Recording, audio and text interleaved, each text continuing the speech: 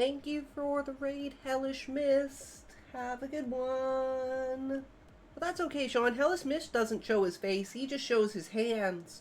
So we just know what type of guy he is from his hands. And he's obviously a very strong, independent, well-organized man. If you can't say fuck you to your friends, who can you say fuck you to? Fuck you. Still are we winning, Levi? Sharp is kind of yes, we are now. winning. So he's, he was pushed back a little bit on the bottom, but he's pushing towards the left on the top. Because no matter who wins, the Terran still wins. Not yet. Although we're losing because I couldn't fix the light. Tanks up here, and speed uses I'm having issues with my light. Clear as much as he can, it's flickering. I don't know why. One of the light bulbs died yesterday. Nice, 96% Valium Boy. Sheesh. And you need to rely on that's things like so close, Valium Boy. 68,469. J-Dong's like, yeah, I know. I used to be one of the 6 dragons. In the second, okay, I was on another page and I come back over and see I deleted the message, making me curious how bad it was. But I don't want anyone else in trouble to satisfy my curiosity. Yeah. No, it was just one of those viewers. Buy viewers at this.com. It's looking like, and each game like this is a precious snowflake. Nice, thanks Valium Boy for the 8 cents, man. You're fueling my career, man. I really, really appreciate it. You're an amazing dude, Valium. Like, holy shit. Skill intensive for both players. Is that, like, when the dust settles here, it goes back into a 2-base Terran versus a 3-base Protoss. I believe. We were talking about the problem here.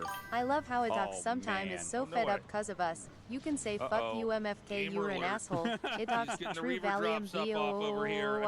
Perfect takedown. I think speed. I could not be judged if he. Indeed, Valium Boy. He doesn't have to. He's fighting for his turn. That's the idea. Well, we'll fix the lighting tomorrow, hopefully, guys. But as always, remember, you can't say fuck you to your friends. Who can you say fuck you to? Fuck you. It's like console commands in some porn games. It claims it works, but nothing actually happens. True, Sean. It's so true. That's like... Do not drink water. That's like... Do not leave your seat. Do not move your feet. Do not stretch. Do not go to the bathroom. Have another toke. Yeah, because I'm not gonna follow them anyways. So what's the point in making actual rules, right? And I have to drink water or drink something after I have a toke anyways. So forcing me to have a toke, that means I'm just gonna drink more water. One of the main things that separates the good celestial beings from the bad celestial beings. So even at the end of the day, Gaia won't break her code in the idea of the greater good, because it's technically not the greater good, because she knows at the end of the day they're all going to die anyways, whether they're eaten by anima, they die of old age, or the planet eventually erodes away. Eventually they will all die and return to her, so she's not going to sacrifice one of them on a wish and a whim, knowing that it's all going to return to her in the end. I believe we're just receiving the signal. We don't actually output the signal. We're just the vessels to receive the signal that's coming from somewhere else. And we only experience the minute effects that this physical body is able to portray, essentially. And that's translated through the physical into the non-physical through your brain. Through, like, some sort of mechanism in quantum mechanics with, like, wave-particle duality and, like, collapsing of the wave function. Quote of the day. Dwarves are a jape of the gods, but men make eunuchs. Alright, guys. Thanks for sticking around and hanging out. We had a good day today, right? Happy Easter, happy 420. And remember, if you can't say fuck you to your friends, who can you say fuck you to? Fuck you. Difference between soft world building and hard world building. Kind of the same difference between soft magic and hard magic. Are you revealing a lot of your world through the story, or does the world, like, knowing the vastness of the world and the complexity of the world not matter to your narrative?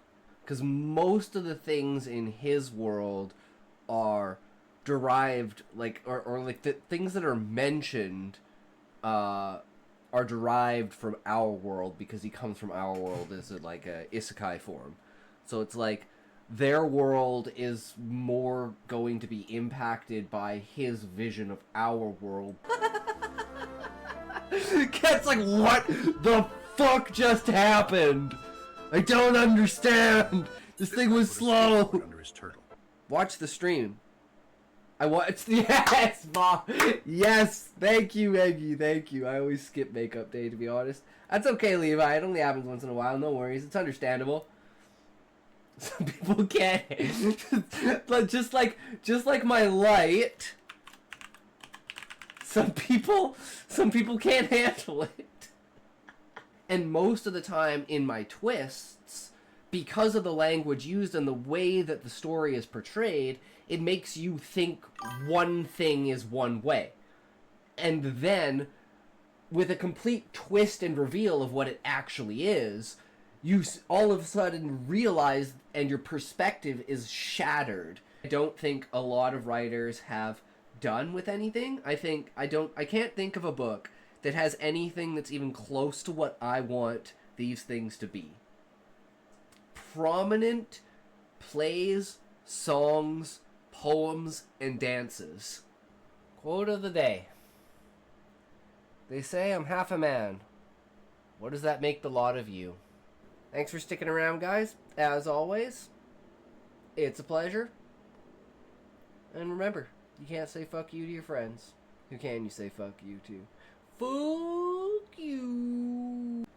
This technology, because it threatens the main source of income for, like, the majority of the people that have control over the people that have control. Scientific suppression. Yes, exactly, right?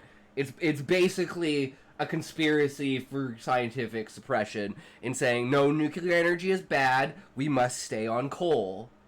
Even though, statistically, coal has killed 1 million times more people than nuclear energy has killed.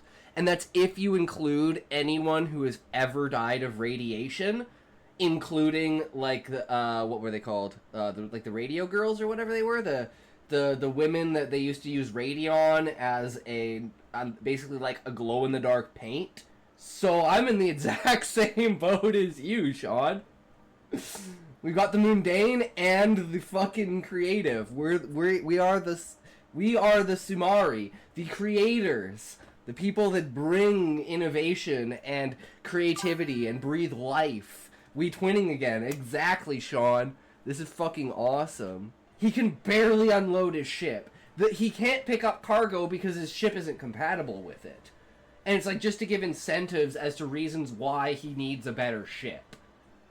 But the fact that it's all under company leased ship means that the company already has standards set up for what this ship can do. And he can't deviate from those standards. We can't win every day. If you won every day, it might feel like you're losing. Yo, yo, yo, boys. Oh my god, my fucking camera's fucked. Hold on a sec. I don't know why it does this stupid overexposure thing. It's fucked up. Anyways. Yo, yo, yo, I have a thing! What's up, Callie? What is your thing? What is your thing to share? I want to know. I want to see, I want to be, I want to... Yes, Callie. It is a giant yes. Very much so. So, pop it in there. We gotta...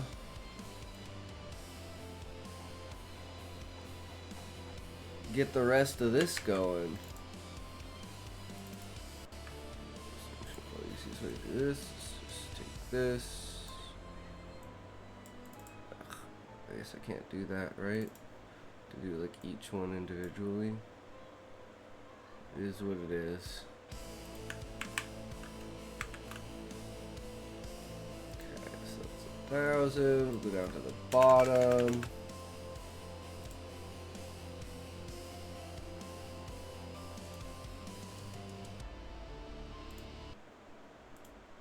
All right. Ara, Oni-chan.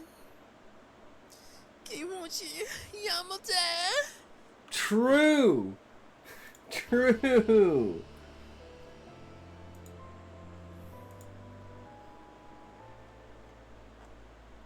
True, Callie. I highly agree. Hello, fellow Maria Dave. Hello, how's it going? It's going great. Puppy girl evolution. She's a puppy, she's a girl, and she's going to evolve.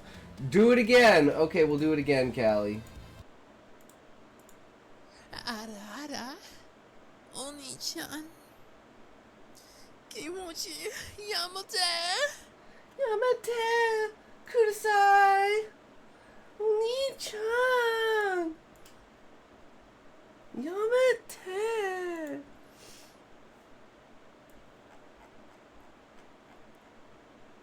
So what type of book are you writing? Well, I write many different things. Currently, I'm working on 3 different projects. I have a short story book that I'm working on for questionably moral stories. I also have a Final Fantasy inspired novel. I also have... We're starting a webcomic called Stoner Girl Evolution.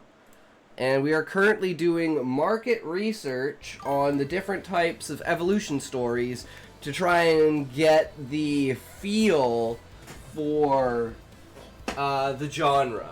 What about you, Maria Dave? Do you write? Are you a reader? Are you a writer? Are you a purveyor of stories? Do you enjoy creativity and imagination? Are you an explorer of the world of words? Yeah, I work on a lot of different things kind of all at once. So we're kind of somewhat all over the place, and then we'll be like reading people's work. If you have anything that you... anything that you want me to read or anything, we have the public stories. It's also a 3D art special on creating high quality models for game printing and custom projects. Nice. You should check out AdWolf. They haven't given me a thing yet, so I have this, but I don't know how to like link this. So I gotta talk to them about that. But yeah, you should reach out to AdWolf, Maria Dave. They are the company that basically looks after all that. Yeah, you'd have to go through AdWolf. They're like the vetting company that I work with to basically vet out scammers. So it's like an insurance policy, basically. But you have to go through them. But I don't have a link to their Discord yet. We're still in the process of setting things up, right? So, it's one of those things. Okay, so I guess we're all caught up on Goblin Girl Evolution. That's sad. So, that's gone. What else do we have?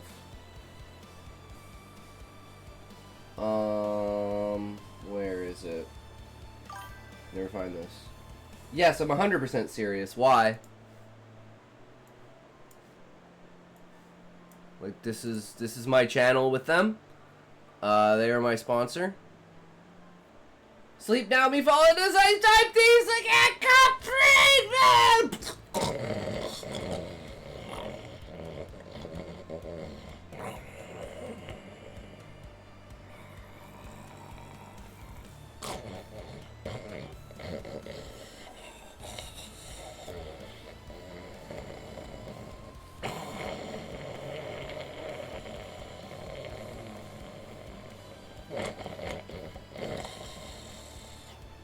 Oh, sorry guys, I fell asleep for a second there. And I don't know what you mean, Maria David. Yes, I am 100% serious. I don't know why you would even ask that question. So they're a big opportunity for me to grow my skills. Exactly. Exactly. So if you get in touch with them, they could make you an actual artist under, like, their heading, right? And then I could collaborate and work with you under them. So, let me see if I can go to Discord and see if I can find the link to the thing. That'd be awesome. Hell yeah.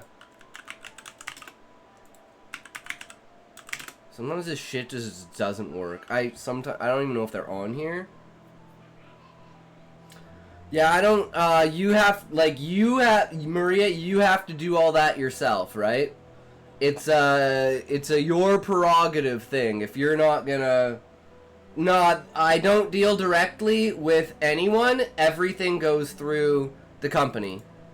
So, get a hold of the company, and you'll be good to go.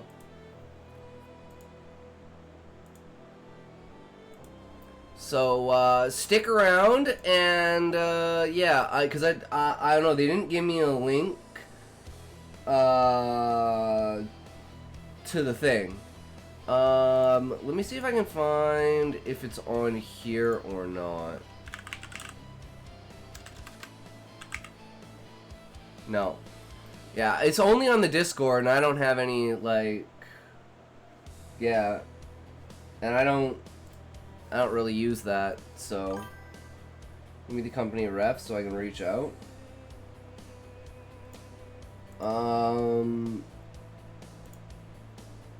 Ad services. Like, they don't have a link. You can join my... yeah, if you join my server... Then, if you're a member of the server, then I think I can invite you to... I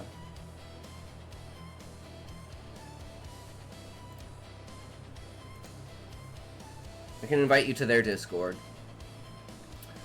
So we have Fox Girl Evolution here. Alright, so if I go here, I can go invite to server, add wolf.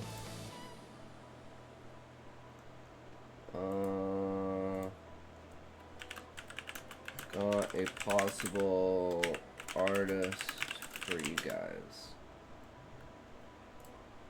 Join the ad wolf, and then just post in their creator hub, and there's also showcase your work and collab opportunities. So join the server, and then you can do the showcase your work section. I'm gonna at you in the server so they know that you're the person. Cariso. I guess I don't have you as a thing, so I'll just grab this and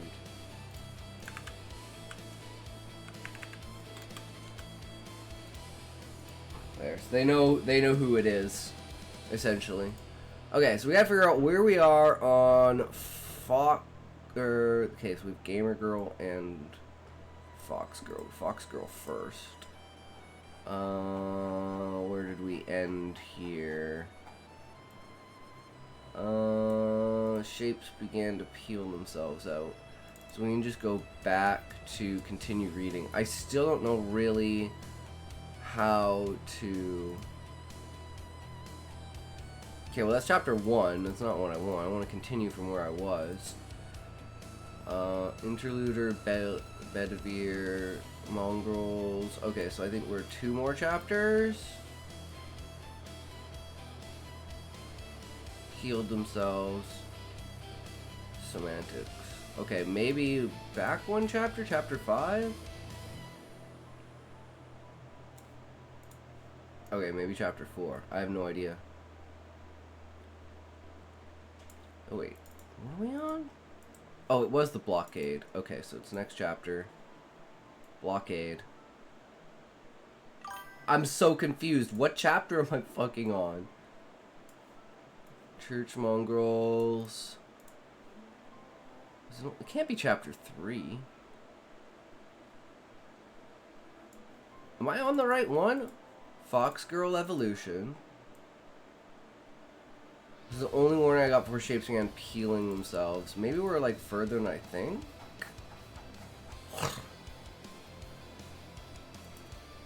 Outrage.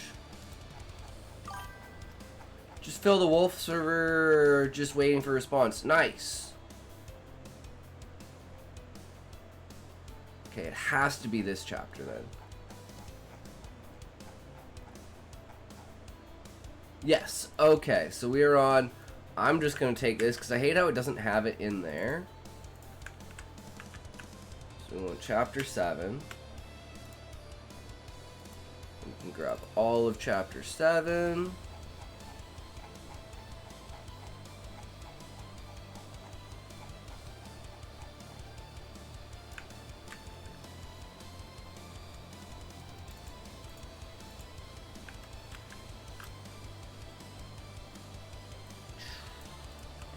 Chapter 8.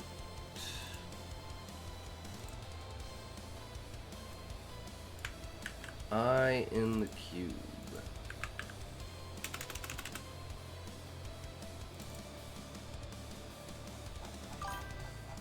Basically, this is the company you also working on. Yep. They're just intermediary, so I don't have to worry about dealing with scammers. Or, you know, dealing with people directly. Just makes things a lot easier, right? Damn, 7,000 words? That's a lot. Okay, but that's a long chapter, but that's okay. So we've read the first chapter, we haven't read the second chapter yet. Okay. And hopefully Sean will show up at some point. We can read Treehouse Isekai. Gamer Girl Evolution.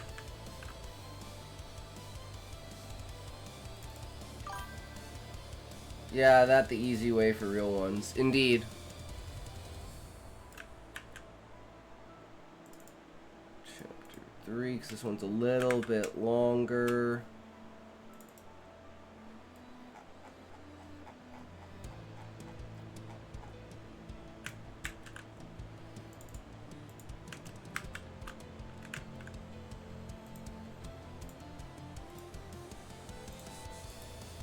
There are no chance of scam. Exactly, because you can't interact directly with me, and the company is insured.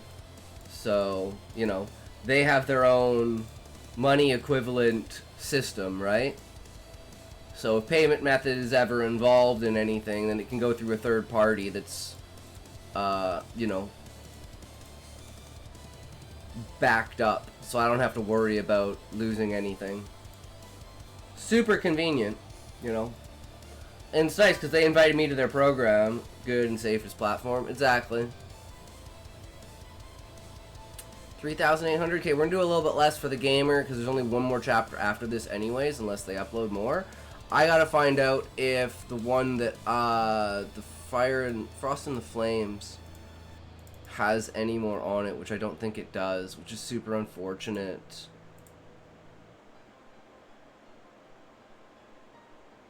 Beyond the Threshold. Wait. Beezus just changed this.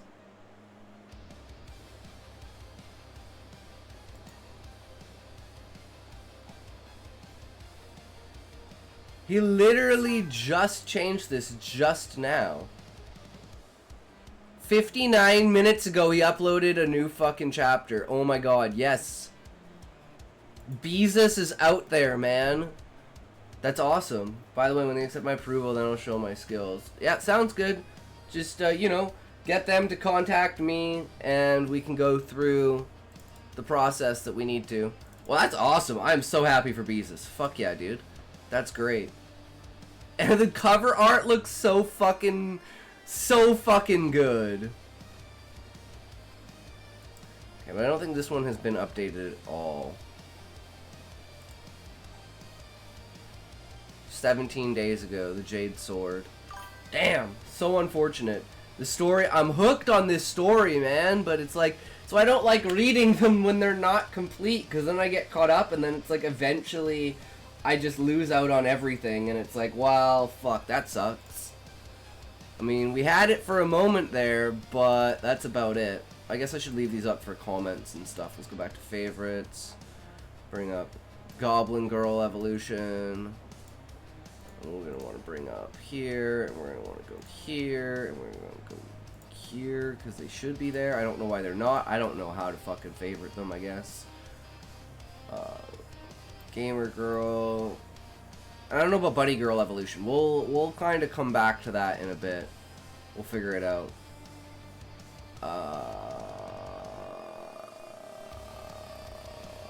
Unholy... Yeah, so this should be where we are. I'm sure you'll be loved to working with me. Well, I'm sure. I don't know, Maria. I've got a lot of people that want to work with me. Let's just say that. So, I mean, it's a good thing for me, right? Because then I can...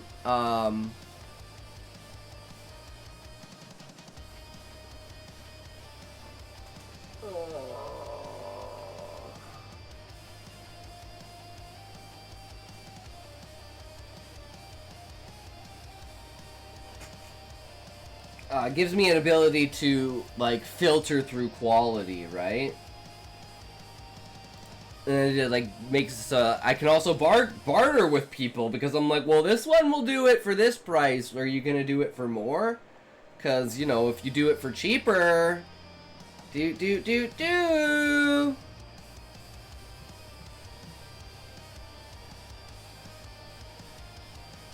Okay. Start with Goblin Girl.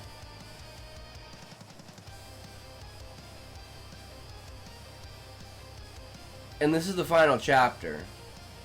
Right? This is the one that was uploaded today.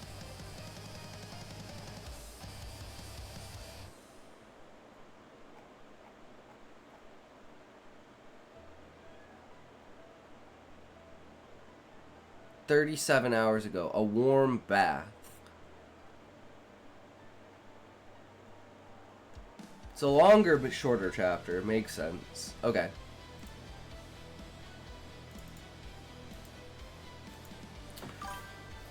How's your experience with artists before? I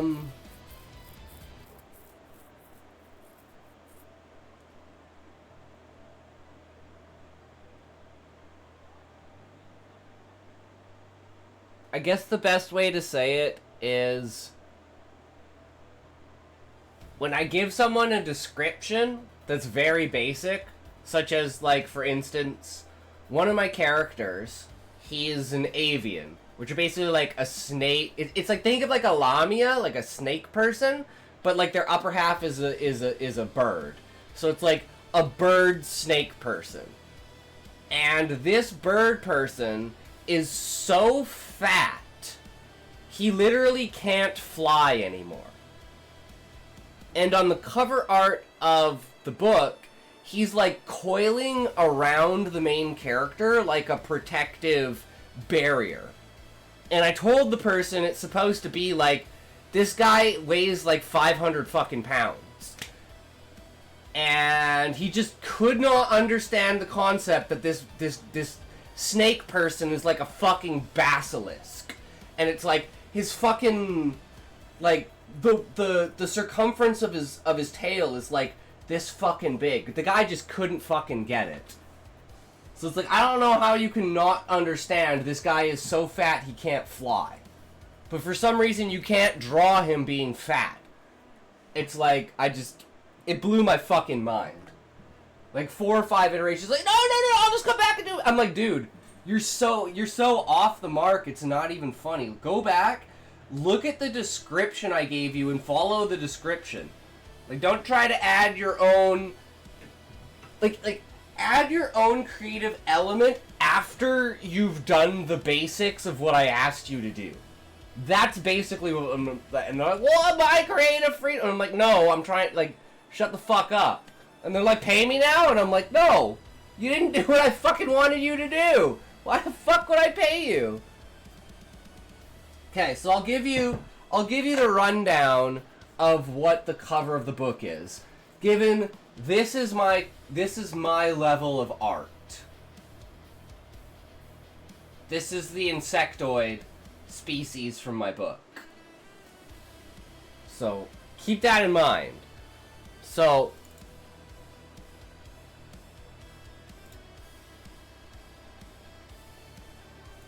you have, okay, let's put this in like a book cover. So you have like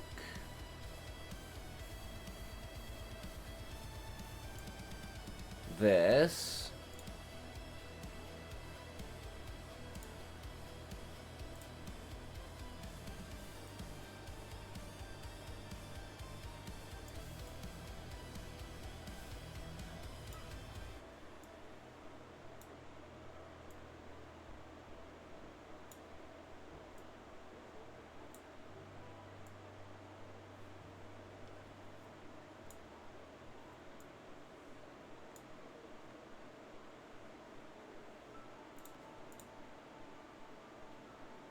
I don't know why there's all that stuff there, but this is like an eclipse. And then like this is like the shadow. Think of it like the shadow of the camera essentially falling across the planet. And then you have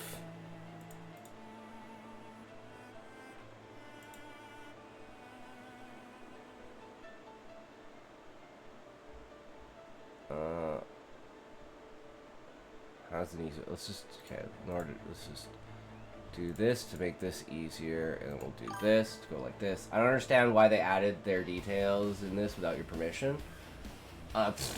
Ads! Anyways, I'm gonna take a toke, and then I'll carry on with this.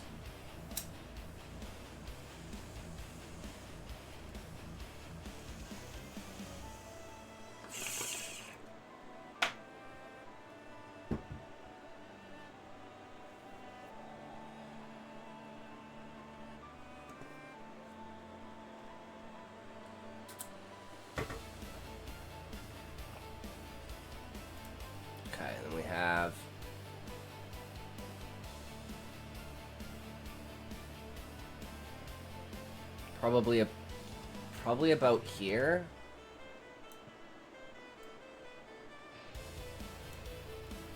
Oh, these packs. He's got like a 6-pack.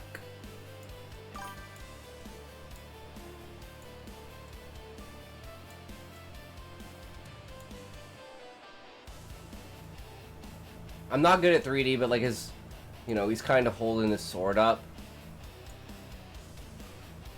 He's supposed to be like this. Like, this is the stance that he's in. And he's got, like, here, I'll show you.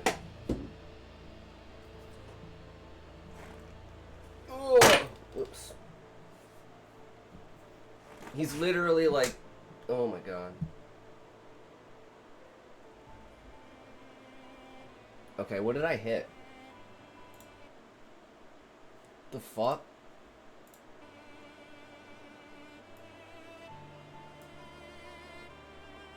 Apparently I hit something and then my sound is gone. Wait, did I? I'm so confused. Well, this was a disaster.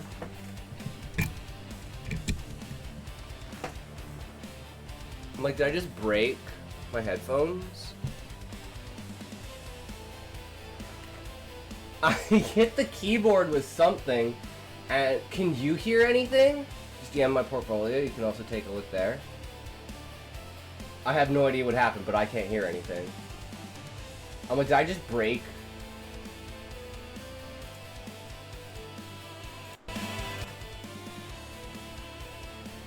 Guys, I think I just broke my headphones.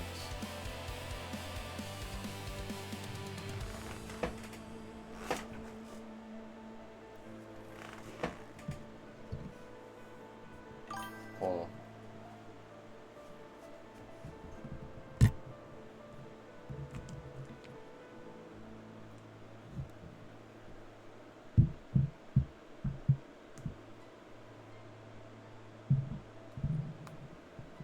Well, this is one way to do it. Yeah, I can't hear myself. Okay, well, the headphones work.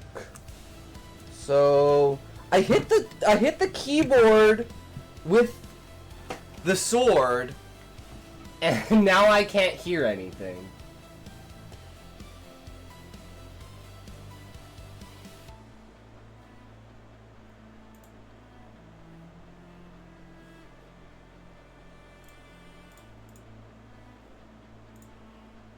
Somehow I muted. I literally hit the mute button or something. I don't know. Okay, who knows? But anyways. That's why I wish this thing had fucking wireless ear headphones. So the character is supposed to be like this. Right? With like the blade pointed towards the camera, but you know, kind of like arced out or down or something, so you can kind of see that he's got like this fucking massive greatsword.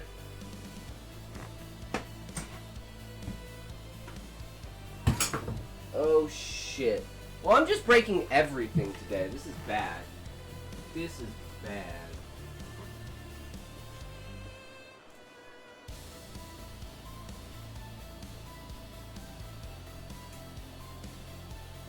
This is not a good day for me today. Jesus. Having a bad time.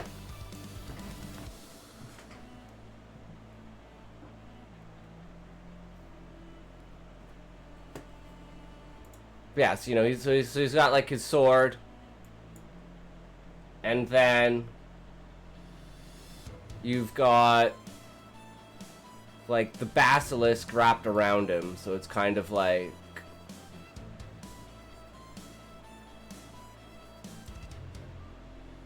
you know, and then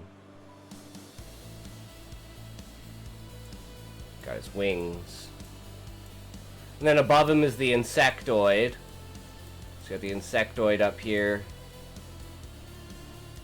And then coming off of all of them is strings that go up to the octopi up here in the corner that are kind of like the shadow dudes. They're like, no, we control the world. And that's the monarch and the viceroy. So it's like the main character with the basilisk wrapped around him, and in the background is the insectoid, and it's like, you know, the character's small, basilisk is huge, insectoid is bigger, planet's bigger, and then you have like the strings with like the marionettes playing to the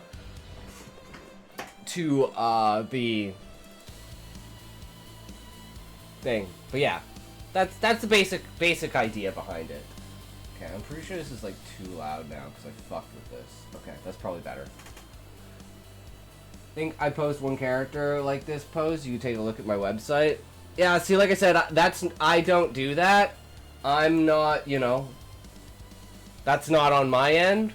So I don't involve myself with that just to make things easier.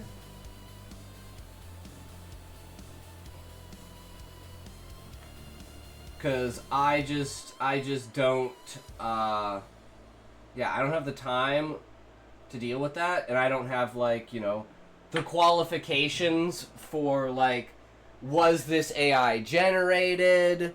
What tools were used to create this? Is this a stolen product from someone?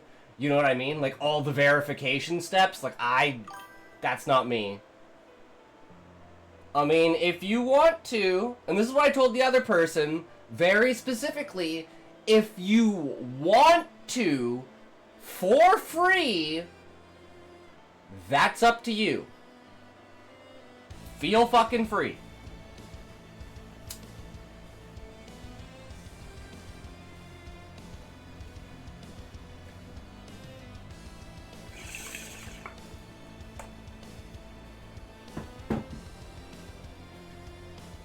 But I'm not the one you have to impress.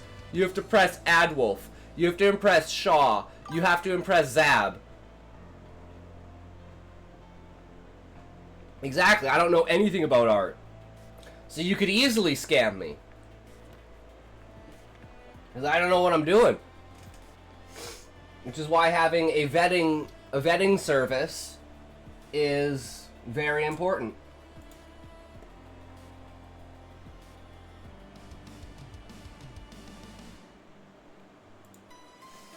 Oh. But are we ready to start this shit? Get this boat on the road here?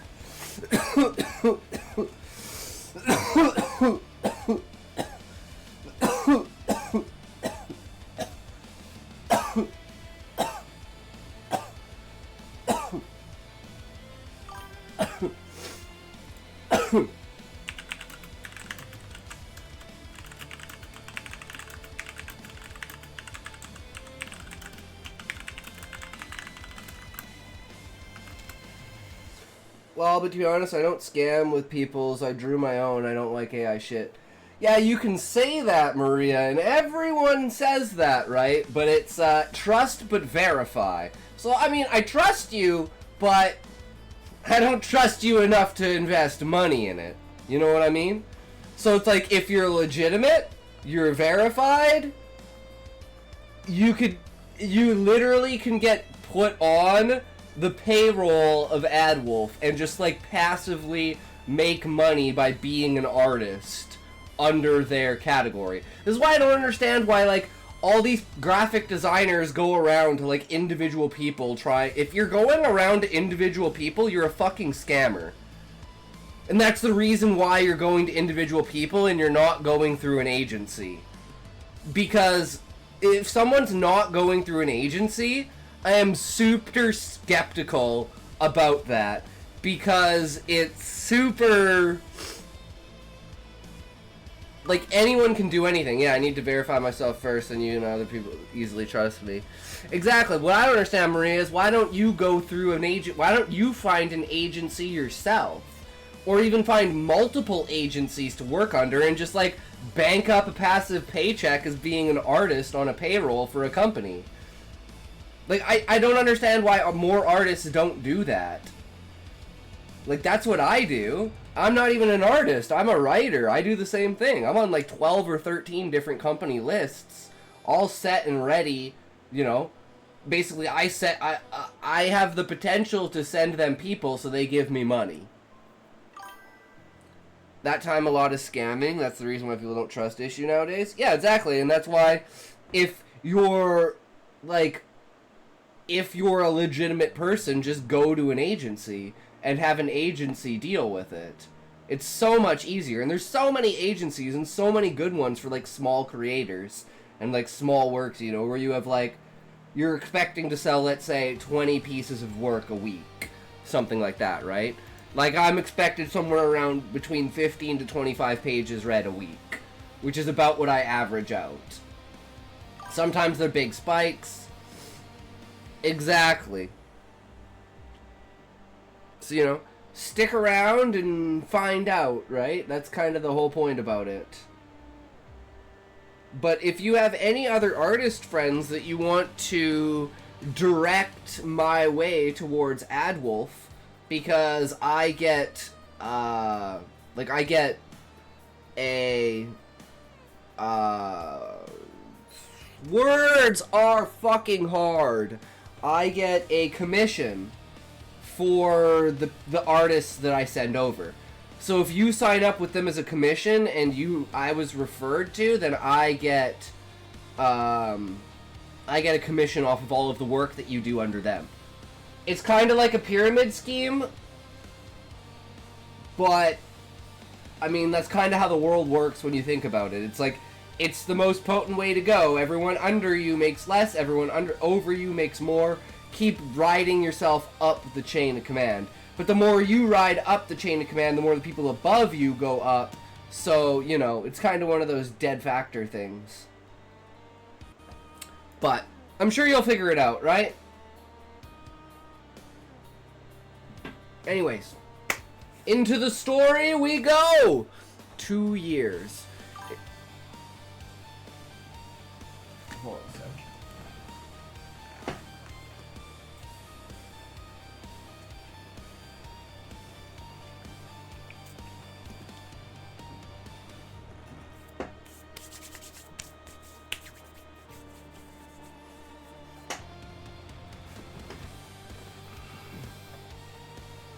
I wish Shaw was here right now, man. That's so unfortunate that he's not here. Raymond! Oh, how's it going, good sir? Welcome, welcome. How are you? Raymond! Do you have another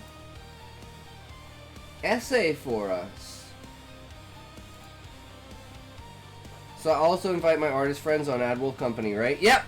So if you, for instance, Maria, new night, if you,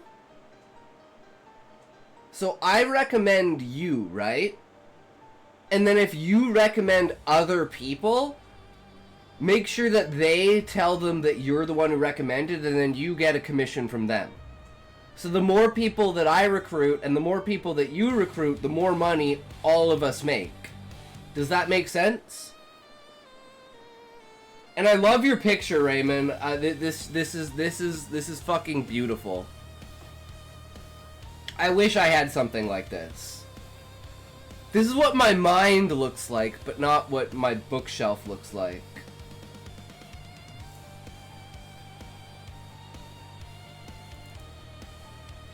And I also can't remember if I read your other essay or not, Raymond. Oh yeah, no, it was Nixon and Atkins. That's right, we did read it. We did indeed, but my new thing is now moving from... Oh yeah, that's from the last stuff I've been writing. Yeah. So Raymond, our new thing is Sean gave us the idea because apparently evolution stories are super popular right now. So we're gonna do Stoner Girl Evolution. And so far we've got like the main character, the way that the character is isekai'd, the problem that the character causes by being isekai'd, how the character got isekai'd, a conflict between two different... Stoner Girl Evolution sounds like a sick band name. Yeah, it kind of does, doesn't it? Doesn't it, Raymond? And it's gonna be, you know, kind of like the kingdom Renaissance nation that does magic, and then the technological anti-magic and the, you know, magic is done through like religion, essentially, like invocations with gods. And the main purpose of my character is to kill the god of the world, because the god is actually evil, but it tries to pretend that it's a benevolent monarch, essentially, or a benevolent dictator. But yeah, I got a lot of the plot planned out and everything like that. I'm super interested to do it. So we'll have short stories, episodic webcomic, and my main novel. So we got 3 works of progress right now. It's a lot. So we're doing market research, reading evolution stories, seeing how the style and like the genre is constructed, as well as looking at our competition to see what milestones and marks are going to be the most important for basically outperforming these stories. Looking forward. True, Maria. Just hold on like maybe an hour or so, and just figure out if Zab or Shaw show up, and if so, then maybe we can get some stuff going. Because I need to get the panel set up and everything, but I don't have a link for it, and yeah, that's the main thing, is I don't have a link for either joining their Discord or for like my promo code directly, right? Because if you use my promo code, that's where I get the discount from, on top of the commission from recommending you as being an artist for the company. But anyways, without further ado, we've been fucking around so much, I'm actually going to take another toke. The biggest struggle right now is because we're streaming in a completely new time slot, we literally need to basically build an entirely new audience. Because everyone shows up around like 1 o'clock, right? Like at night. So now that's gonna be like 7 hours into the stream. Thanks for taking your time for such a kind streamer. Yeah, no worries, man. I know it's a struggle out there. There's not much you can really do other than, you know, keep trying, don't back down, give it your best, and, you know, as long as you put the effort in and you're going in the right direction and you keep learning, you're eventually going to make it. Whether it takes 10 years or 20 years, as long as you're putting in the effort, you're doing the research, you're going in the direction, that's what it's all about, right? Because your content now is not going to be the same as your content in 5 years from now. Like, when we start doing our art arc, I want to look back on this in a year and a half from now, and I want to be like, look what I have accomplished in the last year and a half. The problem with writing and being, like, improving in writing is it's a lot harder to tell the improvements in your writing. As far as, like, showing other people. Be like, well, this is what my writing was before, this is what my writing now. Unless you're, like, actually a writer, most people would be like, they can't really see the improvement, right? But when you show someone a picture like this, and then you become, like, a real artist, it's like the difference is absolutely noticeable. So that's kind of like the struggle of the medium, is anyone can look at that and say, oh yeah, you've improved. Whereas looking at the writing, they'd say, I have no idea how you've improved. You know, it's a lot subtler, and you gotta look more into the nuances of it, right? Like, what's the information contained within? How is that information displayed? How is it presented? How is it ordered? And what is the content itself, right? And I appreciate that you try at least. Well, that's the whole point, is you gotta put in the effort.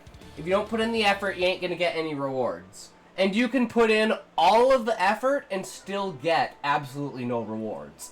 You have to find that balance between experimenting with what you're doing, seeing what the rewards are, and then modifying based upon the, like, analytics of the situation, right? If you're not seeing progress, change up what you're doing. Don't keep doing the same thing expecting that you're going to progress. Because, you know, you might be capped at level 10 with something until you raise something else to level 5. I literally think of life as like a fucking video game in that concept. I'm like, what skill level do I need to get up in order to multiply my XP, so by leveling my main skill, I now get more XP.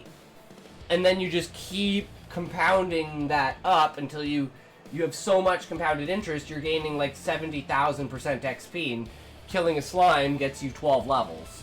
You're like, fuck yeah, let's do it.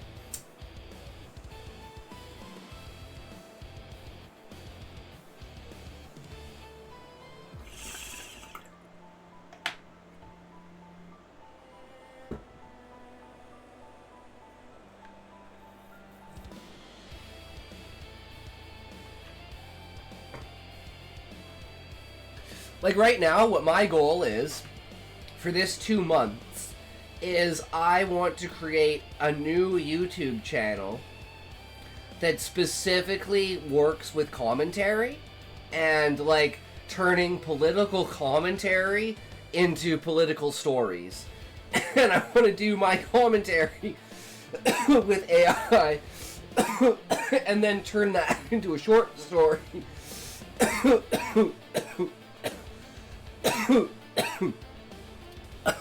Then turn that short story into a, like, Mr. Ballin thing. Where it's like, instead of having the story actually read out, I want to just do, like, a me telling the story. So, like, today we're doing,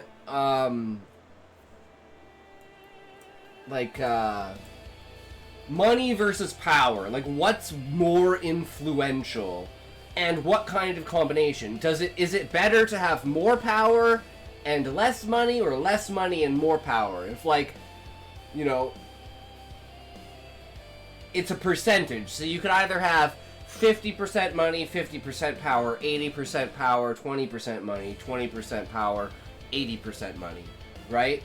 And it's like, what is the best combination? And statistically in history, what are the combinations of the people who've been the most successful in politics, for instance? Have they been the wealthiest, or have they been the most influential? And that's the question we're trying to ask, is if power is more influential, that's better, because that means you have a vision and a voice. But if money is more influential, that's a problem, because then you don't have a voice. You are simply saying what will get you the money, which is usually what people want to hear versus what actually is. So, I think a YouTube channel like that, where you're dealing with hypothetical situations in politics with the state of the world right now, I think that could pop the fuck off. Because I'm starting to realize my biggest problem is I'm all over the place. So look at something like, I use Simon Whistler as an example of this, if you know who he is. He's got like 22 different fucking YouTube channels, but each one of them is very specific to a type of genre of like essays, essentially. Some deal with science, some are like paranormal, some are governmental, and in order to prevent the channels from being all fucked up and not having any direction, he splits each of the genres into a different YouTube channel instead of having a single YouTube channel that has all of these things. Because that's just the way that you feed the algorithm on YouTube. Because if YouTube looks at it and goes, not a single one of your videos has been bad, every single user that comes watches them. Political content does attract like a specific kind of people though. Exactly, Raymond. That's why I only want it as a side thing. I don't want it as the main content. I want it as a side thing, but I want to use it as a use case for creating many different channels, for a fantasy channel, a moral channel, a sci-fi channel, like grounded science, like medical channel kind of thing, like medical mysteries kind of thing. Because it's just like when you do that, you're playing the system, because the system says you want to be in a very specific niche, but you want to have lots of channels that are all in different niches. And then even with a small following in each one of those niches, you add them all up, and you all of a sudden have like a massive following. So that is pretty much my goal for the next 2 months, is to work with something like that. And then we'll have like the webcomic one, which will be like anime isekai type stories and stuff like that, right? And I think that's a better way to go than being all over the place. Because if someone who likes sci-fi sees 3 of my stories and they're not sci-fi, they're like, well, this isn't a sci-fi channel. If someone likes fantasy and they see 3 of my stories and they're not fantasy, they're like, oh, well, this isn't a fantasy channel. So, and you don't want them having to rummage through all of your stories. This one professor I know on YouTube does like everything, like talks about anything and somehow super informed. See, and then you have someone like that where it's like them as a person who's probably has a large following, as an actual like scientific professor who has like influence and knowledge. That's probably their like building factor, right? Like, you're coming to this channel because this person is extremely informed on information. So it's like you can find different pieces of information, and you're just looking at, like, for instance, if you're looking for like true crime stories and stuff like that, even though Mr. Ballin mainly does... Wait, did you just post something and then delete it? Wait, Raymond. What the fuck? I didn't even get a oh my god, I didn't even get a chance to open it, you bastard. I should have fucking just instantly opened it as soon as you posted it. Or did you post the wrong link or something? Or are you just fucking with me? You're so mean. You're so mean. I'm like, ooh, a story. Wait, what? It's gone. What did I do? No, guys, what did I do? Why is it gone? They're running away from me. Change the title. It didn't update. Ah, I see.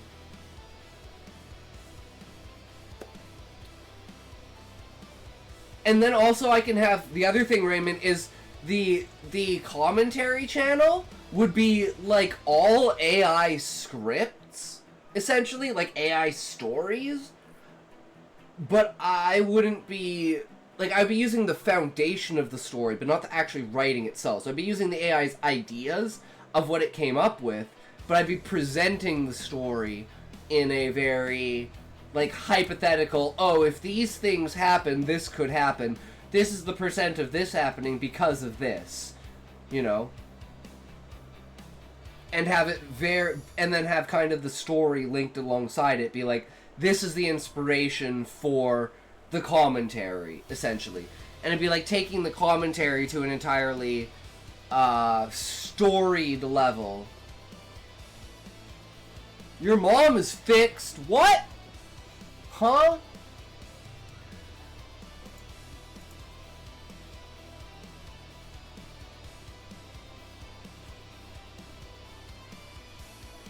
Still shows the old title. It's still fucked up.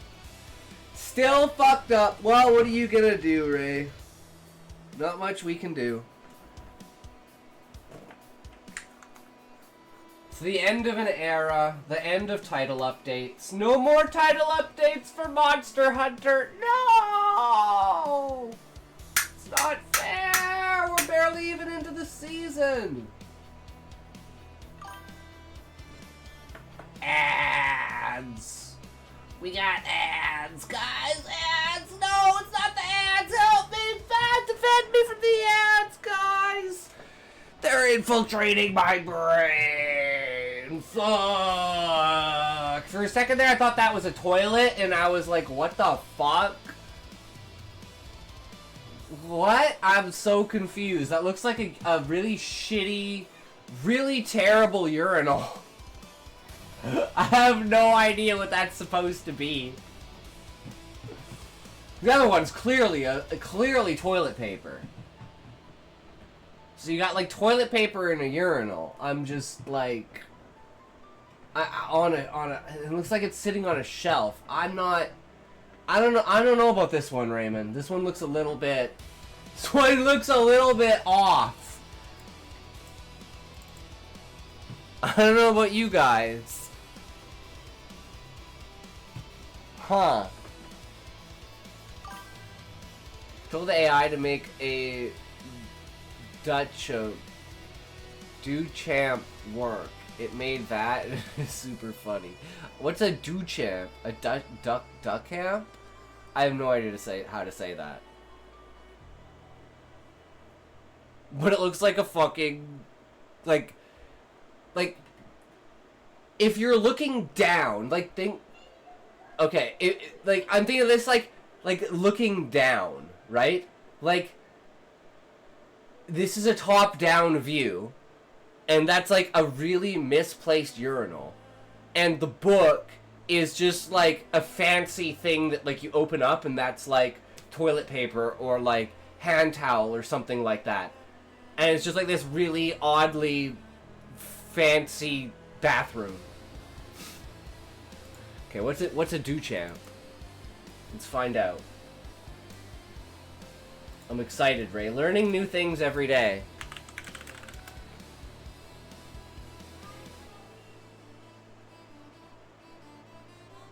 It's a fountain?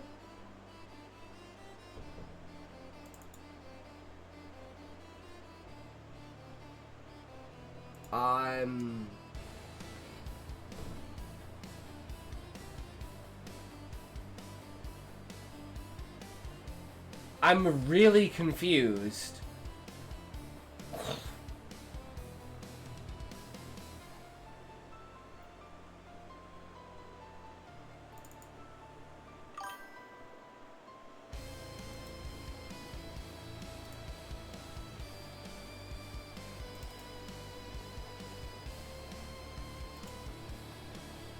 Marcel Duchamp. So why is it... Oh, he's a sculptor. Is this a sculpture that he made? And this is the fountain. So this is one of the sculptures called Fountain.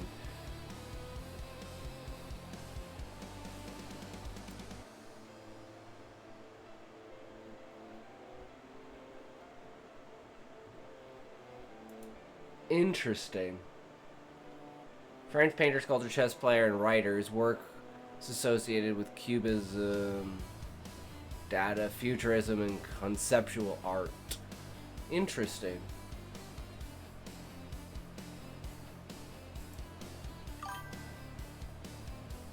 He's the one who took a urinal to a museum and said this is art and basically ruined it for everyone.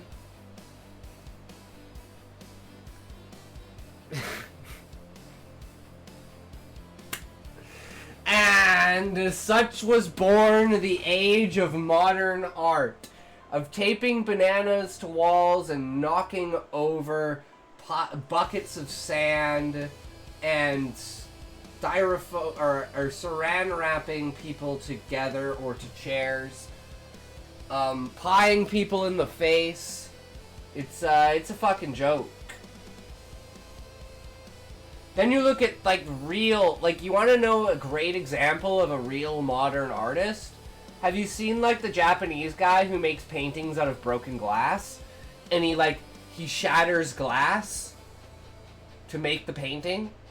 It's fucking incredible.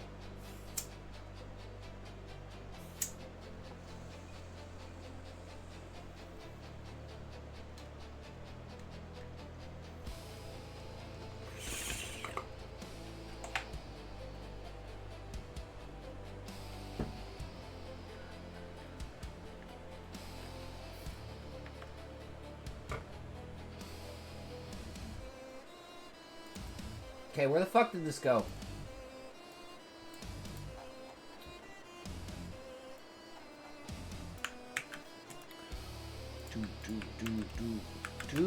Okay.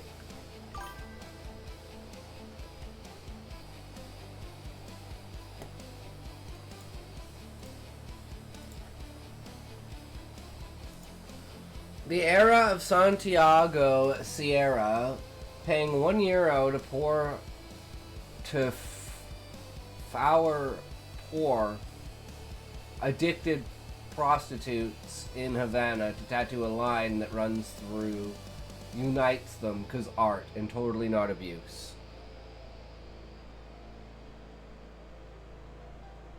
Oh, €1 to 4 poor addicted prostitutes.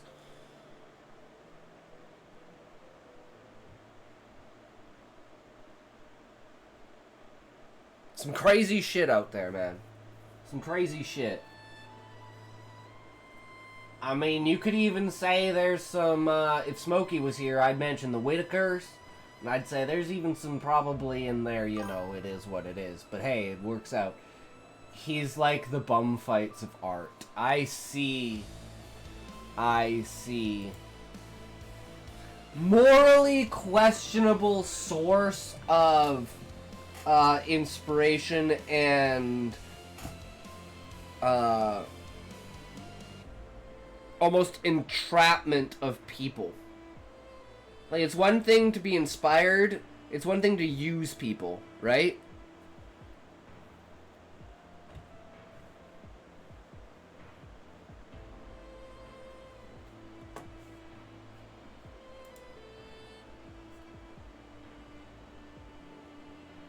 I just had a really funny idea about, like, a sci-fi series that's, like... So I take, like, this season of StarCraft, of ASL, and I make each of the 24 players, like, different species. Or different commanders of different species. And... I basically tell the story of their battles. And how they're, like, eliminating and fighting each other, like, they're different nations and stuff like that. And there can only be one, there can be only one champion at the end of the day. Kind of idea. One empire that takes them all. I think that would be pretty epic. But there's a lot of different, like, ideas they have, like taking a StarCraft game and turning it into, like, a short story. For, like, sci-fi stuff. Just because it'd be so, like, interesting and intricate and so very specific. And it's like, how do you kind of, you know, how do you kind of deal with that, right? I just think the idea behind it would be very, like, it would be a difficult thing to do, and it'd be a very interesting thing to try and do, right? Just to, like, copy something out. Instead of taking something that's from my head, just take something that's, he asked Native Americans on Canadian reservations for blood to paint a picture, accusing the colonization, colonialism of their people and land. Natives told him, "No, you crazy dude, get out of here." Yeah, that's, that's a little fucked up, isn't it? That's a wee bit beyond fucked up, right? Like, how far do you have to, like, go at that point, right? Like, you're chasing shock factor and shock value at that point. Like, you're not chasing art. Like, and to me, that's, like, the dishonesty of the difference of, like, upholding an idea with respect and just, like, abuse, like you said. Like, with the prostitutes. It's, like, it's fucking... It's so bad how much... how profitable the suffering of others is. With no accountability.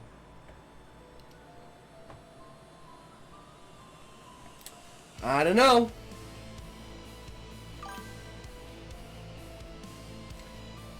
But anyways, shall we get into it? The sublime and the mediocre.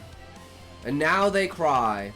Now that artificial intelligence is taking away their commissions, their easy applause, their crumbs of prestige, the sudden indignation of so many artists against AI is deep down nothing but the... a bourgeois shriek when his wallet is touched. Meanwhile, auctions continue selling for millions. Any recycled irony a la Duchamp. Nobody says a word, because the machinery of the market dictates what is art and what is not. But the moment a silicon machine produces pretty images, the very same who have spent years delivering elegant mediocrity set themselves up as guardians of the sublime. Pathetic. Did they learn nothing from Longinus? The sublime, even with all its flaws, is worth more than any elegant mediocrity. But what most of our contemporary artists have produced is not sublime, not even in the palest reflection. It is elegant mediocrity, proper, pleasant, nice works, without technical slips, but also without risk, without greatness, without an excess which elevates toward the divine. This is a great example of what I want my work to be. I want it to be experimental, I want it to be out there, I want it to be random, I want it to be, you know, its own thing. The problem is building an audience with that is not the best way. So the best way is to show people that you understand the fundamental reasons and you can do it the proper way. And then you do it the fucked up way. And then people look at you and you go, okay, it's not just the stories themselves that are fucked up. Like, for instance, take the most fucked up story and make the most basic structure for it. Or take the most basic story and make it the most fucked up thing. Where it's like every sentence is like a different timeline. Like, this is one story I've always wanted to do. It's like every sentence and every paragraph is 5 sentences. And each sentence in the paragraph is a timeline. So all the paragraphs seem so fucked up and out of place, but if you, like, can mentally structure together the entire story, it's like 5 different stories all together. And it's like the far past, the near past, the present, the near future, and the far future. And that's basically like, you know, before you were born, your early life, the middle of your life, everything that's now, your older life, and then everything that comes after.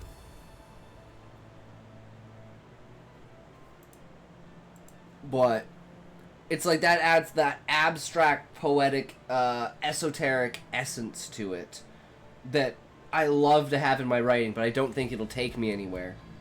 So, having grounds to stand on and an audience to stand on with actual structured stuff, and then I can lead them slowly into that if they're willing to open that door. The crazy shit where you're like, are you on drugs? And I'm like, no, my mind is, though. Just be yourself and it's gonna come. Yeah. But it's still like becoming a better writer, right? It's the journey. And why I have so many different ideas for all the things that I have, and why I currently now have not only 3 works in progress, but of those works in progress, of the short story categories, I have like 3 short stories in progress. 2 of them half written, 1 of them only fully structured. Still, that's why I took these 2 months off. I have such a backlog. I need to get like all this creativity like out of my head and like on paper. Were you on drugs? No.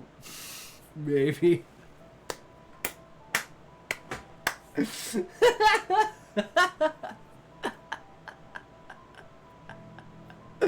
Yeah, exactly, Raymond. Exactly. Exactly the same thing AI does. Producing polished, ornamental images, empty of all excess.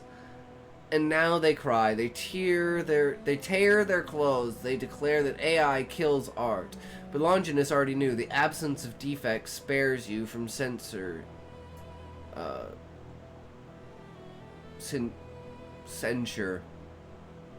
it never earns admiration. The sublime may stumble, but it touches the sky. The mediocre never stumbles because it never dares to walk beyond the sidewalk.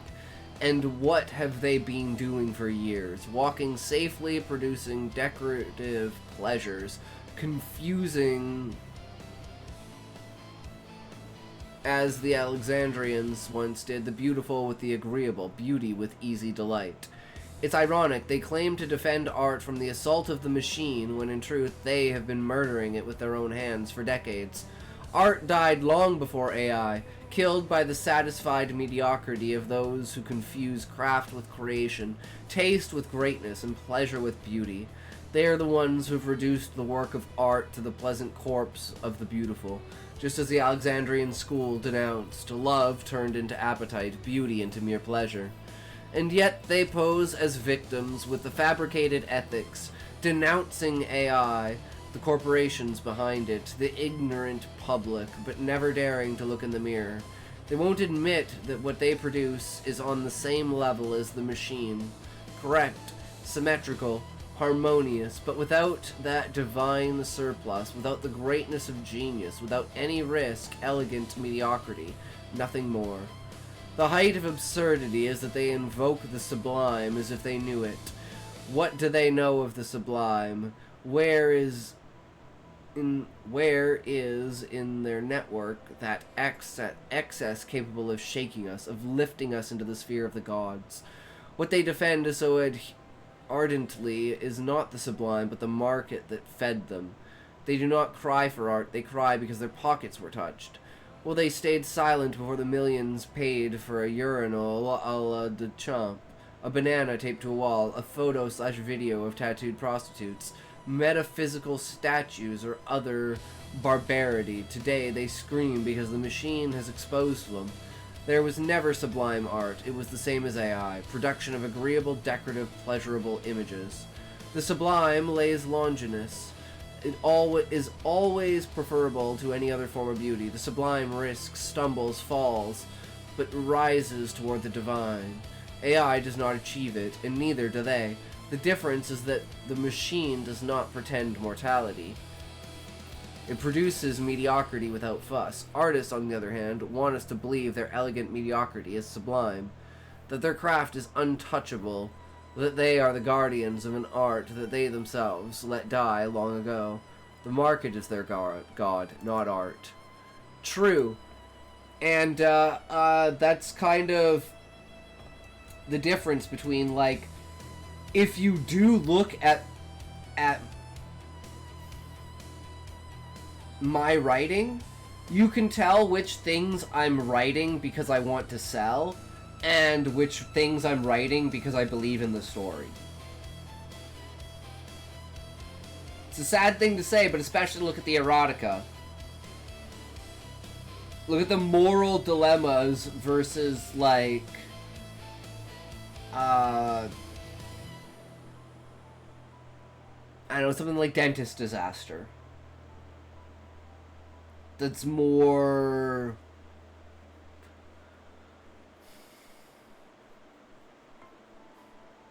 the message than the story itself, right? I guess that's the way to put it. It's more about the message than it is the story itself, especially with, like, The Banquet now. But when I look back on, like, the old Banquet and the new Banquet, like, here, let's do an exercise, Raymond. Were you here when I read the old Banquet?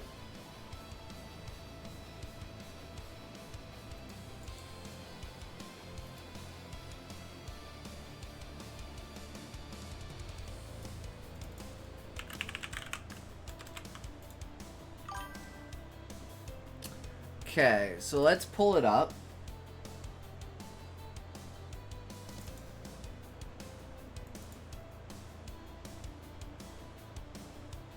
I can never fucking find it.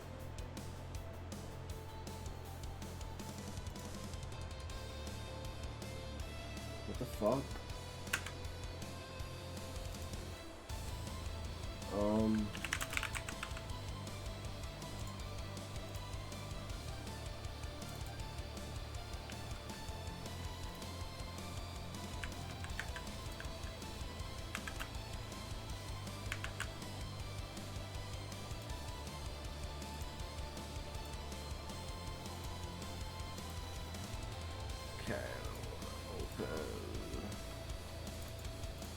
This one. And we just want to add the last stuff that we've done, right? So where did this end off? Already a joke.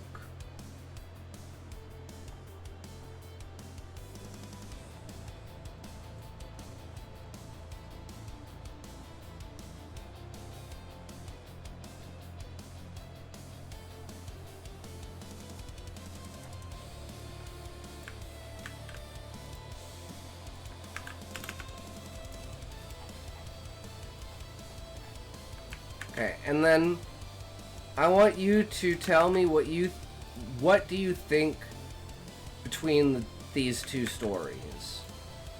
Because you're someone that I can trust that can kind of get the, like, underlying esoteric, abstract feelings of it, and this one's more direct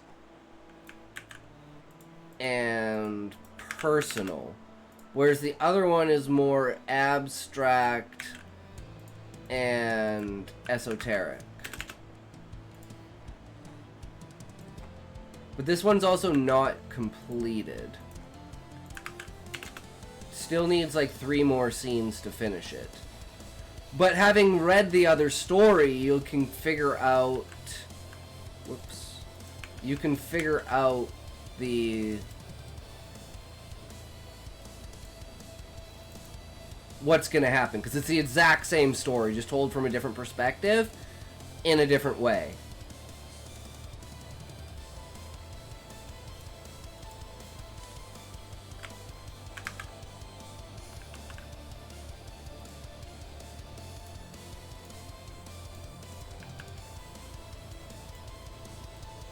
Also, I've been told a lot lately that my writings are AI, especially for using Dash and for listing things. In Spanish, it's super common to use for dialogue, and as a replacement for, in addition, the listing, or the list itself is a literary genre, is a rhetorical and poetic form inspired by Rabelais and other satirists.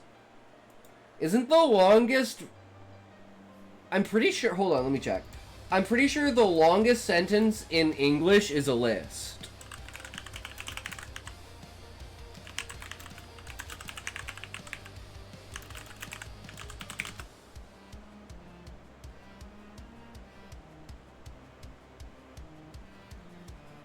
So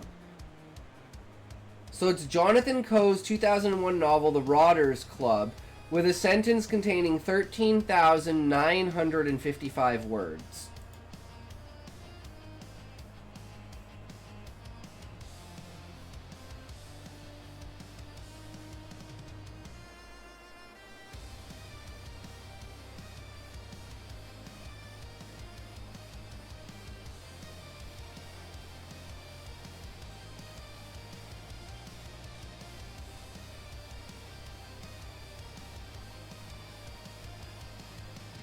I don't know, I can't find an example of what the actual sentence is.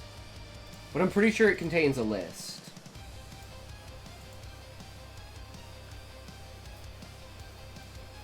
I like listing things in sets of threes of 3.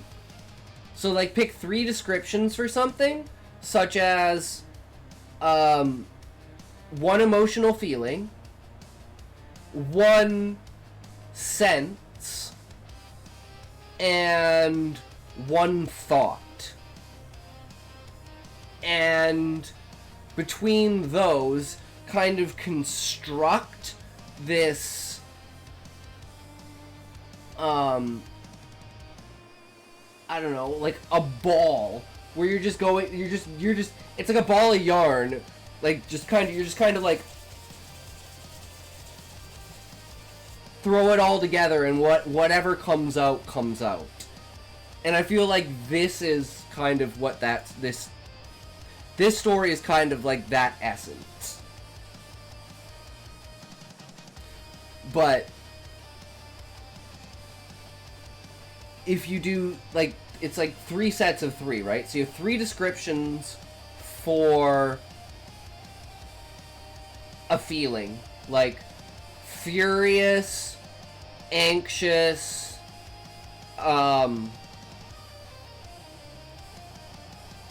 tired. And then you would have like a sense. So it would be like, let's say it's a feeling. So it's like a wound on your leg, the burning in your head, and the fatigue of your muscles. And then it'd be, the idea would be like, let's say you're like mid-strike, you're thinking, like, this is hyper thinking mid-strike, and you're like, counter, parry, strike. And then somehow you take those 9 concepts and you mold them into a single paragraph that describes everything that's taking place at that moment.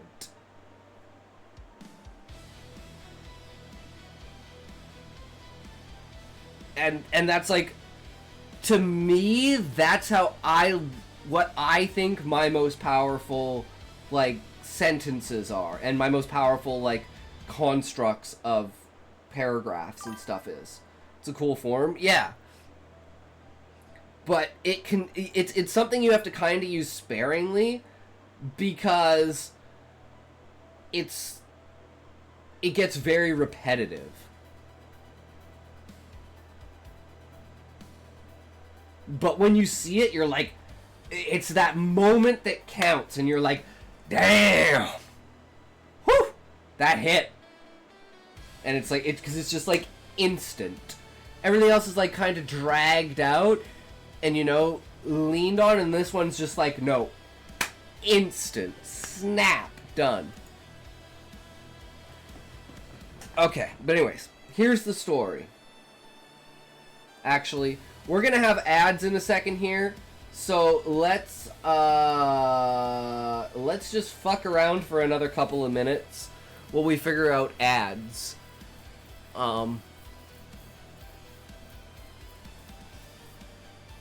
So one thing I was thinking is, I want to combine the 2 types of story structures that I'm using right now, because one is plot scene structure.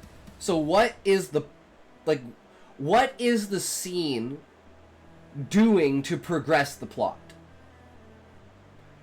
And then that would be, okay, that's how you construct what's going to happen in the scene. But when you're writing the scene, it should be in character form with a separate structure. So you know what has to take place in order for the story to progress, but that's like the mandatory points. You want the organicness of the character to fill in the gaps between those between those plots.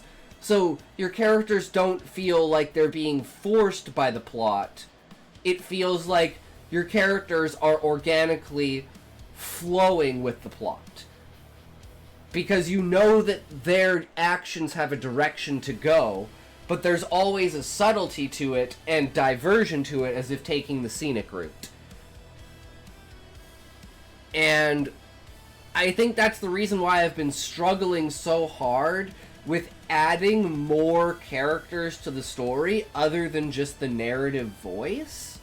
Because with just the narrative voice, the plot structure for actually writing the scene doesn't work.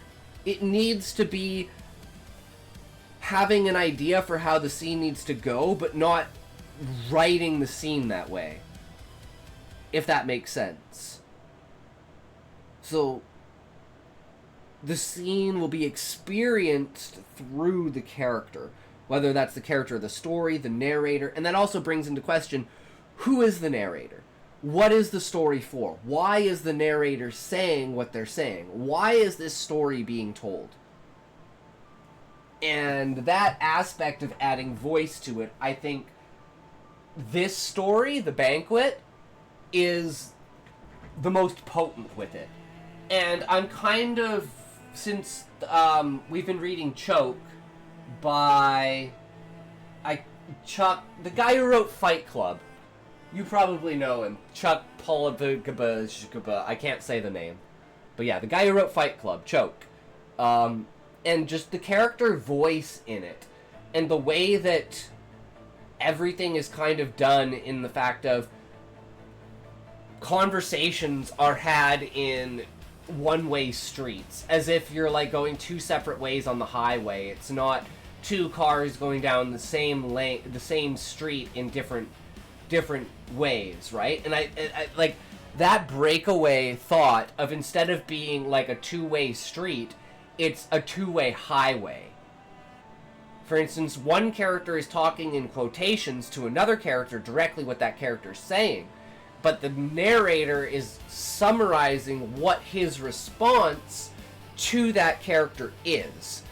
And you have two different forms of character expression in a conversation where both characters are talking about two completely different things, as if they're not talking to each other, they're talking just because the other person is there. And that's a perfect, like, resemblance of the relationship that both of the characters have. That, like, their friendship is almost an out of necessity. The only reason they're friends is because they're both in the same place. By David Fincher. Wait. Chuck Palahniuk or something like that. I don't know. Palahniuk, yeah. I forgot the book was by Chuck Palahniuk. That's what it is. Yeah, I can never say how to pronounce his name. I'm terrible with author names. I have no fucking idea.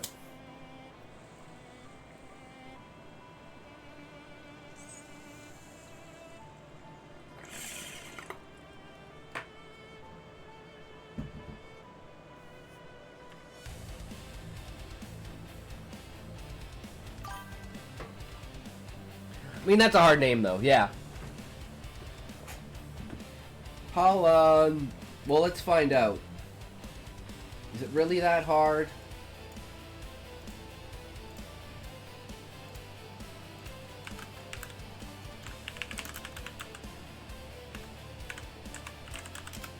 Palahniuk. I know. Palahniuk. According to TTS, it's pronounced Palahniuk.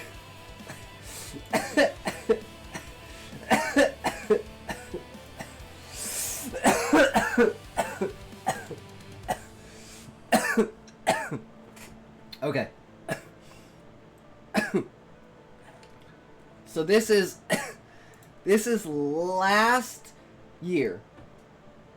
So think of this as the same story, the same premise, but this is how I have advanced and changed my writing over the last year.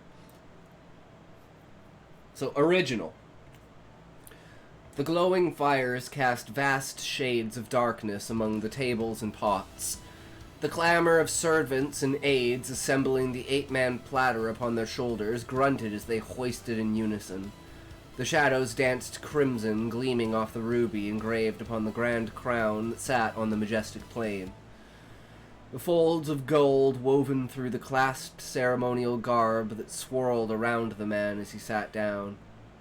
His lofty form unabated, bobbed the clothing to and fro as if rocking.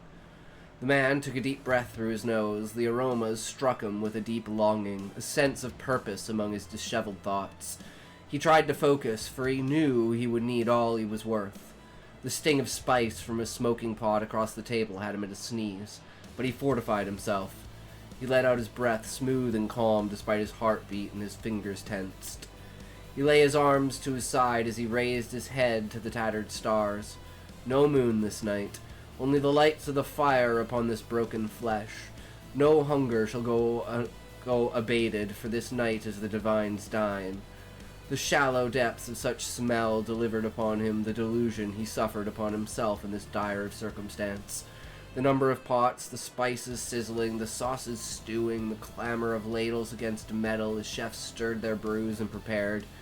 They gathered like ants, all groveling for a piece. The inner machination spoke. I shut my mind as I let my muscles go limp. The thought of it was in the back of my mind. I needed to banish such thoughts of embrace, duty and pride among my people. I shall not bring disgrace to them. I am the holy, the self, the one. I have been born for this moment. In this, I pray, I can only do as I have trained. For this feast tonight shall not be outscaled. The voice, tempering his will, for the sting was worse this time. Not in the lungs, but of the flesh. If not known better, then such a maul shall cause a mind to fall. Feathered I felt as the strikes befell. The outside, a dull drone to his concentrated fervor. He moved his hands and placed them on the outside of the vat, resting his shoulders against its brim. Sound of slash and cut, slop and sloosh. Fresh, wet, stringy cuts, sinew torn, muscles flayed, skin salted, sizzling stench, spices converge into primal orthodoxy. I seek the light at the distance. It calls to me. I am beckoned unto it. He mused in his head, a trance of self to abolish all else. One taught through a lifetime set for a single moment in time. All that had been done was for these few moments to remain, dark, cast into the depths, searing like ice across a rocky plain. I dare not go back now. This place, this peace, let it be one, for I know this is only the beginning. Let my will survive my body. His body aloft as he held his arms against the lip of the vat, the flames beneath stoked, his fate set asunder. The chefs now gathered with their plates, grins and eager gestures as they tried not to disturb their dishes. One by one they set them upon the platter. The smells of foreign spice and aroma of local flowers filled his nostrils as he wheezed a breath. The crimson of the liquid filling the vat bubbled as it was stirred from coagulation into a thick gravy. The platter was placed upon the liquid as it danced with steam and frothed from the additives. A fiery call from within his heart sunk. I opened my bloodshot stung eyes as my flesh burned. The feeling of my body was not as strong as my mind. I would endure. For the sake of my people, I will endure. I will endure. He continued to whisper with this, his mouth barely moving as the servants pulled his mouth open and pushed the floating platter towards him. This was not a graceful measure. It was a time constraint. The sound of snapping and gurgling followed by a huff and a cough. The sounds bellowed as if from a stuffed pig. The pain was measured. I was in control. I was the one. I was born for this. He swallowed the thick lump of meat as he snorted in a breath, sucking in spew from the meat being shoved down his throat. This was the easy part. I am soon. It is soon. His eyes began to roll into the back of his head, and his arms gave way, and he slumped into the bloodbath of boiling flesh, spice, grain, vegetable, and now it was complete. The recycled, woven flesh was ground and minced. It soaked into the flesh, peeling it from the muscle, splitting the bone. The exposed, ordered extremities of his innards splayed out, the softened meat spurring from its rest inside this twisted, tortured mass. The servants at the head, who now held the crown of crimson, removed their scythes, each one grabbing an arm of the king, severing them at the elbow, stripping the meat from the bones, flaying it like an open banana. They looked towards the king's son, standing in front of the throne of his father. "He was worthy! Praise I be worthy when time be," he said with a stern face, not a feeling upon it. Placed the crown upon his head and sat on his throne. He took the flayed arms of his ancestor and devoured the thick swollen finger fat from all the fingers. Let death hold fast those who cannot hold at bay that which they strive to hide from the world. Let no man call this reign unfounded. Long live the Killakucha! Begin the feast!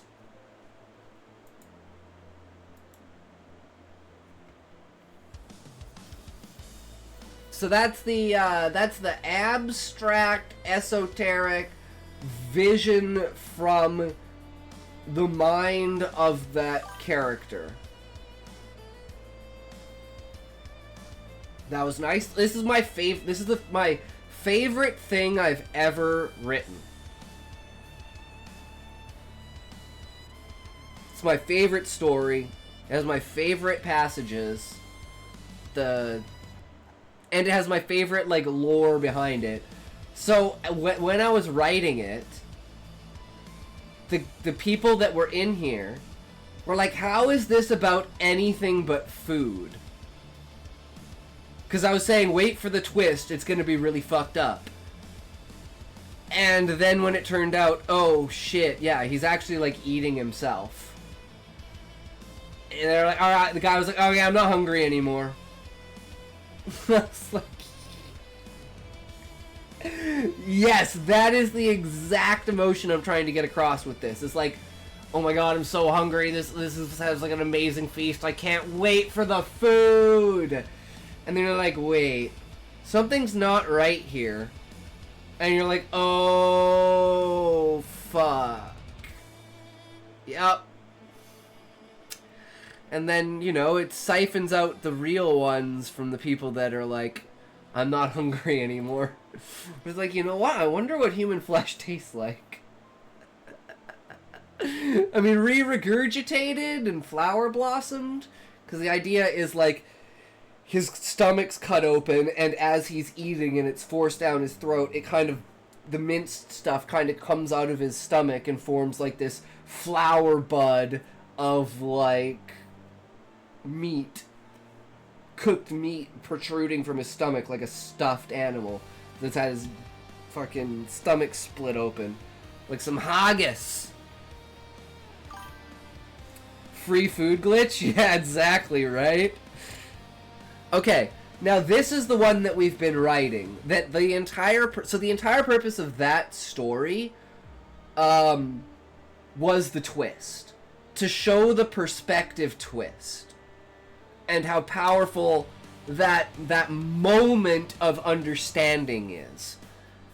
The whole point of this story is respect your creations and understand your creations,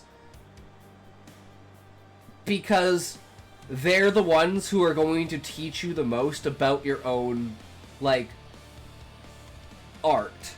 Whether it be writing, in this case it's writing, right? And it's basically me waking up in my own story. There's this idea I've always clung to. Most people won't even consider it. Despite their aversion to current society, these ancient rituals have been lost to time. So when these ideas pop into my head, they're coming from me. Are they coming from me? Or are they coming from somewhere else? I've been working on the rituals of this one tribe, the Kucha. I've come to a point in my craft where all the pieces have aligned. There's only one possible outcome, this final ritual, the product of all that came before. My mind distances, the thoughts and the words spin. I don't know how many breaths there were, but probably double digits. I blinked hard as I caught myself wandering away from my body as always. My eyes stung as I tried to keep them open. My efforts were futile. At least with them closed, imagining was easier. I could see it now. The festival of succession. Fog of my mind thins. Sensation and thought return to my mind. A yawn on the tip of my tongue, yet nothing moved. The feeling lingered. I tried to breathe. Nothing. Awareness darted into my skull. I must have fallen asleep at my desk. I can feel myself in an upright position. Well, this might be a first. Sleep paralysis at my desk. Unable to move, unable to breathe, trapped inside your own body. This is when the fear hits, like a bat to the knees. The best way I could describe is falling in place, like rubber banding in a video game over and over. And I always think I'm dead. Is this what it's going to be like forever? I can't be dead if I still feel things. Thoughts dart through your head pretty quickly. There's usually no rhyme or reason, just the mind working itself out, taking a while for my body to catch up. In my head, my heart is going 1,000,000 miles a minute, but in my chest, it's calm as ice. Just this pressure crushing down on me. I could feel my back pressed against something hard, but it still felt as a cushion behind my back. My skin felt inflated, too heavy. I can feel the rolls of fat floating in the water. The sensation against my lower half, cold and calm, as my breath and my heart were, but far from my mind. This was something new. These sensations, one hell of a vivid dream. Sounds seeped into my head, the clanking of metal, the shouting of a crowd, the shuffle of feet, a village alive with expectation, and I was at the center of it. This is where it all ends, though. I've been here before. It never lasts long. Once your mind picks up on it, everything falls apart. The walls of the world crumble. Welcoming that familiar feeling, cold and wet, the soft smell of aged paper, waking up with drool on my beard and my notebook scarred with watermarks. The badge of honor of a true writer. At least that's what I tell myself. Someone has to justify it. I waited. Wake up! Wake up! You were dreaming. Wake up, you idiot. You're dreaming. Cold fear seeping into my bones. This dissonance between my body and my mind. Something is wrong. I just needed to pinch myself. That always works. Simple tiny prick will shock me awake. I try to move, but it's no use. Feels like I'm wearing a 1,000-pound fat suit, but I can't even feel my bones or muscles struggling. Still nothing. My mind was racing. How do I escape? Why am I trapped? I had to calm down. Think. How clear is my mind? Where am I right now? Who am I right now? Get your bumbling fat ass out of bed. Wake the fuck up, I screamed into my skull. So even the Great Spirit dreams, a voice from the abyss spoke. The sound shaking my skull. It was imposing, not threatening, but it was guarding the path. What are you supposed to be, my alter ego? Too many late nights, my brain is finally telling me to calm down. A writer's work is never done, not enough hours in the day, so I'll play along for now. Your power shows through your knowledge, Great Spirit. Guide me in my efforts. Let me be worthy. Let my people be worthy. And who exactly are your people? You sound like you're important, or at least you think you are. God, do I really sound that way to other people? If you're supposed to be me, I'm fucked. Your words fall flat on my ears, Great Spirit. Am I not worthy? Riddles and games are for children. Have the ways of my people diverged from that of the spirits? Or are you some foul trickster here to unseat me? A trial. One can only truly know once entered. It is a reflection of oneself they choose to ignore, pitted against a truth you can no longer deny, fragile in the face of fear, yet standing against the tide. Fear of what? Failure? You say riddles are for children, yet you use them. You can act proud and honorable, but all men crumble. Exhibit A, this dream, my mind. Maybe I've gone too far. Let my creations master me. Now some semblance of me is trying to talk sense. I think you've moved way beyond that. A whole new level of talking to yourself, so I'll indulge you. Who are you? I am the chieftain.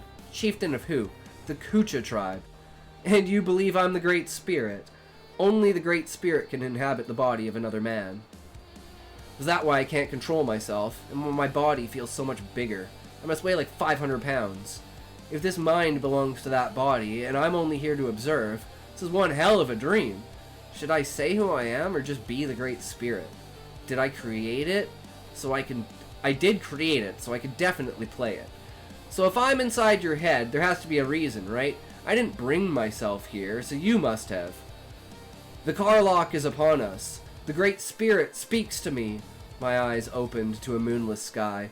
Constellations I could not recognize stared back at me. The orange flicker of flames illuminated the spectacle before me. The village alive with life. Pots and fires under them stewed. Some villagers throwing in spice, others stirring. They all turned towards the pot that I sat in. Smiles of joy and looks of relief spread across young and old faces. Their attention directed at me. The Kucha has been seen worthy by the Great Spirit. Our clan will continue. Our way of life is recognized. The Karlach has been blessed. Come forward, my son. My head turns to see behind the pot. Standing on a makeshift stage with a large throne behind him stood a young man with fat rolls protruding across his body. The Pillsbury fucking doughboy, except he's made out of chocolate. Damn, that kind of makes me hungry. The man walked forward, placed his hand on my head. Let me be as worthy, father, for you have taught me well. I will uphold your way, our ways. Long live the Kucha. Through the Karlach, we all become one. The man stepped back and sat down on the throne. My mouth moved on its own. Words spouted from my maw. Come, brethren, take from my flesh. I am prepared. You must be prepared as well. The Great Spirit has spoken. Hold on, you can't be serious. You're just going to go through with this? Isn't my presence alone enough to prove that you are worthy? This deep silence filled my head. Then the thoughts exploded. If I could feel the water on my skin and the fire for breath in my chest. Yet they remained even, each one slowly draining a piece of me, exhausting my muscles, starving me of oxygen slowly. This was the beginning of the Ixiom. This was a breathing method to induce lightheadedness. I made this up. None of this actually works. There's no Great Spirit. You will not become one. You're sacrificing yourself for nothing. This doesn't make your people any stronger. There's no special spirit woven into our flesh. To partake of it will gain you nothing. Search my mind for excuses, then I stop. You can hear my thoughts, can't you? But do you know my memories? What vision of the Creator is imprinted on the creation? The more depth and form of a character, the more endowed with your soul it is. This was my soul coming to haunt me. It's subtle at first, but I notice and latch onto it. My breath passes the threshold and continues to inhale. Did I break him? Did he stop the Ixiom? I exhale. Was it my imagination? The wonder of pondering your imagination in a dream, delusions of a madman, or a crucible of a genius. This breath was different, not steadily pulled through gritted teeth, but a deep nasal inhale. The spice of the feast outside flares to life, the smell potent and forceful, tickling the depths of my nose. The feeling rose instantly in my mind. I could see my arm moving to cover my face. I swear I felt it too, just for that one moment, but my body refused to move. Not even a twitch, not the slightest eyeball movement, just staring forward, proving a point. The villagers gathering close, preparing for the next step. I tried my hardest consciously, and now I had tried unconsciously. The dread that I might not wake up was building. If this really wasn't Karlach, my mind would break before the ritual was done. If I can smell what's around me, if I can taste what he tastes, if I can feel his sneeze, and yet not act, what hell have I found myself in? It felt like ages, but it was probably a minute. I released the deep breath. Oh boy, you think inhaling on a sneeze is bad? Try holding it and then exhaling. This is on a whole other level. I almost laugh at myself. These are my creations after all, small reflections of myself. Take from that what you will. I probably deserve this. As the rhythm to breathing begins once more, the feeling to sneeze fades. My eyes burn from not blinking during this fucking sneeze fest. And then they slowly close. You know not rushed. Okay, that doesn't make it. You know not rushed at all. I was pretty high when I said that sentence, I guess. Just breathe out with closed eyes. That was the plane. That was a plane. They do crop spraying around my house, so there's always planes fly by.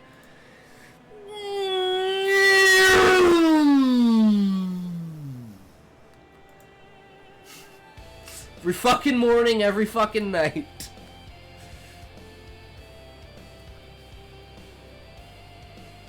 Oh, it's supposed to be a comma, so it's supposed to be like, and then they close slow. You know.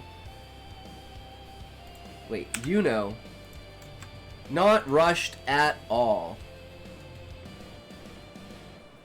Just breathe out with closed eyes. And inhale with open ones. A short story where a dude drunk drives one of those.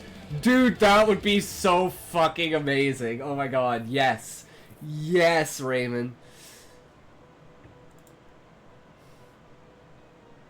Yeah.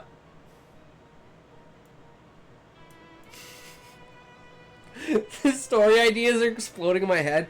Air control. I don't know why, for some reason in the world, did gravity flip upside down? Like I'm looking up, but all I can see is grass. I'm like, what the fuck is going on here? How I know this happened, a dude crashed into my house.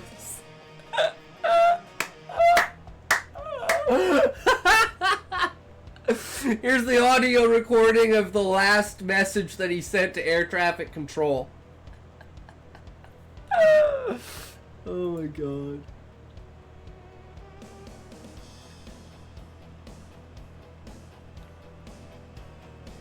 Okay, I just had an idea, Raymond Dow. Oh my god, I just had the best idea ever. And it's such a throwback. It's such a... oh my god, did you ever watch Freaky Stories?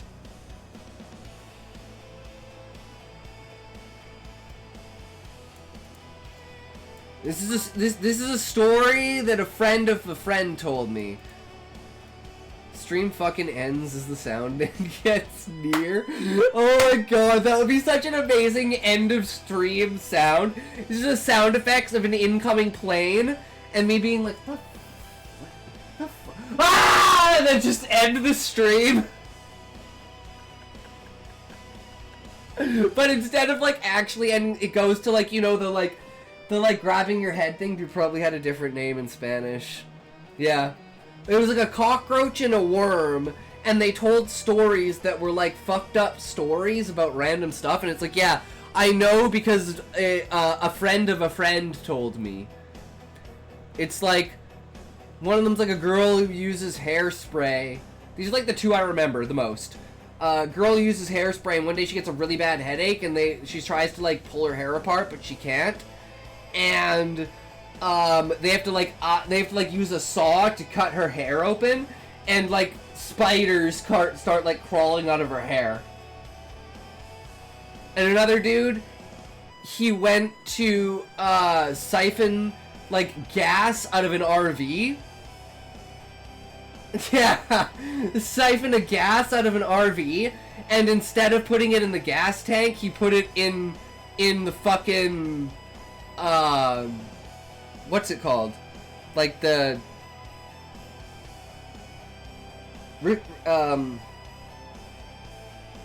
poop tank. Why can't I think of the word for it? You know, the tank, and so he was siphoning it, and he literally sucked in piss and shit. The shit thing, yeah. Yeah. Yeah. And he sucked on it, and this shit is chunk. It's like, oh my god, those are stories that will last. Like, those are stories that will last with you forever, because they're just so fucked up. I love that shit. And then they slowly close. You know, not rushed at all. That took me like 20 years back. Yeah, dude, fucking hardcore. So I think you know, this is a story that a friend of a friend, I know of this because a friend of a friend told me. Or it's like, this happened to a friend of a friend. I think that's what it was. This is a story that happened to a friend of mine. and inhale with open ones. Trying to align the body and the mind. Think you can get through the second step with me here? I can ramble all day. You'll never get your silence. I know it was foolish. To think simple words could stop it. He was committed to far worse. You think some simple meditation mind trick is going to save you from the pain. I told you the whole thing is bullshit. What was the point? Even I couldn't deny the shaking of my voice. I had lost all substance. Not that I had any to begin with. This is where all shame falls apart. Where you're willing to do anything, say anything, just to escape. As the Great Spirit, I declare you worthy. Listen to me. You don't need to do this. You've been mistaken this whole time, misinterpreting the words and the ways, turning away from the true spirits. Don't sacrifice yourself for nothing. Frantically search for other options. His son. Use his son. Don't you want to live to see your grandchildren? Don't deprive them of your great influence and power. Nothing. Small words from a small being. Sacred, pathetic, a scared, pathetic being. Groveling and begging to undo generations of belief, condemning an entire society, all so I don't have to feel it. I really am a joke. Only silence, the simple act of the flesh told the story, or should I say the lack of. The control was immaculate. At least I could appreciate that. Would you believe the serpent on your shoulder?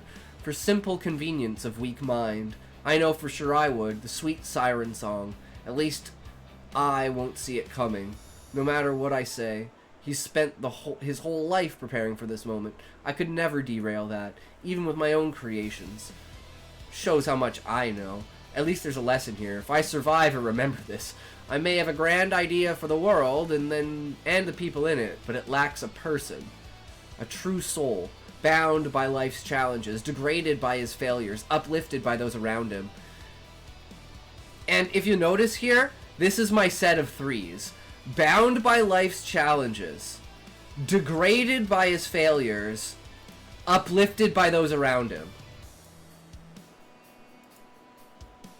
One's personally about him and what he's done. One's about how he feels about it, and the other one is people around him. For he has done great deeds. A leader, a provider, a symbol for the future. It all rode on his back, his way of life, the rituals of his tribe. It's kind of fascinating sometimes, how the small things that you miss always come back at you in some way. The things you neglect have a habit of finding their way home. In this case, I'm pinholed. I think that's what my mind is telling me. Look beyond the narrative. See the person behind the story. Make it their story.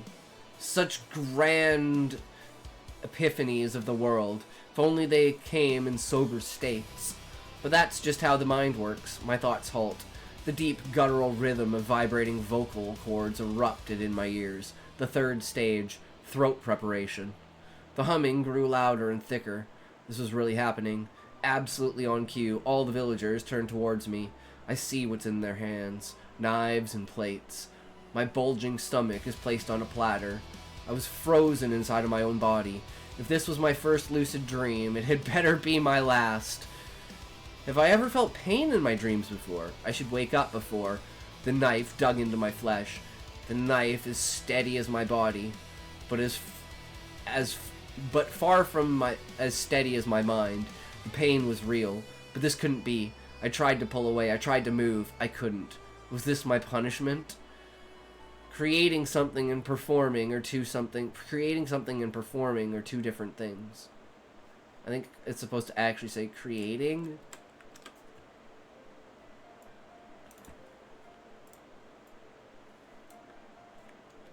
Versus performing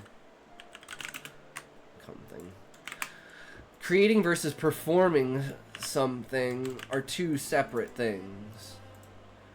But I have to try. I pull myself into my mind, focusing on my breathing. If I can copy him and perform the ritual and separate from this body, I won't feel anything.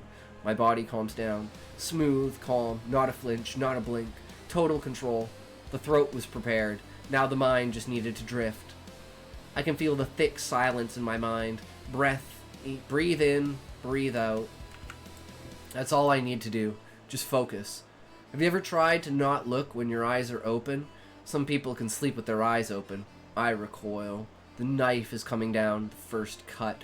The silence in my mind is broken with sharp screams.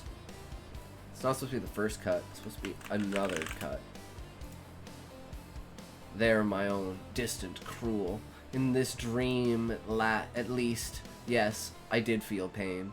And it did not wake me up. At this point, I don't think anything can. Every villager took one piece, their gateway to the ancestors. To consume the flesh that was inhabited by the Great Spirit was to prove yourself worthy of being a member of the Kucha clan. The spirits would then judge you. Like it seemed they were judging me, the blood pouring down, the muscles flayed, bones scratched, every tiny prick. If I wasn't delirious before, I was now. In my mind, I was tearing my eyes out, breaking my fingers, biting my tongue. But this was all a fantasy. My body stiff, my mind distant, my mind broken, an endless scream. For in your mind there are no breaths, just a constant, waving pitch, deafening my thoughts, drowning me in noise. Is it even mine? Is this my voice? This begging, putrid creature is me, every word imaginable crossing my lips, falling on deaf ears. The final cut. You're a disgrace. You're hiding behind the Ixiom. You've fallen from the ways. I, the Great Spirit, declare you unworthy. The words a mist in my mind, hidden behind the pain, my inner self reaching out. His mind drew near as if summoned by my claims. Great Spirit, I take your challenge. See, feel, and hear my mind. I guess now it really didn't matter whether it worked or not. You could tell he felt the pain. I could feel it in his voice, but his mind would not break. Such trials of his life were gained on him. He'll break any moment, but it never comes. I'm so arrogant, I wish my creations to suffer with me. You are a worthy mind, chieftain. You have changed even me. Your impact is your legacy. The words flew from my mind, sent from a hidden box, my mind's haven, the one piece of me that survived the pain. And that's where we ended off, and we have like 3 more scenes to do. But I kind of wanted to show like how I'm going back and forth, and it's like, these are the things that I don't mean, and these are the things that I do mean. And it's like, my situation basically making me say anything. But then it's like, at the end of the day, everything comes back to me saying the truth of my mind, which is, my internet died halfway though, but I came back. That's okay, Raymond. You could get the gist of it, right? There's a lot in there that's just like, I don't know. I'm probably going to get rid of it in editing, because this is the first draft, right? But I'm just like, my problem is I feel like I'm not getting across the psychological horror of you being in a position of not controlling your body while you know that you're about to be cut into pieces.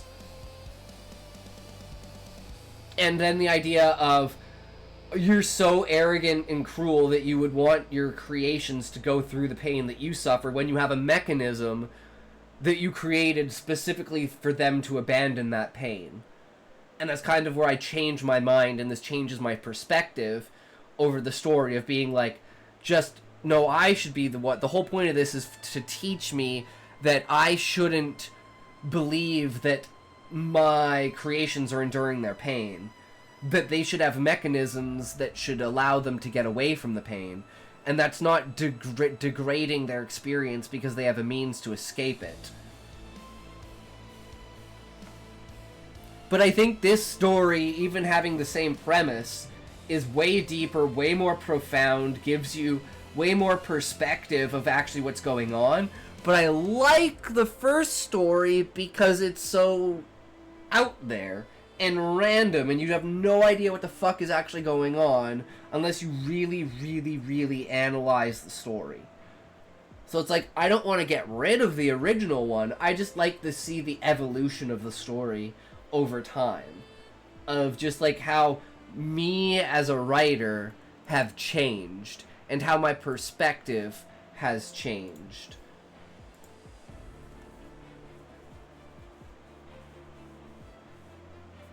But I would consider the first one a grand idea, whereas the second one is a self-controlling thing, where it's like, don't make your creation suffer for the pure fact of suffering, not for the reasons of just pure suffering, but because it doesn't make a good story. A good story has characters that are suffering for a reason. And they're learning and building and creating from that suffering. They're not just enduring like in a torture porn like Saw or something like that, where the entire point of the story is that anticipation of, are they going to die or are they going to get away? And that's the depth of the story. And I feel there's like, the first story is like a foot deep, whereas this story, you could make the reason very dumb too, like the Big Lebowski. Exactly. Exactly.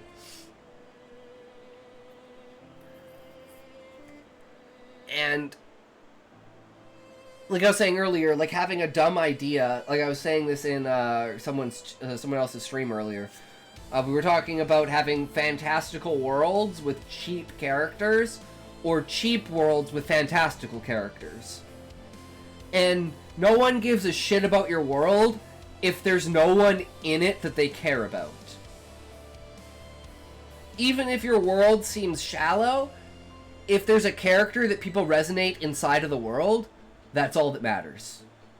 Because people attach to people, not places. At least people attach to people easier than they attach to places. So developing out characters and using characters in order to develop out the world is a deeper prospect of world building. And I'm trying to move towards the characters pushing the narrative versus the narrative pushing the characters. This is a huge thing that I've known has been a problem with my writing.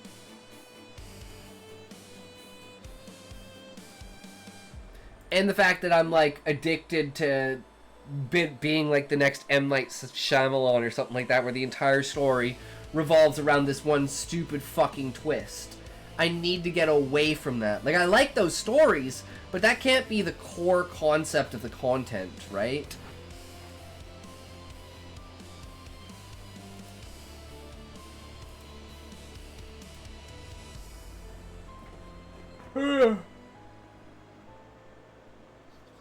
Jesus.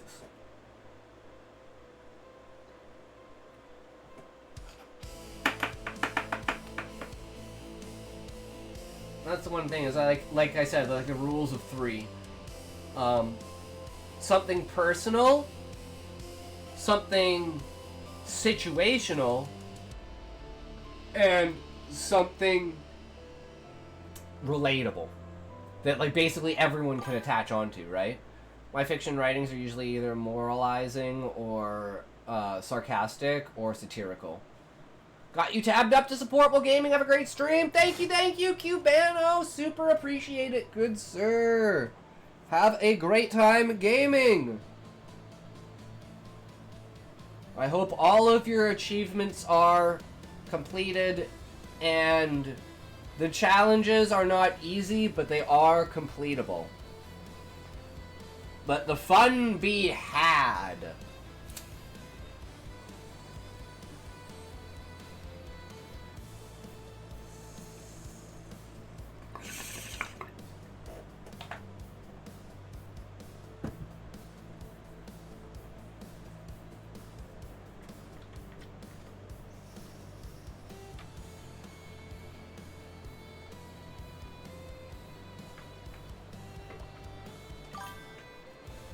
El Cubano! Yeah, man. He is our, he's our TLC buddy. Which we now have... Oh! We now have a command. Cubano. I added it. We have one now.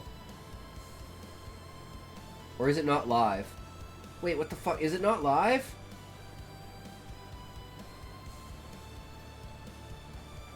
Wait. Okay. I'm getting to the bottom of this right now. I made this thing. I made it earlier, so we would have it today. What is this?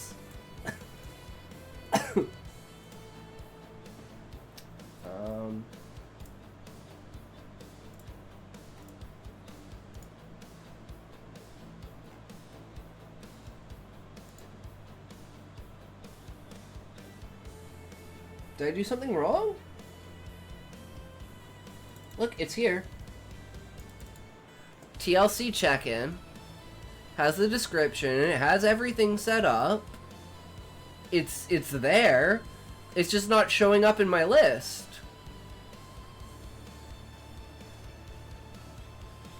I wish there was a command to redeem these. If there is, I would like to know.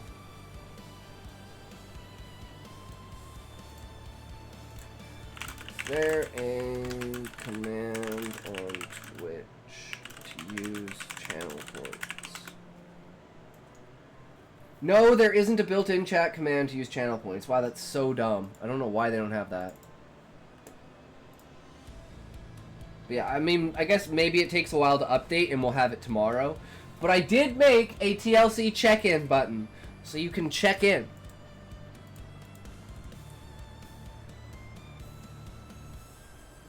Alright, Goblin Girl Evolution. 2 years.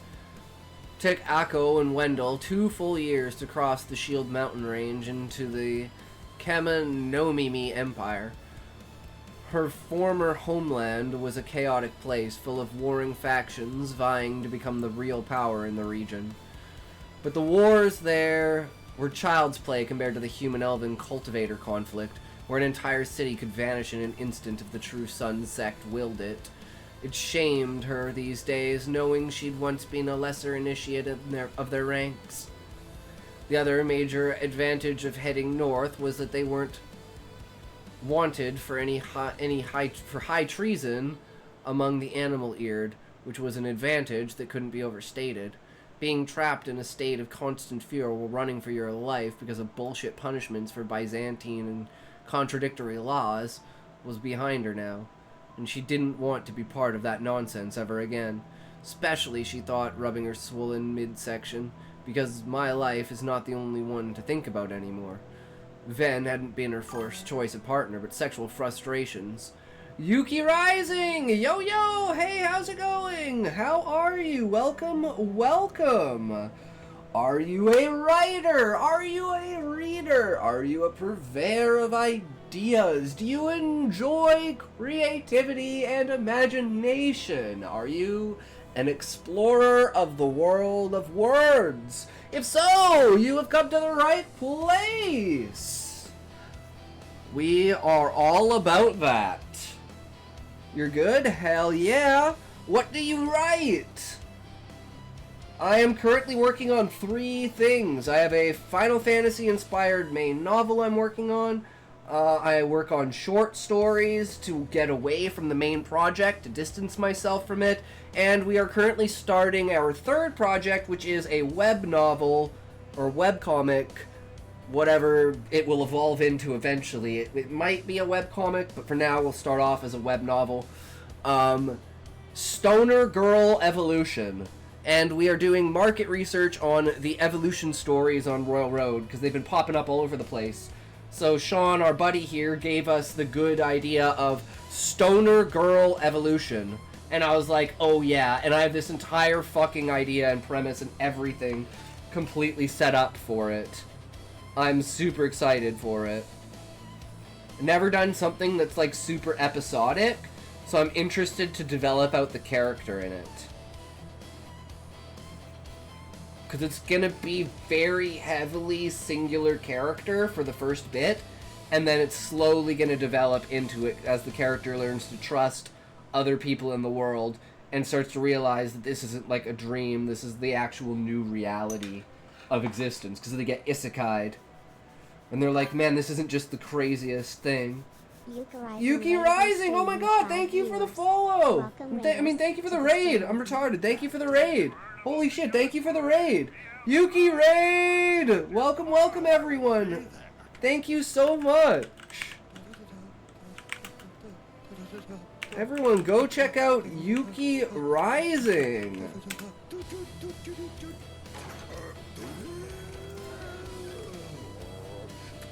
Another fellow writer. Hello, hello everyone. Are you writers? Are you readers? Are you purveyors of stories? Do you enjoy creativity and imagination? Are you explorers in the world of words? Well, welcome to the Intoxication Channel, where all we do is stories and writing techniques, tips and tricks, commentary, and a little bit of gaming here and there. Currently playing Path of Exile 2. But yeah, everyone go check out Yuki Rising. Super appreciate it. Thank you again for the raid. And everyone, we are currently reading Goblin Girl Evolution, which is a story on Railroad, which we are doing market research for, in order to figure out what the competition and style of this genre is. And you write fantasy, that's amazing, Yuki, I love it. My main thing I love... Where's my toad? 700 septillion! 700 septillion! Where's Smokey when you need him? I hope you are enjoying the stream. Less than 4, less than 3, plus 1. True, welcome. Thank you for the follow. I really appreciate it. Building the community! And if anyone wants to, you feel free to join the Discord. We have the public stories, where if you want me to read any of your stories, feel free to drop any of them in there. We've got the self-promo, whether if you've got anything, Royal Road, Scribble Hub, Patreon, absolutely anything that you want to self-promo, feel free to drop that in there. We've got a brainstorming section for, like, writer's block if you need ideas or help with anything, or you want to, like, flesh something out, or, you know, anything like that. We've got tips and writing tricks, poetry, we got the movie nights, movie suggestions, you know, and then just the general plot outlines, my works in progress, commentary topics, and my short stories, and other people's short stories if you want.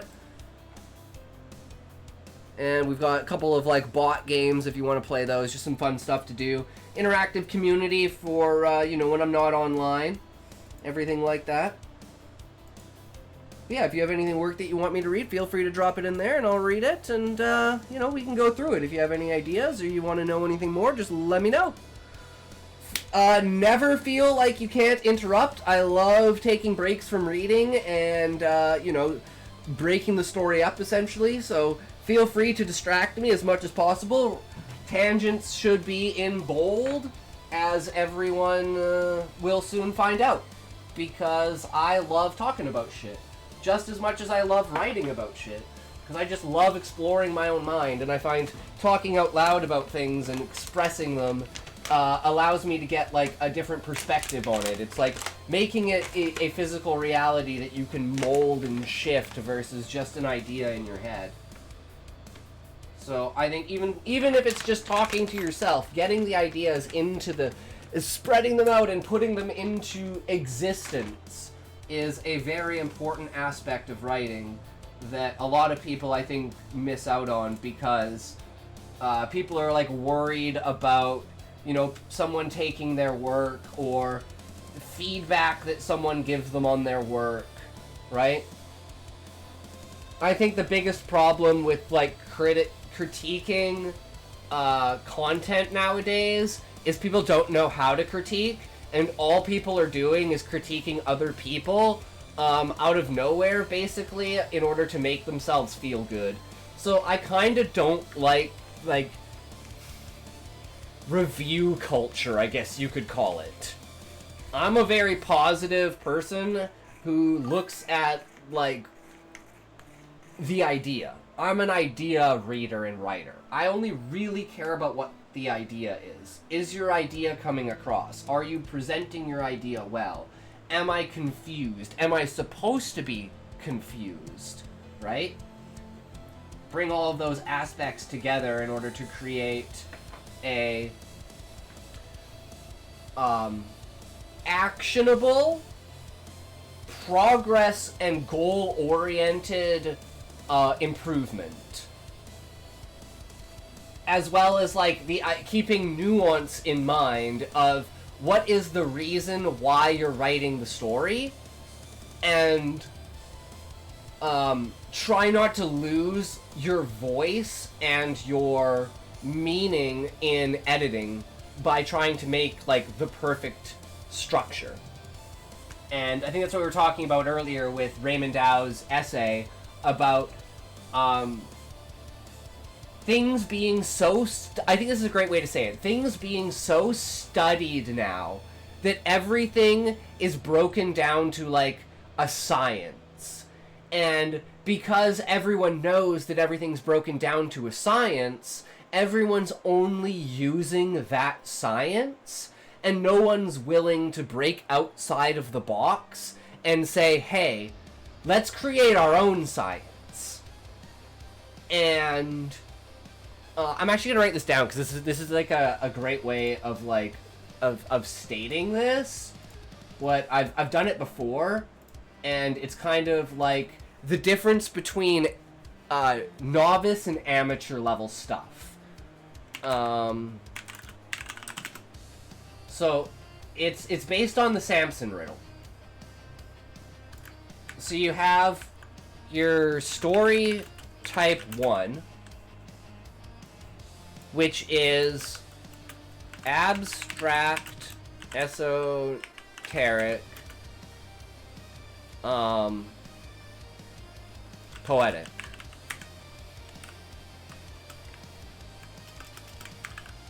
Out of the eater came something to eat, out of the strong came something sweet. But do you get anything out of that?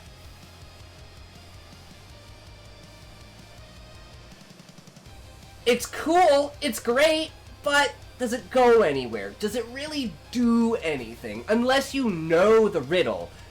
The great thing about this is if you know the riddle behind it, and you know the answer, you're like, that is so smart, damn, man, right? But if you have no context, no lore, no understanding, no background, you're like, yeah, okay, I mean, that sounds really cool, but I don't get anything from it. So what's your audience? Is your audience someone who would understand the abstract, esoteric, poetic nature of what you're going for? And do they have a context to latch onto with it? Whereas you have story type 2, which is grounded abstract. And this would be... So... I was walking through the woods.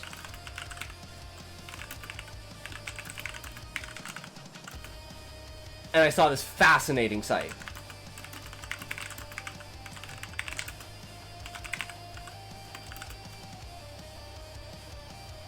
It inspired a poem.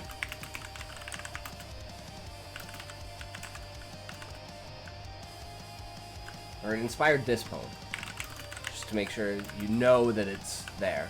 Out of the eater came something to eat, out of the strong came something sweet.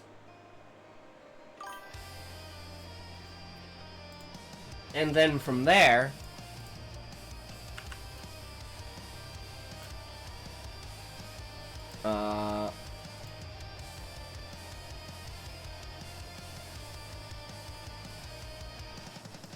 no, actually, there's an extra step that I'm missing here.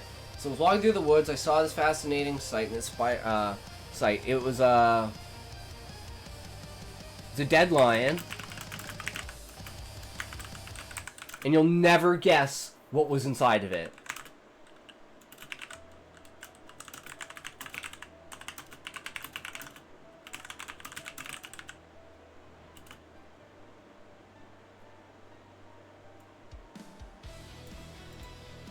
It inspired this poem. Out of the eater came something to eat, out of the strong came something sweet. So it gives a little bit of context, it gives a little bit of understanding, okay, so it's a lion with something inside of it. And then this is where, like,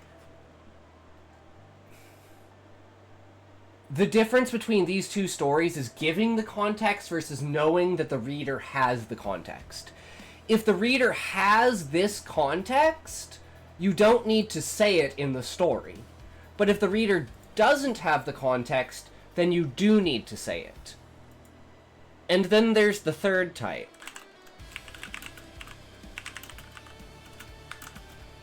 Which is grounded reveal. And you literally take it's the exact same concept as story 2, except it adds one extra element, and this is like a do you want the reader to know? So do you want the reader to know what was inside of the lion? And how hard do you want them to work to find that out? So, something was growing inside of the lion and it was something sweet. Okay, that doesn't really give you much to work on. But, if I add this one single line to the end, it puts everything into perspective.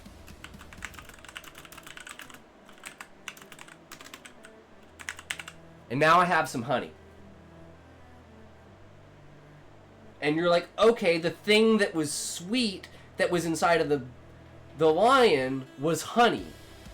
And if it was honey, that means what was inside of the lion was a beehive.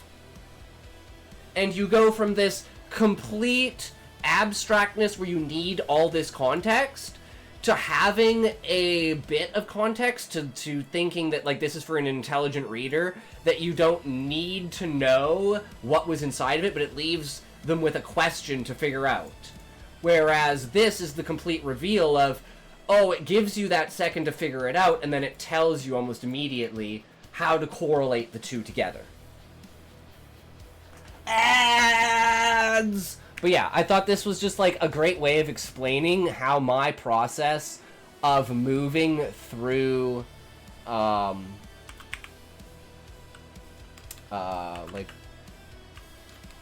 I'm just gonna call it abstract to reveal notes.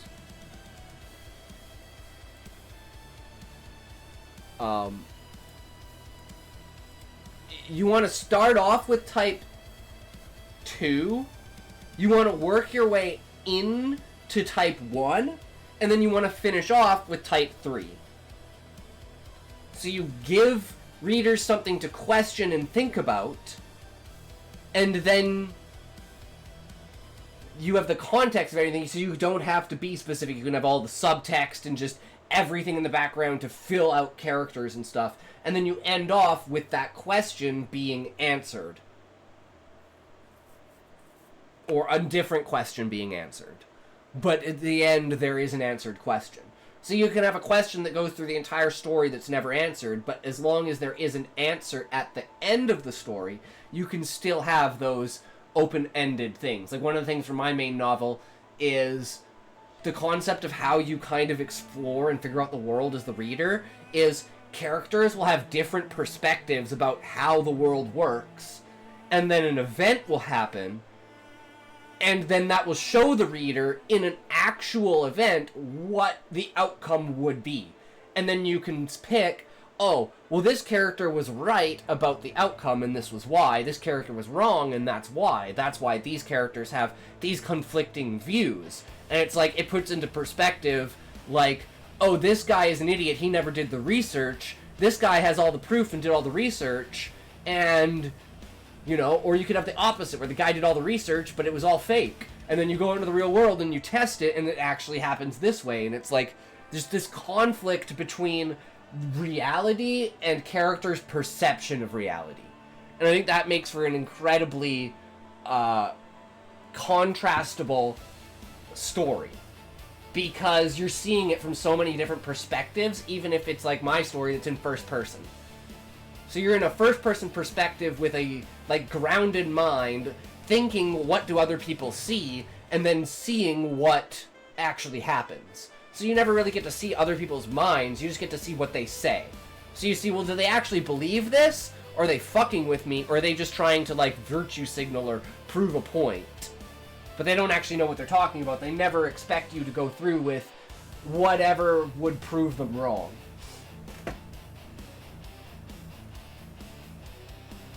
And then you have without even making conflict, you've made conflict. Because now it's, like for instance, one of the tips for one of the, like, creating characters and, like, character clash is have 2 different characters go into a scene with different scripts. And one of the examples was given, like, a principal's office with the principal, the teacher, and the parent. The kid told the parent one thing. The teacher told the principal one thing. But the kid is the one you're actually experiencing it from. So you know the kid lied to the parent about what happened, but the teacher also lied to the principal about what happened. So the teacher comes into it with this idea, and that completely changes the dynamic of the scene, which will cause conflict because the teacher says one thing, the student says one thing, the parent says one thing, and the principal says one thing. And then by the end of the scene, you have to get everyone on the same page. And then that's the progression of the scene. I thought that was a really elegant way of describing how to inject conflict into the scene through character perspective without actually saying there's a conflict. And by the end of the scene, you find out that there wasn't any problem to begin with, or the problem wasn't as big as it seemed to be, or it was way bigger than it seemed to be, right? Like, he said he stabbed a kid. Well, yeah, he stabbed a kid, but he stabbed a kid in the eye. Well, it's not just that he stabbed a kid and he stabbed the kid in the eye. It's that he stabbed a kid in the eye, and he stabbed the kid in the eye 4 times. All 3 of those are completely different fucking stories. Because the first one, okay, you could either say it was an accident or not. The second one, you could say it was an accident or not. The third one, that's not a fucking accident. Oh, sorry! I tripped into him! Great fucking excuse. The trip serial killer. He's somehow winds up falling into people that already have knives in their hand, and they wind up stabbing themselves when they fall down. No foul play whatsoever. Another short story idea, locking that in the back of my mind. And all the forensics say that the dude was holding the knife and fell on the knife. And the guy who bumped into him is, you know... And it's like not even that, because like the serial killer will put the guy in the position, and then some other person in a crowd will knock him over. So it's like you can't even tell what it is. So fucking ingenious. But then he gets caught kidnapping people. It's like, fuck! You know? Because he's got to get them in that position, and then it looks like the body's gone through trauma other than being trampled by a crowd or something like that. You know? Something crazy and fucked up. I love to go down that angle.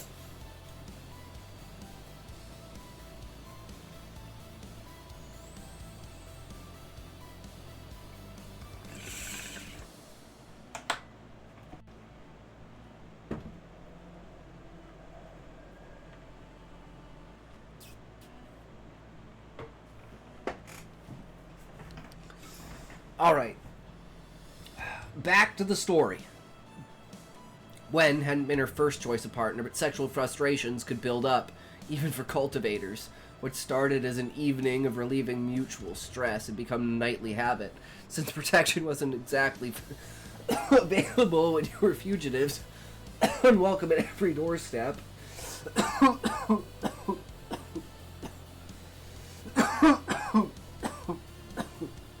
Excuse me.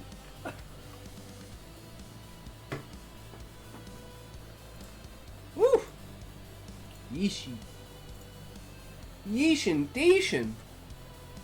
Put that one out to pasture.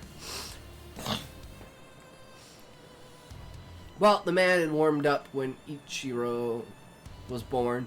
Suddenly, they both had duties to something less abstract than a realm or a cause, and it pushed them to do better for themselves. Wendell hadn't awoken his scripture yet, but his techniques were all ki infused now, meaning he'd be able to go straight to body tempering when he did. And while he still hadn't quite tempered her own body, she still hadn't quite tempered her own body. It was simply for a lack of intense enough flames. Before She'd gotten to the point where she could meditate in a blacksmith's forge or a potter's kiln without getting anything out of it. She'd likely need to find a pool of lava to get that last push into the key gathering stage. Another reason on head north. Really, lots of hot springs, several active volcanoes. Ichiro started getting grumpy just as the village came into sight. She didn't remember the name, if she'd ever known it, but it was where she'd been born nearly a century and a half ago.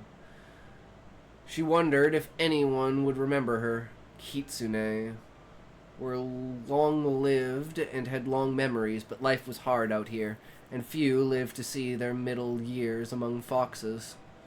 Akko frowned. The village, she remembered, was a bit run down, but was it always this shabby? Yawning and stretching, I put Akari into a sling and headed for the village. Lately, we'd basically come to our own to own the place.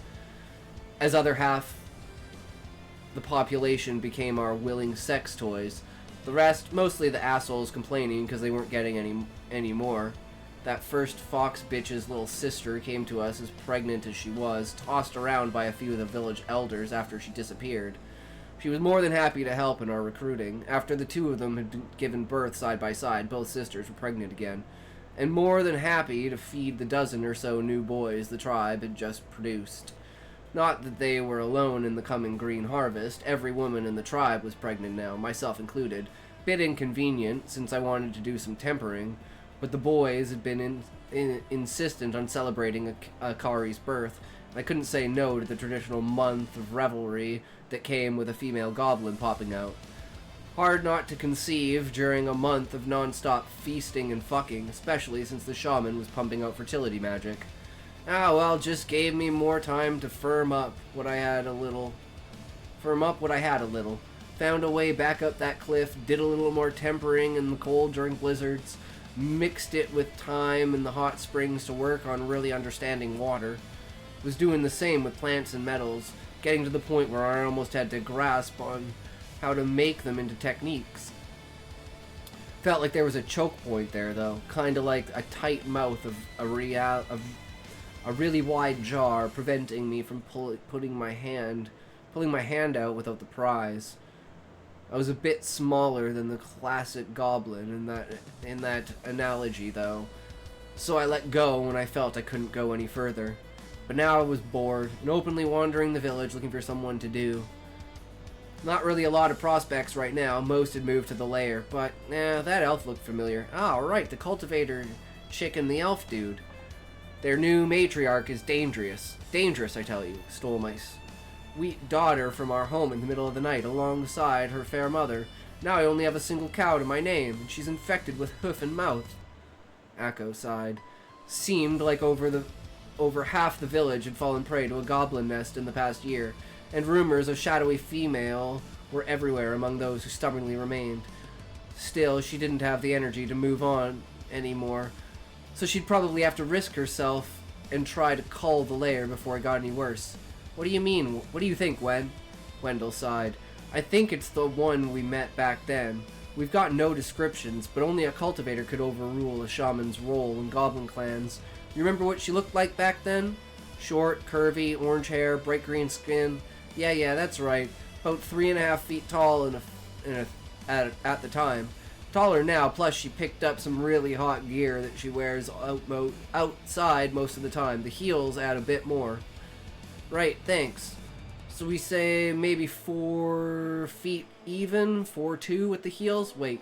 Wen turned, seeing his wife glaring down at a goblin, meeting that description, leaning up at him in a demure pose, the shit-eating grin on her face, showing altogether too many sharp and pointy teeth.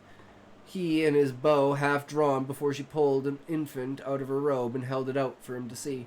I don't think either of us wants to deprive a child of their parents or kill a pregnant woman. I'm not showing yet, but yeah, congrats to the both of you. Sorry for all the trouble last time. I was having a rough day. Akko, stunned, just nodded.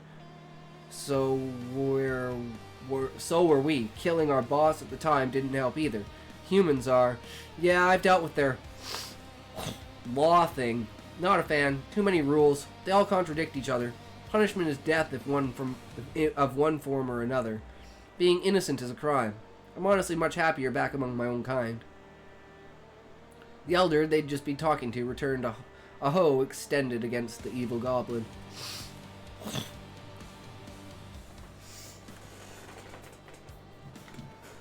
What, no more sweet things? You were more than happy to have me around when I was just another convenient fuck toy. Guess taking in your wife and daughter so you couldn't knock 'em around and rape 'em when you're drunk takes the affection away. Using your cows for a grand barbecue was just icing, really. Akko turned, sensing the way the old man's state shifted. He was about to refute everything, and it would all be a lie. A single strike to the left of his sternum killed him before he could utter a sound. Akko felt no remorse for giving it. I suppose we can call a truce, at least for now. The village is a mess. Your place any better? The goblin smiled again, and no less disturbingly. Just follow me. Name's Yuki, by the way. What's yours? Turned out Akko and Yuki actually bonded fairly well, though no one could say that they had a lot in common. Akko was an idealist to the bone, where Yuki could see the world burn without batting an eye. Akko lived to help and support others, where Yuki mostly lived to help herself. Still, both wanted to improve themselves, if for their own reasons, and both had a reason to be deep underground, where a red-orange substance sat in a basin of hot stone. So it is lava or magma at this point, exposed to air, but not technically on the surface. Does that make for an interesting question to ponder on, but doesn't really matter to us right now.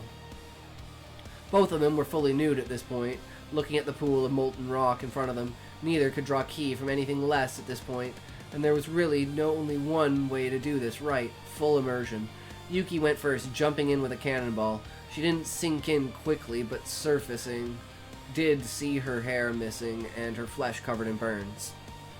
Come on in, the lava's great! Akko simply shook her head at Yuki's crass humor and stepped in more delicately. She was just hoping the partial temperings they'd both undergone would be enough to protect their unborn children from any physical harm. They both wanted to wait, but after Wendell awoke from his epiphany, he told them flat out it wouldn't. The clan had gotten too big and was bringing in too much attention. Even if they started a new clan and had them move off a ways, there was a very high chance the lair they were in would be raided before long. So the two were ready for complete fire tempering, sat in molten stone like it was a warm bath, and began cultivating. Akko could feel the heat pleasant to her as it had ever been, as her body drew it in and used it to enrich her spiritual roots and purify her meridians, releasing pure ki in the process. Fire cultivation was particularly efficient at this, but she couldn't help but notice that Yuki's cultivation was different. She took in the ki and impurities all at once, drawing the former into her danshin, and using her impurities at an accelerated rate to burn through her meridians and grow spiritual roots aligned to fire. If she hadn't already tempered herself in water and metal, her cultivation might not have handled this intensity, and she'd been spending time firming up her foundations. From snorting powered vermilion to spending endless hours cultivating alternately in steam and freezing snowmelt. And while she grumbled about their people's drugs not working on her anymore, she still looked for particularly ki-rich plants to imbibe through some manner or another. It was safe to say that Yuki was as much a cultivator of poison as she was of shadow. Akko wanted to ask about her scripture, but Wendell just told her to let it go before she had the chance to ask. If you knew for sure, I don't think I could ignore it. Let it stay buried. Akko could only nod to that. She herself was having to avoid asking about Wen's cultivation. When so many shadow scriptures being forbidden, he just headed out of the forest or up the peaks and spent the time tempering his own body and working on his techniques. She supposed she could consider herself grateful she only had one element, compared to Wen's two and Yuki's complete set. They had to work that much harder to advance beyond the stage, and it would only get harder the stronger they got. It was a downside that had been hammered into her with the True Sun sect, but she could also see the trade-off now. They'd both be far more powerful and versatile for their stage, even if it took them longer to advance on their path. So, remind me of these cultivation stages again, Akko sighed. Mortal is known as infinite, body tempering, key. Oh, mortal, or also known as initiate. Condensation, foundation, establishment, core, golden core, and nascent soul. No one knows past that because it's generally the point where a cultivator transcends our world. Not that anyone's gotten past the golden core stage in the past 1,000 years, though. Yuki nodded. Yeah, hard to cultivate when everyone's trying to kill you for doing so. Guess I'm lucky to have missed the heavy hitters so far. Akko lifted a foot out of their bath, examining it. The nails were growing back now, and the skin was only showing the redness of minor burns. You have no idea. So any ideas on names for the kids you're cooking up now? I can feel the key signatures. Got a couple in there, and they're doing fine. Akko started. Her key senses should be better able to identify her own body than anyone else's could, but she supposed Yuki was an unusual case. Not really, not the best at names, as you could probably guess with Ichiro. Yeah, poor boy. Still, at least, he's not a goblin kid. Our boys die off so readily they don't even get names. Best they can hope for is the title of shaman, and that comes with its own shit. I noticed. You really only treat Akari like a child of yours, and I've seen how many goblins come out of a standard litter. You're honestly taking the whole every girl you grew up with is now a goblin whore thing pretty well. Part of the reason I left to join the True Sims. Abuse was always a common problem here, physical, sexual, psychological, verbal, and there was nothing I could do to change that. I wanted to make an actual difference, you know? Yeah, I get it. Life was always alright for me. Then some guy in plate armor tosses a flaming barrel into my home. Really sorry to hear. I'm really sorry I wasn't there to stop him. Nah, I get it. Goblins are monsters, and we were out of control. I could have stopped him, but that mustachioed buffoon I killed was getting in your way. Most likely for his own gain. Can't win for losing. Same everywhere. Akko frowned. It shouldn't be. Yeah, but it always fucking is. You done? I'd like to finish up. Akko checked her stats and saw her body tempering was, in fact, complete. Yeah, just let me get out before you finish. No prob. Akko watched from the brim of the pool, already greatly diminished, as it cooled and hardened. She could visibly see Yuki take it all into herself before she pulled herself out of the last bit around her and finished the job. And that kills the hot spring. Shame. It was a popular attraction. Akko nodded, putting on a loose kimono she brought down to change into. Unlike Yuki, she wasn't altogether comfortable walking around naked. Hot spots like that are common throughout the Empire. We'll find another. And so the two headed up, refreshed and tempered. I'm gonna actually read Gamer Girl Evolution first, because, like, it's not as long.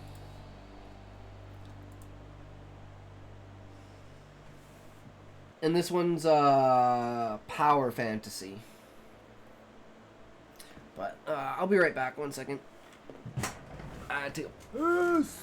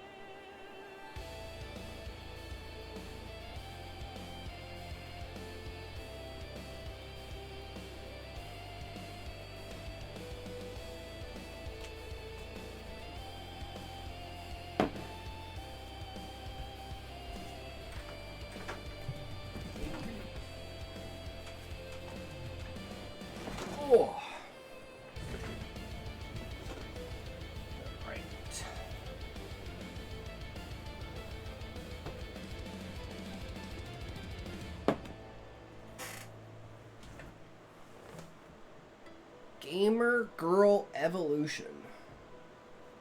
Let's get to it.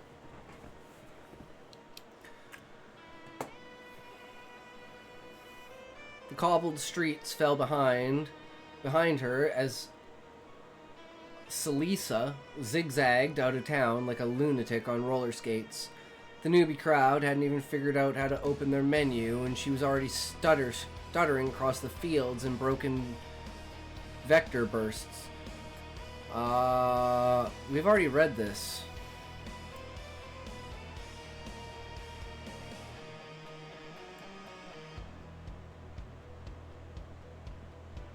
Where did we get up to?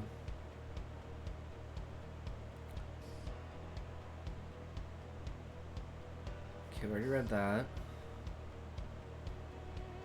Yeah, okay. This is where it ended? Clear the third round. Rewards.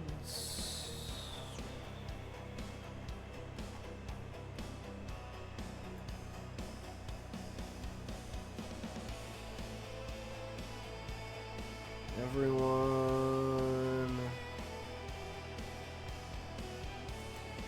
She was laughed. Sound caught in her throat. What the hell? He died to a slime? Okay, yeah, here. Bling bling maxing. He just died? To a slime? Celisa's voice cracked louder than she meant it to.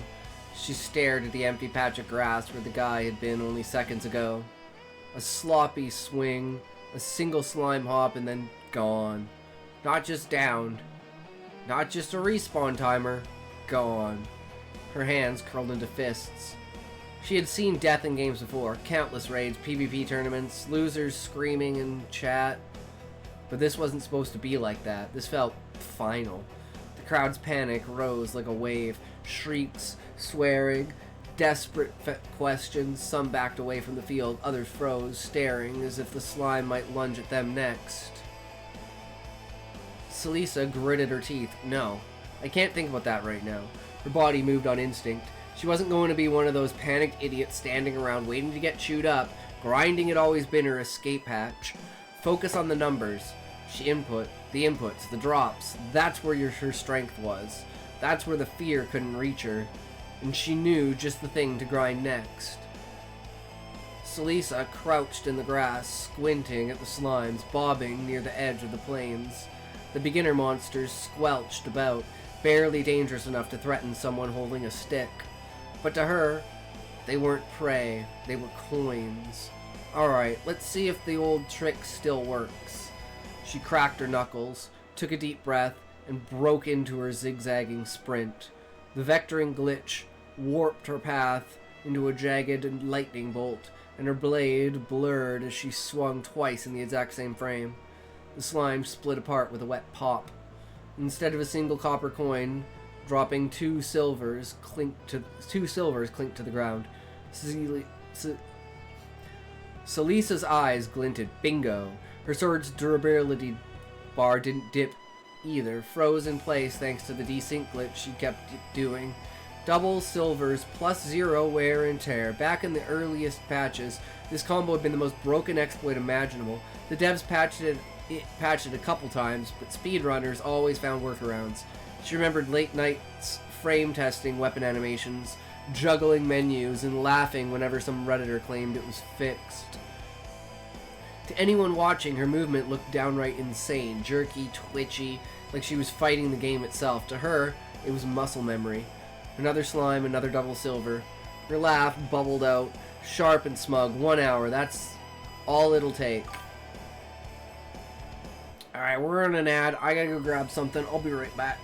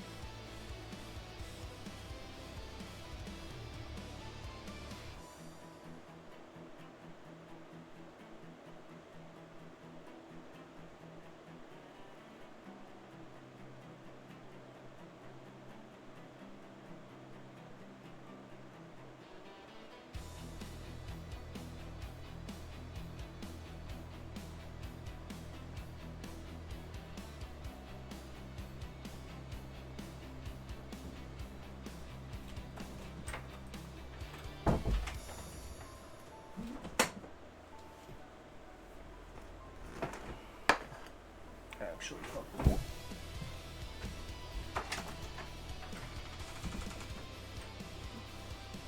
It's way too hot in here.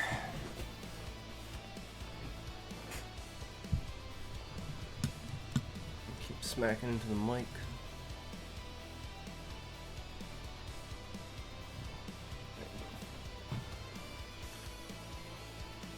All right.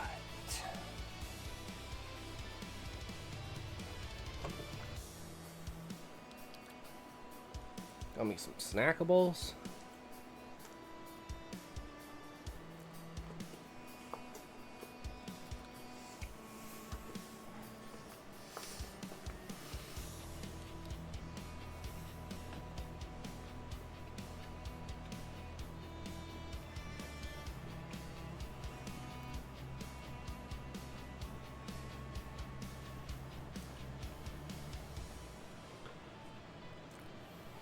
And so she went to work, abusing the silver coin glitch. Slimes popped like bubbles under her vectoring blade, silver coins showering down in unnatural heaps. Other players gawked at her from a distance, whispering, "What the hell is she doing? Her body's twitching." Wait, are those silver drops? No way, slimes only give copper. She ignored them. Every speedrunner had learned to tune out chat and peanut galleries. The only sound that mattered were the audio cues signaling she'd successfully performed the glitches. Coins piled up faster than she could scoop them, so she refined her pathing into tight, looping spirals. Kill grab, kill grab. Each coin stack pushed her closer to the limit. 10, 20, 30 silver. The trick, she knew, was to chain kills in perfect rhythm. If her hands wavered even slightly, the frame advantage vanished. But her reflexes weren't just honed. They were engraved into her bones. When she was 15, she'd spent entire days resetting fights for one extra frame. Her parents had called it an obsession. They were right. 40 minutes in, her pulse grew heavy. System's clunky coin-counting HUD struggled to keep up, numbers flickering each time she opened her inventory. "Come on, keep up with me," she muttered, cutting down another pair of slimes with a flicker step. Silver rained down. She bent, scooped, and checked her bag. 97 gold coins. She grinned. Almost there. The crowd watching her had grown. Newbies whispering like she was some kind of cheat code in human form. Is she a virus? No, look, the system isn't kicking her. She's legit. How is this legit? Salisa's eyes narrowed in the final stretch, sweat beading her forehead, her arms blurring through the twitchy motions that made her body look like a broken marionette. Slimes burst into gory puddles, silver showering down like a slot machine hitting jackpot again and again. Then it happened. Her coin total hit 99 gold, 99 silver, 99 copper. The numbers froze. She blinked.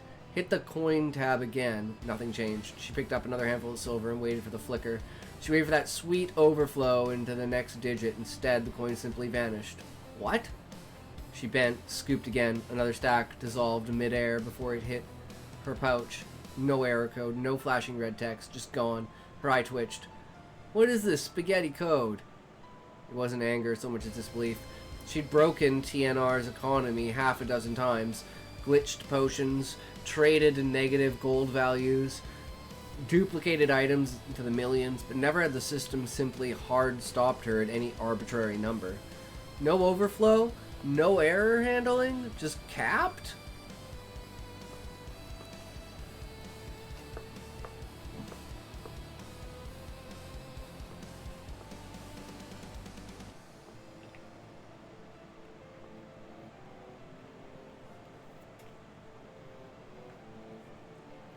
She muttered, pacing in a tight circle.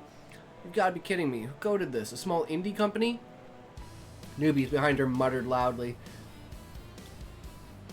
Salisa ignored them, her fingers twitching as she tested the little experiments, dropping coin stacks onto the ground, picking them back up, splitting them into smaller stacks, trading them to herself through the dummy request interface. Every time the result was the same. The hard cap smeared back at her 99 gold. Makes enough sense. No way they thought anyone would reach the more than 100 gold on the first day. On the first floor.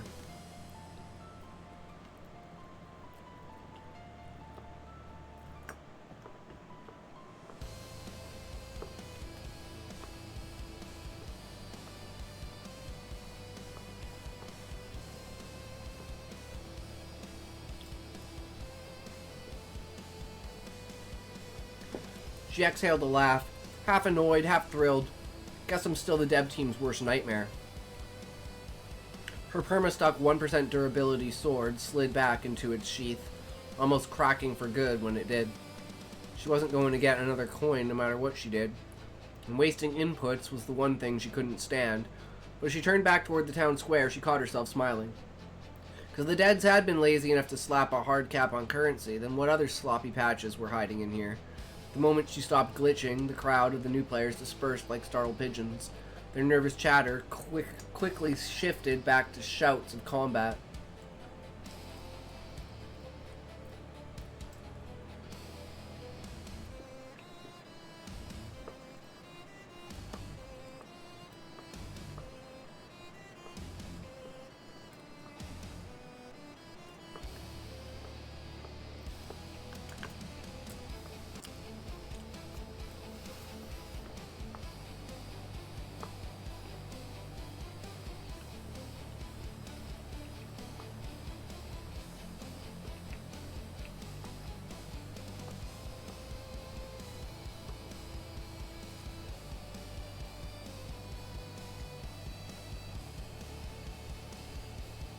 Slime squealing, steel clashing, coins clinking against dirt. Celisa lingered a moment longer, scanning the tree line. Dozens of slimes were already being swarmed by over-eager players, their movements jerky and inefficient. No one noticed her watching. Good. She turned on her heel and followed the beaten path out of the forest. The beginner town rose into view, a cluster of crooked roofs and flickering signs that felt almost too delicate for a tutorial zone. So I gotta reset the music.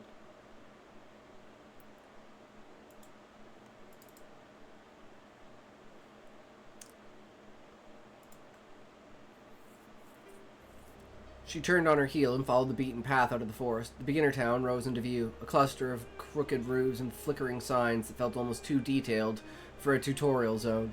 NPC stalls lined the dirt street, each with its own static smile and glowing menu prompts. New players crowded the stalls, fumbling through purchase screens, arguing over prices that would never change. One man squinted at a cool-looking sword as though staring hard enough would make its price decrease. Another cursed when he realized selling slime gel was basically worthless.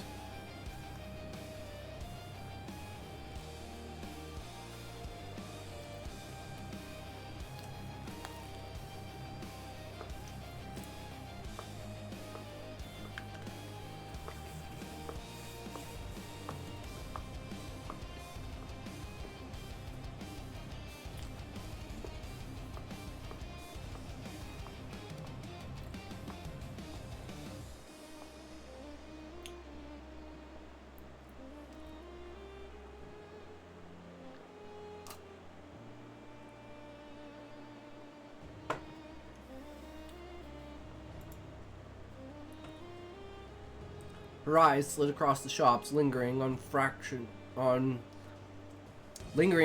too long on the weaponsmith's display. She shook her head, suppressing the temptation. Later. It wasn't the shop that held the town's energy, it was a fountain. The noise swelled with every step she took closer. She heard cheers, gasps, even cries of relief. Something big was happening there, and Celisa intended to see it. A sound like thunder cracked the air at the fountain's base of a body of light was forming. It pulsed like a heartbeat before snapping outward into the shape of a person. The glow hardened into flesh, cloth, and armor. A man collapsing to his knees, gasping like he'd been underwater. Players shouted and stumbled back. Wait, that's the guy who... He died. I saw him get swallowed. What the fuck? Another burst of light flared beside him, then another. Each time someone stumbled out, panting, trembling, and clutching at their chest.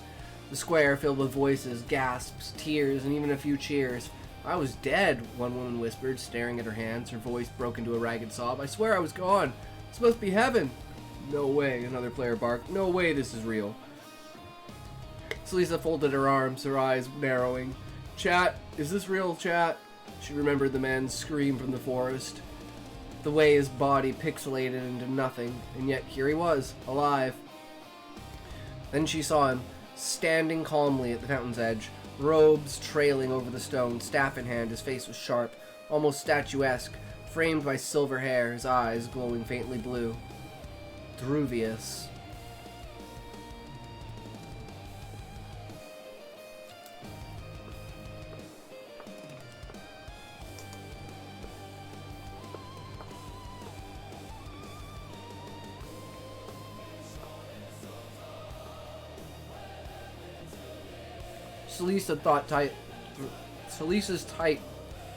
Salisa's throat tightened. Yeah, no, I'm not a fan of this stuff that has, like, the vocals on it. Let's try something else.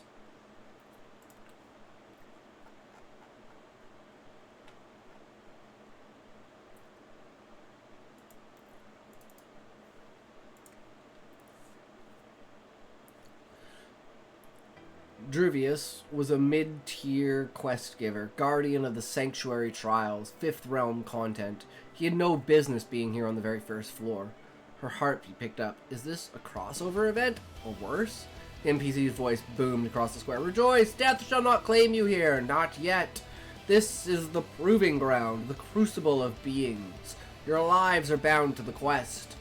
The crowd erupted. What do you mean, not yet? You're saying we're safe? Then why did it hurt so much?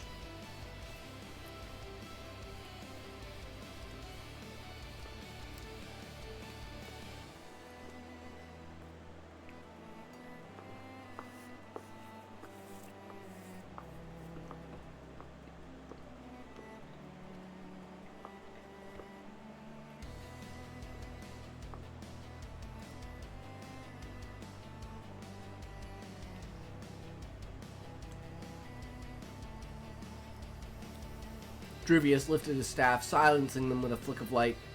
Listen well, in this realm, only failure to complete the main quest shall but bind you to true death. The body may fall, the spirit may falter, but you shall rise again until your task is fulfilled, or until you forsake it. The words echoed, heavy as stone. Salisa's eyes narrowed further. Druvius was repeating the same lines to each group that stumbled near, his tone eerily precise, like a script, just a loop. But the implications nodded her. Druvius was here, tied to tutorial logic. Did that mean the realms were bleeding into each other? Was someone rewriting the rules? The man who had died earlier staggered to his feet, pale and shaking. His voice cracked as he shouted, So it doesn't matter what we do, we can't die? Druvius' eyes flared. Not by blade, not by beast, only through failure. The word hung in the air, final and absolute. Salisa turned on her heel, leaving the fountain behind. The crowd swelled with noise, but she blocked it all out. Her mind replayed Druvius' face, the gleam of his staff, the exact cadence of his words. There was no mistaking it. But he shouldn't exist. Not here, not yet. Realms don't bleed into each other, she muttered. Not unless... Her thoughts spiraled. Had the devs mixed NPCs by accident? Was this an intentional secret event? Or worse, was the 5th realm leaking into the 1st, rewriting the game's logic? That would explain the spaghetti code, the gold cap. Slimonius. Her lips pressed into a thin line.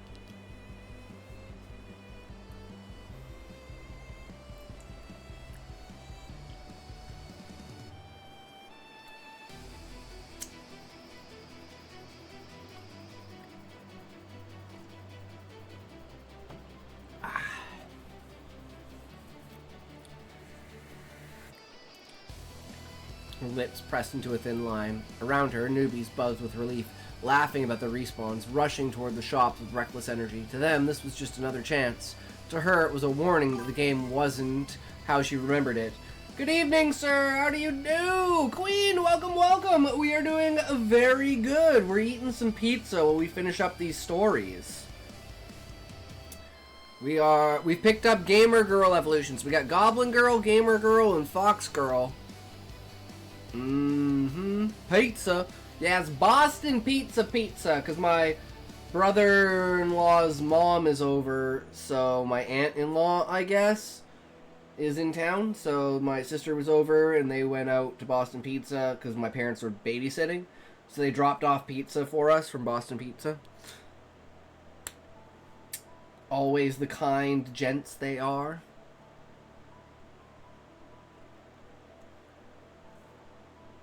She exhaled slowly, eyes narrowing at the vendor's stalls, the potion stand, the weapons rack, the armor smith. Her gloved hand tightened around her sword hilt, the weapon still frozen in perfect condition by her glitch. Fine, she whispered, a spark dancing in her eyes. If the rules are breaking, then I'll be the one to break them first. Her gaze locked on the shop section, glinting with merciless intent. Now I'll really break this game. I think she's gonna attack shopkeepers. I think that's pretty much her goal. That sounds pretty much what the goal is. That would be my goal. See how bad you can fuck up the game, especially knowing as much as you could about it. It's like if I got pulled in the world of Final Fantasy XI, I'd be like, oh, okay, well, I'm instantly doing everything I can to go and get myself an Octave Club. Hundo percento, buddy guy, right there.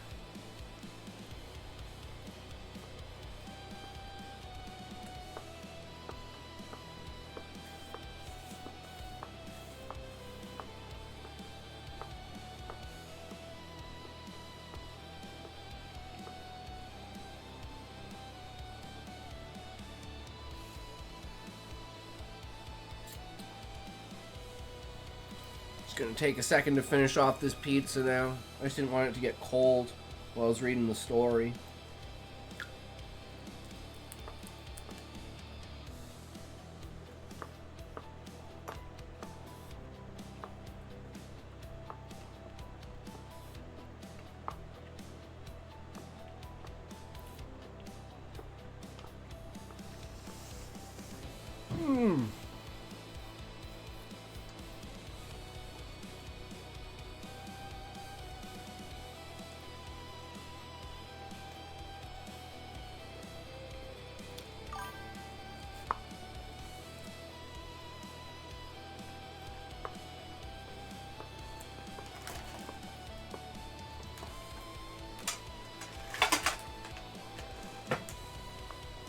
Oh, hell yeah, Queen.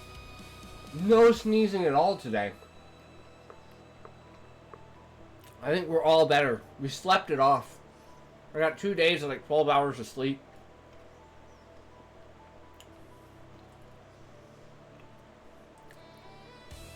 It was so bad, Queen. It was the first day in 7 months where I didn't do a stream highlight reel and upload anything to either TikTok or YouTube or Twitch. That's how bad it was. I was like, fuck this, I'm done. So I had to do a double upload yesterday.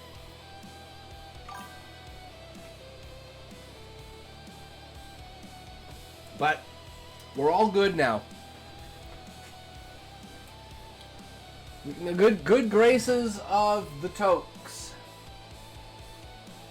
They will carry me through anything and everything.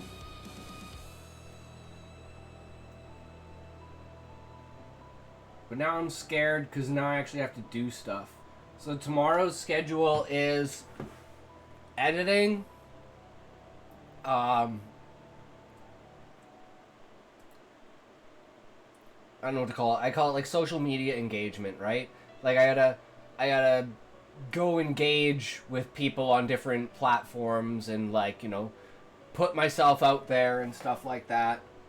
I gotta do structuring outline for Stoner Girl. And I kind of want to do, so what I want to do, you talking to people, I know, right? So I was going to get Callie to help me with that. Because, like, I go into people's streams, but I'm a lurker. I just sit in your stream and just chill. So it's like, it feels so weird going into the chat, especially being like, hey, I'm a streamer. Are you a writer? I'm a writer. Yeah, you're a writer? I love writing. Well, you want to hear my stuff? No. Okay, well, I want to hear your stuff. No. Well, fuck, what do I talk about now? No, I'm just saying, like, over the course of, like, 2 hours, right? You're trying to have a conversation with them, and it's like, well, what are you working on? And it's like, well, what are you working on? And it's like, well, I'm working on this.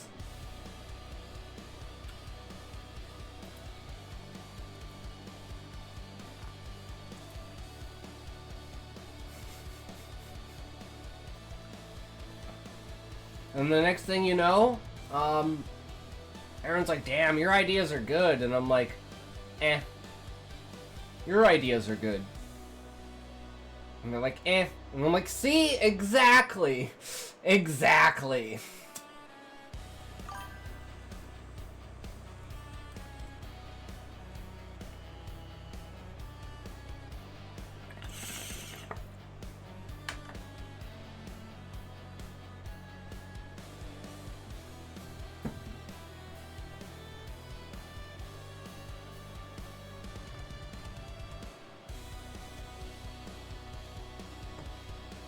I'm literally to the level, Queen, where I just want to be like, will you react to my story? Will you react to my story? And just be one of those fucking people.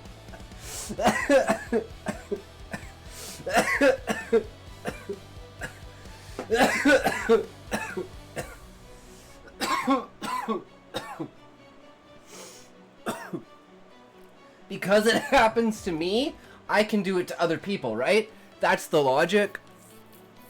That's the thought processing. That's the reality of it. Happens to me, therefore I do to other. Therefore, cycle continues.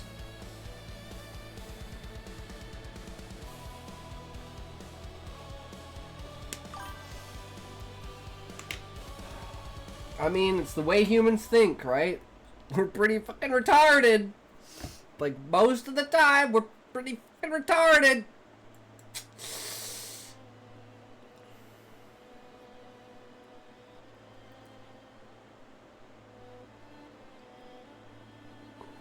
Okay.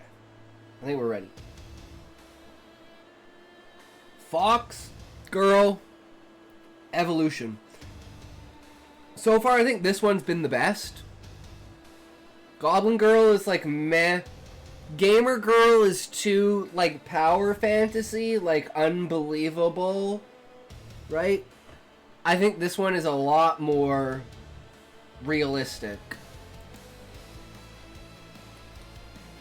I know kind of how that sounds in, like, a fantasy sense, but it's still, like, even in that fantasy, like, gamer girl, oh, she's the best girl in the world, she's the best player in the world, she's played this game forever. She knows absolutely everything about this game. Oh, well, now she's reincarnated into the game. Networking is hard, though, because making friends with other streams is difficult. They aren't always so welcoming to become friends with people. Yeah, that's why you gotta find the people that you vibe with, right? And it's like, I went through and I pretty much cleared my following list because I was following 2,000 people, and I couldn't follow anyone else. I was like, why can't I follow people? And I was like, oh, my list is full. Yeah. Which is fucked up because the only person I actually watch on Twitch is Asmin. Everyone else is like, I would just follow them because I'm supporting them. And if they're online, then I'll raid them or I'll go and watch them if I'm not watching Asmin. Or I'll have them in the background chatting with them while I'm watching Asmin. But Asmin hasn't been live the last 3 days. I've been like, what? Well, that's a good thing, because I've been lying in bed fucking dying, so, you know, I didn't miss anything, essentially.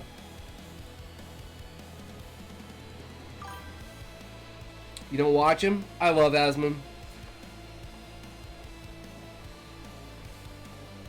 He's the only person I know who actually is the person who speaks their mind, and their mind isn't fucking retarded. I'm like, everything he says, I'm like, yeah, that makes sense. I see how you came to that conclusion. I may not agree with that, but I see exactly where you're coming from. And I agree that it is, you know, Terrorizer. Never heard of him. Who is that? Terrorizer. What content do they do?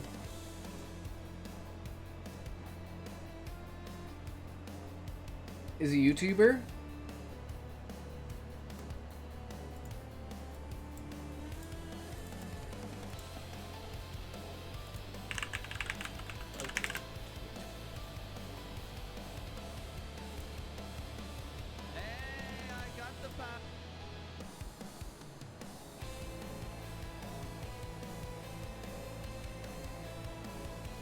It's like specifically like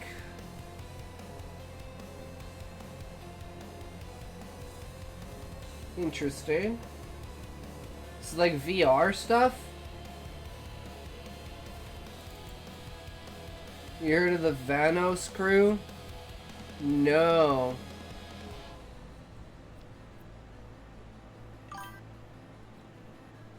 No, he does do VR stuff.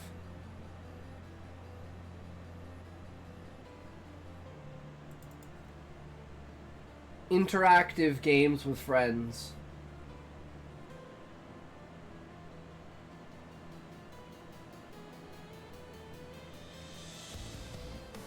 Yeah, I could definitely see how it would be extremely popular, right? It's definitely one of those things. But that's catered to like a younger generation, right? Like, if I was like 22, 23, I would probably, like, that would be my content, right?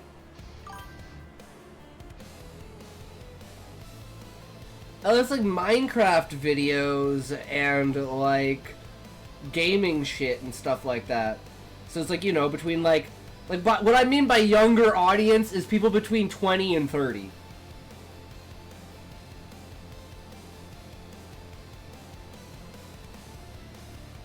Like, they look like they're, like, kids that are born after 2000.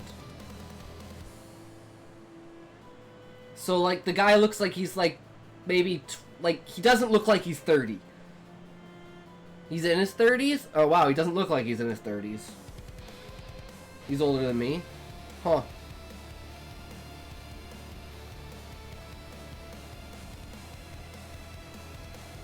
I guess I'm just more sophisticated. Because, well, it's because my content is like science, history, conspiracies, fiction, space. Click on his most recent video.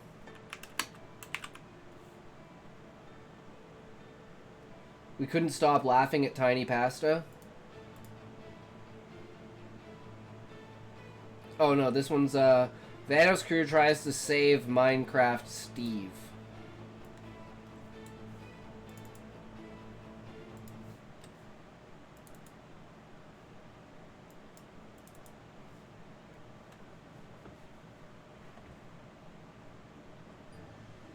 Oh damn. Oh, swords! This is cool. look at the Minecraft. It's Mein Kampf. Look at Mein Kampf here. Pastor is Mein Kampf. The red armband is Yeah, willkommen. music right now. Willkommen zum Mein Kampf. It's great with the blocks and the Jews. I literally just hit E. Why do the zombies look like that, bro? They're all flexible. Ooh, I like the noises. I can hear your swings in my ear. I don't like it. You should. Nice. We all have the same gameplay audio. The box is up here. Mind you, everything is the box. Okay, This kind of reminds me Oh, they got the music. Is this Kino Detroit? Yes, it is. Yeah, it actually Yes, is. it is Kino. It is Kino. You spotted it. Yeah, very good. So I mean, what a way to start the fucking video. Does he Talking blow? about Nazis. Yes, he does. I'll get him. Itch. Ooh, another one, Ken. These guys are strong, man. Yeah, they actually blow. Is it creep around? It's a creep around. Oh, Nice. creep around. No, Tony. Why'd you revive Very normal for Terrorizer. Why would you revive me? The timing was amazing.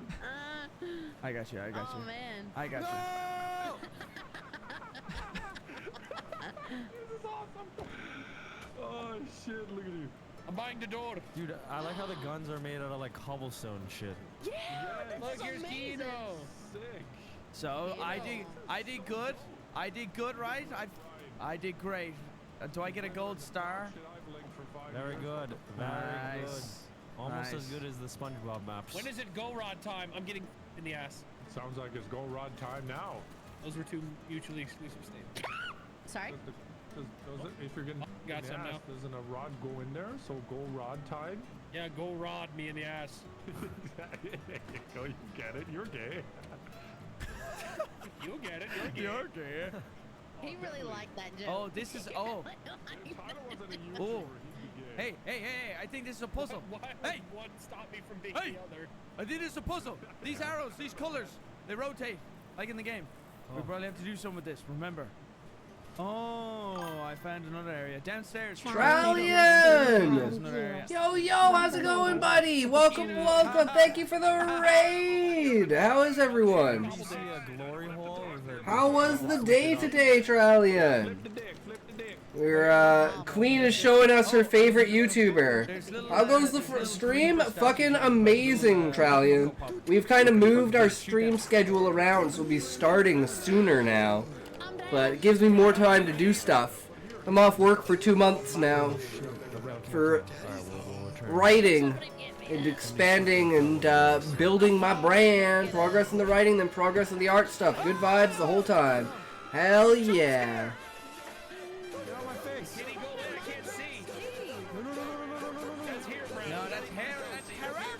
But welcome everyone, I'm Intoxication!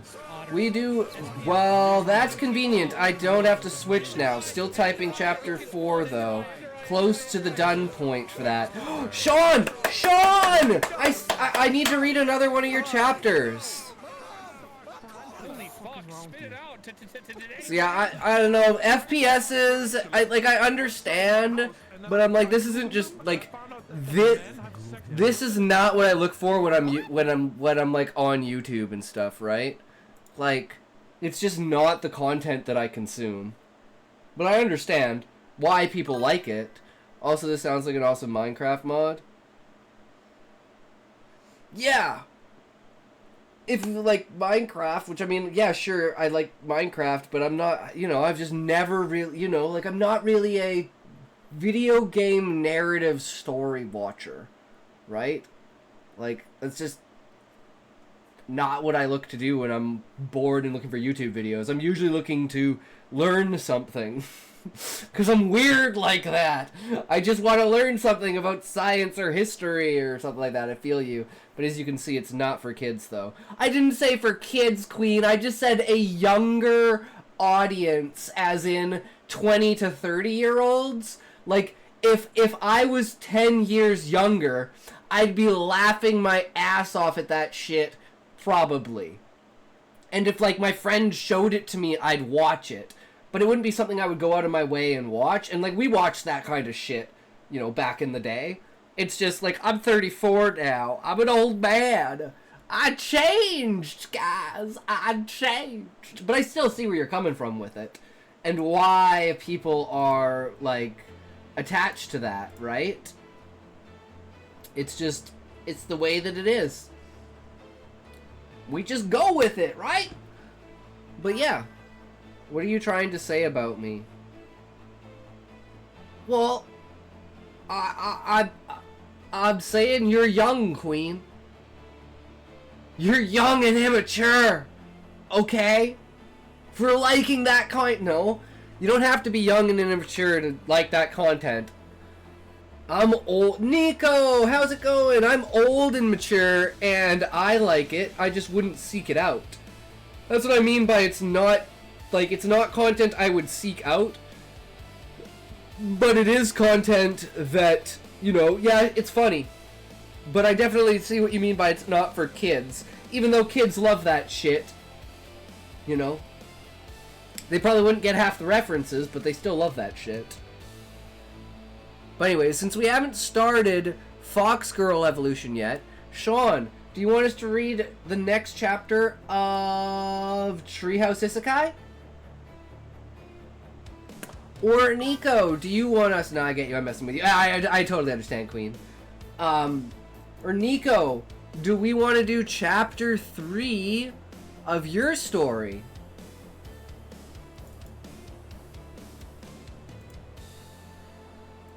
Sean's is probably a bit shorter, so let's do Sean's.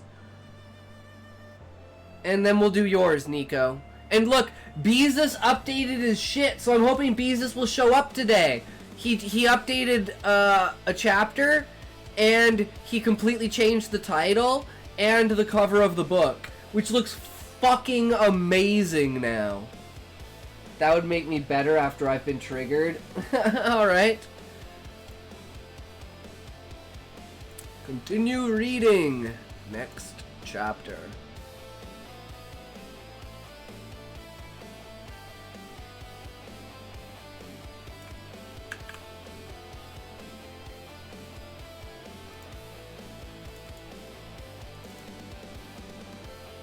There is Sean, way up here at the top with the champions.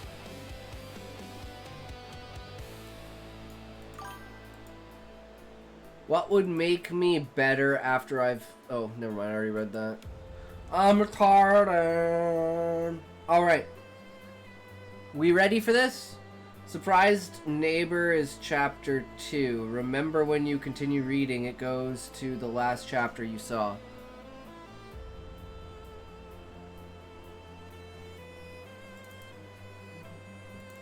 Wait, this is chapter 2, right?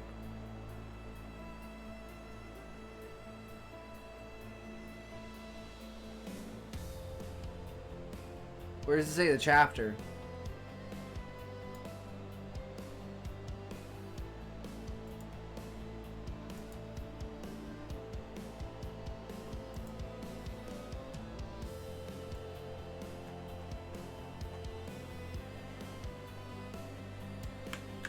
Okay. So we're on chapter 2, right?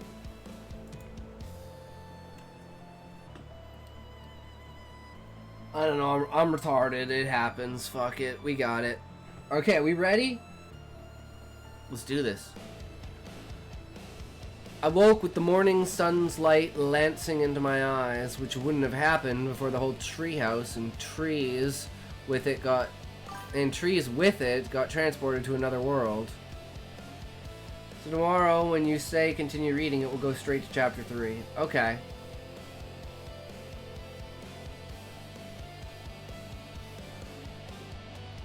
And trees with it got transported to another world. Nevertheless, I stirred and froze as my hand touched the ample chest of my bedmate, whom I had miraculously forgotten was there. She let out a pleased moan and slowly opened her eyes, only for them to practically bulge out of their sockets, seeing my bare chest on full display, laughing at the sight. I then called out, "Good morning. I take it you also somehow forgot about me then. Better get up and start the day. I'll shower real quick, then show you how to work the shower so you can wash up too. Once I've got you sorted and mind your wound, try not to get it overly wet, but I'll start breakfast while you're freshening up. Don't worry about using the soap and shampoo.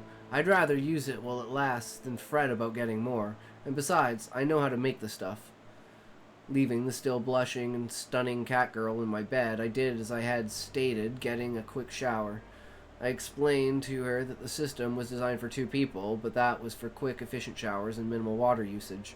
She marveled at the shower, having not had time to examine it the night before, while I went off to cook us a healthy breakfast.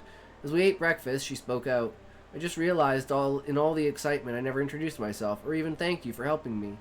It's so weird thinking a man saved me instead of the other way around. Anyway, thank you very much for helping me. My name is Marta, 5th daughter of the House of Sprana. So technically I'm noble, but with no chance of inheriting anything. Truth be told, not much chance of getting a child either, unless you'd consider taking me as a breeder, that is.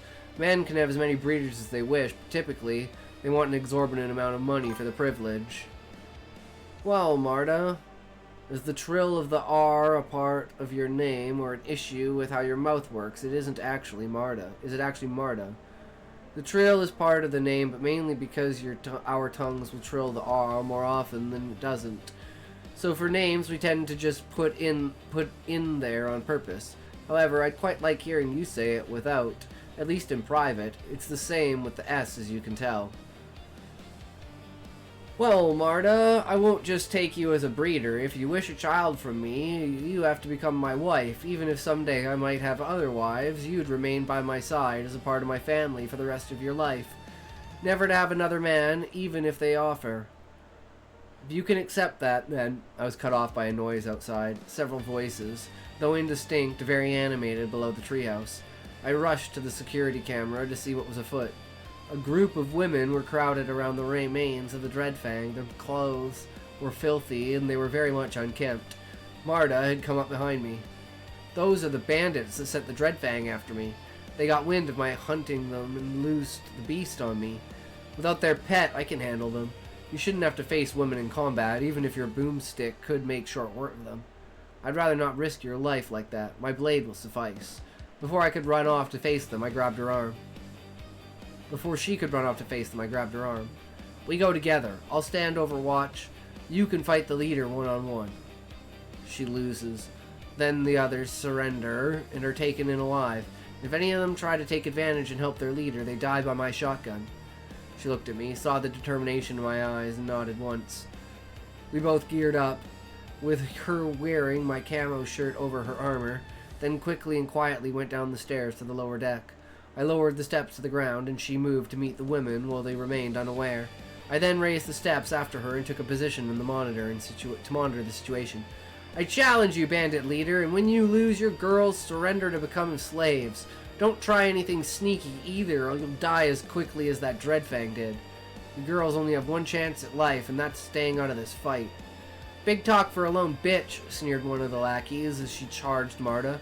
One shot from my shotgun and she dropped. As I said, you only have one chance to live. Stay out of the fight and hope she loses. Because he won't let a single one of you live unless you're bound. That was all the proof they needed. As all but the leader dropped their weapons and moved to a respectful distance. The display of destructive might as their companions had exploded into the shower of gore that had cowered them all, even the leader, who I suspected simply wanted to surrender to at that point, but some sort of honor must have kept her from standing to fight. I've seen demonstration bouts of swordplay before, but where the bandit leader was brutal and unhinged, Marta was elegance itself. It was effortless for her, even injured as she was, to dodge and parry the strikes of the criminal. And in less than a minute, Marta's blade was stabbed through her heart. She gave the sword a brutal twist and kicked the other woman off her blade. Now the rest of you face the tree trunks with your hands on your heads and wait to be bound. One twitch in your head will be only so much pulped meat. I bellowed at them all, and they hopped quickly to comply. I tossed a pack of handcuffs, police grade, down to Marta. You can use those to bind their hands behind their backs. They ratchet closed so you can make them very tight without causing harm. Just push them through themselves to open them, and they've got the key to unbind them later. And I've got the key to unbind them later. No chance of breaking those either. One of the girls whimpered at my cold, authoritative tone. Never knew a man's voice could make me quiver in fear. Wish he was speaking softly to me instead, you know. Shut it. Talking about a bloke what's not got a problem offing you. And I can do it too. Ain't even a lick of smart, you Daisy. I'd suggest doing as she says, Dizzy. Hissed Marta. Sheesh. Can you blame a gal for liking the sound, if not the tone? It's not the liking, it's the talking, Dizzy. Mayhaps that's your actual name. If so, your folks knew you were brainless when you were born. Marta wasn't amused of the in the slightest, it seemed. Once the last of the women was cuffed, Marta tied them to a line and decided I wanted these gals off my land ASAP. I grabbed the parts of the Dreadfang from the cooler, put them into my go bag, slung it onto my shoulder, and started down the tree. When I was halfway down, I froze at the sound of a deep, slow voice nearby. What's this? Last time I woke, there wasn't so much as a sapling here. And that was not more than 40 season cycles ago. Yet these trees are every bit of 60 season cycles or more. Moreover, I don't know their species, and there's something suspended between them. I'd be displeased about that normally, but it seems to make them stronger somehow. But what's all the racket? Marta spoke out. Great tree ant! I apologize if we've woken you from your slumber. These bandits didn't know when to quit, and my friend, the man up in the trees there, has a loud, powerful weapon. He's only used it twice, once to kill a Dreadfang, and once just now to kill a bandit who tried attacking on a turn. My friend and the tree and the trees he lives in were transported here somehow. But he doesn't make a habit of harming or moving trees. I will move trees, actually, if they're young, and... Oh. You're so mean to me! Oh, my knees! My back! I'm an old man! I can't do nothing but bend for the masses. You guys just want to see my ass, don't you? Fuck it. There's way too much in here for this to do over with. I believe that you have way too much to spend to use. This could keep me on my back for days. You guys never do it properly, though. It's supposed to be in tandem, isn't it? Get me really tired from chair dancing, get me to take a toke, and then get me to stand up, and then I'll fucking pass out. It's like a hack or a cheat code. You just gotta find the right combination of inputs. Or it definitely ends. It definitely ends with a brown. It either ends or starts with a brown. That will make you feel good. Oh, stretchity stretch, stretcheroonies, Aruna, stretcheroony daisies. Woo-wee. Oh.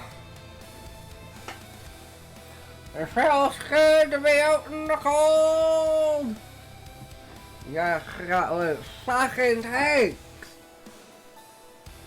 I will move trees, actually, if they're young and would be better served growing elsewhere. No sense stunting a young tree's life if I can move it to a better place and expand the woods in the bargain.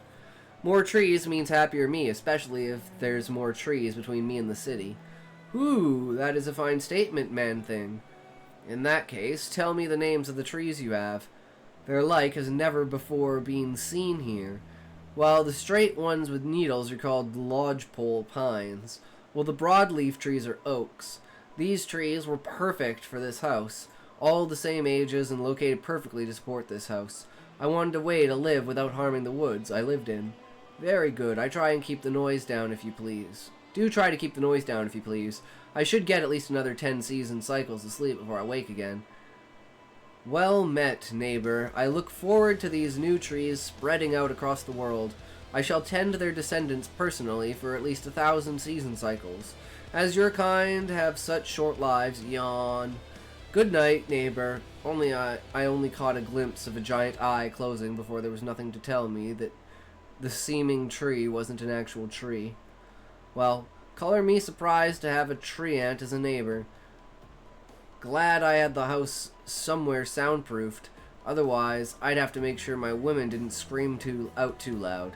Marta blushed at that, but also smiled. So I got the Dreadfang parts. Let's march these captives back to civilization and hand them into the guards or whatever. Still smiling, Marta took point and the captives marched on behind her, with me and my shotgun ready for anything. Nice. Nice, Sean. I love it. It definitely gets you into the story. Brings you straight into the edge, and you're like, oh, okay, they're in a whole new world. What's this whole new world look like?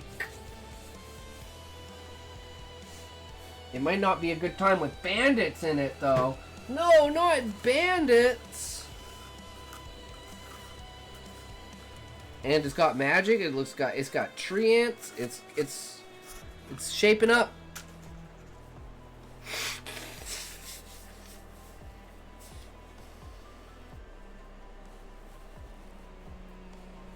Alright, Nico, you're up next. Let's go.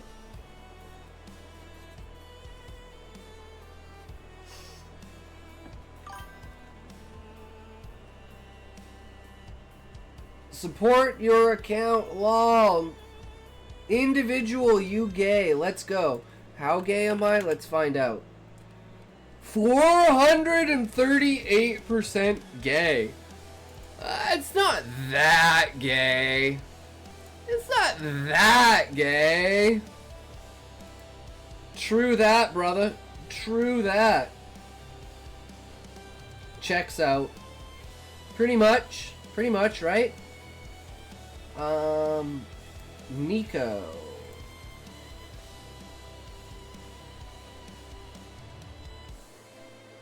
There it is. Oh, no, I keep thinking that's the wrong one. We need the PDF. Binding of Ashes.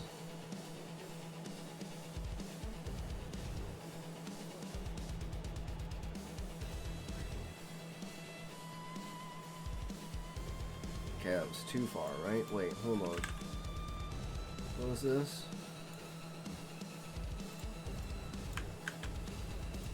Oh, it's in. I can't find it.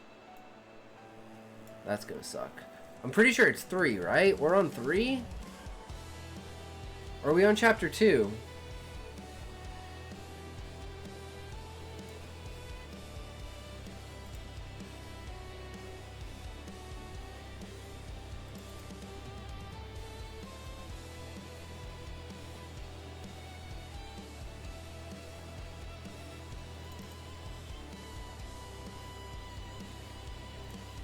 Well,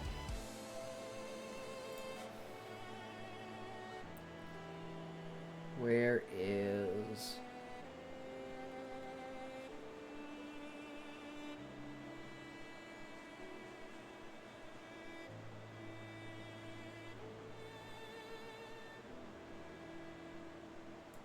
Is this it? No.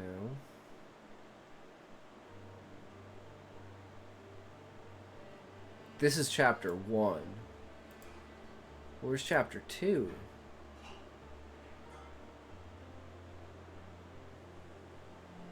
That's... Huh. Well, I guess that solves that. It's definitely chapter 2. No, no, okay, that makes more sense. Okay.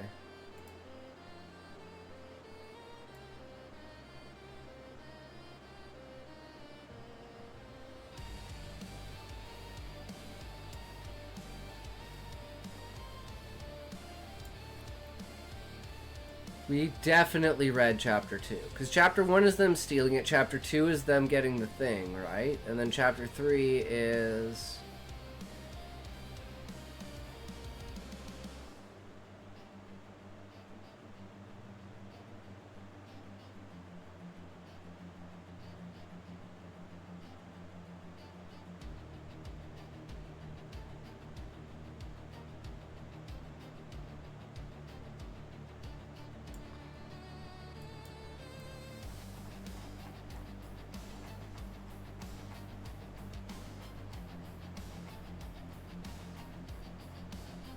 Wait, did I just... Yeah, okay. There it is.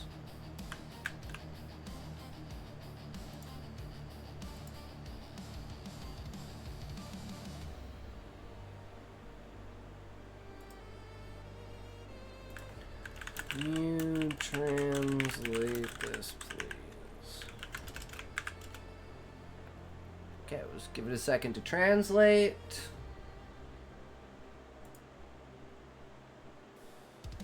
Rebirth of the Beast.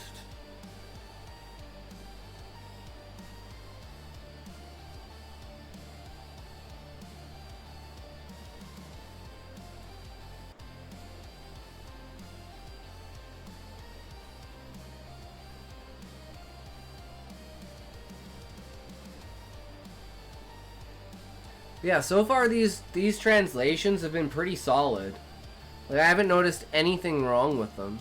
I don't know if there's something that I'm missing, like lost in translation stuff, because that's kind of something the Origin has to find. But... And I don't feel like it's missed any pieces of the story, despite, like, missing, like, let's say 100 words here and there. Because I think that just comes down to, like, the amount of, like, small things. Like ands, buts, ums, ers, you know, and like conjugation in different languages.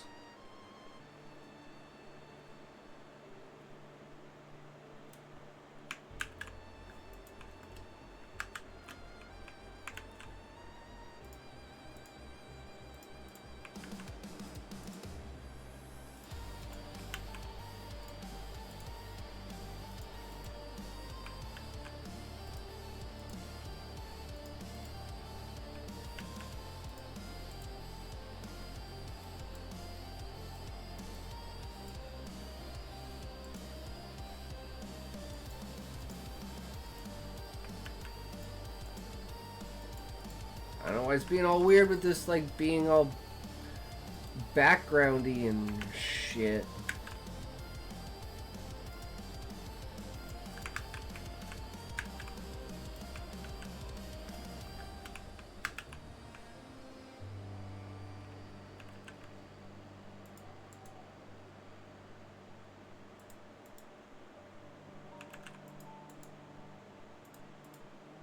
I don't know. It's just pissing me off. So I'm just gonna go like this. Let's see what happens if I just do this.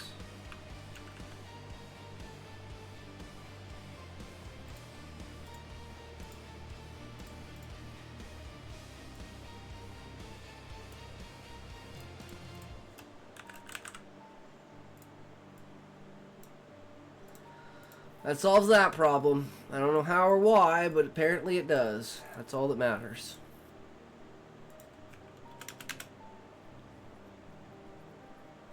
Alright. We're going to take a toke, and then we will get into this. Super ready. Let's go.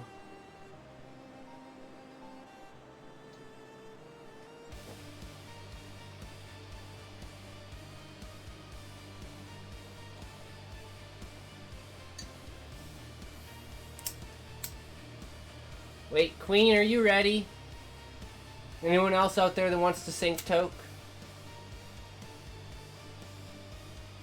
I'm always ready, says Smokey. Oh, hold on, I gotta grind it. Oh, wait, I gotta find my grinder. Oh, wait, I gotta find my weed. Okay, now I gotta grind it. Oh, wait, now I gotta find my rolling papers. Okay, well, I'm going. Go!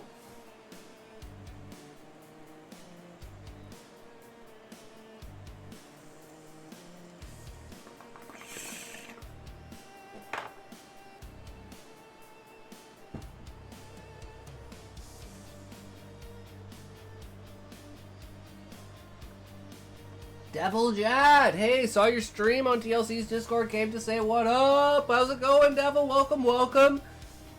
For some reason, the TLC check-in redeem is not working, but I appreciate it. Welcome, welcome. How are you? Are you a reader? Are you a writer? Are you a purveyor of stories? Do you enjoy creativity and imagination? Are you an explorer of the world of words? Welcome to the Intoxication Channel, where we do writing tips and tricks and reacts, commentary on political structures in order to enhance world building by combining and using real world, historical and modern and future ideas in order to create the ultimate tapestry of well-rounded characters, world, and plot. So it is good to have you with us, Devil. We are currently... Oh, it does work! Yeah, because it didn't work earlier, but I'm glad it does work. Okay, it's finally up there. It was being all weird and stuff, and I couldn't find it. So I don't know if it just had to refresh or something. But yeah, there we go. And this is Nico's story. It's a post-World War III apocalyptic story. And the scavengers of the world after the world has ended. Chapter 3. The Rebirth of the Beast. Several months after this accident, life had resumed for Den. They had managed to sell the Jaguar for a substantial sum, so they didn't have to worry about anything for the entire year ahead. However, the temporary loss of his mobility still frustrated him more and more. That day, the sun was setting over Scraps Land, casting an orange light on the rusted containers in the makeshift market stalls. The air was thick with mingled smells of dried meat, fuel, and metal heated by the day. Den was sitting on a crate, his crutch leaning against the still painful leg. He watched the comings and goings of merchants, scavengers, and roamers returning from expeditions, all loaded with bags of gear and promises of fortune. Despite the throbbing pain in his leg, he remained attentive to the conversations, the whispers circling around. That's when a burst of voices caught his attention. "I'm telling you, they're gathering!" Den turned his head. A group of traders and veteran roamers was gathered around a tin table where a bottle of local moonshine sat. One of them, an old bearded man with suntanned skin, pounded his fist on the table. Insisted, "The info comes from traders arriving from the Black Sea. They've been in contact with the ghosts of the Levant. They say the Trans-Asian pillagers are assembling in the east." A tense silence fell. Den frowned. "You're serious, Vadim?" asked another, visibly worried. "As serious as the rust on your gun, Sasha." He paused, then continued, lowering his tone as if afraid of being overheard. A group of ghosts from the Levant stumbled upon the pillager vanguard in ambush, somewhere in the southern dunes. But those bastards didn't scatter after the skirmish. No, they regrouped. "How many?" asked a young roamer. "Too many," Vadim said. Vadim shook his head. "And they were well equipped. Armored vehicles, rocket launchers, heavy machine guns." Den felt an icy shiver run down his spine. Pillagers usually operated in small groups, striking fast and vanishing just as quickly. But if they were starting to gather in force, that was something else. Another veteran, old, spat on the ground. "We need to warn the Pharaoh cities. If those bastards want to push through, they'll have to walk over us. Don't worry, old man. The ghosts of the Levant are already watching them. And according to them..." Vadim stopped, hesitating. Dan leaned forward, slightly curious. "According to them what?" he called out. All eyes turned to him. Vadim crossed his arms and sighed slowly. "According to them, there's a man uniting them." "Subotai," murmured another, as if the name burned his throat. Silence fell over the table. Even those who had been laughing and drinking minutes earlier had stopped joking. Den felt his heart tighten. Subotai the Falcon, self-proclaimed prophet of the Horde. The man who had managed to federate the pillager tribes, the Junkers and the barbarians of the steppes. If the ghosts of the Levant were right, then it wasn't just a band of madmen stirring in the east. Somewhere in the desert of the Levant, the wind blew like a hungry snake, whipping up swirls of burning sand that lashed the skin. The Levant desert granted no respite to those who dared cross it.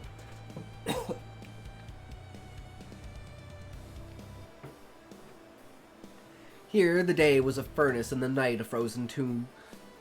Perched on a solitary dune, Hussein Hamad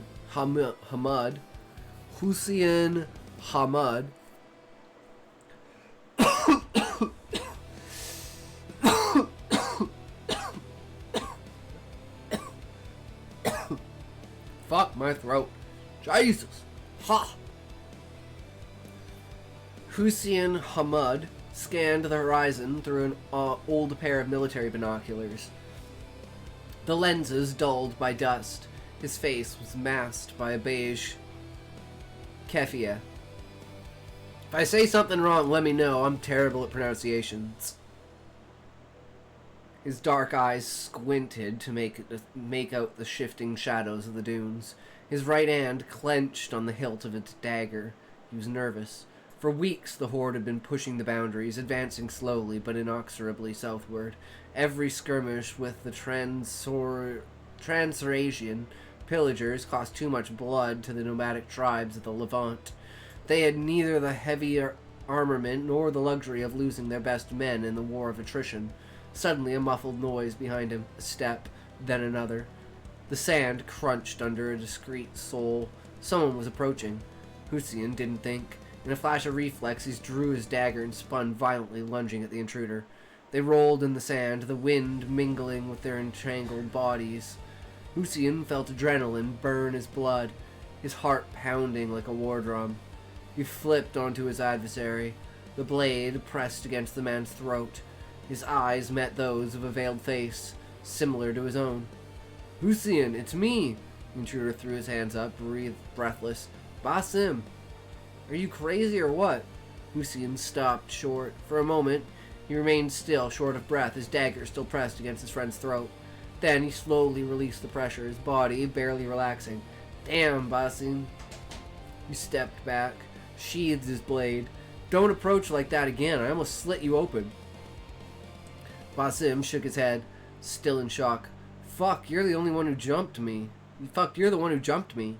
He stood up, brushing off his sand-covered coat, then locked eyes with Hussein. "Listen, we have a problem." Hussein didn't respond right away. He picked up his binoculars, sweeping the horizon one last time, where the sun was slowly falling behind the dunes.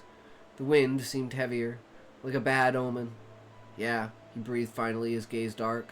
"I already know." The wind was blowing hard that night. It lifted waves of cold sand, howled through the dunes, slapped the covered faces.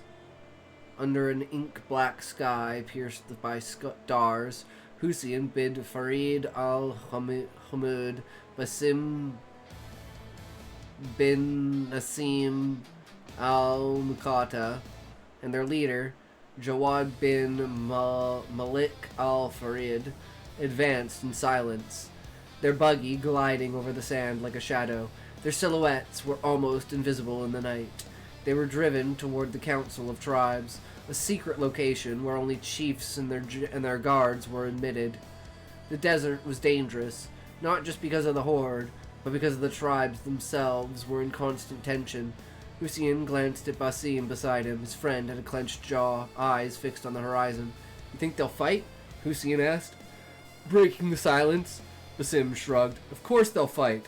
Jawad al-Farid, their leader, who was guiding the trio, let out a slight hoarse laugh. The ghosts of the Levant spent more time challenging each other than fighting their enemies. Hussein and Basim exchanged a knowing look. Honor duels were part of their culture. Disputes between tribes were settled with steel and blood, and often councils ended with fewer chiefs than they had started. Hussein fixed his gaze on the horizon. In the night, the stars shone coldly. They all knew why this council had been convened. The ghosts of the Levant had never united under a single banner. They were a free people, a proud people, who preferred the solitude of the dunes and the chains of power to the chains of power. But this time, the enemy was bigger than them. The Transurasian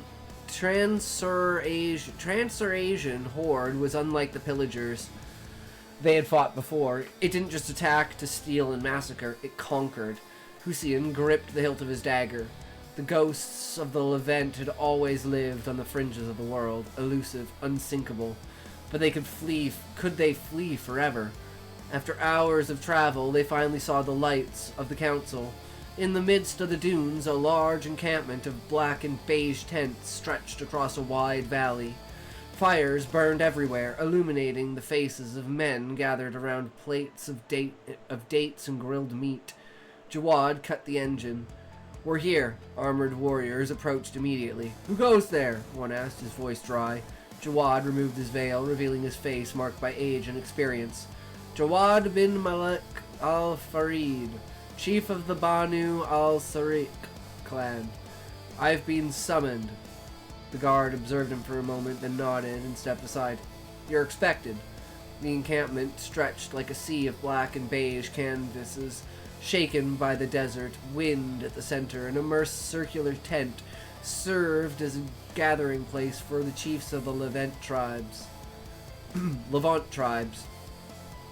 Warriors entered without visible weapons, but everyone knew each carried at least a dagger hidden under their clothes.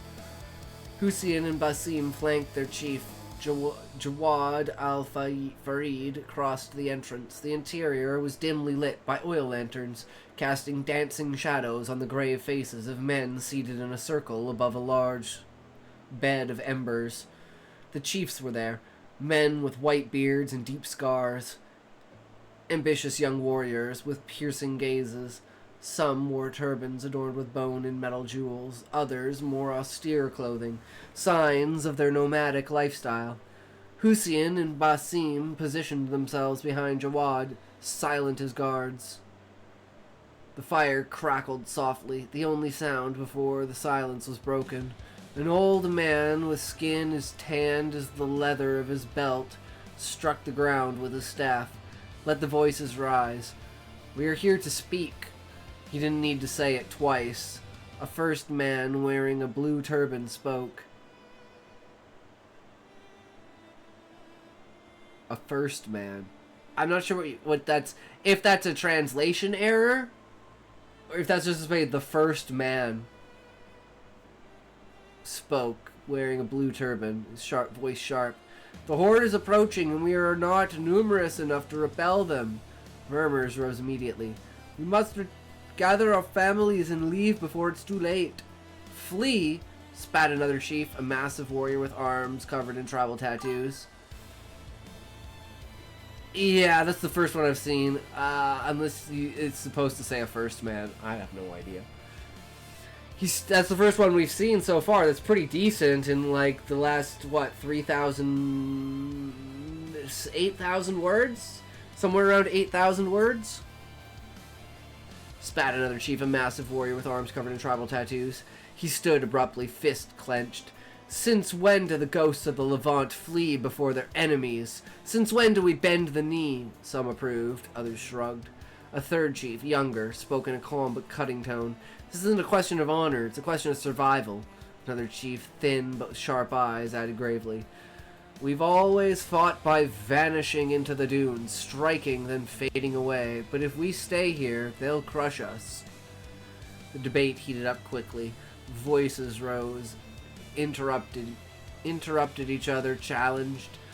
Hussein glanced at Basim. Looks like a donkey market, he murmured with a smirk. Basim shrugged. Always the same. Silence, exclaimed Jawad. Only the chiefs have the right to speak here. Until then, Jawad had remained silent, listening. Then he raised his hand. The hubbub subsided. In a grave tone, he declared, "The Horde is not an enemy like the others." The chiefs turned their gazes to him. "We've fought pillagers, invaders, kings, and empires, but never have we faced a man like a Subotai." The name was met with a heavy silence. "He doesn't just want to pillage us, he wants to subjugate us." A murmur of disapproval rose in the tent. "So what do you propose?" asked one of the elders. Jawad inhaled slowly. "If we fight, we must do it our way. Not by holding territory we can't defend, but by becoming what we've always been meant to be." The gazes lit up. "Ghosts," Jawad finished in a breath. "We must erase our tracks, disappear into the desert, and strike from the shadows. Weaken them, force them to fear every shadow, every silence." A murmur of appreciation ran through the assembly. The idea appealed. An old chief with eyes black as night spoke. "And if we fail?" Jawad turned slowly toward him. His gaze was as sharp as a blade. "Then we die as free men." A heavy silence settled after Jawad al-Farid's words. The chiefs scrutinized each other, weighing the gravity of his declaration. Then a fist struck the ground, loud as a thunderclap. A first voice rose, vibrant and assured. "Ashat Hyat al-Muharibin. Long live the warriors." Second chief immediately echoed. "Ya al-Rijal al-Ahra. Glory to the free men." then a third, then a fourth, until the entire assembly roared with one voice. The Fedayeen will not yield. Daggers flashed in the air, the gleam of blades reflecting in the trembling light of the lanterns. Yahya al-Rijal al-Ara. Cry became a hurricane. Hussein felt his heart race. Glanced at Basim. For the first time since their arrival, his friend was smiling. Looks like the decision is made, he murmured. Hussein nodded, clenching his fist against his chest. The ghosts of the Levant would not flee. They were becoming what they had always been, elusive shadows, sandstorms carried by the wind. And soon, the Horde would learn that one cannot capture what exists only in legends. The guards raised their daggers in turn, joining their voices to the chief's roar. The desert that night had chosen its side. Shortly after the end of this first council session, Jawad al-Farid withdrew with his guards. With a discreet signal, he indicated for Hussein to follow him. Basim stayed beside, observing the scene, but he knew this conversation didn't concern him. Once out of earshot, Jawad stopped and turned to Hussein. His gaze, hard as the stone of forgotten mountains, left no room for doubt. Hussein, I have a mission for you. The young warrior kept his composure, crossing his arms. Speak plainly. A thin smile crossed Jawad's face. Jawad's lips. That was one of the reasons he had chosen him. Hussein never asked useless questions. You're going north. Alone? Hussein didn't flinch. Why? You're going to warn the tribes. Make them understand the approaching threat. Hussein was crossed by a fleeting doubt. The northern tribes were not allied with the ghosts of the Levant. They were sometimes merchants, sometimes mercenaries, but never brothers in arms. They'll have no reason to listen to me. Jawad nodded. They'll listen when the Horde is at their gates. But if we wait for that moment, it'll be too late. He paused, the desert wind howling softly behind them. Then he added in a graver voice, if we manage to divide their forces, we'll have a better chance of survival. Jawad raised his gaze to the nocturnal horizon. Where the sand blended with the skies. Europe possesses destructive power 1,000 times greater than ours. If they manage to break the Horde, we'll bury their remains in the sand. Hussein felt his breath slow. This wasn't just a spying mission, it was an attempt to influence the war itself. Alone. He would have to travel hundreds of kilometers through the desert of hostile territories, negotiate with chiefs he didn't know, convince wary and proud men. And if the Horde was already on the move, he would be one of the first to cross their path. Hussein nodded slowly. I'll go. Jawad smiled slightly, then extended a firm hand. Do what you do best, Hussein bin Farid al-Hamid. Hamoud. Become a shadow. Somewhere west of what was once Kazakhstan, night was falling on the steppe. And with it, the promise of chaos. The encampment stretched as far as the eye could see. A sea of tents scattered like a frozen ocean under the trembling glow of lanterns. Thousands of warriors massed there, men born from nothingness, forged by the void, their silhouettes outlined in the shifting shadow of the fire.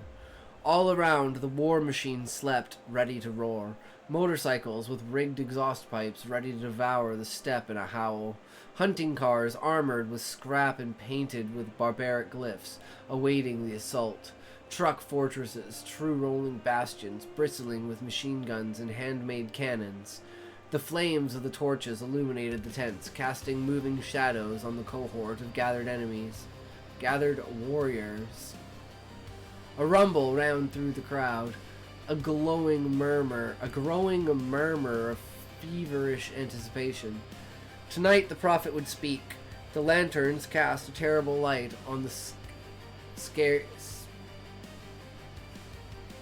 scarred faces of the warriors. All had gathered at the center of the camp, where a makeshift platform had been erected, onto which a man climbed. Subotai the Falcon, the prophet of the Horde, the one who had unified the pillager clans of the steppes, surveyed his army, a mass of barbarians in studded harnesses with raised weapons. In his glory, chanting his name like an army of the demons wide.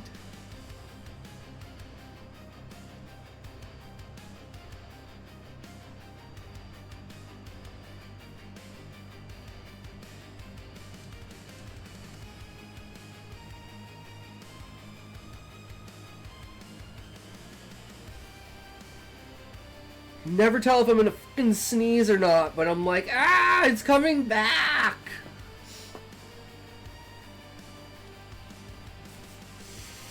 I thought I was over this.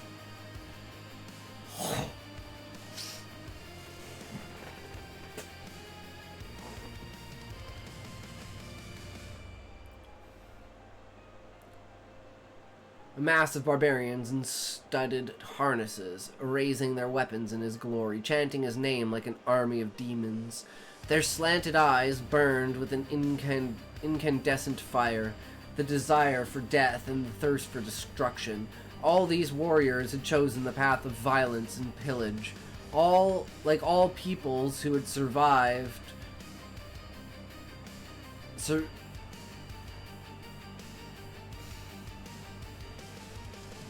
Yeah, there's some translation shit here. Survived in themselves. But with Subotai, to excite their instincts, the Horde had become a walking cataclysm. Subotai raised his fist, and all held their breath. My children, we are the Horde. We are born, forged to the crucible of war, and tempered in blood. The sedentary people of Europe cower behind the walls of their fortress of abundance. He paused, letting the crowd absorb his words. We will sweep over them, raze their cities, and seize their treasures. The crowd stirred. The men raised their rifles and blades, responding with an enraged clamor. I am Subotai the Falcon. I am the voice of the future. The gods of the sky bear witness. I will lead you to paradise. Popular fever exploded. With one voice, the warriors chanted his name, pointing their weapons to the sky. Many bullets fired toward the celestial vault. The Horde was on the march. Europe would burn.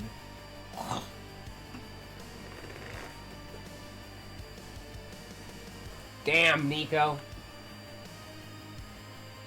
What an image you paint. I love how you just jumped to the other side and just started going with it.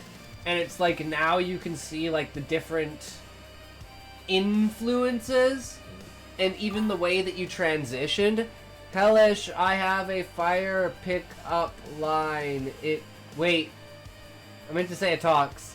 Callie, you're not in the right mind. I have a fire pickup line. It goes like this. Hey girl, are you skibbity toilet? Because this pickup line is under construction.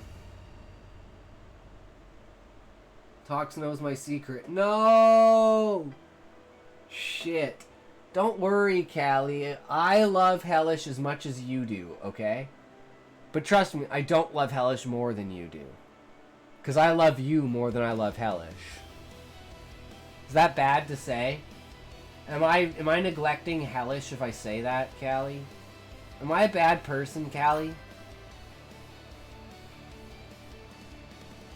I've known him longer, but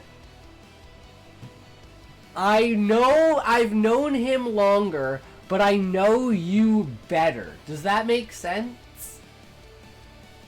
Right? Like, I know you better, but I've known him longer. Because you're always here. I only see him every once in a while in his stream because I just don't have the time zone availability when it comes to work, right? But now I do. So, yay! We're gonna have ads in a second here, though. But how was your sleep, Callie, now that you're back? Are you feeling refreshed, good sir?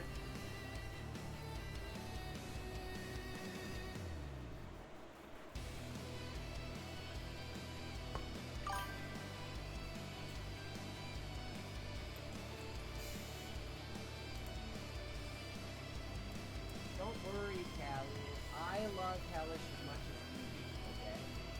But trust me, I don't love Hellish more than you. Because I love you more than I love Hellish. Is that bad to say?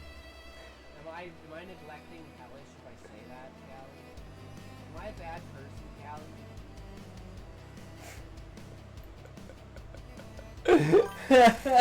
My handsome prince, Fireblade, how's it going? Welcome, welcome. How are you? How is your day going? It is fantastic up in here, brother. We're having a good time. We still gotta read Fox Girl Evolution, though. I am doing fan-fucking-tastic. I don't know how we killed 4.5 hours of the stream, and we haven't even read the longest story yet. I feel like I'm just time skipping. It's pretty amazing. Not gonna lie. I love it.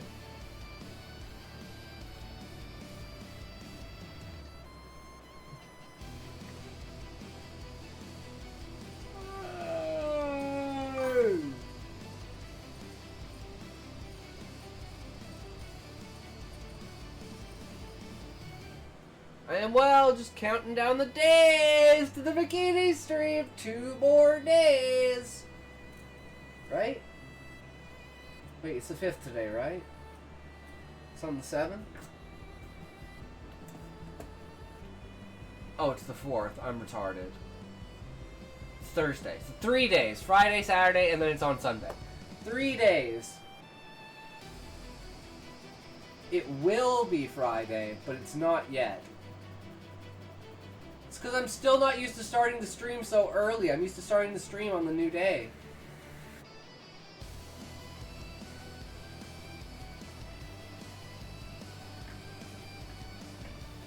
I mean, I was doing that for like frickin' a year. It's gonna take me a while to readjust my schedule. Oh. You're a work in progress. Where the fuck is Smokey?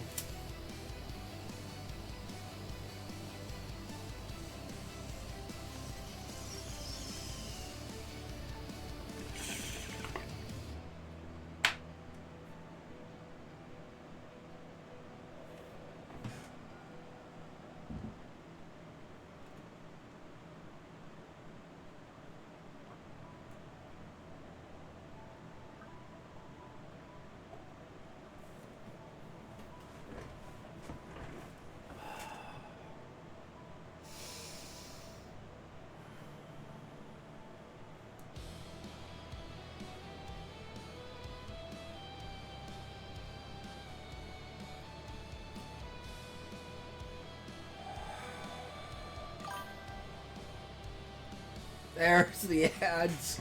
There it is. We all knew it. We all knew it was coming. There was no stopping it. There was nothing we could do. I'm not a preparer of this, but I will have to deal with it. It's like the cough. The calm before the storm is the toke, and then the aftermath. Toxic. I found a lewd Discord. No, Callie, but I assumed that you did.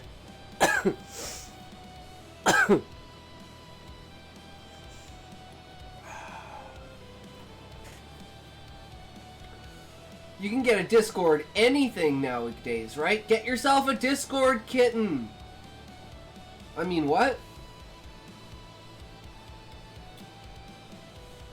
You need a Dommy Mommy. You need a Discord Cougar.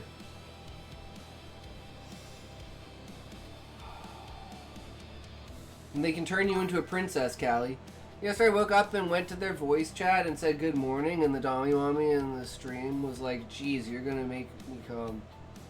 Nice. Nice. You have the silk in your voice, Callie.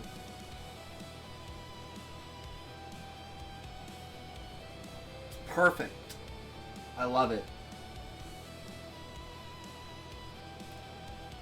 So, Callie, are you ready for Fox Girl Evolution? Thank you for your reading. No worries, Nico. I really enjoy the story. I'm looking forward to where it goes. It looks like it's definitely got some intense world building behind it. I want to know who this guy is. You've really established a villain here. I like it.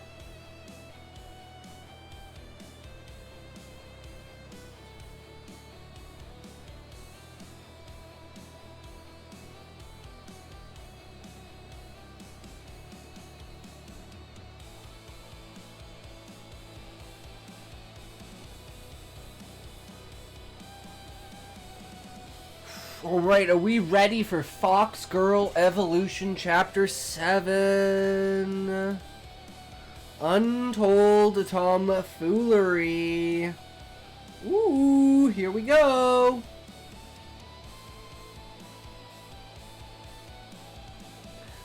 Deliberately blocking the path of Sons Chosen.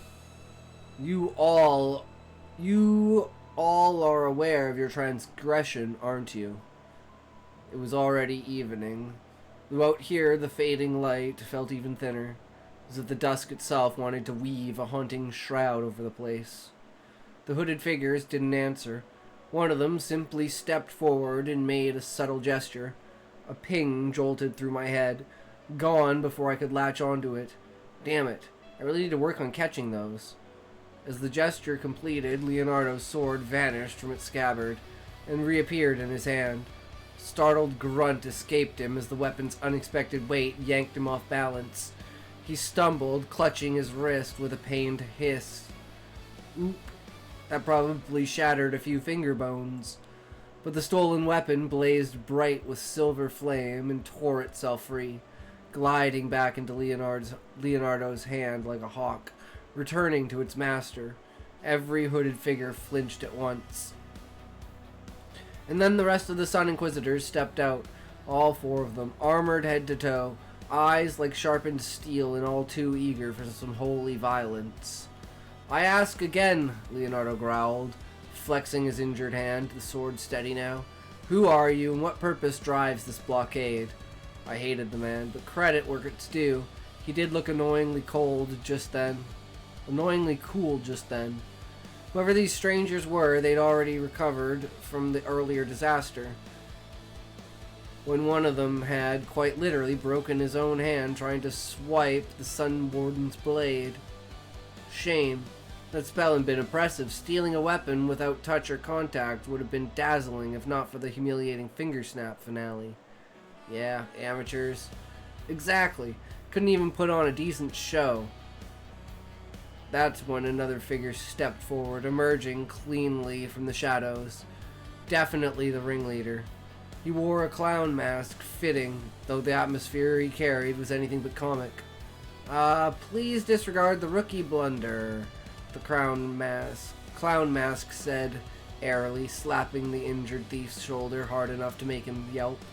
Still polishing the new recruits. Now, apologies for the roadblock. We simply require something you've acquired. Something that belongs to us. He rubbed his gloved hands together. What even was happening anymore? You blocked the sun's path, Leonardo countered, his voice like forged ice. Knowing who we are, knowing our mission was covert, yet you intercept us precisely here and now. You've been watching. His deduction was sharp. Clown Mask shrugged, clapping slowly. Not obligated to confirm or deny, am I? Leonardo lifted his blade, radiant aura flaring like sunlight breaking free of cloud. Then don't mind me if I pry the answer out by force. His sword gleamed as he lunged. But before steel could meet mask, the first hooded figure, the one with the mangled fingers, threw himself in the way. He moved so fast I almost doubted my own eyes. Leonardo's blazing sword carved into him, tearing a brutal gash across his back. An agonizing scream tore through the woods. Why? Why the hell would he throw himself on the blade for a clown face? The answer followed quickly. The man twisted around, veins bulging, eyes lit crimson with a mad fire. His fingers elongated, curling into shadowy talons, as he lunged at Leonardo with feral hunger. And then the rest of the hooded figures followed, their movements jerky and unhinged, surging forward all at once. The clown didn't move an inch. He simply stood there, mask grinning and presence menacing. Well, they. While they. Why do we run into his they so many times? Or his hims? Or him hers?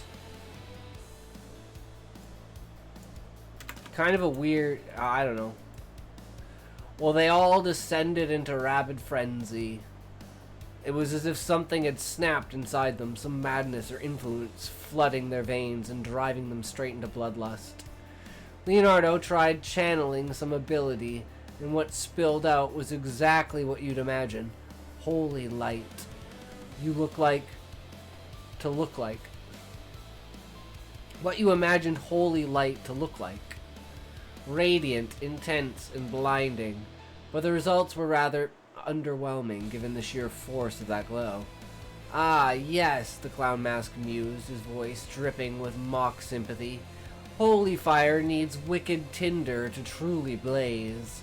Against the pure, or what's made pure, it's barely a warm glow. I couldn't see his face, but the smugness practically radiated through the mask. For the first time, genuine alarm flickered across Leonardo's face. What are these people? What foulness have you worked upon them? Once again, the clown replied smoothly. Obligation to answer remains optional, Inquisitor. Leonardo's expression hardened back into forged steel. His sword ignited, blazing brighter. A few more incantations, and he was once again a miniature sun. Radiant, aura pulsing, halo blazing behind him, lesser glows bolstering his allies. Agnes. Or Agnes. I'm not sure. Agnes. Leonardo barked, his voice cutting through the manic screams. Protect Inquisitor Julia and her familiar. Basil. Anchor the left flank. Percival. Hold the right. Let none slip past. Planted himself at the center. When a rabid cultist lunged, Leonardo's sword met them with brutal efficiency. Yet the results were unnerving. Deep gashes, torn limbs, near crippling wounds. The berserkers barely slowed. Pain seemed irrelevant to their feral frenzy, so something beyond just madness and resilience. Felt like something else was piloting their broken bodies. Meanwhile, my skull was ringing with the constant barrage of pings. Spellfire crackled everywhere, dozens of them going off at once. I couldn't lock onto every one, but I caught a handful. Enough to let my trait archive them for later. My abilities might be single target, but knowledge was still worth hoarding. Always. Then another ping hit, different. Tilted my head. Each direction carried the rough signature of where it came from, and this one wasn't tied to the fight at all. It was bleeding in from the forest beside the road. Huh? I probed the details. Detection, scrying, ritual. A ritual. Seems like it. Okay, before you flood my brain with entire spell architecture, I thought hurriedly, just analyze the damn purpose and give me the highlights. Lazy fuck. Excuse me for prioritizing battlefield efficiency over your technical deep dive. Now chop chop. Fine. Looks like... The name says it all. The detection scrying attempt. Primary function appears to be bloodline detection. And what does that mean? Still parsing, but it looks like the ritual's target is Julia. Wait, Julia? No idea for that. But it wouldn't be too far-fetched to assume these people's current target was Julia herself. Glanced back at Julia. She was glaring daggers at the clown, who was casually pulling the strings of these poor people, puppeteering them against the Sun Inquisitors. Helplessness clung to her like a second skin. Sure, she had unleashed those massive shadow tentacles earlier, but I knew the truth now, too. That strength wasn't hers. It came from external enchantments, not her own core power. If I were in her place, I'd be frustrated too. As for me, there wasn't much I could do here, not directly, but at least now I knew the truth. These people were targeting Julia.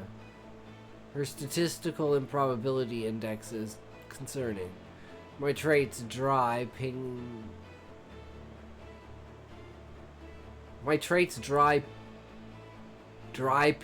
echoed my own unease. Yeah, no augment. Coincidences happen. Once, fine. Twice, unlikely, but plausible. 3 times in one goddamn day? That wasn't chance. That was a pattern, echoed in blazing neon. The worst part was that I was starved of knowledge. No context, no answers, nothing. I didn't want conspiracies, cults, and rituals. Just wanted naps and bacon like a proper fox. Not these conspiracy theories. Instead, I was pissed. Fine then, let's peel apart this ritual like before. Just highlight the most important spells in its weave. Ritual modification interface. Detection scrying. Core function. Utilize personal object biological essence. Blood, hair, teeth, skin. From a blood relative to pinpoint target location. Bypasses standard anti-scrying wards via kinship resonance. Core modifiable components. Bloodline analysis sigil. Tier 1 analysis spell. Identifies the target through genetic or spiritual resonance. Requires a material component linked to the family line. Spirit tether invocation. Tier 2 invocation spell. Creates a link between the caster and the spirit world to confirm identity. Acts as the ritual's anchor, pulling truth from beyond surface protections. Target conduit. Binding. Tier 2 binding spell. Connects the ritual's completed tether to the intended subject, in this case, Julia. All the spells in this ritual were tier 1 or 2, meaning every single one was modifiable. Twisting any of them should, in theory, nullify the whole thing, or at least erase the glowing mark off Julia's back. But that wasn't the full problem. If these lunatics were already throwing themselves at Sun Inquisitors, then they must have known Julia was in one of the carriages. The scrying wasn't to find her, it was to confirm, which made things tricky. Simply making the mark vanish wouldn't matter, neither would swapping the target like I did last time. I needed something sharper. Didn't you say rituals were inherently unstable? What happens if I deliberately tip this one over the edge? The collected energy would try to escape. Best case scenario, it pops like a firecracker. You walk away with maybe 4th degree burns. Worst case, it goes sideways and you win the magical lottery of tumors. Mutations or some other flavor of magic cancer. Fun. Ahem. What I'm saying is, ritual backlash is always chaotic. Predictability is off the table. So what could we actually do to destabilize it right now? Pick the most outrageous option you can imagine, something that scrambles the ritual's processing. Normally, I rewrite things to preserve stability, but I suppose I can turn that off for once. As a treat. My eyes glittered. My precious trait. It understood me. On such a deep level that I was almost verklempt. Never use that word again. Good enough. A list of modifications sprang into being for the Spirit Tether invocation. Enchantment modification interface, Spirit Tether. Target spell structure, Tier 2, Anchor. Available modifications. Phantom Proxy Anchor. Redirects Tether through a fabricated Spirit Proxy instead of the true Spirit link. Ritual result appears genuine but delivers false/decoy information. Success rate 98%. Reversed invocation gradient. Instead of confirming identity through the spiritual world, it projects the trickery's own resonance outward, briefly masking or altering the truth the ritual can detect, also allowing trickery to spy on them. Success 87%. Entropic Spirit Gate. Weakens the spirit world barrier during invocation, allowing hostile or undefined entities to piggyback into the tether. Success rate 73%. Let's pick that third option. Let's pick the third option. Me and Trickery spoke as one. Truly, our understanding operated on an atomic wavelength. It sounded like the battle had already kicked off. Good. Their turn would come soon. Daniel glanced at his companion, crouched in the dirt with chalk dust on his fingers. A neat circle had been drawn, and now Basil held a pendant over it, eyes closed, lips muttering steadily as a mill. 3 candles, each a different color, flickered at the perimeter, their smoke curling in uneven threads. Basil was a Tier 2 cultivator of the moon's aspect. Like most who carried the moon in their veins, he came packaged with the usual gifts: divination, scrying, glimpses of what lay beyond. At present, he wore the moon aspects draped as a druid. How long's this gonna take? Daniel yawned. Basil didn't flicker. He muttered, unwavering. Daniel shook his head. Divinators. Touchy as cats in a thunderstorm.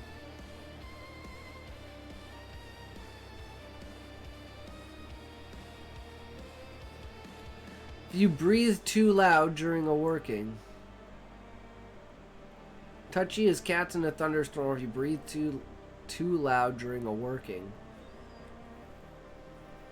Some of these sentences I'm not 100% sure about. I might be retarded though. I'm not sure. What do you guys think? Sometimes it's just reading a sentence out loud. Like if you don't read... That's why you should always read your work out loud, because you can figure out where things don't sound natural, and where like you basically run out of breath when you're like saying a sentence because there's not big enough like stop gap, right? Touchy as cats in a thunderstorm, comma. If you breathed too loud during, and then during a working. I don't know what a working is or what that's referring to.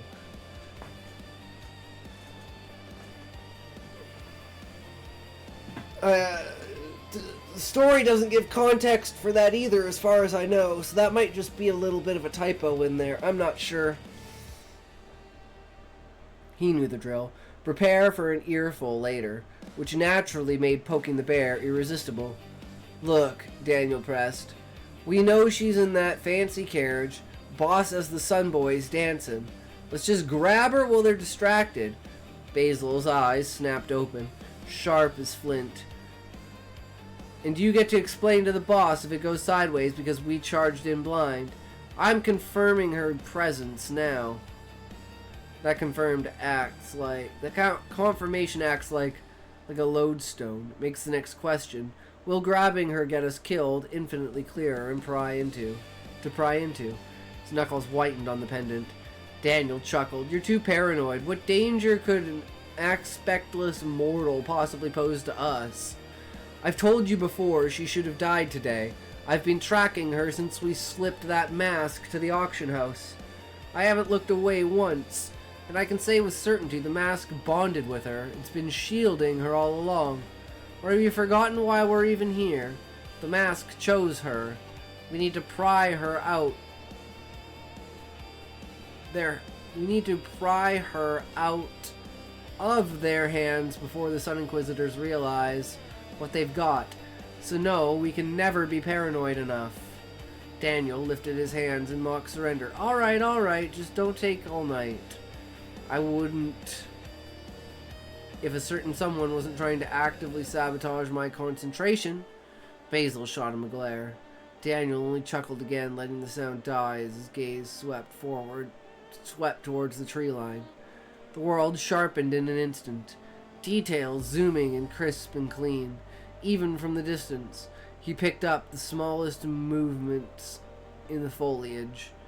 As a cultivator of the art's hunter's aspect, currently standing at Tier 2, as a tracker,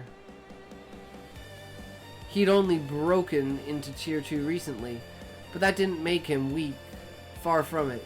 Hunters didn't idle well, and patience was not his favorite virtue.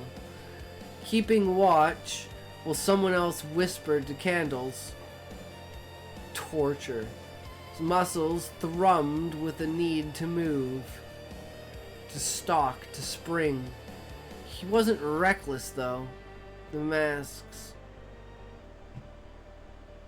mask's power was an unknown, a genuine threat, and the girl?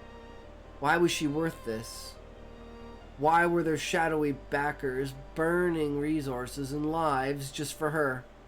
That he truly didn't know. First came supplying the girl with the mask, then waiting, watching for it to do something. Basil had kept an eye on her the whole time, tethering through the mask with consistent scrying. It was monotonous, really. The girl never got the artifact to function, never tapped into it properly. Eventually, she was simply walking to her death. But then Basil saw it. Something extraordinary. Death should have claimed her. Instead, it was averted in a way that screamed unnatural. That single moment was enough for him to sound the alarm. Oh shit, Author Amanda Lee! Thank you for the raid! Oh my god! Welcome, welcome everyone! How are you guys? How was your stream? Everyone go check out Author Amanda Lee.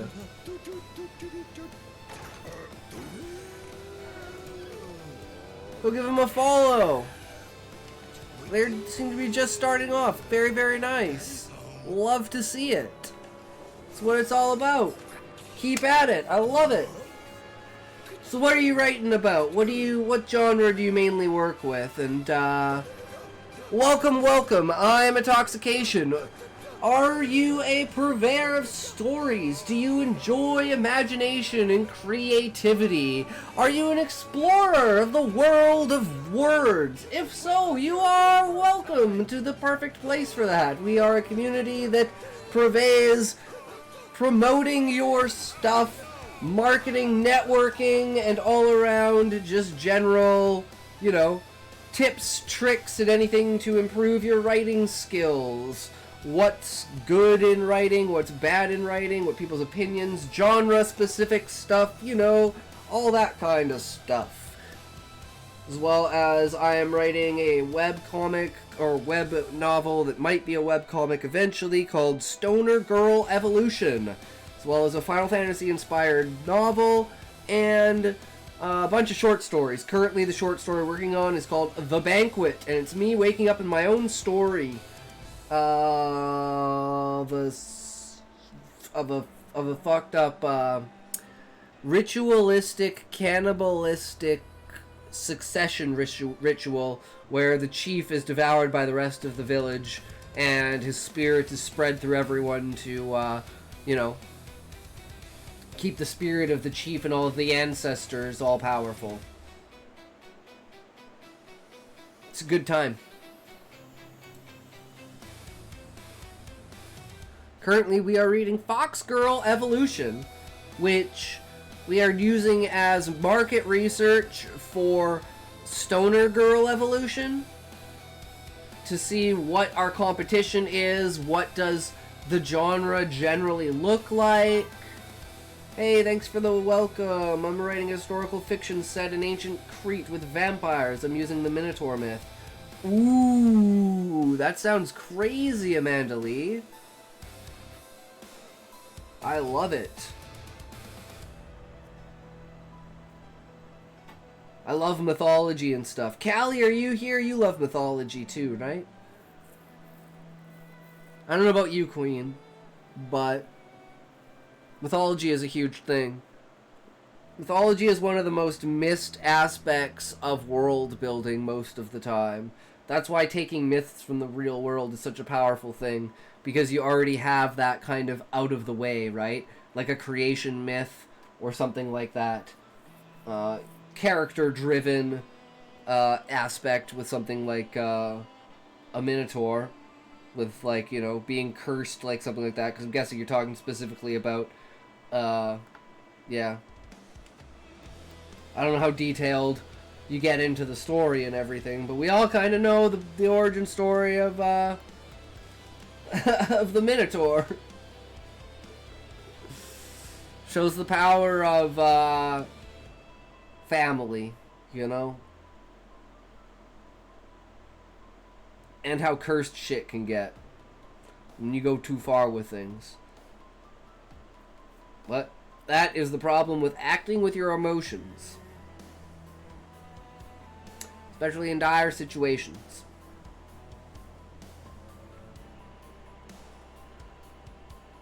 But then Basil saw it, something extraordinary. Death should have claimed her. Instead, it was averted in a way that screamed unnatural.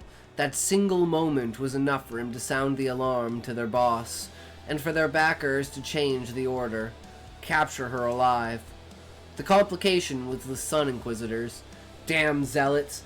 Even Daniel was caught off guard that she was tangled up with them, given her shady background. But he didn't waste brain power on that contradiction. Anything, it only proved she was a woman wrapped in secrets.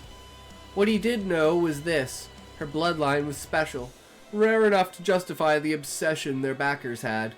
Beyond that, Daniel's own knowledge was frustratingly thin.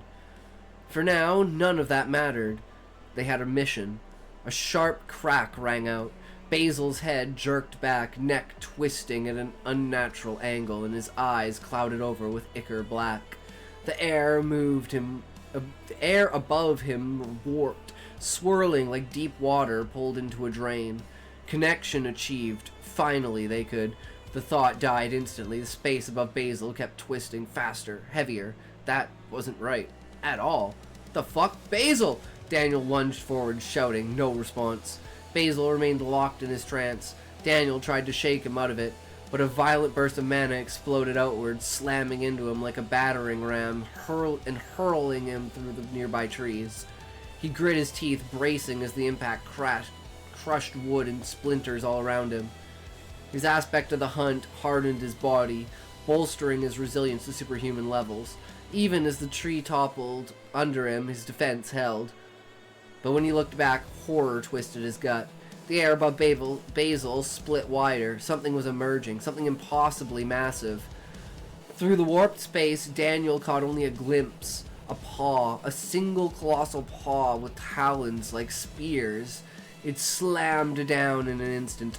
Basil's body popped under it like a mosquito under a thumb. Daniel's skull pounded with a splitting headache. Vision swimming as a gargantuan claw withdrew, taking Basil's mangled corpse with it as if he were nothing more than grime stuck to its talons. He shut his eyes immediately, forcing himself to breathe. Steady. In and out. Then he dove inward, pulling into his soul space. All four of his spirit organs were still intact, but each quivered, rattling as though struck by an earthquake. He swallowed hard.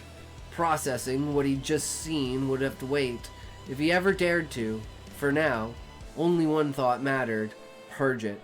Purge it fast, before the corruption had a chance to take root. Hunters like Daniel were gifted a particular knack, the ability to steady themselves. On paper, it sounded laughably minor.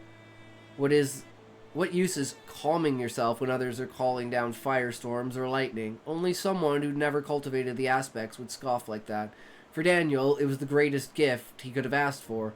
The number of times inner peace had saved his reckless hide from snapping, breaking, or going mad was absurd. Inner peace. The effect rippled through him instantly in his soul world. The shuddering of his four organs began to ease, their spasms slowing with every heartbeat. The invasive vines coiled around them loosened. retracting until they returned to their proper places. Daniel kept his eyes shut, breathing slow and even, refusing to surface for another minute. He didn't need sight to sense the endless white that stretched across his inner world. They said that upon reaching Tier 3, the blank horizon would change, shaped by all the cultivator had achieved and suffered, crystallizing into a unique form and from a unique ability. That was still a dream, far away. Right now, Dagger loomed too close. He dodged the worst of it by quick thinking, but Basil hasn't been so fortunate. Basil. Daniel clenched his jaw. He'd known him since the boss first recruited him. Quiet, reserved, but dependable. They'd gone from strangers to partners, then comrades in arms. To think it would end like this, but inner peace dulled the ache. That was its nature. It didn't just calm, it also detached, sanding down sharp emotions until they felt far away. Numbness was the price for clarity. So even after losing someone close, Daniel could keep his head, rational and cold, more useful. And right now, usefulness was required. Basil must have botched the ritual somehow. Daniel hated thinking it. Basil had never been too competent for rookie mistakes. But what else could explain a random monstrous entity manifesting exactly where the ritual was cast? There were no coincidences like that. Daniel pulled back from his soul world. His eyes snapped open, glowing crimson as his gaze locked toward the carriage, toward her. It all came back to that girl. She just died like she was supposed to. None of this would have spiraled out of control. No last-minute mission, no suicidal complication, no Basil smeared like the insect under some entity's paw.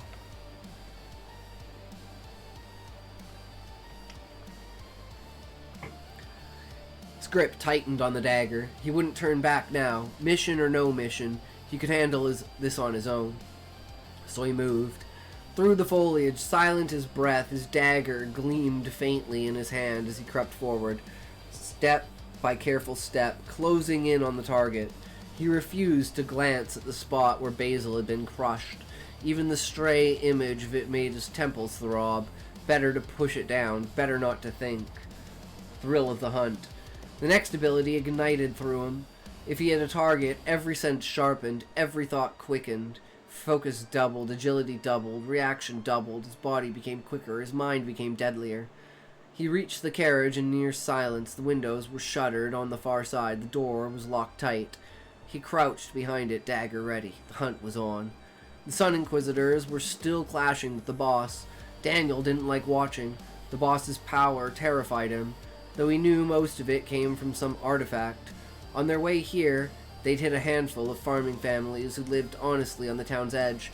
Their strategy was brutal but effective. Abduct them under artifacts' influence and use them as distractions. Inquisitors' attacks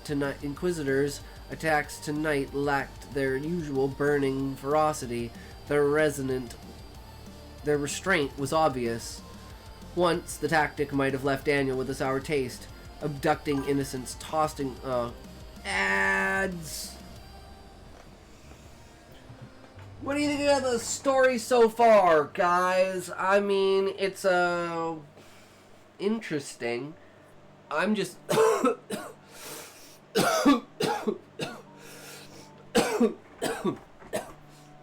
I'm just wondering when she's gonna go from being a fox to being a fox girl. The evolution has not happened yet, but I'll be right back. I gotta grab some water.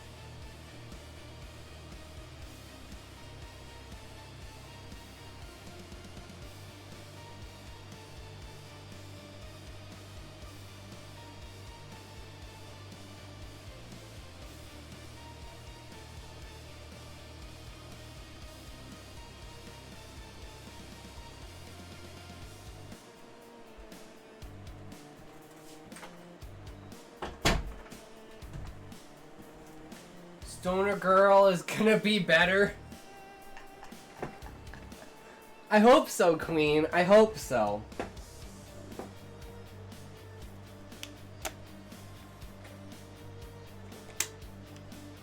Spend a year improving your skills. Spend a year developing the story. We're not gonna do that. We're just gonna... The goal for this one is we're gonna get the first 5 episodes. We're gonna do it like episodes, and we're gonna have like season finales.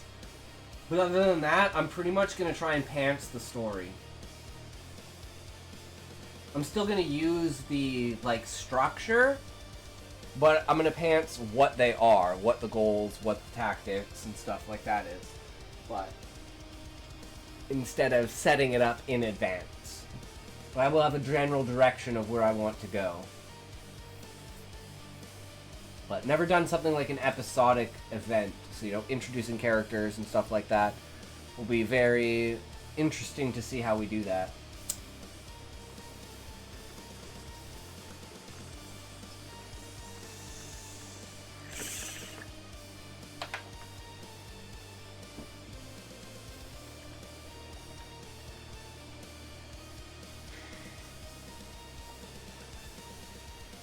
The vibe that I'm getting from these stories, though, this is just my temporary analysis. They're trying to copy like the anime format, if you know what I mean. Like where it kind of jumps around between like different characters, kind of explaining one character piece at a time. And I feel like that's not a strength of, like, the written medium. I feel like getting intricate into the characters is. And they try and do it more on a cinematic level than they do on a character level. So that's just my observation. And they do too many characters, where it kind of gets confusing who is. So I totally understand that. Especially when you're jumping all over the place. Like, at first I had no idea who these people are. I don't know why they're named. I don't know who they are. I don't know where they came from. All I know is that, oh, they're attacking Julia. They literally came out of nowhere, but they have names. I'm like... There was no explanation for them whatsoever. So, I don't know. I feel like this just kind of bum-rushed you out of nowhere. Or either that or I'm retarded. But... I'm probably retarded. And I just don't remember. Queen! Sup, Kelly? We have another, I'm assuming, girl in here, Amanda Lee. Callie, we're gonna be outnumbered one day. This is scary. Between me, you, and Sean, if Book Buyer comes in here, then we're, like, evened out. That's just the way it goes. So me and you, Callie, we gotta femboy it up. Yep, I'm a girl. Okay. Well, what if me and Callie femboy it up? Then can we all be girls? We all be happy together, right? You need to get a nice skirt and a nice top there, Callie. Show off those abs. 100%. Oh yeah, wait, play my audio. It'll prove I'm a real femboy. True. True, Callie. You know exactly what's going on. You guys ready? Ara, Oni-chan. Kimochi Yamate.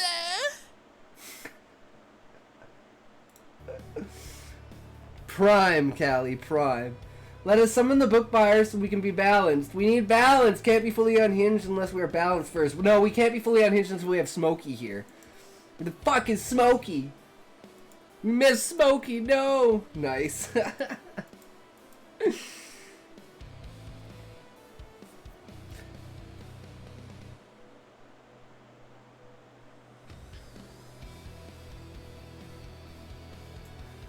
But after everything he'd seen, death was hardly the worst ending a mortal could suffer. Oh, we need Miss Smokey, yes. He could be like Dr. Girlfriend with like the super deep voice, right? He's got the smoker's voice. His name is Smokey. It makes 100% sense, right?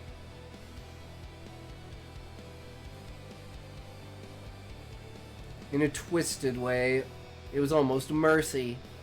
There were always uglier ways to go. For now, all 4 Inquisitors were occupied. Only a single enforcer remained near the carriage. A woman in full plate, black-haired and blue-eyed. She hadn't heard him arrive. Nobody ever heard a hunter's footsteps. Daniel moved in, smooth, silent, blade ready. He was 2 steps from her, a third away from slitting her throat before she could even blink. Scream!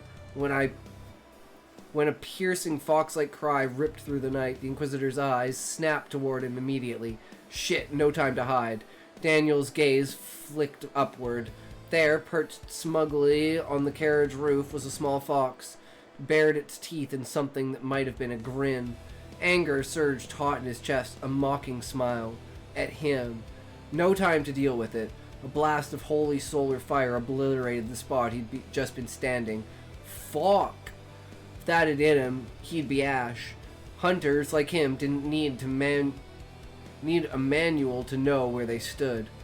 Squarely in the evil category, going head-to-head with a Sun Inquisitor was suicide, but he wouldn't need to. Rolling aside from another strike, Daniel yanked a small cube from his pocket. To the untrained eye, it looked like plain metal. In truth, it was a prison, one designed for a very specific inmate. A smear of blood already marked its surface, binding its target. This was why he still had confidence. Even after everything went to hell, the cube would do the real work. All he had to do was buy a little time. Keep that bitch from bolting. He flicked the cube under the carriage frame. It hit the dirt and activated. A low, resonant hum vibrated the ground. Invisible energies snapped into place, centered on Julia inside. 60 seconds. Just hold for 60 seconds. Keep her contained until the artifact sealed the deal. Daniel's furious glare found the fox again. You little shit. I'll turn that smug pelt into a fucking doormat. His eyes promised flaying knives. The fox's grin widened impossibly. Its eyes became slits of pure malevolent glee. Fixed not on him, but downward? Toward the activated cube. Then it hit him. A wave of wrongness. It's so good. I will give it that. Like, it is like... the perspective is so good at fucking with you. Like, feeling the helplessness of this character that felt they were in power. And now it's like, oh shit, I'm at the losing end of a fucking fox demon. Then it hit him. A wave of wrongness. The same soul-deep, ice-water dread that had flooded him. Gamer Girl Evolution Chapter 4 is nice. I mean, Sean, Gamer Girl is good, but it's like, it's too power fantasy for me. It's too perfect for me, right? It's just not my style. Goblin Girl is like more sex and shit, it seems. Which is understandable, it's fucking goblins, that's all they do, they fuck. But Fox Girl, this one really has some interesting depth to the story, despite the fact that it's like kind of, some of the characters are just all over the place. She's OP through skill rather than through divine blessing or anything. Yeah, but Sean, the fact that she's, the #1 gamer that speedruns the game that's been playing it for 10 years... It's just as bad, in my opinion. Like, there's no earned state to it. You don't feel the character's growth in any way. So I'm interested to see where it goes, but I don't know, that's my biggest problem with, like, OP power fantasies. We were talking about it in Terrible Novelist stream. Or was it Eulogies stream? I don't know, I was in a bunch of streams today.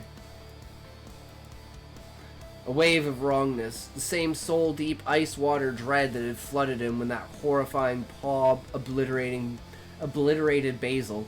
His soul space jolted. The recently calmed organs shuddered violently against his renewed psychic assault.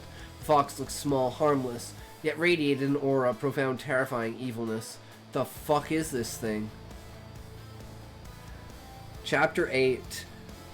The Eye in the Cube.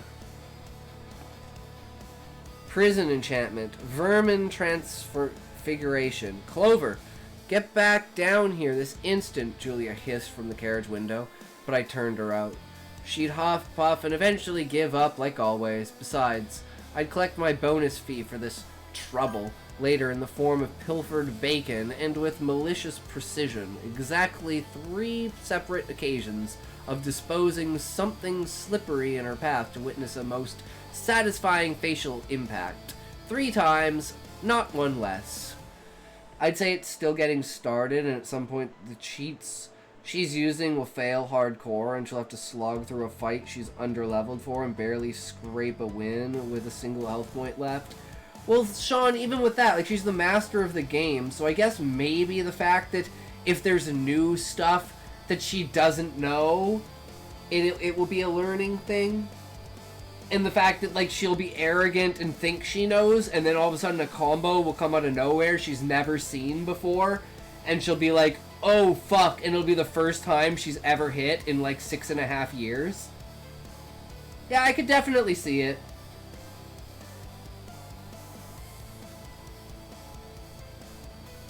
But, you know, like I said, just in general, that kind of power fantasy just isn't what I seek. Yeah, that makes sense, Sean.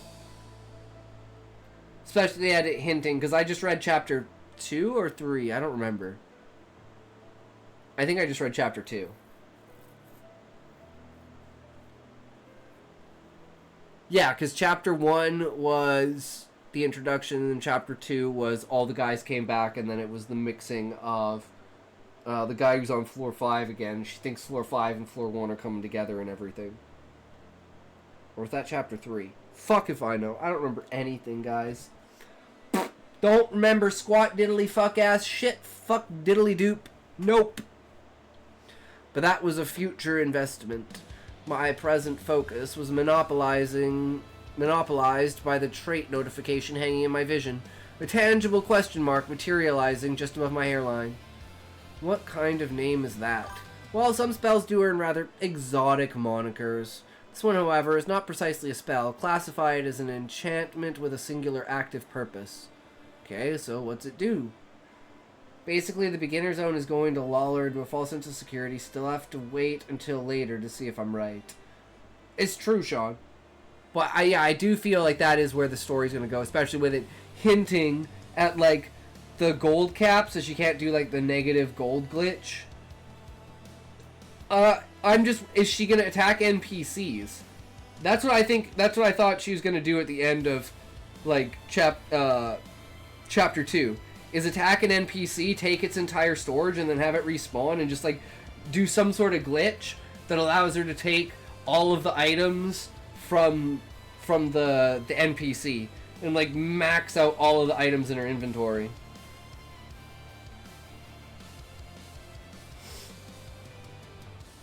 Because I'm more of a fan of a list inventory, and, like, no weight requirements and nothing like that. So I want to do something like that in Stoner Girl Evolution, where it's something like a video game, right? Where she does something to glitch the NPCs, but not attacking them, so far at least.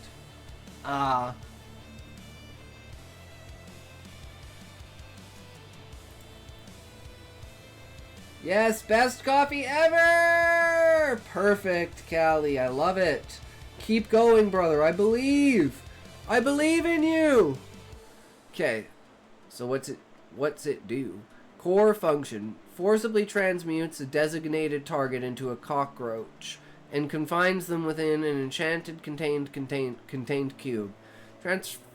transformation instantly reverses if the cockroach body takes damage, unless they've already been sealed inside the prison cube. I have learned I can't drink coffee after 1 to 4 p.m. What time is it for you now, Callie? Isn't it 2 in the morning for you?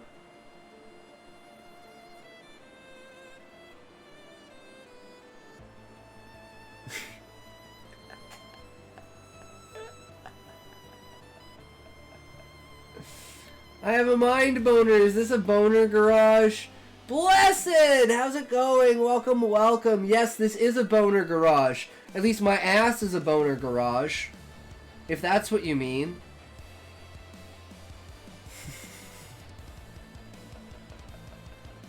So I have a boner garage. There you go.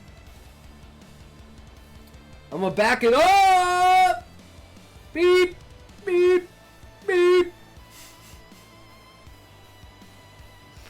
Good times. Good times. How's it going, Blessed? How are you? I know you've been out for a couple of days. Yo, Blessed, Show Talks the audio fuck words are fucking hard, and so am I. Show Talks fuck me, man. A talk show, Blessed. Are you ready, Blessed? Ara, Oni-chan. Kimochi, Yamate. Naturally born. Callie is. Gonna have to go pray the gay away now, Blessed.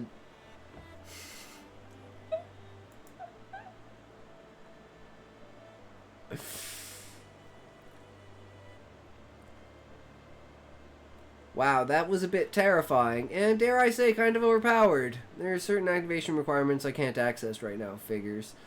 So I can still tweak it, right? Enhancement mechanics aren't like normal spells. Most enchantments are passive, which makes them harder to meddle with.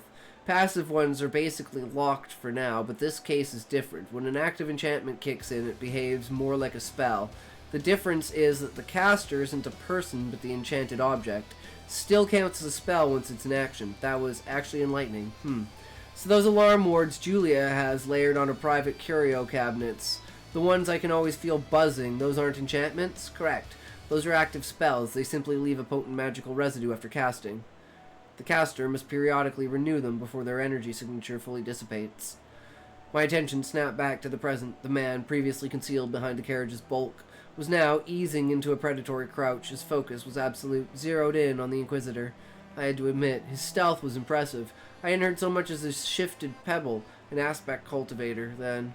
The specifics of their craft were a mystery I desperately wanted to unravel. My own trait, trickery, was currently dissecting the strange, potent signature it had detected emanating from within the man's coat pocket. That was the only thing about him that had pinged my magical senses. It was an enchantment. So, we can identify this hidden weapon of his, but we can't actually do anything to disarm or interfere with its enchantment? Likely because it's already stirring. Probably an artifact close to meeting its activation requirement. You picked up on the mana flare. We can sense some enchantments fine. The real limitation is whether we can alter them. Which, as I said, is usually a no, for now. I gave a slight nod, my eyes tracking the mana's slow, deliberate movements. He remained completely oblivious to my presence atop the carriage. Do people just never think to look up? Then again, why would they? I was, after all, the sneakiest of all sneaky foxes. Julia's record at hide-and-seek was abysmal against me. Except, of course, for those times she'd resort to brute force magic after hours of failure, like cheating cheater who cheats. But psychological musings on Julia's lack of honor were a luxury for later. The analysis was clear. We were spectators to this particular enchantment. Only one course of action remained. The creepy cultivator finally emerged fully from his cover, and moved like a viper coiling to strike the unsuspecting Inquisitor. And that was simply not going to happen on my watch. I let out my loudest, most ear-piercing, foxy screech, and the Inquisitor's head snapped around so fast it was a wonder her neck didn't crack. The sneaky creep's eyes went wide, shifting from surprise at the faintest hint of horror, right before he looked up and spotted me perched on top of the carriage like a reigning monarch I was. Queen of all floof. the undisputed ruler of floofdom. Naturally, the proper response would have been for him to kneel and pay homage to my glorious floofy majesty. Instead, he just glared daggers at me. Rude. Was there an instant lobotomy spell in this world? I haven't a fun idea. Keep it in your pocket, I thought. Need to play this one a little more careful. The glare didn't last long. A searing solar blast tore through the ground where he'd been standing. The shockwave rattling the carriage. He dodged fast, too fast, faster than the Death Knights I'd seen before, and I'd consider them pretty fast, even enough to be unfair. In the same breath, his hand dove into his pocket and came back with a metallic cube, which he tossed under Julia's carriage. My eyes caught the gleam instantly, and right on cue, another ping lit up my head. Now this is what I'd call an active enchantment. Here's the conditions I've got so far. Requirements. Requires a fresh blood sample from the target, or a close blood relative, to form a resonance key. Okay, I'm writing my next email to like 80 people. Yes, Callie. Perfect. That's what it's all about. Keep getting more people, Callie. Increase that list. How do we get on that list? We just drop. How do I get on that list? And you drop the link to get on that list in the chat.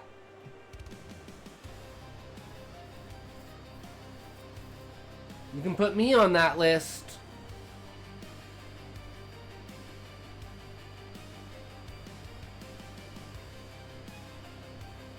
Requires a fresh blood sample. You're already there. I know, Callie.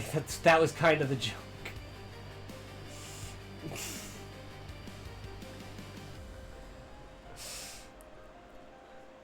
To show I've already done it, Callie. You taco. Hey, I can be your taco any day of the week. You burrito. Taco, burrito, taco, fasufner. Don't know that one, Callie.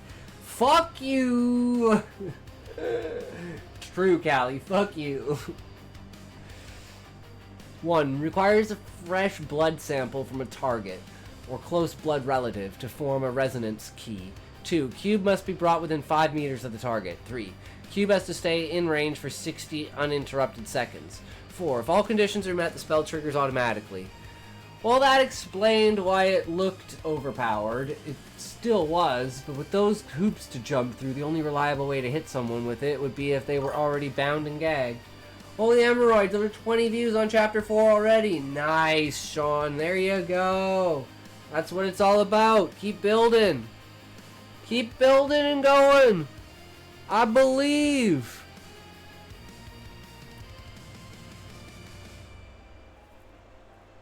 The bastard froze for a second and glared at me again, his hostility practically radiating. Did I care? Not even a little. He had an Inquisitor-shaped problem charging at him, an Inquisitor Agnes. Seems like the kind of problem that didn't go away until you were either dead or unrecognizable. That meant I had all the time in the world to taunt him and tinker with his precious cube. So I did both, pulling the creepiest, most unholy face I could manage and locking eyes with him until he actually shuddered. Perhaps I had a talent for being scary, not exactly my style though. What good is a terrifying fox when you can be a fluffy one? My attention drifted back to where the cube had landed. Magic here just kept getting more and more fun, especially now that I knew I could mess with it. The next logical step, finding the most spectacular ways to break it. Alright, hit me with irrelevant modifiable spells. Bloodline Resonance Glyph. Tier 2. Analysis spell. Establishes identity lock.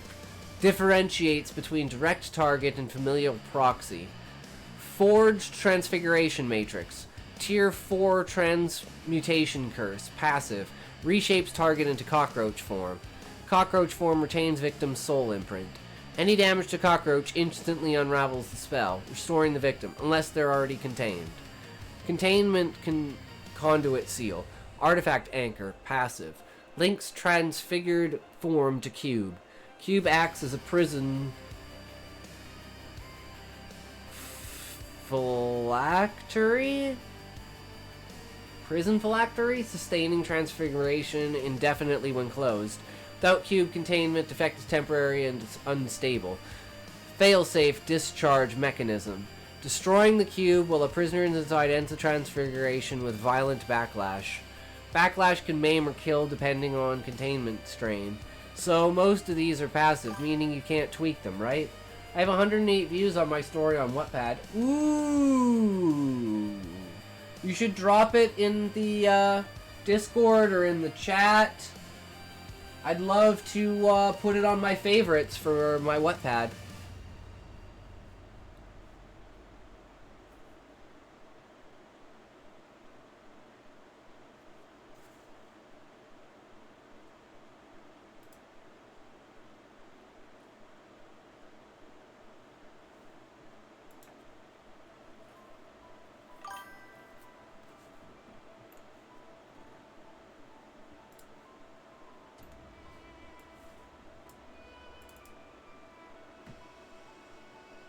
Ooh. Nice, you got a lot of stories on here. Hell yeah.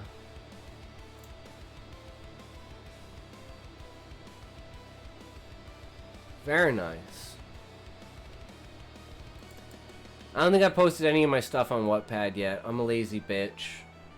I should start doing that. Oh, I need to categorize everything. I need to file everything. I need to, like, redo everything. Oh, it's gonna be a fun time. Okay, I'm lightheaded now. Callie, that word you struggle with in cases of liches is the item in which their life force is stored. And as long as it continues to exist, the lich can't be killed.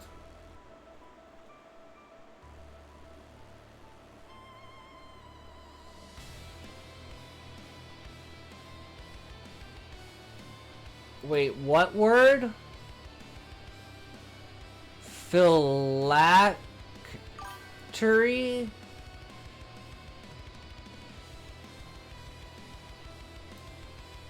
Okay, okay. Cool. Interesting. Callie, did you drink your coffee too fast? Precisely. Only one active spell here, while an enchantment is made of many spells working in tandem, much like a ritual. The key difference is that most of its inner workings are passive.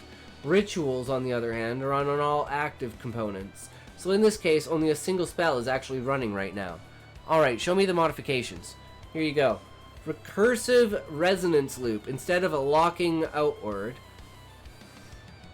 to the target, the glyph folds the resonance back on the caster's own blood. If the caster shares lineage with the intended victim, the prison targets them instead.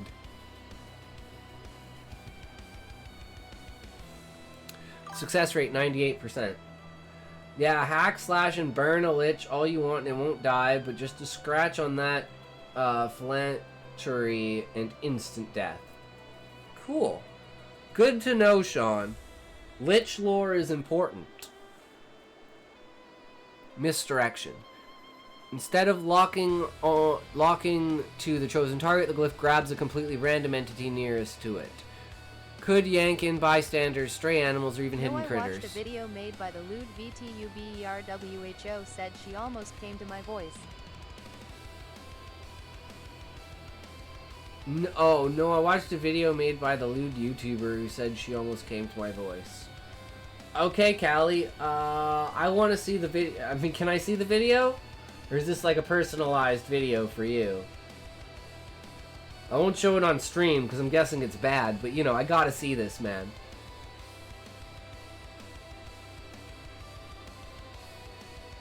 Tis what it is. Success rate 93%. Spirit Crosswire. Reroutes the bloodline's spiritual tether to a random nearby spirit world entity. Result, the prison drags in an alien consciousness instead of the human target. Success rate 90%. Huh? So what happens if we pick the last one? Exactly what the description says. It has that anything could happen vibe, which we love. Where did you post it? Oh, did you...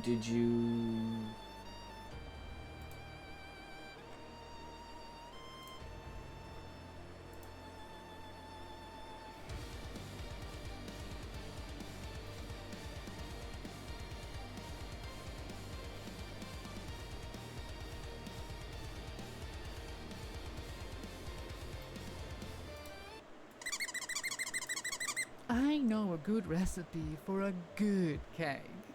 Listen, some chocolate, whipped cream. Next, you need some ropes. And then, as the last ingredient, you. So now please lay down. Mommy is hungry.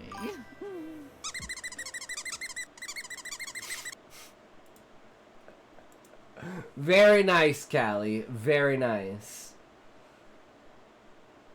For fuck's sakes, I made it back. Welcome back, Blessed.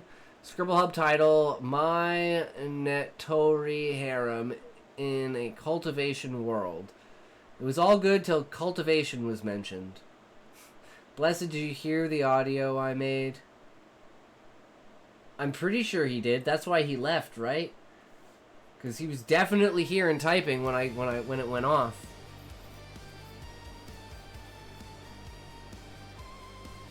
Accidentally somehow logged out of my accounts and reset my passwords and re-logged in. Well, there you go, Blessed. I mean, that's one way to quit Twitch, right? You weren't here? You didn't hear the great Callie? Wait, how did you do all that accidentally? I want to know.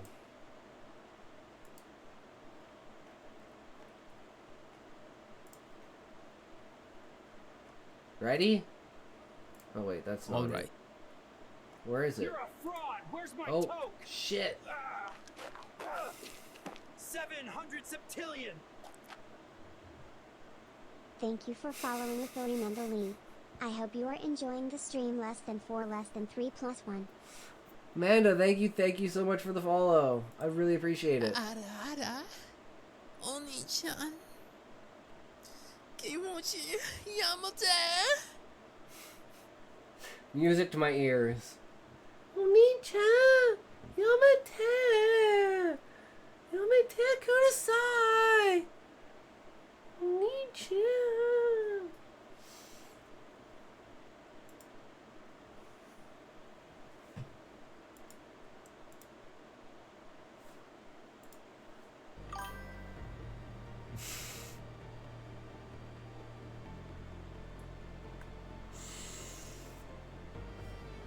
Which we love.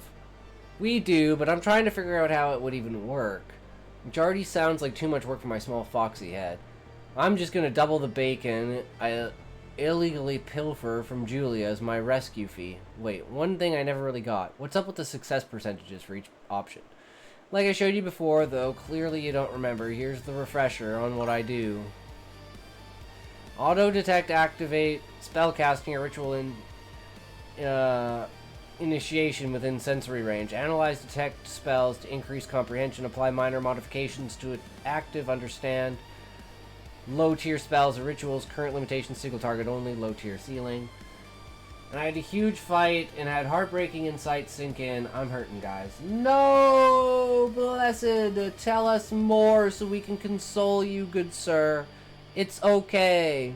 What did you learn? Heartbreaking insights. What did you learn?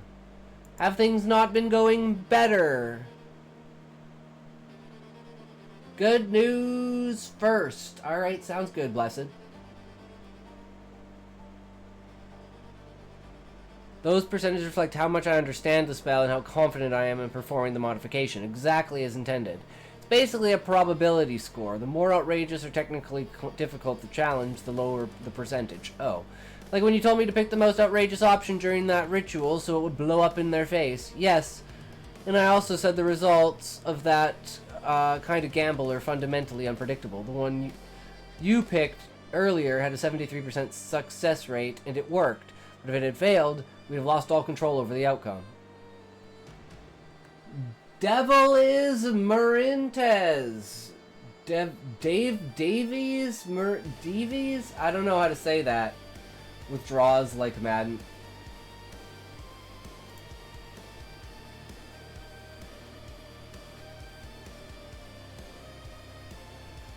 Quit my 28 years porn addiction. Hey man. What's the difference? Hey man, you gotta fap at least once a day. Come on. Don't be stingy, man. It's healthy, bruh. Less aggression.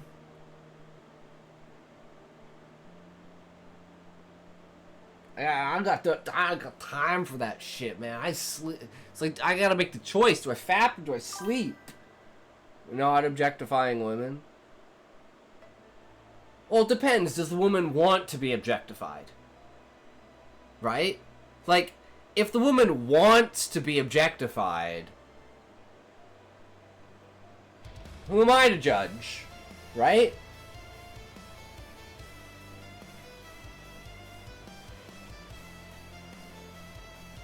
I'm just saying in general.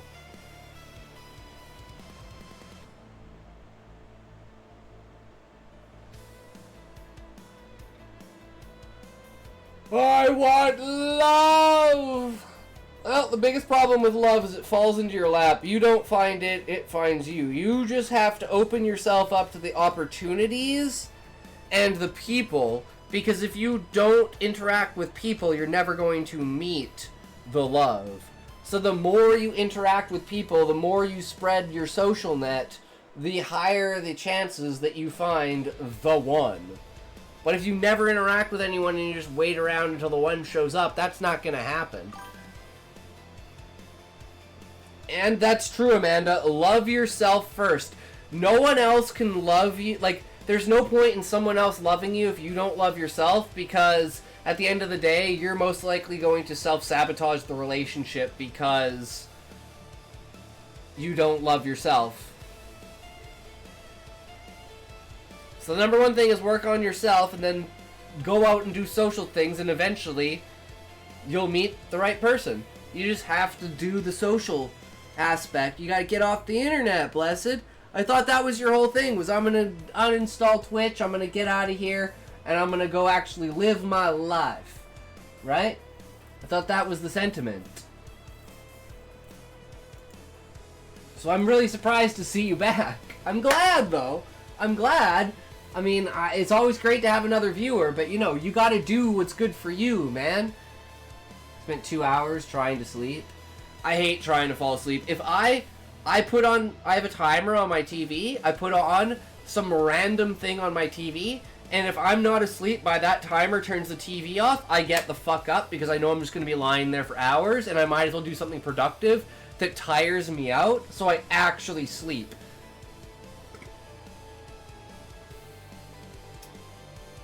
Took 2 Sorroqual, so I decided talking about this is better. Next time I'm on my laptop, I'm deleting Twitch. Good idea, blessed. Love macaroni and cheese and then love yourself, because if you manage to make an amazing bowl of that mac-y cheese, no one will be able to resist. You not even yourself. See, Callie's super good at this. Callie knows what's going on. Ads! Here we go! It's the ads, boys! Get down with the ads! Get down with the ads! Get down with the ads! Get down with the ads! You gonna get down with the ads?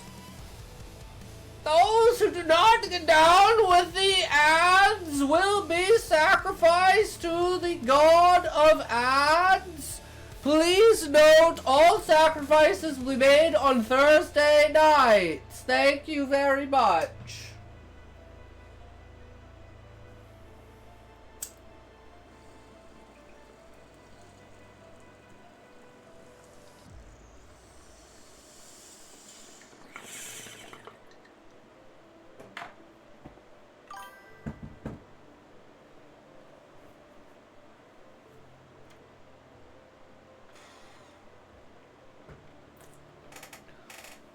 The time very much varies. It is at sunset. So whatever time of the year of whatever Thursday it is, there will be sacrifices at sunset so the shadows do not consume our souls. This is the very much so thing we must do to protect ourselves from the darkness. My therapist told me to practice being kind to myself and then I will learn to love myself. It's one step at a time, Callie. Right? One step at a time. You can't just instantly love yourself. You have to figure out why you don't love yourself and change it. And then act on that for a while, and then notice that you have changed and your habits have changed. And then you'll notice that that one thing you didn't like about yourself is gone. And you do that 5 or 6 times, and you're like, man, I'm really starting to like myself. Then you start doing things that you like, and the next thing you know, you love yourself. Right? The one thing I hate about myself is I'm a procrastinative, lazy-ass, little fucking bitch fuck that doesn't work hard enough.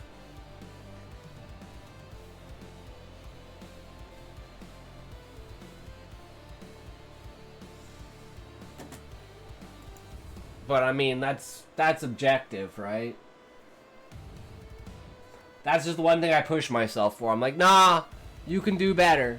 Sleep is for the weak. No sleep for you.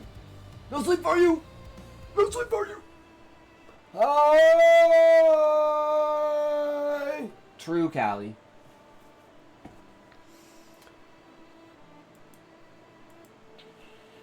Probably something bad for the one performing the ritual, obviously, because rituals are inherently unstable. Enchantments, however, are different. If I fail to modify one, odds are nothing happens at all. Worst case, we just miss our chance to act. Sleep is for the cerebrally balanced. What's sleep? I don't know. Authors don't sleep, we just daydream, and then we write. Cox, tell me why ChatGPT can tell me when I have a crush on someone. Callie, it's probably because of the way you talk about that person and describe that person. Now here's a good experiment, Callie. Find someone else, get them to get a description of the person, and then you tell ChatGPT the exact same description of them. And see what ChatGPT says. Because it's probably the way you're describing them that it says it. I did not get enough love growing up. I did not see my parents for 20 years. They were unfit parents and moved out of state. 10 years ago, we reunited and kept them from being homeless. I have been deeply scared shitless lately because I'm facing my fears and pushing myself past my limits, enduring excruciating pain voluntarily to strengthen myself, but I didn't realize I have been overly depending on my mom for emotional support and demanding her to change. Tonight, I realized it's time to love myself and be alone when I'm hurting, to be emotionally resilient. I see. So that was your revelation, Blessed. That's very interesting.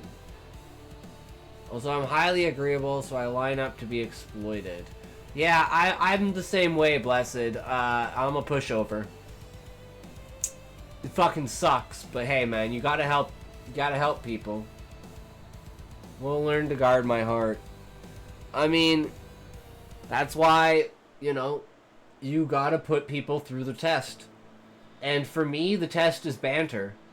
If you can't banter and make fun of yourself and just have a good time and not take yourself seriously, we'll get along great. But if you can't take yourself seriously and I, like, you know, make a joke at you and you freak out, it's like, you know, it is what it is. Thought I hate her, but I hate myself. I mean, I can see why you would think you would hate them, but they are your parents, so, you know, family shit, dude. Family fucking sucks. For repeatedly trying to get more love from her. Yeah. Did I pass the test when I saw you in a swimsuit? It depends on what your reaction was, Callie. If your reaction was, oh my god, I need that swimsuit, then that's the perfect response. I have dark humor. Yeah, I have some pretty dark humor too. But I also have just like my favorite thing to say. You know what my favorite joke is? Me. So love does not insist on its own time to accept people who they are, not whom I want them to be. Yeah, that's kind of another thing. Is like loving someone for who they are versus who you want them to be. You want everyone to be better, but you want yourself to be better too, right? So you have to accept people for their inadequacies and their downfalls. And for me, it's something along the lines of, this fucking bullshit. They don't know what the fuck they're talking about. When they say, I'm drunk, and that's the reason why I crashed the car, I say, no. The reason I crashed the car is because I stole the car. Ha!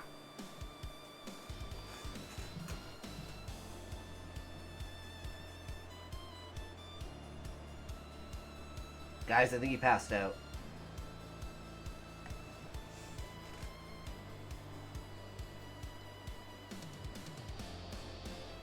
Big moments, man. He dead. Hot water finally broke. I feel strongly that summer heat is done.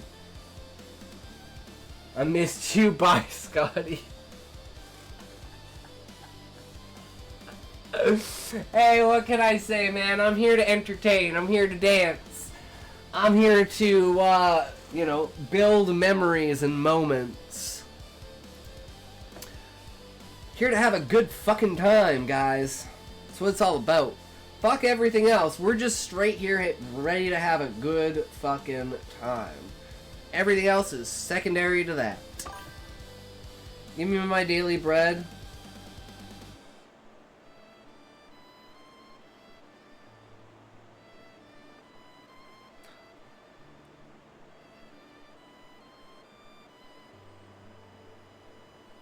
I could make a joke, but I'm not going to.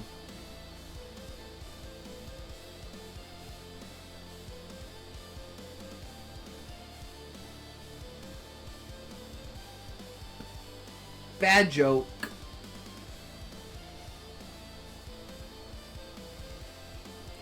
Applied for 5 jobs today. Nice, Blessed. Hell yeah, brother. Get off that ass, get a job, get out there, make some money, brother.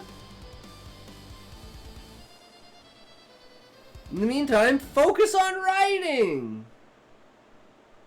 I mean, what?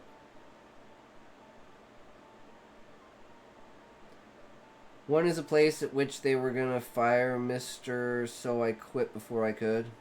Fire me so I quit before they could. I applied to them to piss them off. Oh, blessed. Such is the way of life. Such is the way of life. No one gonna blame you, good sir. No one gonna blame you. What I think is really funny and ironic is if Walmart doesn't hire me back because they're pissed because I left because I'm such a good employee. It'd be like, isn't that kind of counterproductive? I said I was only gonna be gone 2 months. I just need to collect myself, man. I was falling apart. I was running down to like 47% energy. It was like my maximum energy. I wind up the day with like a negative 12 energy. I'm like, the fuck? How is this possible? It was just getting too bad. I couldn't do it anymore, and I wasn't gonna stop doing this. Fuck that. I don't need the money. I just like the job and like working because it gets me out of the house. Called me racist because I told a guy I can't understand Spanish. That's brutal, Blessed.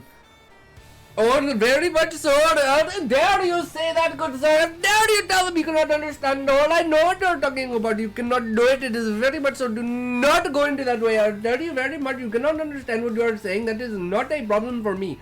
If I do not understand what you are saying, that is not what you are going to say. Okay? You say, yes, sir. You can repeat yourself. It is no matter what it does. Okay? You do not need to worry about it. That is what it goes, and you get on from there, and then boom, gone. Okay? If you cannot do that, I do not know what to tell you. It is very much a not on there. I cannot, I do not know. It is a no. But you do what you need to do, buddy guy. I don't know. You can't come up here and tell me that you can't understand me when I'm telling you exactly what I need to say. Okay? I need a water machine right now. Can you give me a water machine? Okay? That is all I need. I just need to know where they are. Okay?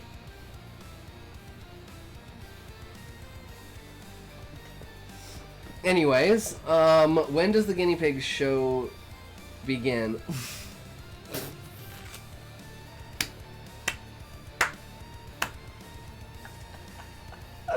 That's the other channel, bless it! Making fun of my people, I mean, what an honor.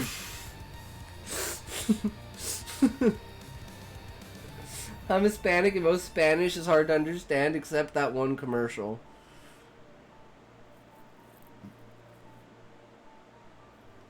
I mean, then you got like a Newfoundlander or someone like XQC who's like talks so fast. Like I try to slow down my speech so that I'm more understandable, but yeah, usually I'm like talking like that's like my normal talking speed when I'm talking to just chilling. So how about that grass out there? Growing pretty good, right? No, it's starting to snow soon. When will you know about Shaw in his studio? I had the call with them, and I've got to write stories now. Talks, is it okay if we listen to my short audio? Yes, Callie, where is it? Where is your short audio? Do you mean the same one? The same one, Callie? Again? The one we skipped? I don't know what you mean by skipped. We skipped one. Where? Where is it posted? What are they offering? It's a discount. So basically, like, you earn tokens when you get people to use your discount code, and then you can redeem those tokens with services. Cali people.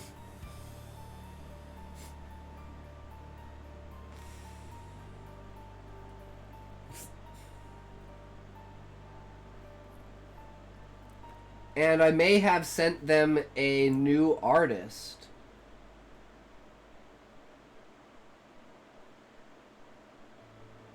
Wait, the one above it? This, I think this one. Why, Callie?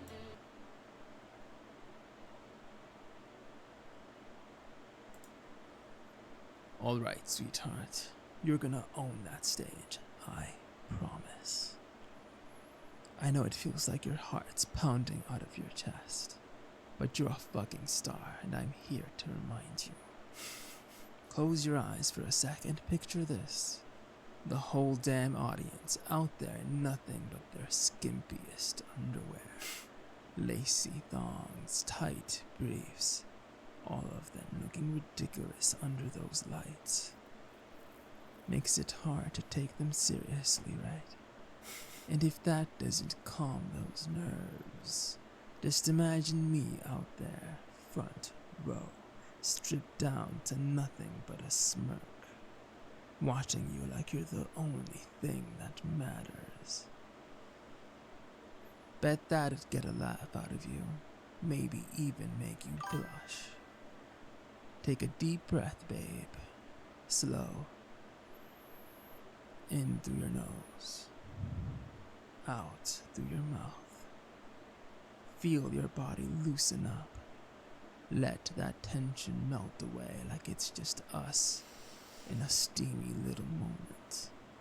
You've got every line memorized, every move perfected. That stage, it's your playground. Pick one face in the crowd.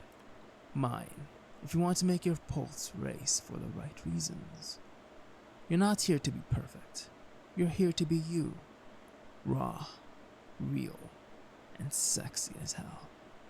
So go out there, own it, and when you're done, I'll be waiting to peel you out of that outfit and celebrate every damn second of your brilliance. Nice, Callie. That was fucking epic. Hot weather has always made me angry. This summer, I felt so hopeless that every day it was hot. I repeated the mantra, fuck the heat, and worked out harder. A few days ago, I went jogging half a mile as my best to 2 miles. It was wailing as I breathed. It was agony. Damn. Callie, remarkable. He's got the seductive silver tongue. All the women want him. They all need the Callie. It's the silver tongue with the golden voice. The ultimate combination. This is the diamond dick. Robot vag liquor. 30 views. Wow, nice, Sean. He's ready for AI. Oh, man. Nice. Noise, Callie. Nice voice, Callie. Yeah, he does have a magnificent voice. I'm going to perish. Callie could definitely be like, you could read erotica very well, Callie. Past 2 days I slept 13 hours. Nice, blessed. Each night. Damn. That's like me. I was like feeling sick as balls, so I was just like, fuck it, I'm just gonna sleep. Where's my toke? 700 septillion. Thank you for following the new Koviak. I hope you are enjoying the stream. Less than 4, less than 3, +1. A new Koviak, thank you for the follow. How's it going? Welcome, welcome. Are you a writer? Are you a reader? Are you a purveyor of words? Do you enjoy creativity and imagination? Do you enjoy exploring the world of words? Smokey! Dick and balls. True, Smokey. How's it going, Smokey? What level is your Deadeye now, Smokey? I'm guessing it's like level 40 or some shit, because you probably had some money to throw down on some gear. You fucker. Smokey, remember the gooch. 88. You're supposed to say 14 first, motherfucker. Does it say one's 14 and the other one's 88? That would be so fucking hilarious, Smokey, if you had one that was 14 and one that was 88. You're so fucking bad, Smokey. Oh god. Humor is the only way to cure racism, guys. Humor is the only way. It is the true weapon that will unite us all. Is being able to laugh at everything and how ridiculous it is. We talking about 1488 again. Sick. Every day is Smokey, every fucking day. Oh my god, a 14-year-old child with an 88-year-old grandparent. Now that's some good fucking dog whistling there, Sean. Make room for me here. Alright, everybody scooch over. Let Smokey in. Him and his black sounding ass. That deep ass motherfucking voice. Oh man. Runs away.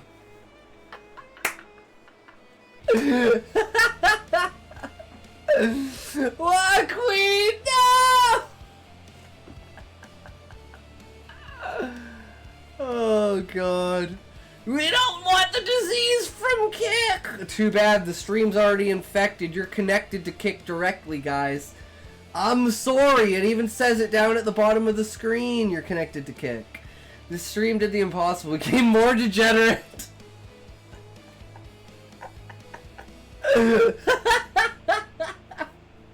Queen, I need to know what you think of my voice. No, Smokey, you're late. You sit on the special seat. You know the one, it's plugged into the wall. Done, Sean.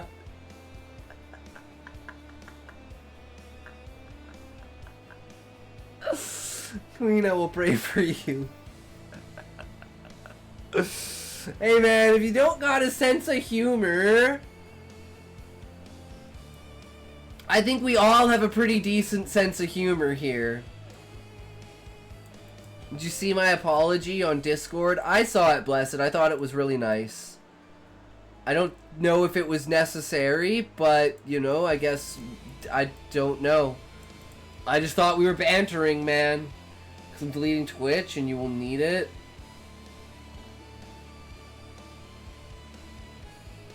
I don't know. I got to like level 24, then went bed. Nice, Smokey. Pray for everyone. We all need it, and not just those on this stream. True, everyone. The world prayer. Everyone. It's like a spirit bomb, but a world prayer. Excuse me. Alright, got it. The analogy clicked into place in my head. So enchantments are like a sturdy, well-built house. We're trying to rewire a single doorbell while it's ringing. If we mess up, the doorbell just doesn't work right, or doesn't work at all, but the house doesn't collapse. Rituals are like a house of cards already teetering on the wind. Poking it doesn't just break one card, it makes the whole thing fall down in a chaotic mess. Picking an outrageous option here, hoping for unstable chaos, is not really on the table, because the system itself is designed not to provide it. Did I get it correct? Man, I'm literally like, oh my god, guys, I think my brain is, I did and then I got busy and forgot to say something back. I pray everyone will be guided down the correct path and that they are wise enough to see it as such. Gary! Queen, I've been withdrawing from quitting porn and masturbating. Major aggression. How was your day? You're playing today or nah? Yes, Smokey, we will be playing the Path of Exile later on. Very much so, yes, thank you very much. Oh, I know it is going to be a good time. We need to get through Act 4. We are only halfway there, if as far as I know. And then we can make it to maps, and then that is when we can start getting gear, right? It will be a good time. I really like how it works.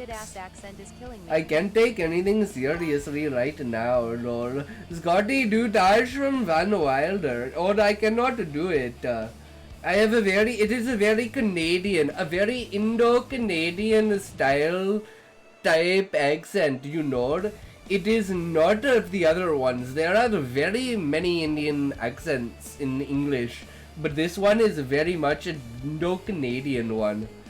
I completely forgot what I did. I have to write in my journal more. Understood. The only reason I'm good at the accent is because I just grew up around brown people. Always been around brown people. I love me some Indians. I love me some Indian food. Oh fuck, man, I love curry. That's the good shit. That's the good shit. Ooh. Give me some butter chicken, some tikka masala. Ooh, we'll have some fun. Indian Canadian accent is wild. Yeah, it's a very, very specific accent. It's like the Brooklyn accent of Canada, if that makes sense.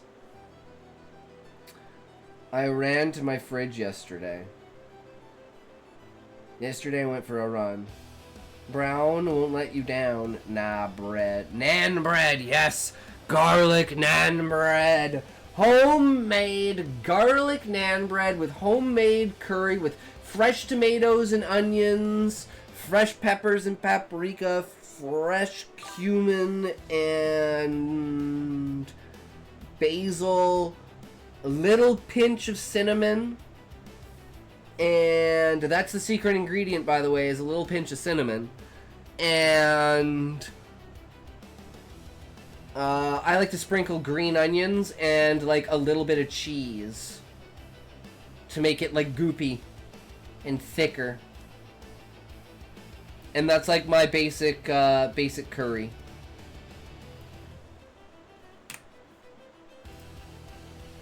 Queen, queen, queen, I'm gonna be able to outrun zombies now. Wait, it doesn't sound that impressive.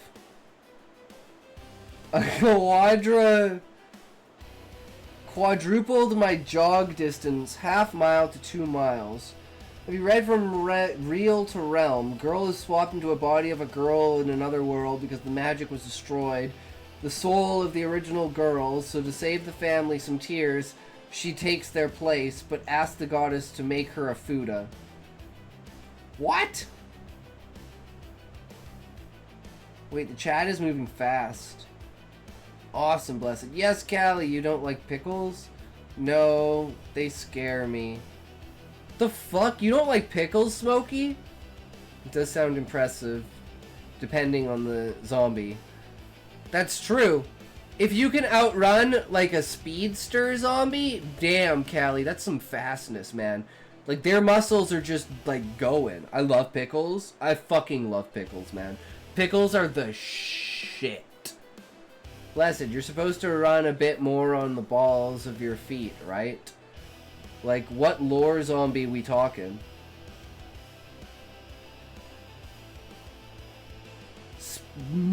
Spider monkey zombies. Spider monkey mummy zombies. No need to outrun the zombie, just the slowest guy. Sean, that's what my friend says.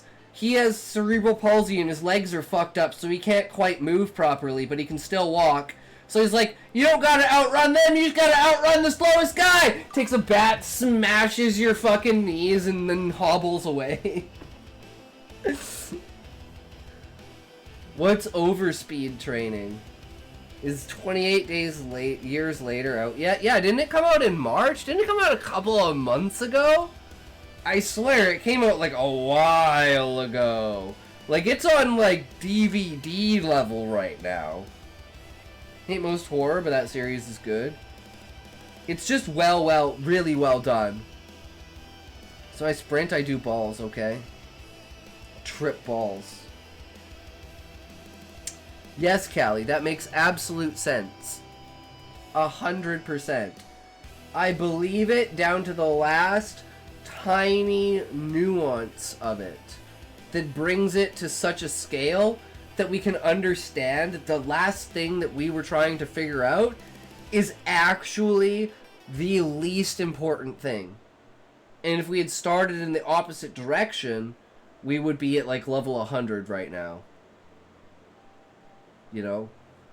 But instead we're stuck at like level 12.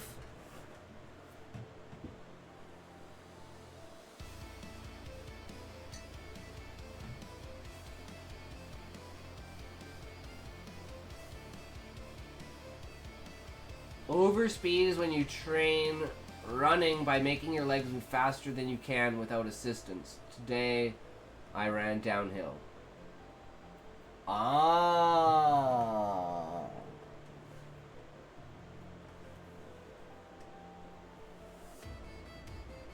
Guys.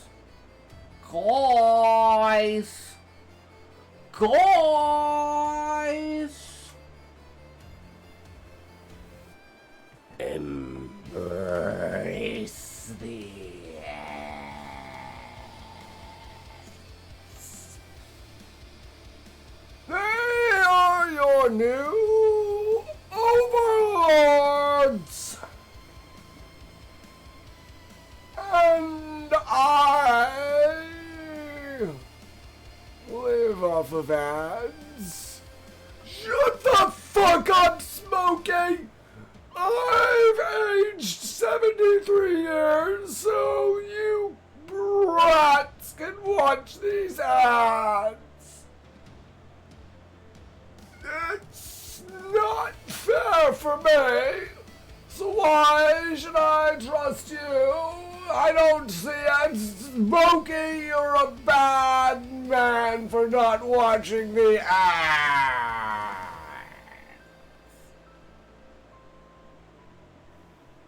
Fuck ads! That's bad and cunt. That's bad and cunt. That's bad and cunt. Don't do ads. That's bad and cunt. Kids, don't do ads. That's bad. Callie, running on your ball also helps you run faster because it's a shorter level and faster foot strike, leg cycle, and return to foot strike. Sucked. Wow. You told me when I hit 30, my knees would go bad, but I'm still fine. Balls. The balls of your feet. Your feet have balls? Could you imagine if your feet had balls? Okay, Toke. Done. Everyone ready? 3, 2, 1, go!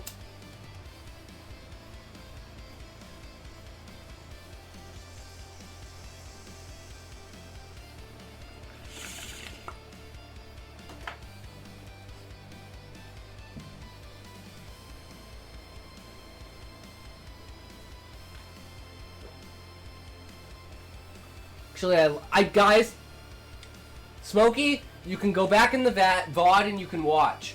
I predicted you doing this. I literally fucking predicted you doing this. Go back in the VOD and watch. Yes, I did. Yes, I did. Yes, I fucking did. I predicted this would happen. Yup. Yup. Tomorrow, Smokey, I'm bringing up the clip. I'm bringing up the clip tomorrow. Where I specifically say you're going to ask for a toke. We're going to toke. And you're going to be like, oh, shit, my grinder. Oh, shit, my weed. Oh, shit, my rolling papers. The fuck is everything? Did you miss the toke, Queen? We just took a toke. Callie nearly butt kicks when sprinting. The butt kicks drill is an exaggeration for training form and warm-ups. I was using your booba emote in someone's stream and they was like, what the fuck, is that a man? Yes, I was trolling them.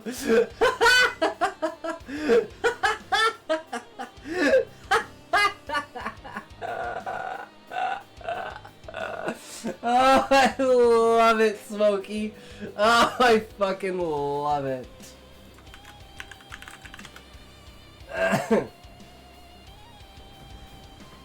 Oh, man. All right. It is what it is, guys, you know. Good work, Smoke.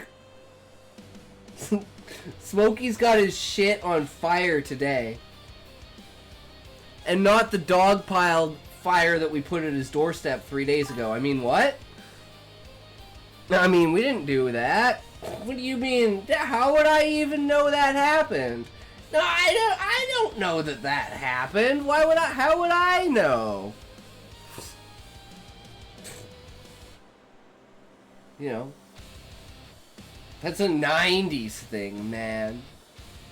Nobody does that anymore.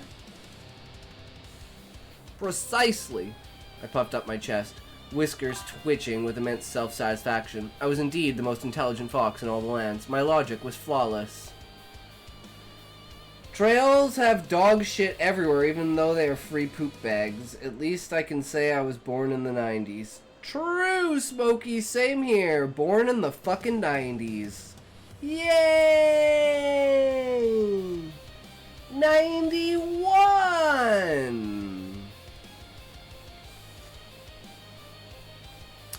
The 90s were shit? No, the 90s were duh shit. I was a 98 baby. Just barely, Smokey. Just barely. It was great to be a kid in the 90s. My right knee slips a lot and will dislocate just by me taking a step sometimes. Thankfully, it rubber bands and snaps back, so I don't have to do it myself. Still hurts, and feeling the shift is weird like a motherfucker. Still, fuck you. Fuck you, Smokey. No, wrong, Scotty. 96, baby. Nice. Let's go. See, I told you guys my audience was in the 30 to 50s. Maybe lower, like 28, 25 to, like, 50. You go, I can't keep track of chat. Why not, Callie? You can't read that fast, bro? I'm not 30, you motherfucker. I said lower end to 25. But the average is like 30 to 40. And then there's Sean that's like 46, and then there's you that's like 26. And other people that are like 30-ish. 29, 28. So I meant left knee, not right knee. I'm stupid. Trying to add years on me. I just want you to be old enough, Smokey.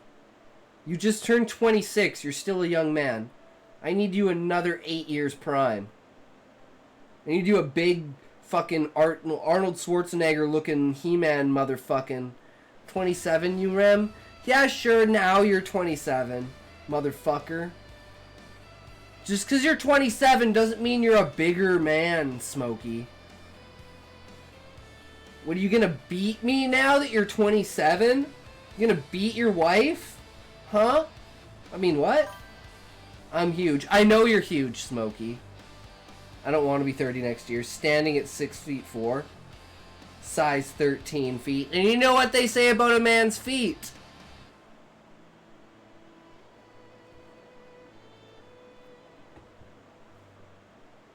Big sock, exactly. Exactly, Smokey. Big sock. Damn. Almost 31, 25 days? Wow, Callie. Holy shit.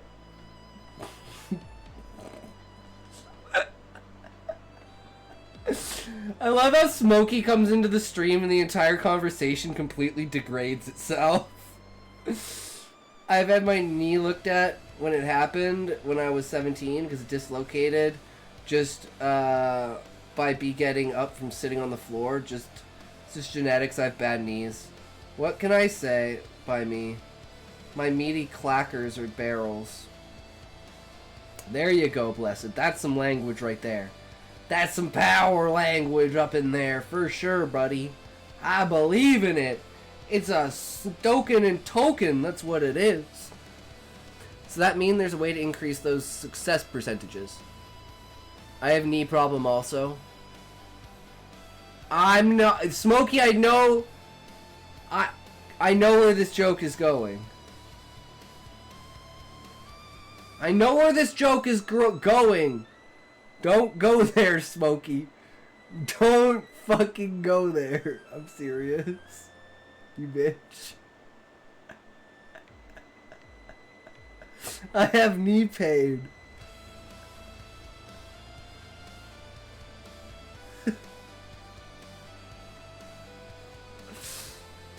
Leg muscles are biggest protectors of the knees. I have my finger on the ban button. I have back pain. Ban me, please. No, don't ban Smokey. Only I'm allowed to ban Smokey. We all old, yep. You know, I got shoulder problems and ankle problems.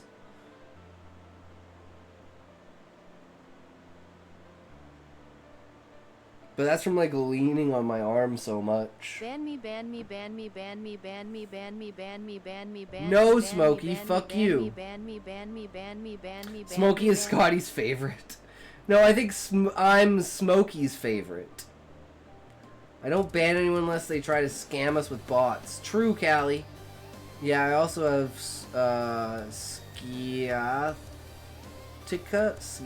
sciatica. Never seen it typed out. Oh my god, I have sciatica. Twinsies! Hey guys, I have epilepsy. Oh! Is it spinal or musculature? I have neuro disease. No, Smokey, you're just a fucking troll. You're the only one here who's normal, Smokey. Get out of here. Go back to kick. Go back to kick. Shut the fuck up. Oh, you wish, Smokey. You just want to put something in my mouth so I shut up. Fine.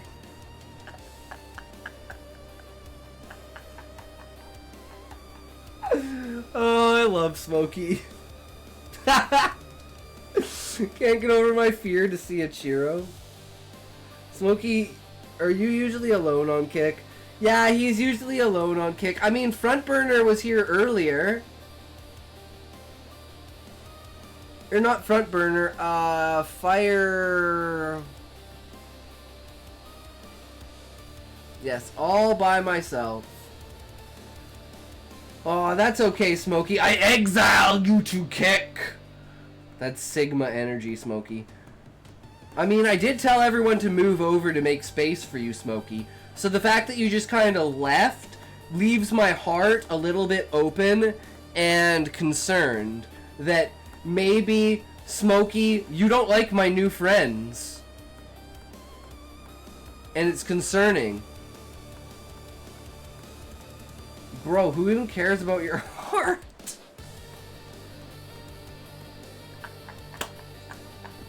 Fucking no one! I'm just the monkey who dances.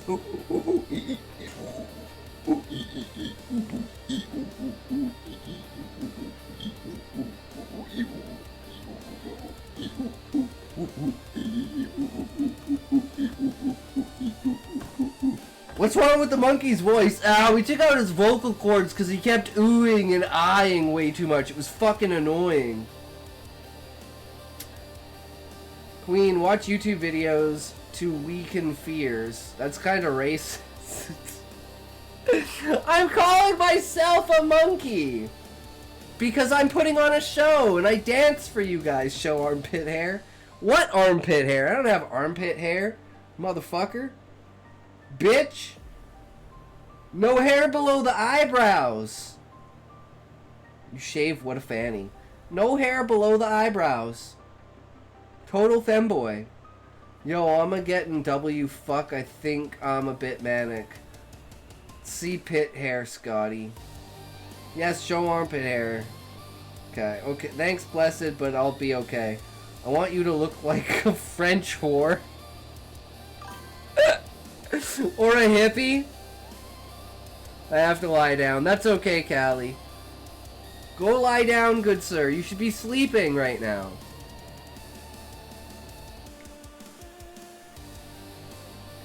For now, no. Maybe once you gain more power and boost your cognitive abilities, that might be the closest thing to upgrading me, since I'm essentially using your head and brain power to do all the heavy lifting.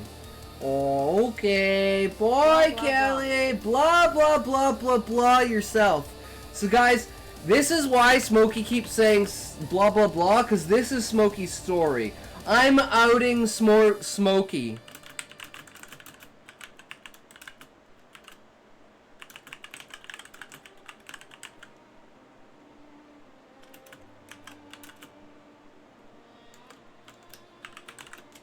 I put on a hat. It tasted great. Finn.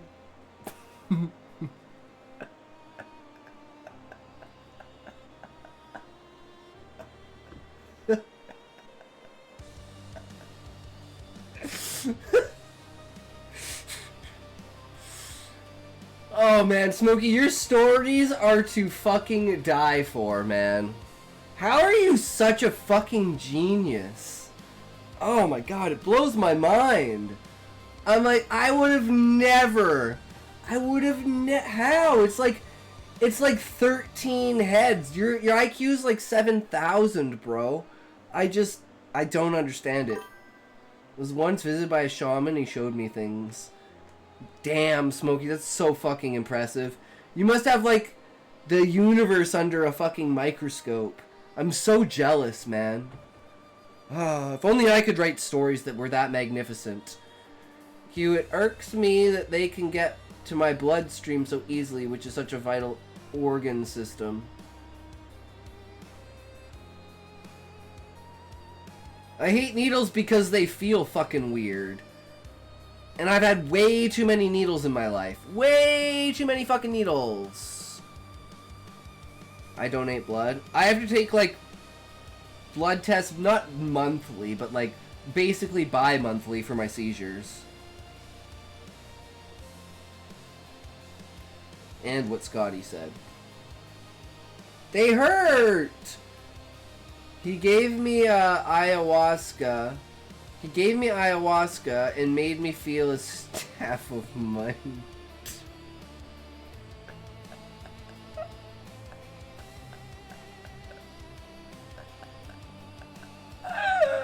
Did he show you his staff kappa? Bi-monthly makes sense, by Scotty. I mean, it is what it is, right? You can't... Did I get fondled, chat?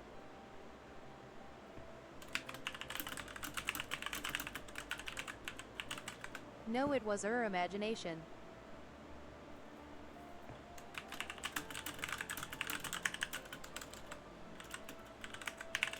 Go back to sleep, honey. Essentially using your head and brain power to do all the heavy lifting. Good night, Smokey. I guess there's no PoE tonight. I mean, it is what it is, right? You know. And how come I don't know how you're doing it? I tilted my head. Beam me in. I mean up. I mean... I'm beaming in. I Litro play the game for you, fucking piece of shit.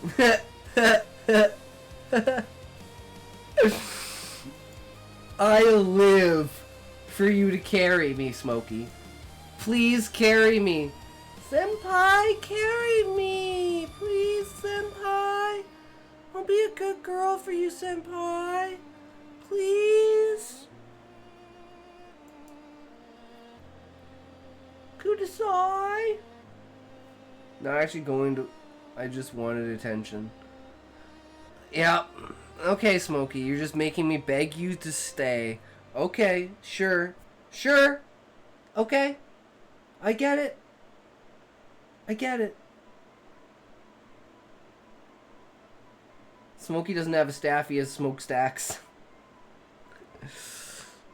I've smoked Smokey's smokestack. I am chimney. Essentially using your head and brain power to do all the heavy lifting. Then how come I don't know what you're doing? I tilted my head. Because I didn't want to fry your poor little brain showing you the process. You were already overwhelmed when I dumped all those ritual screens on you. Blesses, please come and sweep me. That's it, Smokey. We're playing darts with the ring of Uranus.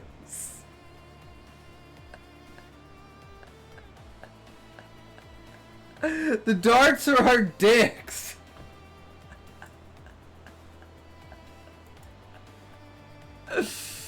Oh my god.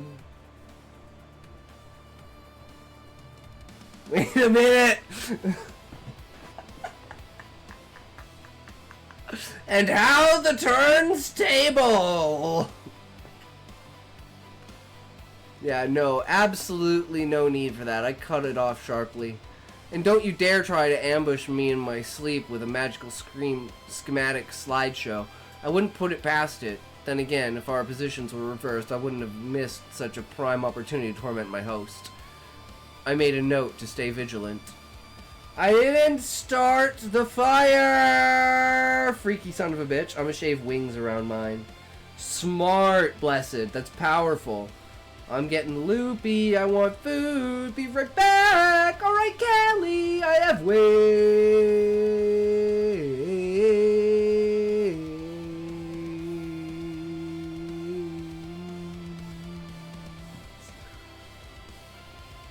I'm the ultimate fly guy.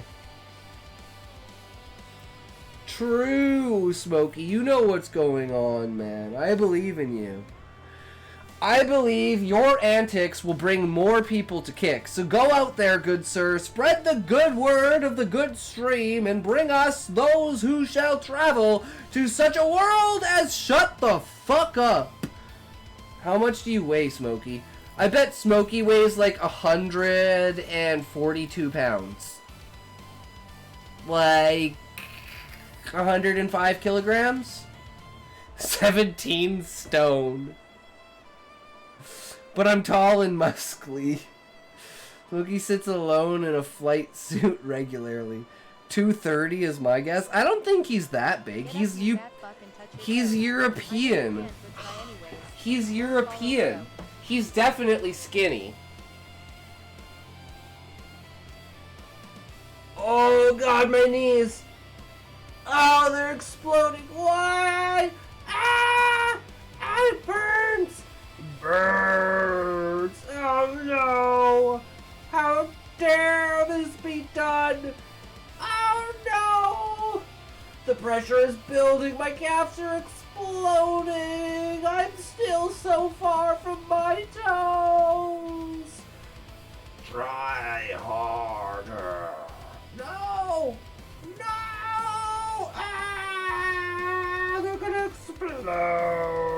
if your knees explode, that's your problem, not mine. Oh no. Down we go. Come on, bitch, you can do it. Nice try, better luck next time, Nope. fat ass. Get back in that chair, you lazy ass shit streamer. Oh, fuck. Oh. Oh, Scott, you're about to have anal prolapse. I'll catch it, don't worry, Smokey. Wow, bless his blushing. Oh my god. Hear his voice, that's a husky voice.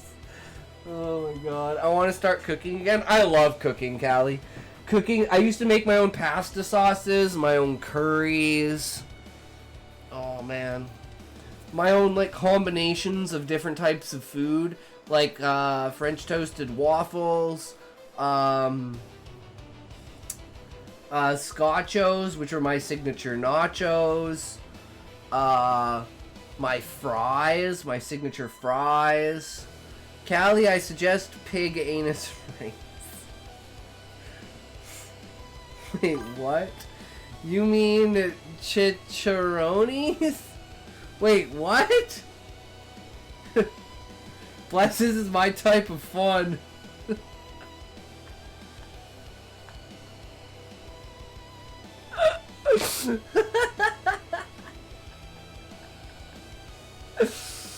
Oh man, it's a good time, guys. It's a good time. 60 seconds were nearly up, and despite the cube doing its mysterious work, I felt nothing. Agnes and the sneaky bastard were still tearing into each other, relentless as ever. Off to the side, Leonardo and the others had just about mopped up the feral berserkers. Even with spines severed, legs shredded, and guts trailing out, the things kept going, dragging themselves across the ground to clawed ankles. But the outcome was already decided. So I eat one of your chicharrones, it'll taste exactly like my chicharrones.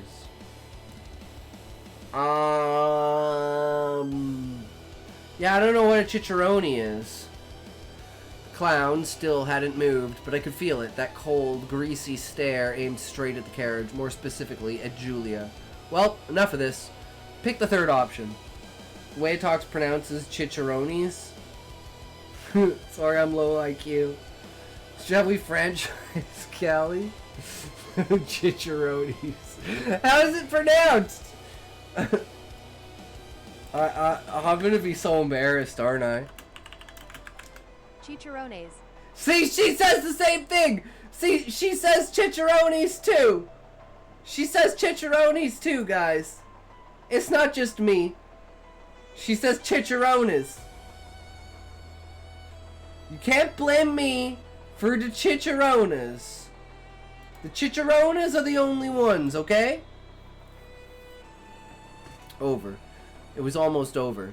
Daniel counted every last second. And the moment the clock hit 60, a dense surge of mana burst from beneath the carriage. A sharp scream followed, high-pitched, sharp enough to make him hesitate. Fox or human? He didn't have time to decide.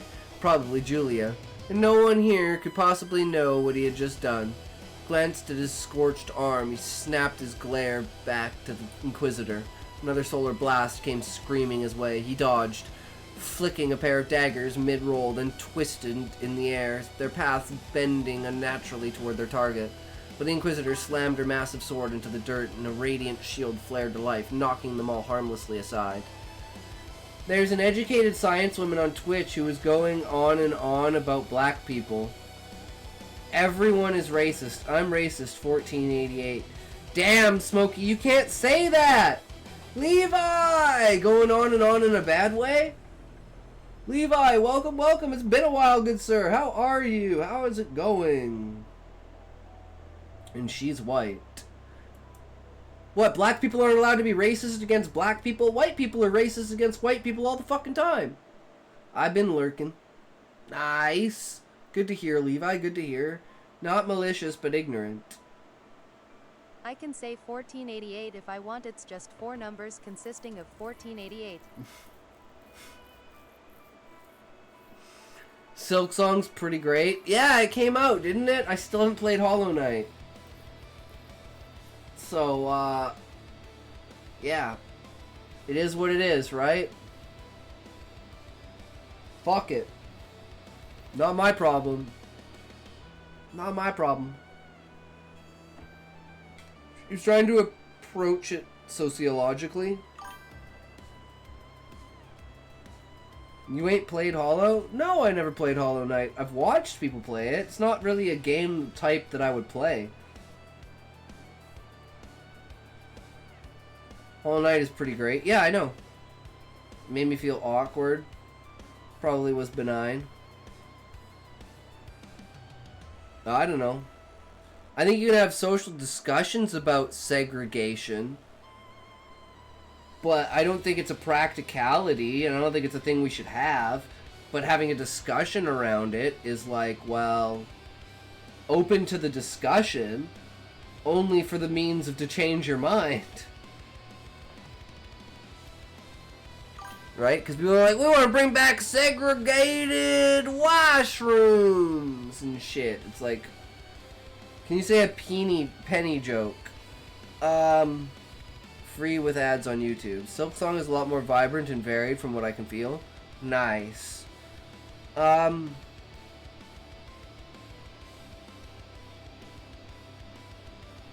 What's always in your mom's hand besides a remote?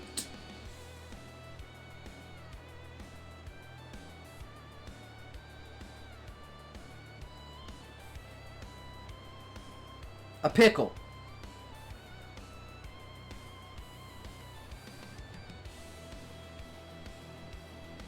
Ew.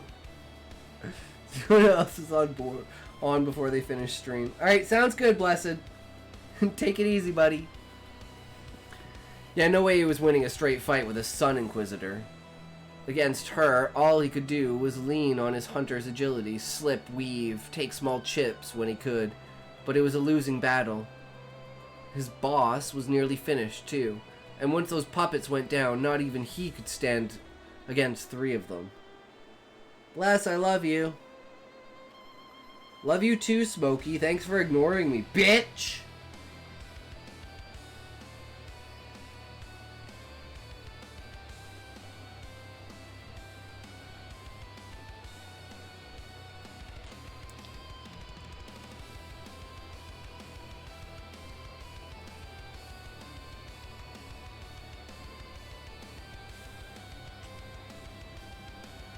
I just literally died. Piece of trash blowing in the wind.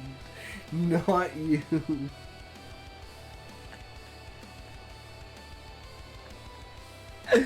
Blood DBZ, yo, yo, yo, welcome, welcome, how's it going, brother? Do you ever feel like a plastic bag? I find it crazy, right? BCUZ, when I play alone I never die, and when with you I die so much. Why is this? Because you're a troll, Smokey, and you try to kill me, and you wind up killing yourself because you don't know how to play the game properly. Duh! Blowing in the wind, wanting to start again. All the time, Callie. But only because I farted. I mean, what?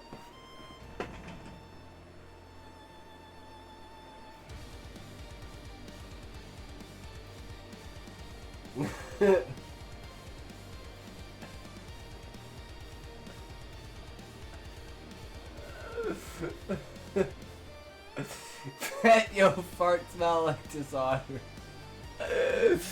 We need to like do like shorts. Like script shorts out between me and you, Callie.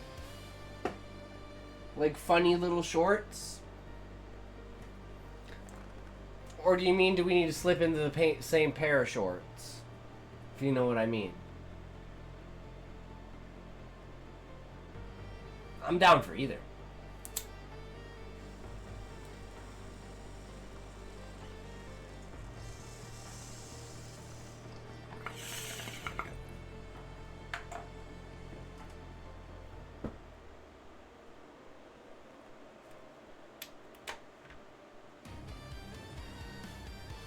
Podcast is on Saturday.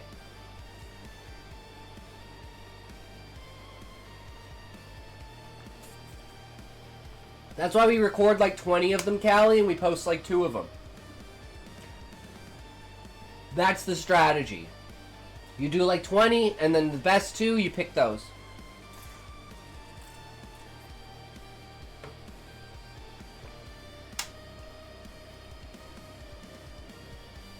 And then the best, most popular ones, you turn into running jokes. That you somehow find a way that you can keep doing it over and over again.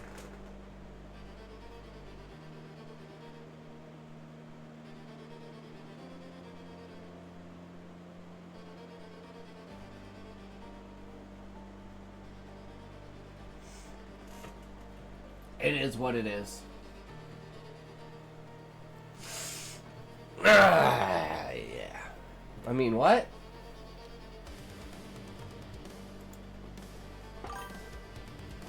I have bit my tongue. Oh shit, that's not good, Smokey. That's not good.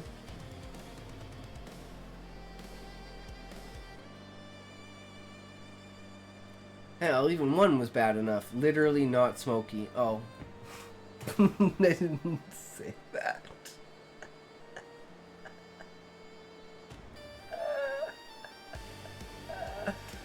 Shut the fuck up, Smokey. Callie, it's okay. I didn't mean to call you Smokey. Yeah, I mean, for you it might not be an honor, but for me it is. See, my fucker always says me. He's fascinated, bro.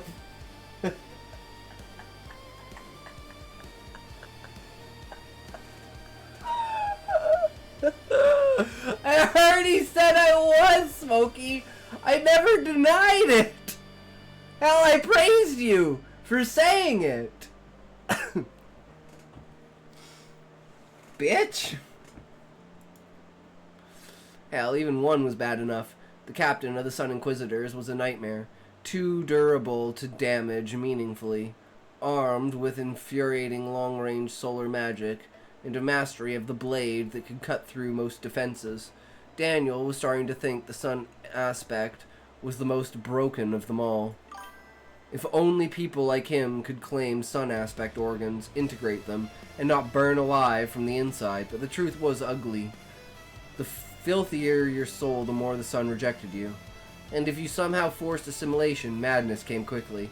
Only the righteous zealots could wield it without paying that price. That is a insult to Callie, by the way. He has IQ, I don't. Scotty faps to Smokey, making room look like coal furnace exhaust. I don't even get it, Blessed.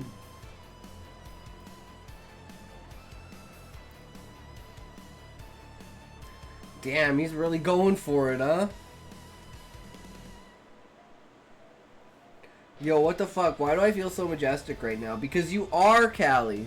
You're like an angel brought to Earth.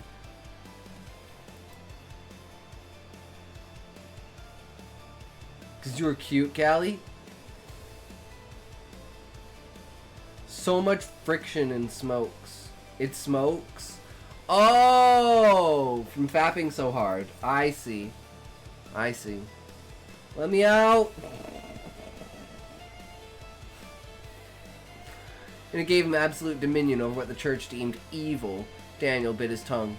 No point dwelling on it now. He grinned as the mana wave ebbed. Bingo. The prison cube had worked. He slipped past another strike, and only then did the Inquisitor catch on. Saw him lunge toward the carriage, aiming to slide underneath and vanish into the forest beyond. With his speed, no Inquisitor was catching him. He dove, snatched the cube, and was already moving before he could adjust. She tried to give chase, but her duty chained her to the carriage, guarding what she believed was still occupied, not realizing her charge was gone. Yes, sire. Callie has been released, guys. Who let the Callie out? Who let the Callie out? Who let the Callie out? Daniel broke into the trees. He still felt it, that unsettling stare. The fox was still watching him. He glared back at the cursed thing, that oppressive weight he'd felt earlier. It had to be the lingering influence of the entity that had crushed Basil. As much as he wanted to skin it alive, well, it screamed. He didn't have that luxury, so he ran, and he kept running. Only when he was certain nothing was following did he stop, leaning against a tree to catch his breath. A ragged laugh slipped out. Divine! Come on, bruv! That was too damn close. Basil's death still gnawed at him. But the mission was done. His laughter turned hoarse, breaking into coughs before he slumped fully against the tree and let the soft grass take his weight. Twin moons hung low in the horizon, red and green. Both full tonight. It should have been tranquil, dangerous as the forest was. He was sure he was far away from any Phantom Lord's territory, and full moon nights kept undead and ghosts dormant. For once, he was almost safe. Guys, I think my ego is inflated. Right now, I literally feel like my movements are coated in swagger. I am delusional. You got the swag to ya. Kelly, I believe in ya. You got what it takes to be ya. I don't know, but you got it, boy. Yes, what I'm telling you. You got it. You better lyrics, sorry. Oh, sorry. I'll give you Smokey's lyrics.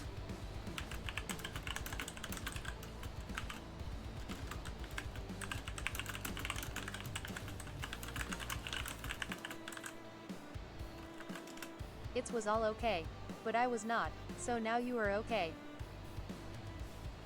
I am delusional.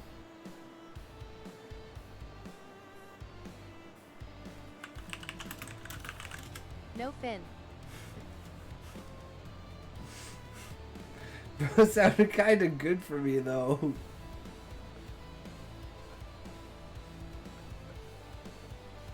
Yeah, that's a masterpiece, Smokey. That's an absolute 10 out of 10 banger masterpiece coming from you.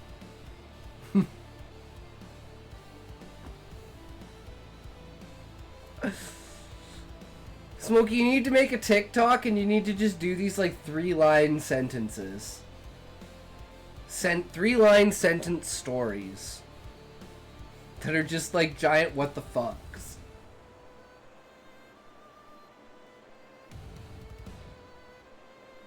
Come up with the best 3-line sentence. It was not, there was, then we will. Perfect. Absolute beauty. I dare you, Smokey, to make a 3-sentence story. I dare you. In the TTS, right now, in the next 5 minutes. I want to see a 3-sentence story. 3-sentence story. Holy shit.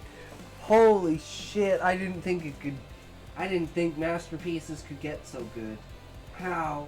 How did Smokey know? He's a genius, guys. He's just... What the fuck? He literally blew my mind out of my skull. I don't know what to say.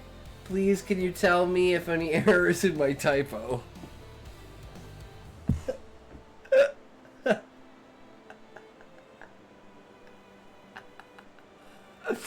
Your typo is an error. Don't worry about it, Smokey. There's no capital, but that's okay. Hell, you could capital all of them and just go 3 dot sentence dot story dot. That's how I would edit your story. It would be the new Shakespeare of like the 20th century. Undisputed throughout time. As the greatest of all. Hiru looks at me as if I am that weird kid who gets extra help, but I swear one day I will prosper and write a 4-worded story. Smokey, it's too many words. Where are the pictures? I'm not reading all that. What's the TLDR? At Grok, what does this mean? 3 sentences.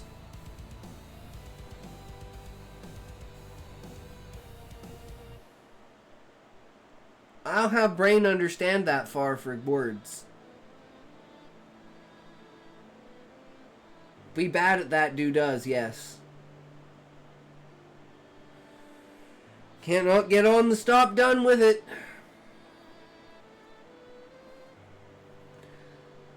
Blame not done when went, so got done when derp.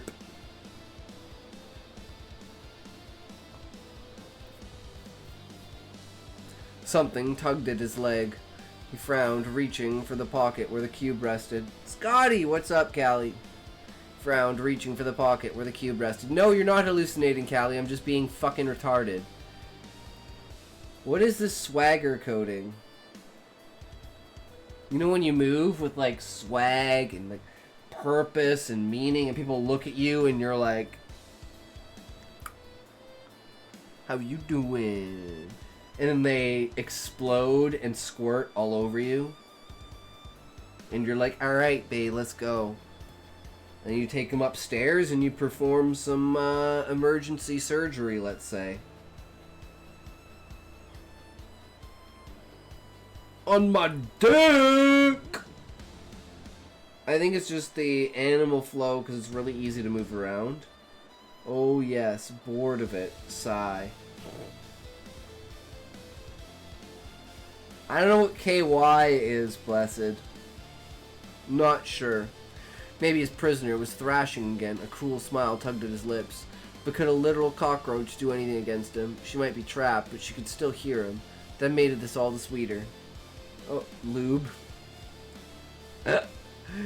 He pulled the cube out.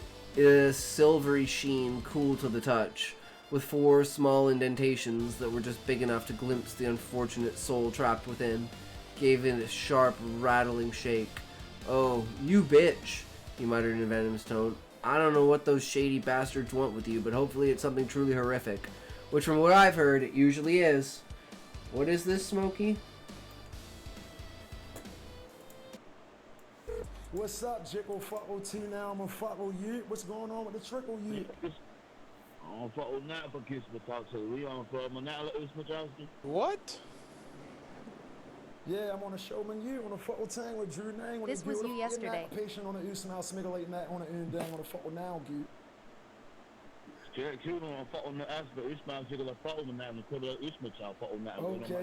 chilling in the crib, dude. You chilling with the fuck down. What's going on with baby Q now? Nisman Smith, my snaggle up, you dang but what's up, Jiggle? Fuck T now. What's going on? You gotta skirt gimelap, the kerp gom gim gimel, gimskibble, get a skip it. You know? A douche and damn goofish blob. Gibbelam, oobelob, gob, gibbelam, gibbish, gibbelob, blippin. Bibim, scoobalob, baba, begillable. That's the Baltimore accent. Scoobadapopala, gum, fidabipkader. Kader for Werber, her partish, skibinamiller. Skibinam, skibinamama, wabbitter, because skibiderm, kindam, bop, and if you get a wop, get a bop, get a bop.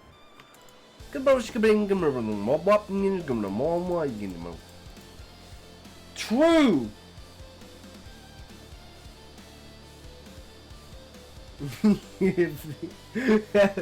Have the aliens landed? Yeah, look up. I fucking wish. Kill me now, Smokey. Just remember how you were saying it when you were spraying it. Kurt Bob Skigglelap Boop Boop Dim Gobber Gop Gop Bam Skibam Good Begin Skibble Baggy Bow Bogish Skibble Mama gave up a gun Mowaga Day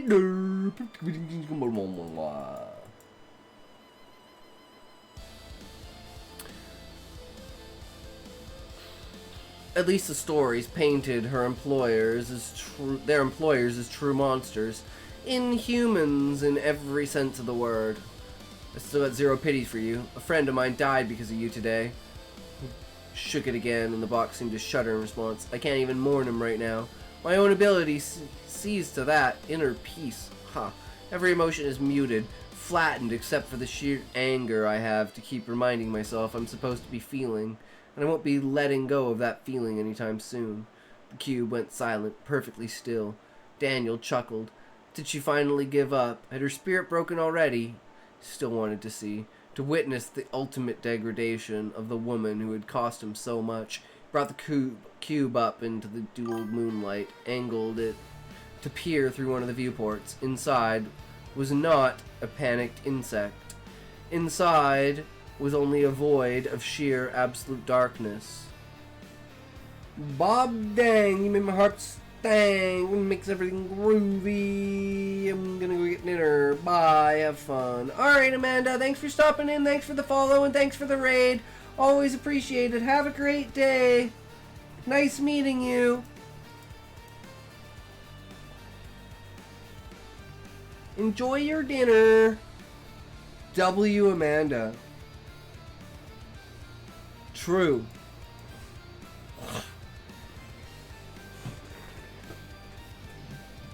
Inside was only a void of sheer absolute darkness.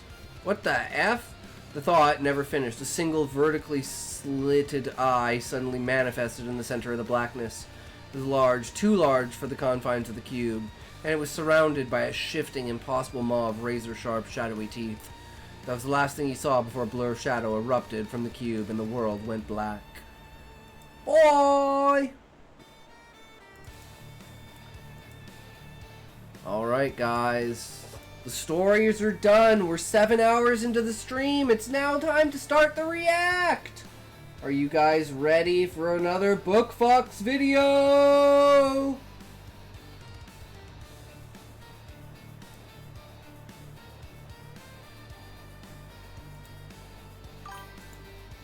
Nope. Well, too bad, Smokey. Too bad. So sad, bitch. Let's get ready to react. I'll tell you what I really want to see. Shut your mouth holes now, Smokey. I don't trust a word that comes out that smickle smackle smookin' smome. Smithers smomes smackin' smoogles smitch smone smack.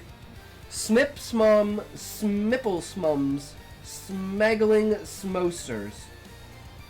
Fox, I'ma reframe my fitness goals to let me write more, I think. I really want to see a Barbie in a ditch.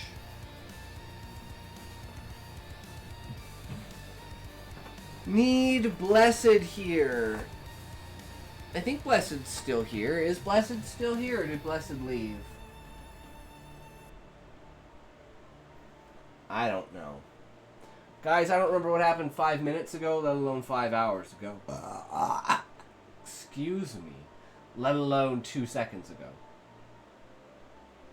If it's not on screen, it just doesn't exist in my mind.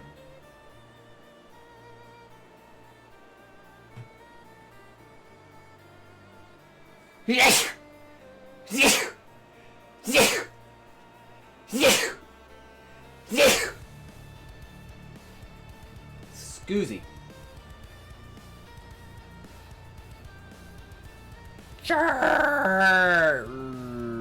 Fuck. Bless ya cotton pickin' fingers. I blame Barbie dolls for about 60% of all eating disorders among women. I mean, I could see it, Sean. I could see it. Yeah, I could definitely see it.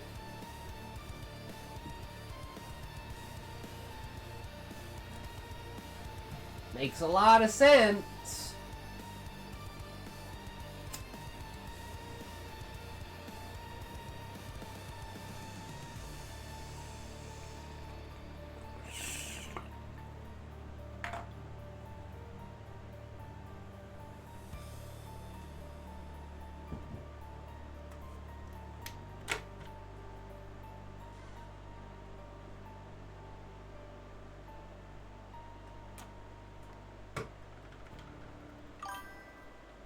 Original Barbie Wall was a real woman. She'd break in half. She's so out of balance.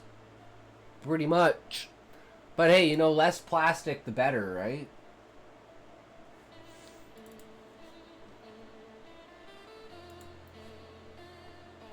Alright. Here we go. Well, that doesn't help. Bro, another divine. Yo, what the fuck? That's 2 in campaign. I don't believe you, Smokey. Post it in... post the drops in the fucking Discord, bro. I spent nearly 4 months scouring Publishers Marketplace, looking for all the books that had just sold. Most of these books won't be published until 2025. Oh, shit. It freaked out! Some won't even be published till 2026. In the end, I read more than 1,000 book descriptions. It was truly eye-opening, and it forever changed the way that I think about book concepts and marketability and how to get a book published. I want to pass on 6 super helpful tips for writers that I learned during this process because I think it will massively help you in your writing career. Number 1, brand yourself. Brand yourself. No, not like that. Not like that. Is usually the first thing listed in the publisher's marketplace. That's because agents and publishers want to know who this author is and why they deserve to have a book published. What that means is you need to work on making yourself sound like a somebody rather than a nobody. So here are some common ways that authors were pitched as being the type of person who deserves to have a book out. 1. Author of a previous book. Obviously, this doesn't help you if you haven't written one yet, but once you do have a book out, it really helps to stand on that platform. 2.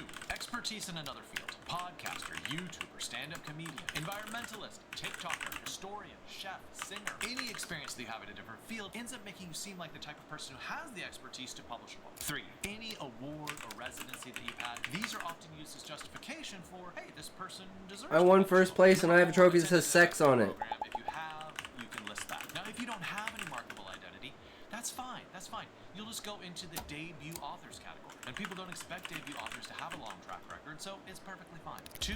Perfect your pitch. I cannot emphasize enough that this is the most important thing in your book. The pitch is the most important way to get an agent, the most important way to get a publisher, and... Wait, I don't know anything. I just do research. Same, Callie, but I just don't remember. The most important way to get readers. If you cannot make me want to read your book in a single sentence, then either you've written a bad book or you don't know how to pitch. My advice would be to take your pitch and to practice it on dozens of strangers and friends. And pay very close attention to their reaction. Do their eyes light up? Are they like, oh? Yeah, most people are like, oh, wow, that's fucking cool. Cool, yeah, I like it. It's neat. So I think the main pitch is like a lone human in a world on the verge of war. The Beastman army is gathering as the technology of the past comes to confront the magic that has overtaken the land. Something along those lines.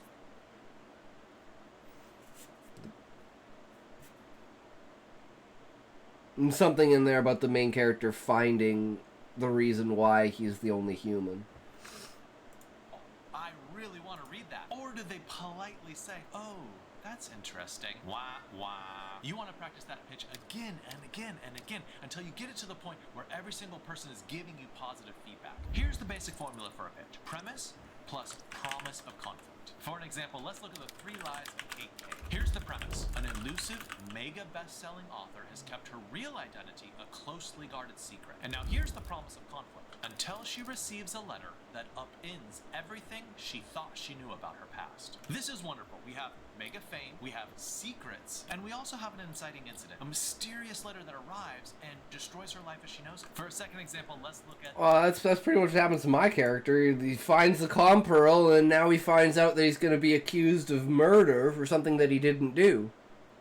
And then he has to leave his home and seek out his friends of the past in order to prove his innocence. All the while, the Adventurers Guild, he's the leader of the Adventurers Guild in a branch of the government. So he's kind of fucking important.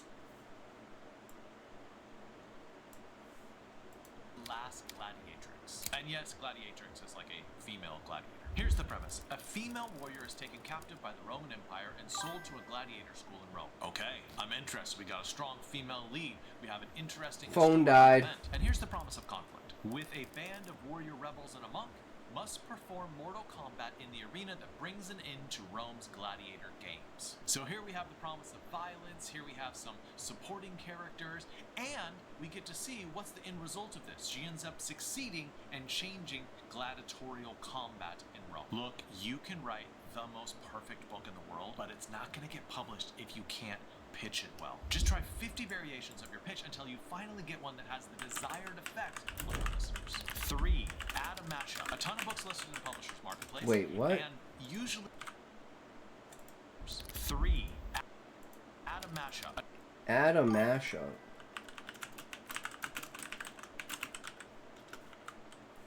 I'm a bitch. True, Smokey, me too. And usually the ones that had the biggest advances ended up comparing their book to other media. So here are the 4 most common ways that I noticed authors were comparing their books. 1. TV shows. Parks and Recreation meets Only Murders in the Building. I think this works really well for commercial fiction. Might not work so well for literary fiction. 2. Compare.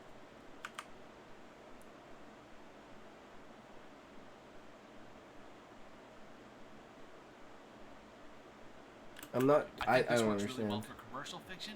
Might not work so well for literary fiction. 2. Compare 2 other authors. For fans of Frederick Bachman and Matt Haig. This works really well because if the agent or the reader knows one of those authors and likes one of those authors, they're immediately interested in your book. Number 3.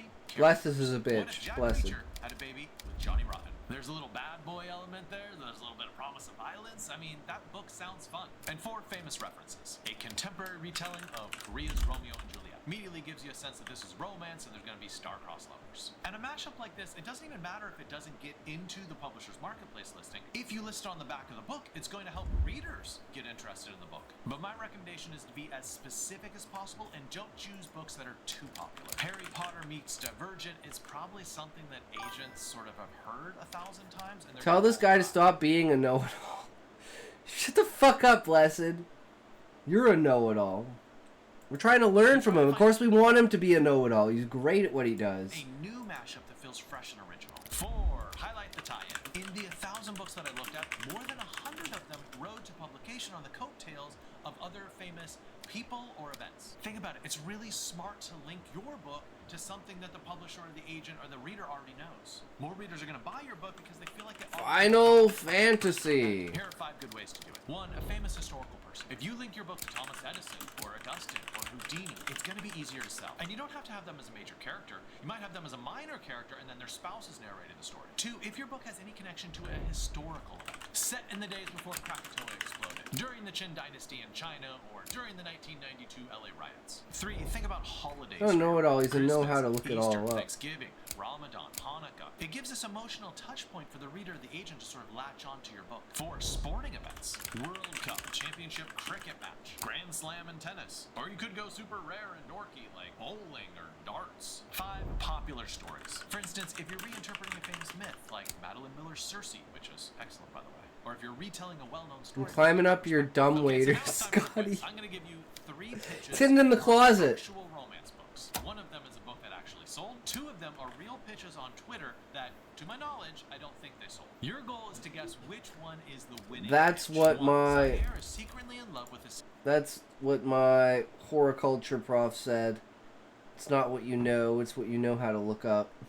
Sister's best friend, and now there are 2 of them, locked up on a train while the winter storm is raging outside. 2. A professional rower has a single summer to win back her spot on the national team, but her new coach's unusual training strategies and their growing attraction threaten to derail her Olympic dreams. 3. Tie-in and Ahiga's story is just the beginning. When war rages through centuries of magic-born and gods, only the blessed will survive, and they will need the damned to save them. So pause the video and you can make your decision, or you can go back and listen to those again. Okay, got your answer? If you guess number 2, you're correct. Yeah, that was my guess, number 2. And that has a very Einstein said creativity is more important than IQ. True. so much easier to sell that book to agents and to publishers. The first one has a train, and the third one has. No matter how much high IQ you have, if you don't have the creativity to use the IQ that you have, there's no point. But if you have really high creativity and low IQ, you can still use the advantage of creativity to mimic a higher IQ. Right?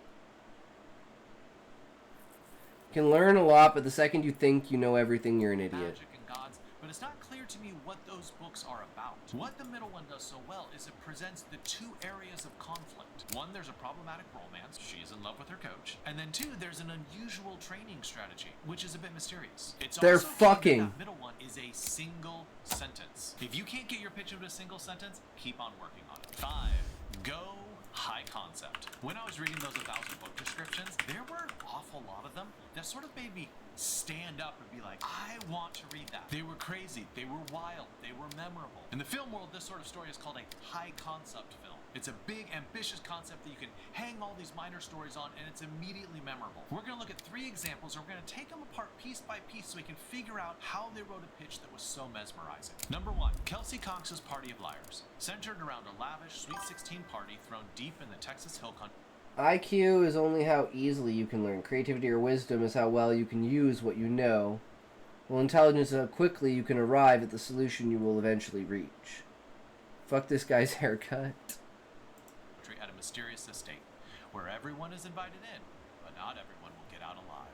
For starters, there's a great tie-in. Sweet 16 birthday party. That is an event. Then we also have wealth, right? It's a lavish party. We have a mysterious estate, which makes us wonder what's going on there. And the stakes are super high. People gonna die. Number 2. I guess, like, okay, let's say this. So,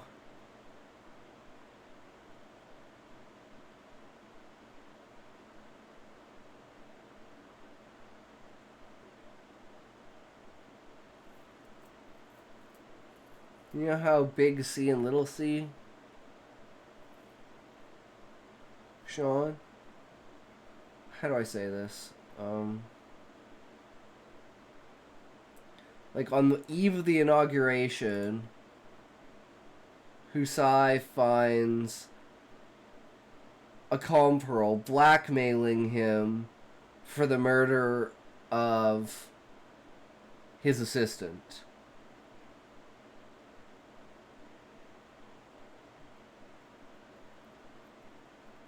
The Beastman War is looming on the horizon as the new Viceroy declares all Beastmen equal to the other races.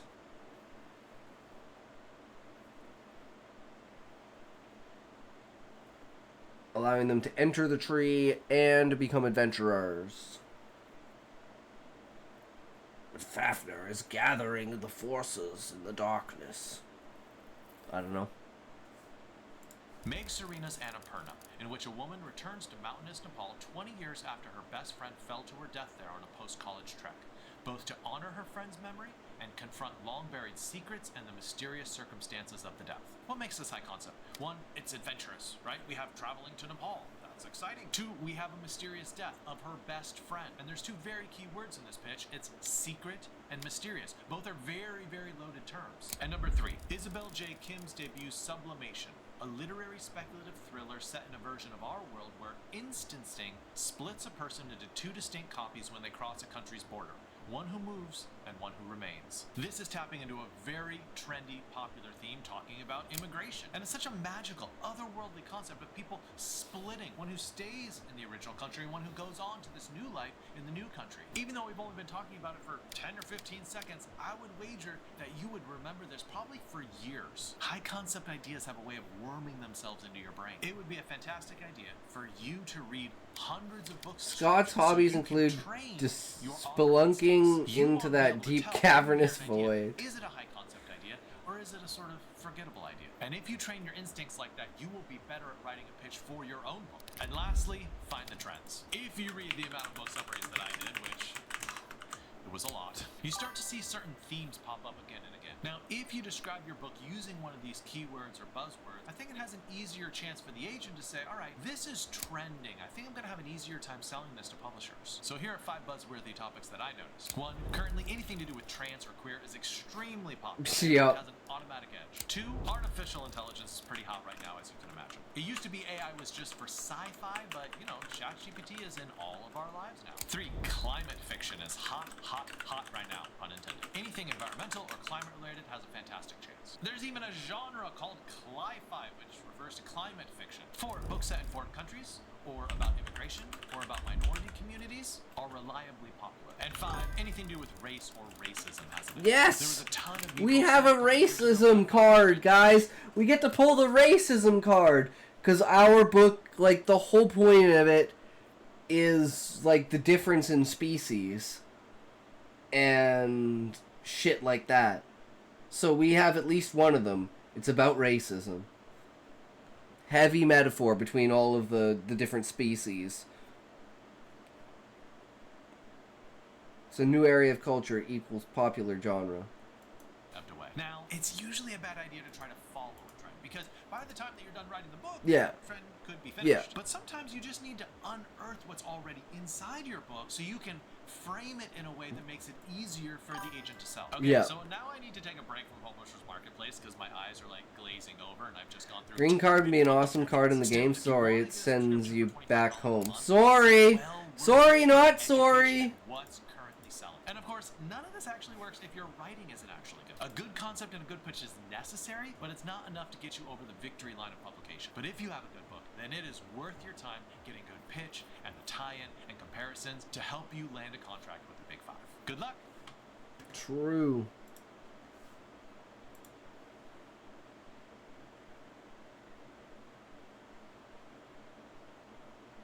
I spent nearly... Alright, that's another Book Fox video, guys. Give him a like, give him a view, give him a subscribe. He is our main source of improvement for our writing.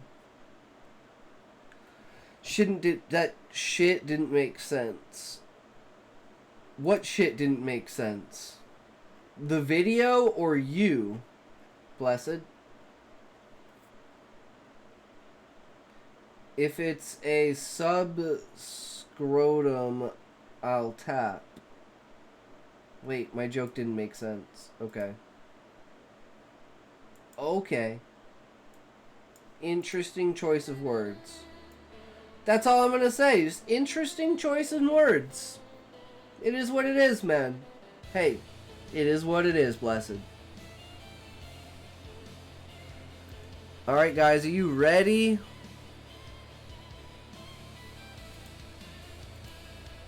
For the new green card joke didn't make sense.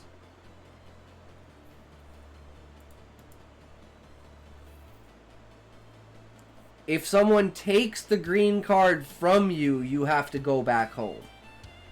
So you don't want to pick up the green card because as soon as you drop the green card, you have to go back home. But then again, if you pick it up, it's an instant teleport. You just drop it on the ground and boom, you go home. So it's like the teleport back to the bonfire item in like Souls games.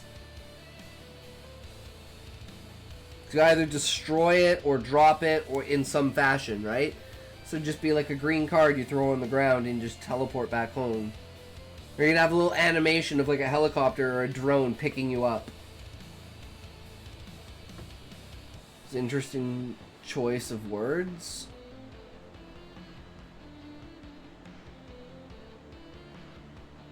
If it's a sub-scrotum, I'll tap was an interesting choice of words.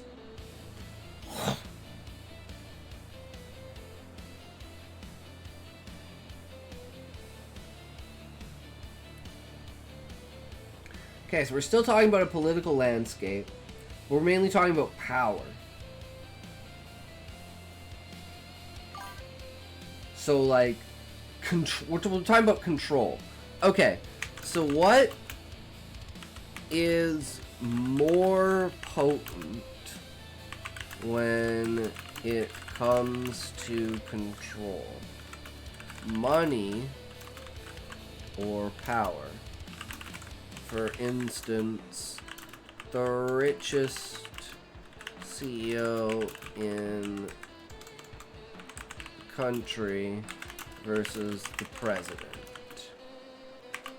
Would money win out in the political world, or does influence of power win? Scale each out on precedents, on on historical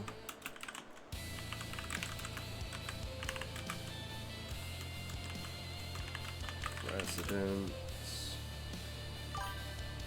Where's Callie? I think he fell asleep, probably. Let the guy sleep, man.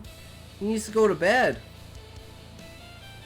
When out in the political world, or does influence of power win? Scale each out on historical precedents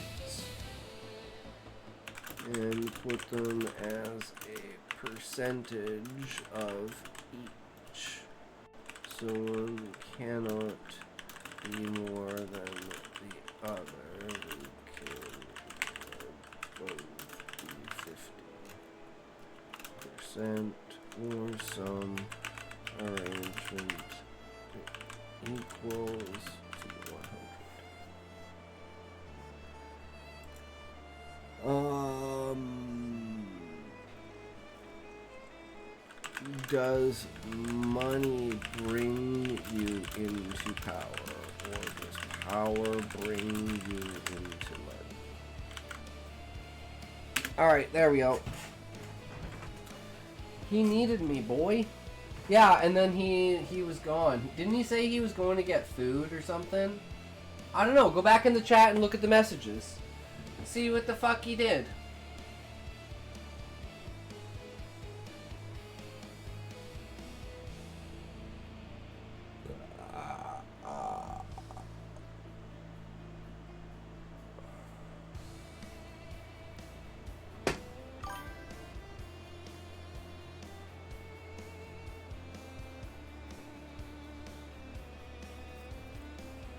Didn't say.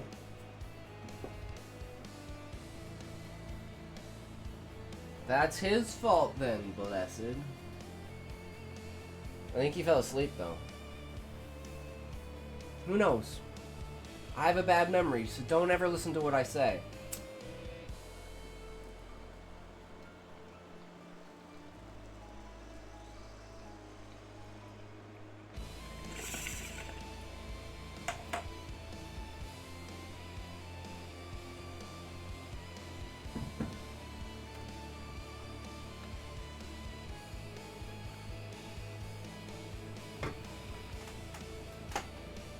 I'll be right back.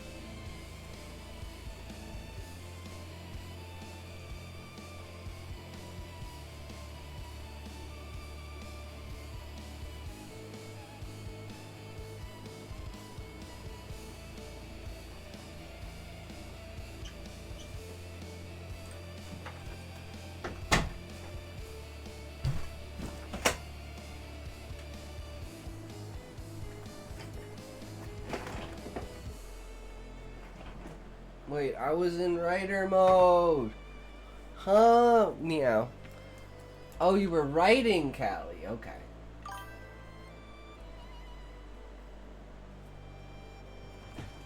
Okay, guys, let's see what AI said.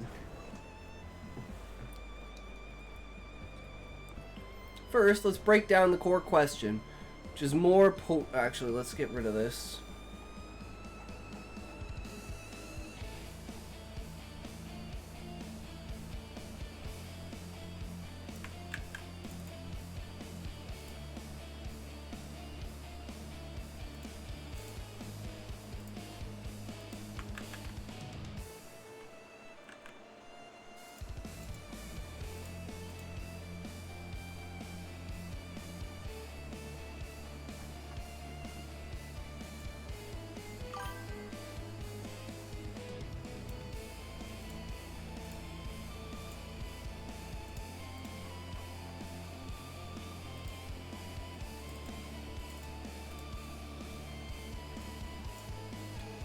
Is it too late to share a story? Is it too late? No, it's not too late, Callie. It's never too late. Do you want me to read your story, Callie?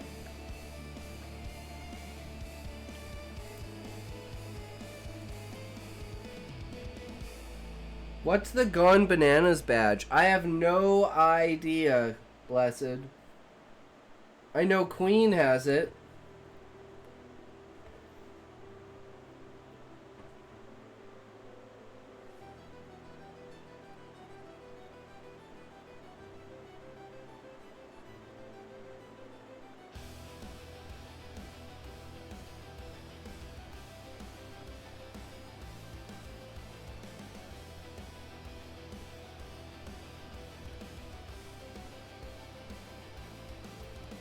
That's why I asked.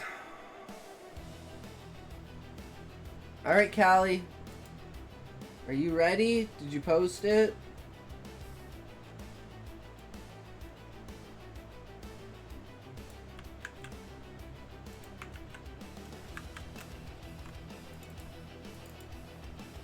Alright, guys, this is Callie's new story.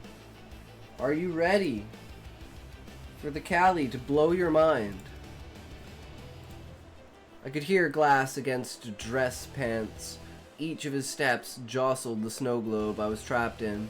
In the snow globe, my skin is barraged by pellets of bone.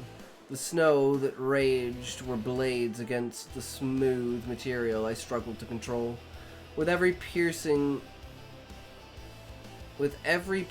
against my skin, there was a clang and a burn where the bone hacked away at me. I taste the porcelain that makes me up. This is a drowning at the bottom of the salted sea. Coral reefs scraped against me as the current ravaged my skin. Liquid is like acid to what used to be blood.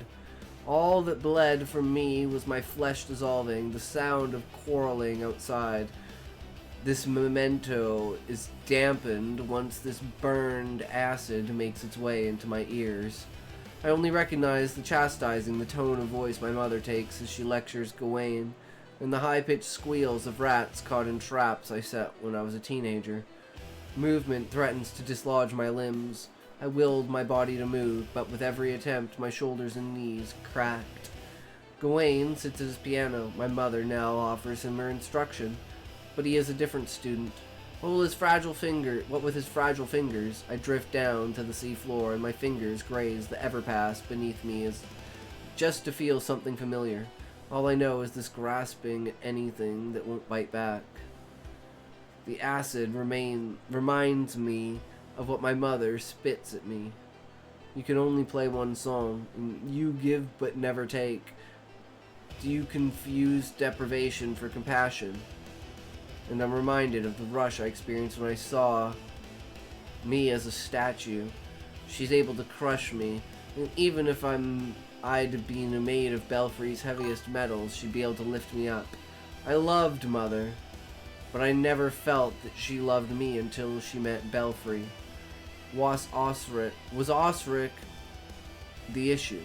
Did Father really have Mother Nell forget how to love?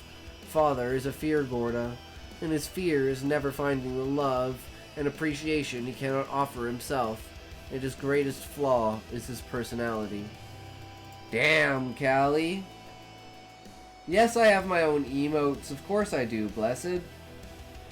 What kind of noob don't have their own emotes? What you talking about, brother?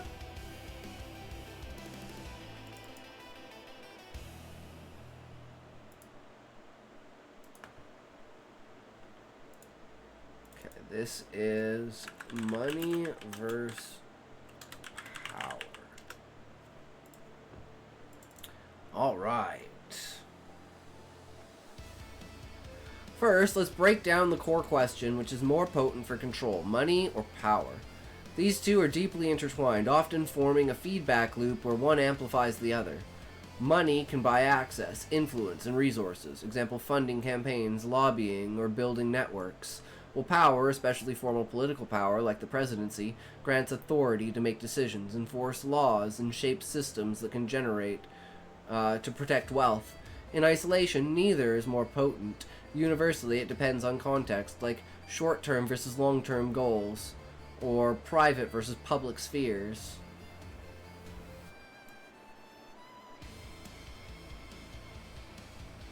Can you give me a stadium vendor sound?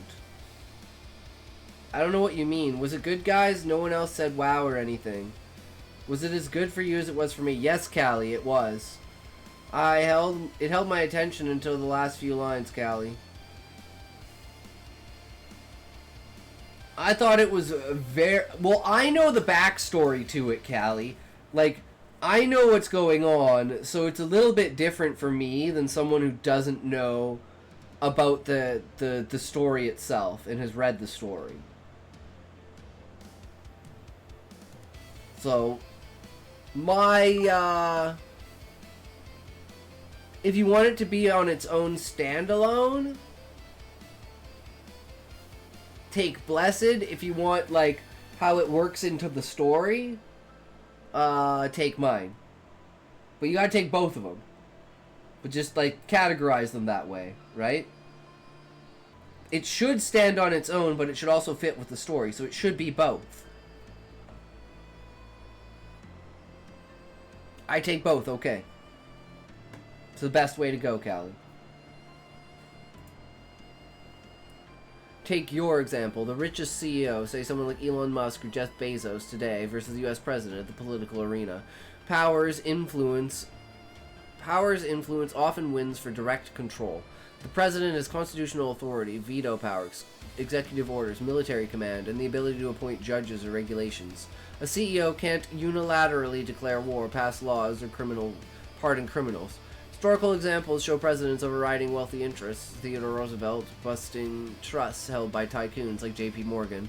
However, this power is temporary, term-limited, and checked by Congress, courts, and public opinion. Money can win through indirect leverage. Wealth allows CEOs to fund super PACs, influence elections, or sway policy via donations and lobbying. For instance, billionaires like the Koch brothers or George Soros have shaped U.S. politics more than some presidents in specific policy areas, energy or criminal justice reform. In a CEO versus president showing, the CEO might outlast the president by buying long-term influence, but they can't match the immediate coercive power of the state. Overall verdict. In the raw control over society, power, as held by the president, edges out slightly because it's institutionalized and backed by force. But in modern democracies, money increasingly erodes that edge through corruption, media control, and globalization. Think how tech CEOs influence global narratives more than some heads of state. If I had to quantify potency for control or in politics, power at 55%, money at 45%. Power provides the framework, but money greases the wheels. Both directions happen, but historically, money often brings power, wealth, funds, campaigns, builds visibility, and creates alliances. In the U.S., self-funded candidates, or those backed by big donors, have advantages. Examples: Michael Bloomberg ran for New York City mayor using his fortune. Donald Trump leveraged his brand and wealth in his 2016 run. Did Sean write this? No, this is AI. Blessed, this is AI. This is all grok. Power more reliably brings money. Office holders gain prestige that translates to post office wealth via books, speeches, broad seats, or consulting. This is especially true in the US, where the ex-presidents rarely go broke. Data shows most presidents enter office middle class or wealthy, but exit far richer, adjusted for inflation. The loop. Money gets you in the door, but power manipulates it exponentially. Multiplies it exponentially. Studies from political sciences show a revolving door where power leads to wealth, which funds more power for allies or successors. In corrupt systems, power directly extracts money via graft, but even in the US, it's indirect. I'll focus on a selection of notable presidents across eras, basing percentages on how their control and influence derived from money. personal wealth, funding networks versus power, formal authority, political savvy, institutional leverage. These are informed estimates from historical analysis. Money percent reflects pre-office wealth or financial independence, enabling their rise, and power percent reflects how office amplified their control or how they wielded authority without relying on wealth. They always sum up to 100%. I drew some sources from presidential net worth, adjusted for inflation. So George Washington is 70% money, 30% power. Thomas Jefferson is 60% money, 40% power. Andrew Jackson was 40% money, 60% power. Theodore Roosevelt was 50% money, 50% power. Franklin D. Roosevelt was 45% money, 55% power. Kennedy was 65% money, 35% power. Ronald Reagan was 55% money, 45% power. Money was 30% for Bill Clinton, 70% power. Barack Obama was 25% money, 75% power. Donald Trump was 70% power, or 75% money, 25% power.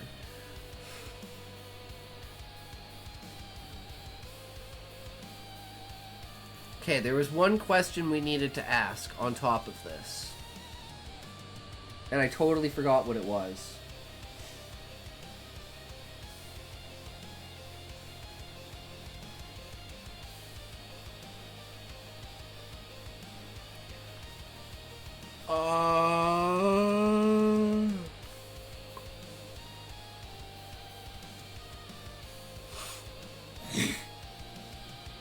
Damn it. I had like the perfect fucking question and I totally lost it.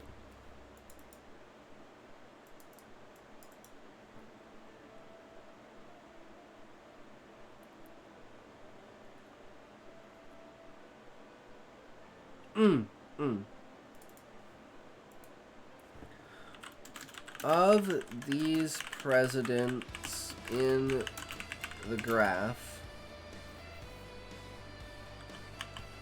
who were the most successful and did money or power have the most sway?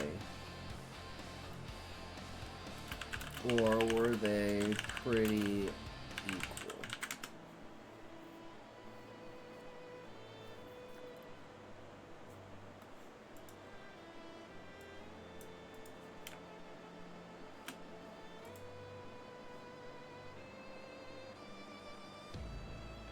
It's gotta think, guys. It's gotta fucking think.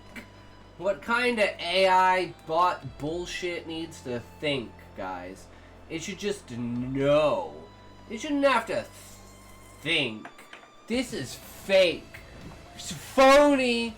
It's a phony. He's a scammer. Where's Smokey when you need him? Scammer, scammer. He's a phony. Phony, phony.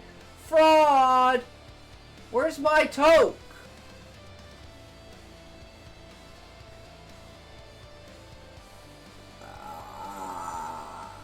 Excuse me.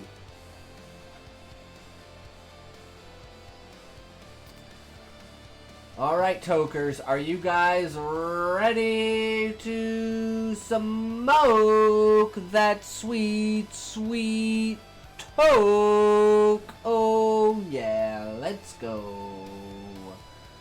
Ads are over. 3, 2, 1, smoke.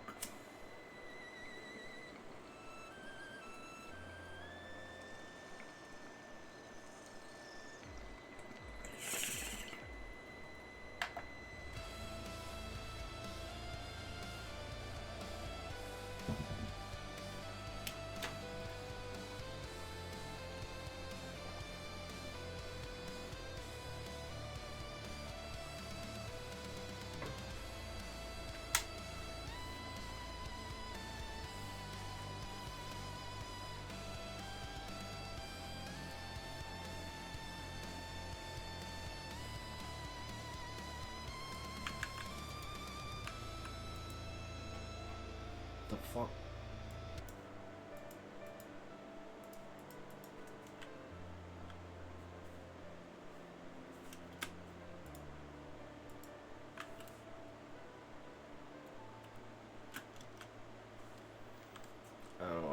weird like that.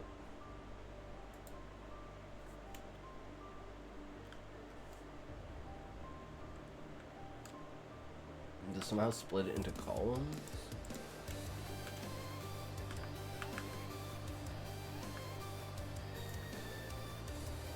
What?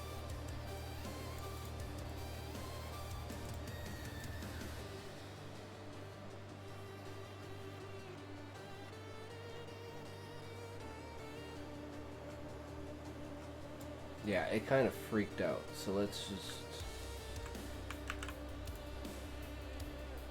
Whatever happened here, let's just get rid of this.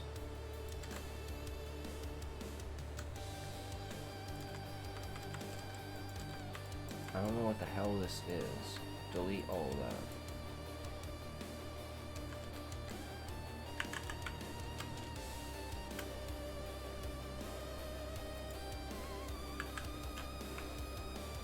Whoops.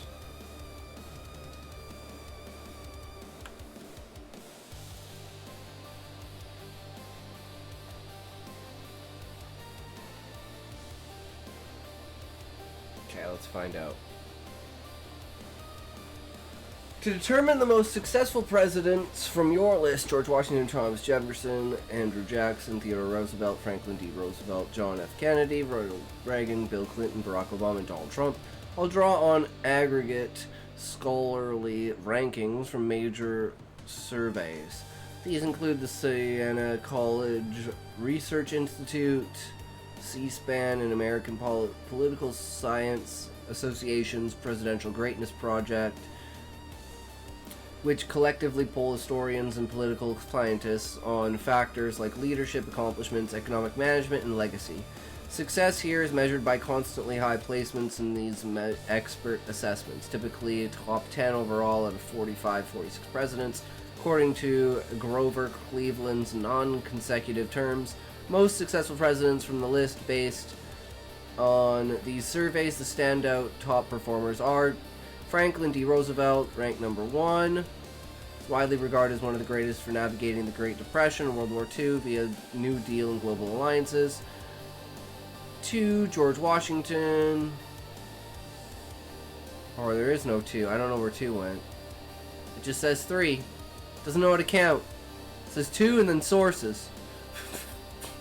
Okay. George Washington, ranked 3, Siena. I don't care about that. As the first president, his success lies in establishing precedents for the office and under unifying the young nation. Okay. Then number 4 is Theodore, and we just keep going down. 9 to 10, and others. Yeah, it's just saying. 16, Clinton, Andrew Jackson, Donald Trump, often last or near last due to diversities, impeachments, and handling a crisis. Did money or power have more sway, or were they equal? Using the money versus power percentages from the previous analysis based on how each president's rise and influence derived from personal financial resources versus institutional political authority, here's the breakdown for the most successful ones. These percentages reflect historical context. Money often enabled entry for early presidents via land, wealth, and dependence, while power, crisis leadership, amplified important impact for others. Overall, it's mixed. Money swayed more for foundational figures, power for transformative ones, with no clear dominance across the group. Alright, well, there you go. You need both of them. You can't have one without the other. One gets you the other, so thus if you have one, you have both. It's kind of a one side of the coin, right? Okay, so let's go to here.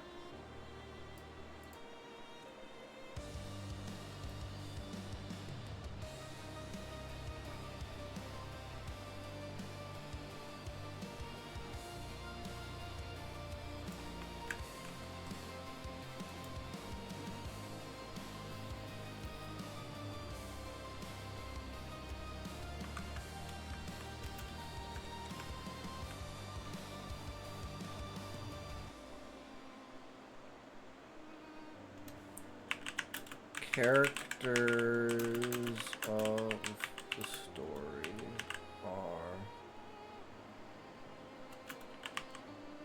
two guys from opposing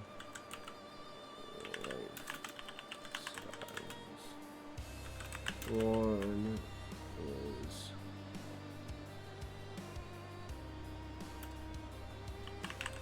is wealthy but not well known. The other is well known but not wealthy. They come an unstoppable force once they meet. A falling out causes the collapse.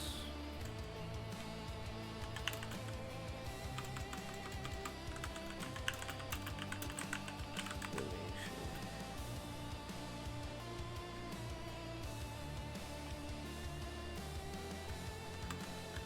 I think it should be just like something basic like that, and that's the stakes of it.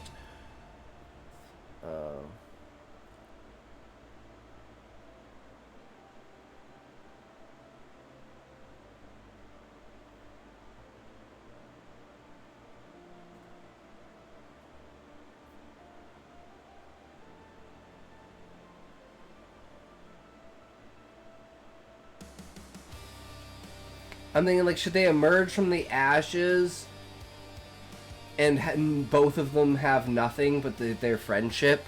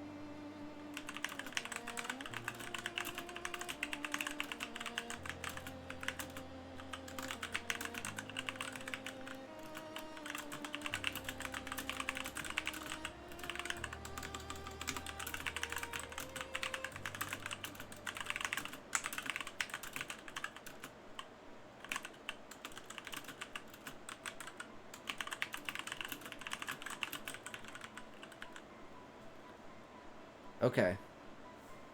This is going to be an interesting story. We're going to try increasing the word count of the story to give a little bit more. So let's see what we're going to get.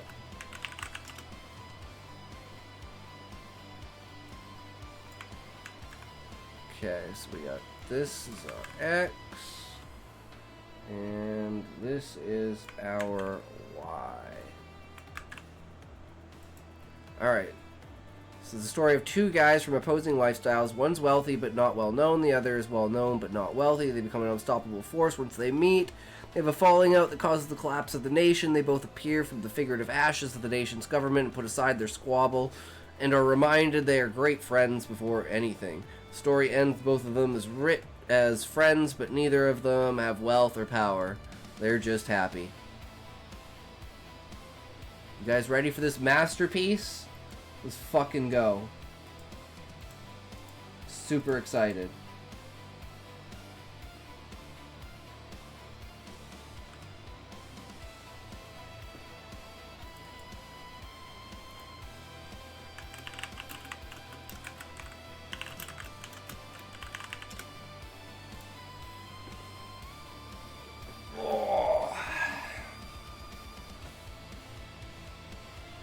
I'm just feeding it data. This is a good thing, right? Teaching it the ways. It knows what it's doing. Very interesting for the different kind of styles of work with it.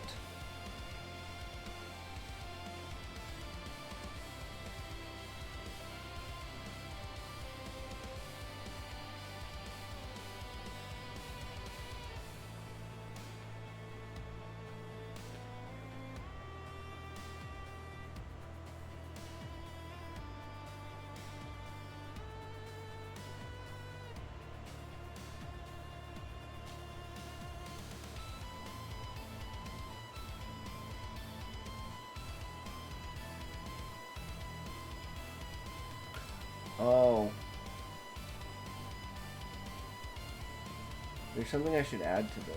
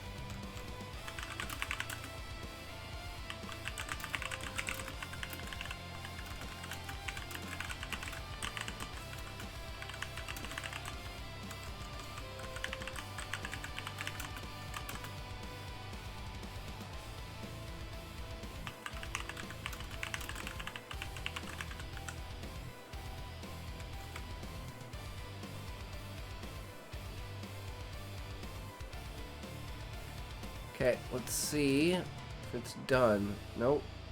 Still writing.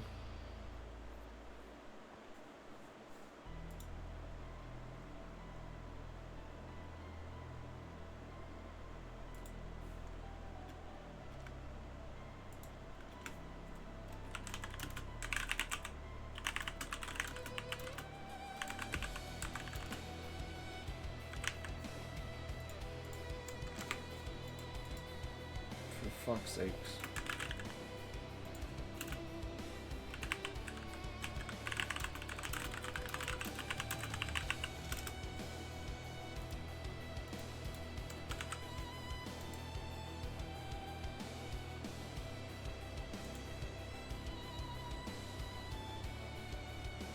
And every time we just keep adding more and more to, like, pinpoint down how the story's done. Kind of put a grasp on it to, like, direct it to a certain place, right?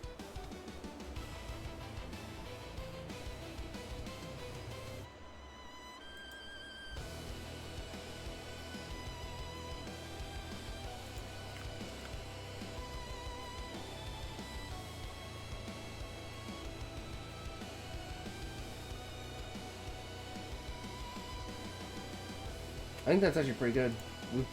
We've expanded on it pretty well. Still writing.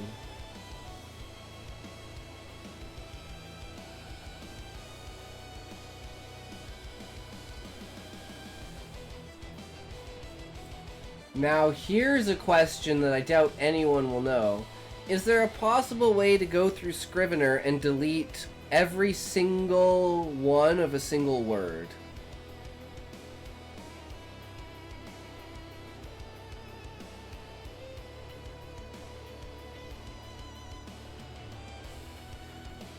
I'm just gonna add this thing in here because this just,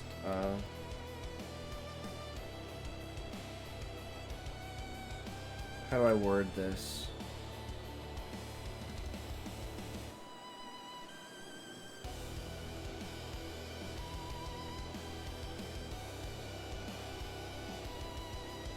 I'm just gonna say don't say, or don't tell,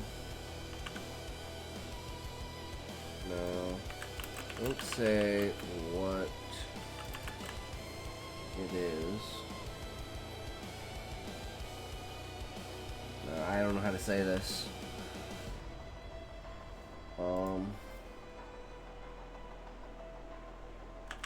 Don't include the structure in the final product.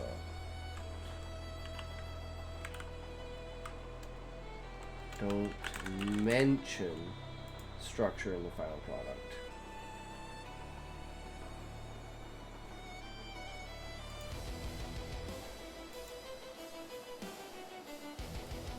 Alright. Give us a story, guys.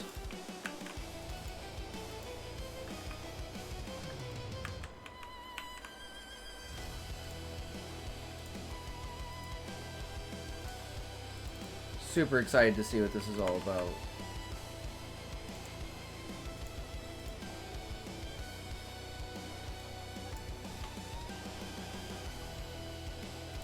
Did it not give me a name for the story?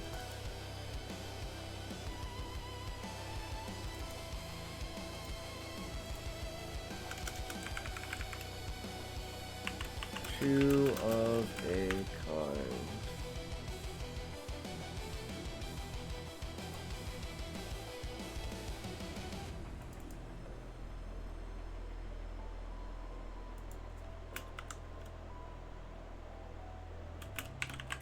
Heads and tails.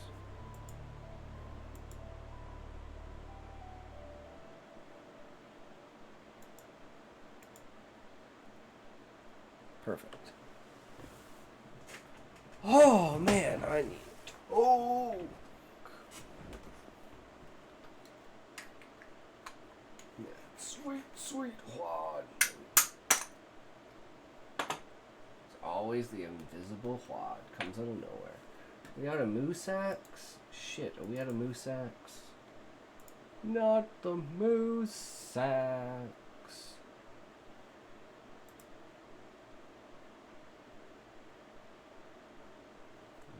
With this one, let's just do this.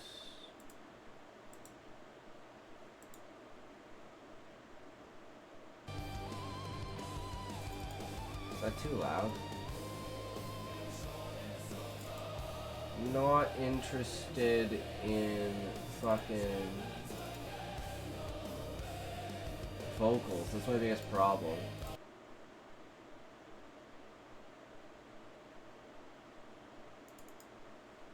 What this? Hopefully it's not too quiet once everything kicks in. Might be a little quiet off the bat.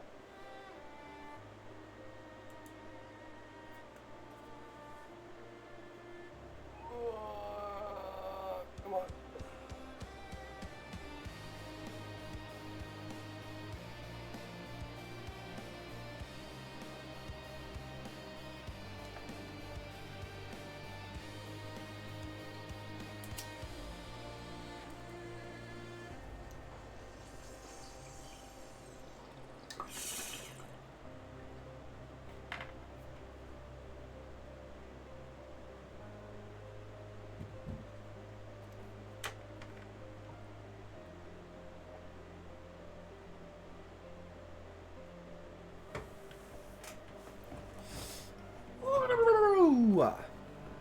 Alright.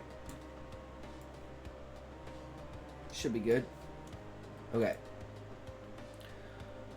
In the shadowed valleys of Eldoria, a land where the rivers ran thick with the ink of forgotten decades and the mountains whispered secrets of buried gold, there lived two men whose paths were as divergent as the roots of an ancient oak and the flight of a wayward crow. Elias Thorne was a man of means, his fortune amassed in the dim-lit caverns of Commerce, where he traded in whispers of innovation, machines that thought, currencies that vanished into ether. Yet, for all his wealth, Elias was a ghost in the public eye, known only to the ledger books and the silent servants who polished his empty halls. He dwelt in a sprawling estate on the outskirts of the capital, Viridia, a place where the walls were lined with mirrors that reflected nothing but his own solitary figure. Opposite him, in the grand farce of existence, stood Marcus Vale, a figure etched into the collective memory of Eldoria. Like a statue in the central square, Marcus was a orator of renown, his voice a thunderclap that rallied the masses into the forums and taverns. He spoke of justice, of the chains binding the common folk, and his fame spread like wildfire through the thatched roofs in cobblestone streets. But fame, that fickle harlot, brought no coin. Marcus lived in a cramped harem above a noisy inn, his pockets lighter than his ideals. Sustained by the adulation of strangers and the occasional crust from sympathetic listeners, their story, dear reader, unfolds not in the straightforward march of heroes, but in the absurd twists of fate that Gogol himself might have penned, where the soul's nobility clashes with the grotesque machinery of ambition, yet infused with a deeper, almost ardent defiance, a bold strokes of character that pierce the veil of satire to reveal the raw humanity beneath. Much like the tales where men wrestle not with foe, but with the illusions of their own making. I wrote something awesome. Well, I want to hear it, Callie. Did you post it? You can't say that without posting it, Callie, because I want to hear it.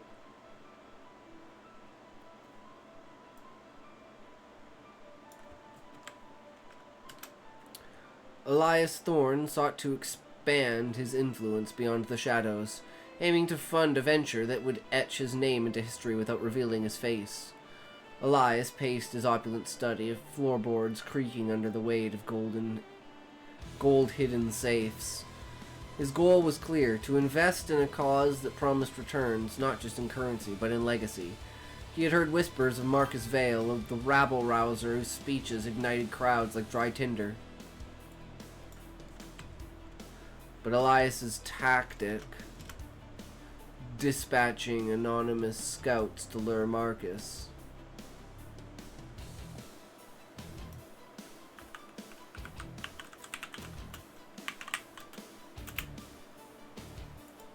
Elias was dispatching anonymous scouts to lure Marcus with promises of support, clashed with his obstacle.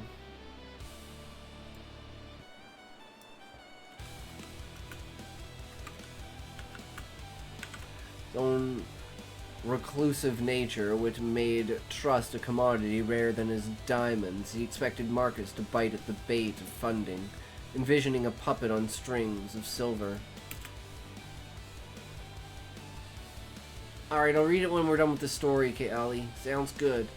Marcus, meanwhile, harbored his own goal.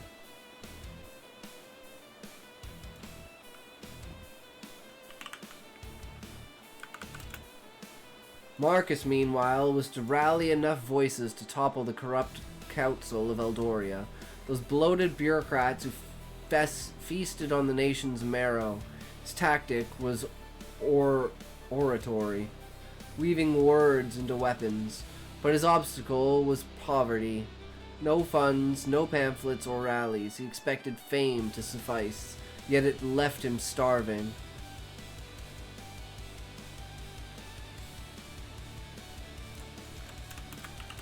In a fog-shrouded tavern on Viridia's edge, Elias's envoy, a sly fellow with a greased mustache, approached Marcus mid-speech. "My master offers gold for your fire," the envoy murmured. Marcus, suspicious, demanded a meeting. Elias, against his instincts, agreed. The rendezvous in Elias's estate turned chaotic when Marcus arrived with a mob of followers, mistaking the invitation for a public forum.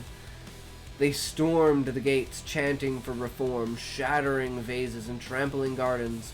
Elias's anonymity crumbled as rumors spread. A hidden tycoon plotting the people's voice. Elias retreated to his inner sanctum, heart pounding like a faulty engine. Marcus exhaled, exhilarated yet wary, dispersed the crowd with promises of alliance.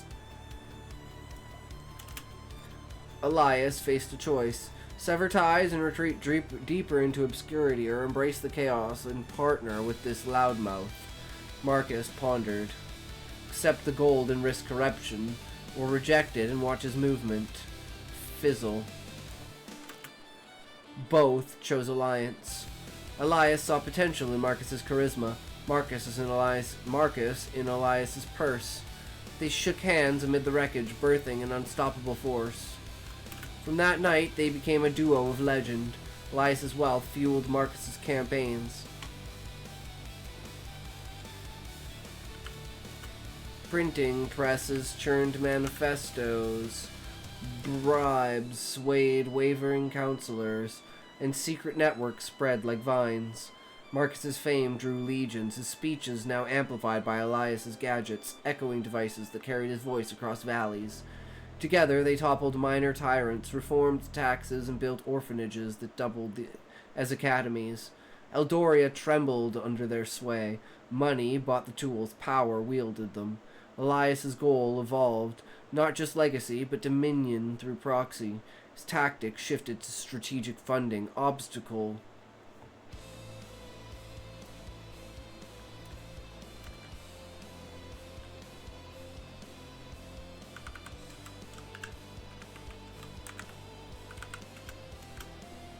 Now the public's prying eyes, expectation.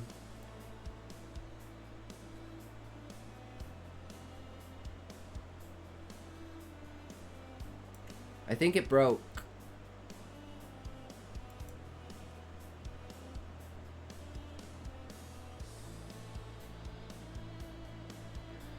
Now public eye.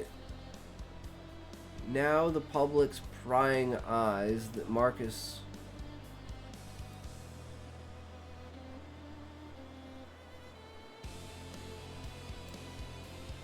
I've never seen it break like this.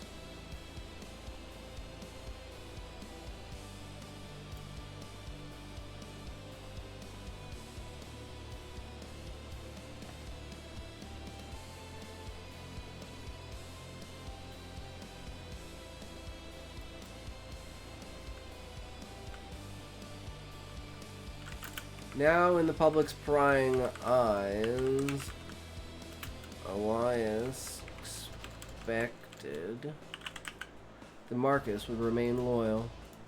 Marcus aimed higher. Total revolution.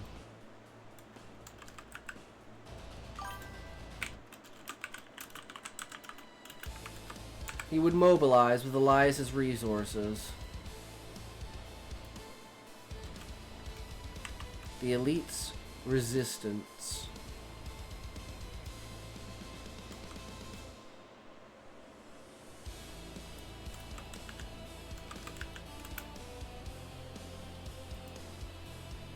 Wealth is a mere servant to ideas. Their arc intertwined. Elias, the shadowy financer, found thrill in visibility's edge. Marcus, the pauper prince, tasted opulence's lure. Satirically, the nation watched as these opposites merged.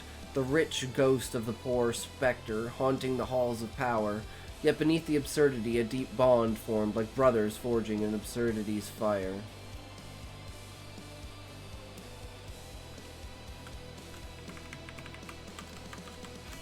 United, they targeted the heart of Eldoria's rot, the Grand Council, aiming to install a new order with Marcus as figurehead and Elias as unseen architect.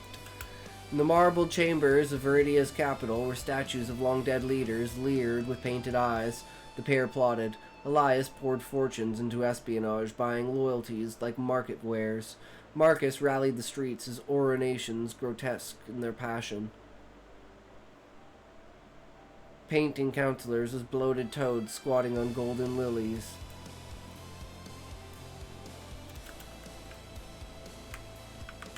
Subtle manipulation via donations clashed with Marcus's bombast, which drew unwanted scrutiny.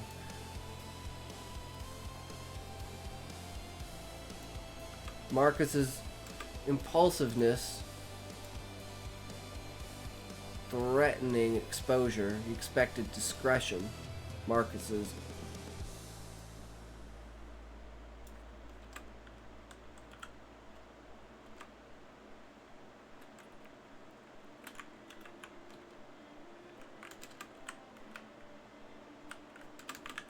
Elias. What the fuck? Okay. Elias expected discretion, caution, stifling momentum.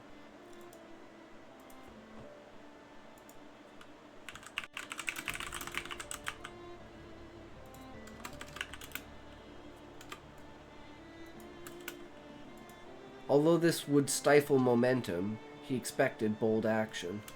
Tension simmered as they infiltrated a council gala. Elias, disguised as an absurdly feathered mask, whispered details. Marcus, unmasked and fervent, debated openly. Councilors, sensing the threat, exposed their alliance in a fiery denunciation, labeling Elias a phantom puppeteer and Marcus a beggar king. Riots erupted, the gala dissolved into pandemonium, with chandeliers crashing like fallen stars. Elias fled to his estate, barricading doors against the mob. Marcus stood amid the chaos, rallying defenders, his voice hoarse but unbroken.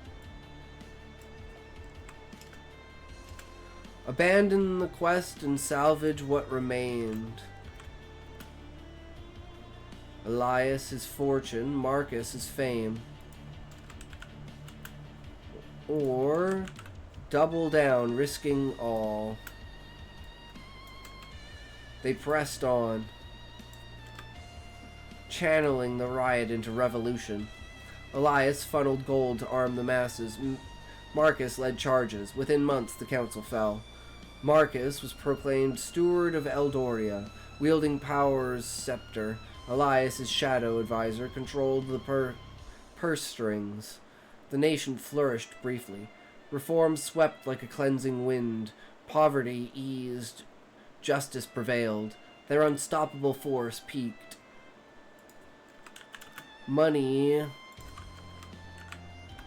and power in harmony, satirizing the old order's folly. Elias's arc bent toward openness, his expectation of control met.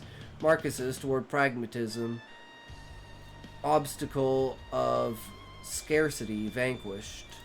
But cracks formed. Elias whispered of profitable ventures. Mines in the hills, trades with foreign realms. Marcus dreamed of equity, scorning exploitation. Their friendship, once a bridge, became a tightrope.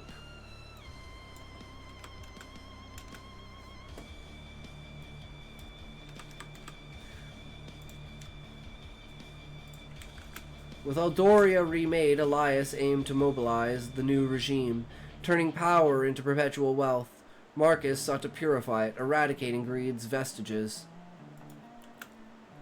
In the rebuilt capital, now a labyrinth of echoing halls where clerks shuffled papers like autumn leaves, they clashed over a decree. Elias proposed taxing the poor lightly, but granting monopolies to his enterprises. Marcus demanded redistribution.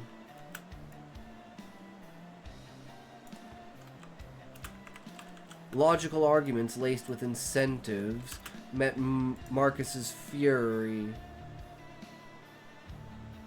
Fiery rhetoric.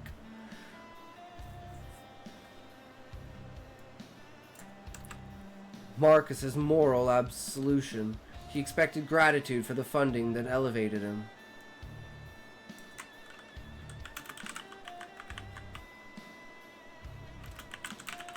However, Elias expected gratitude for the funding that had elevated them. Elias's self-interest.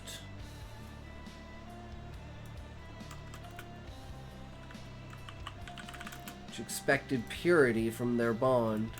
Conflict peaked in a private chamber where tapestries depicted mythical beasts devouring their own tails, a fitting backdrop. Your gold is tainted, Marcus roared, his face contorted like Gogolian caricature. And your ideals are bankrupt without it, Elias retorted, his voice a silky sneer. Their argument spilled public. Marcus denounced Elias in a speech, calling him a leech in velvet. Elias retaliated by withdrawing funds, crippling the government. Factions splintered. The wealthy rallied to Elias, the masses to Marcus. Civil war ignited. Streets ran with blood. Economies collapsed. Farms burned. Eldoria, once ascendant, crumbled into chaos. Its collapse a grotesque opera of hubris. Elias, holed up in his estate, watching the flames from afar. Regret gnawing like a rat. Marcus wandered battlefields, fame now a curse, his allies deserted. Reconcile and salvage the ruins, or pursue vengeance, dooming all.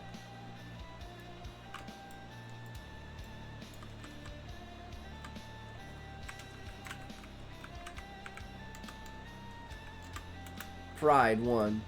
They escalated. Elias hired mercenaries. Marcus incited uprisings. The nation fractured. Provinces seceded. Currencies worthless. Power structures ashes. In this nadir, their acts twisted grotesquely. Elias, stripped of anonymity, became a hunted tycoon. Expectations shattered. Marcus, bereft of support, a wandering prophet, obstacle insurmountable.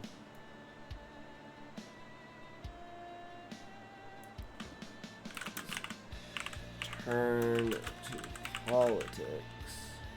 Insurmountable. The satire deepened. Two men, once compliments, now mirrors of folly. Their falling out echoing the absurdities of ambition where money devours power and power starves without coin. From the rubble, Elias sought survival, scavenging remnants of his empire. Marcus aimed for redemption, preaching unity and scattering survivors. I'm just going to say unity to gathering survivors. Eldoria lay in figurative ashes. The capital, a skeleton of stone, rivers choked with debris. Elias, his fortune evaporated in the wars, roamed as a beggar in rags, his once plump fame gaunt. Marcus, fame faded to whispers, eked out his existence as a ruined tavern, his voice a croak. Alone their tactics failed. Elias bartered trinkets, obstacle. The world stared with indifference. Marcus begged for listeners, expectation of revival unmet. Fate intertwined in a fog-laden forest clearing where both sought shelter under a gnarled tree, its branches like accusing fingers. Recognition sparked fury. "You ruined us!" Elias spat, lunging weakly. Marcus parried. "Your greed poisoned the well!" They grappled feebly, tumbling into mud, the fight a pathetic parody of their former glory. Exhausted, they collapsed, laughter bubbling absurdly. Gregorian in his irony. Just gonna get rid of that. The two titans reduced to clowns in the dirt. Cling to grudge and perish alone, or forgive, reclaiming the friendship, predating ambition. They chose forgiveness. "Before gold or glory, we were dreamers," Marcus murmured. Elias nodded. "Friends in the shadows. From the ashes they rose." Not as rulers, but as equals. They wandered Eloria's remnants, aiding rebuilds with hands, not hordes. No wealth adorned Elias, no adoring crowds Marcus, just companionship. They shared tales by campfires, satirizing their past follies. The rich man who bought a throne, the poor who preached from it. Depth emerged in quiet moments. Elias confessed his loneliness. Marcus his fears. Their arcs completed, goals abandoned. Tactics humbled, obstacles transcended, expectations released. In a modest hut by a serene river, they ended their days. Eloria mended slowly under new, humbler leaders. The two friends, neither potent in money nor power, found joy in simplicity. Game of cards, a shared laugh. The nation whispered of them as legends, but they cared not. Happiness and elusive spirit perched on their shoulders, unburdened by the weights they once bore. Again, I mean, with the little bit of tweaking, like, it's not bad at all, but I really got to take a piss. And then I'm going to read your shit, Callie. Okay?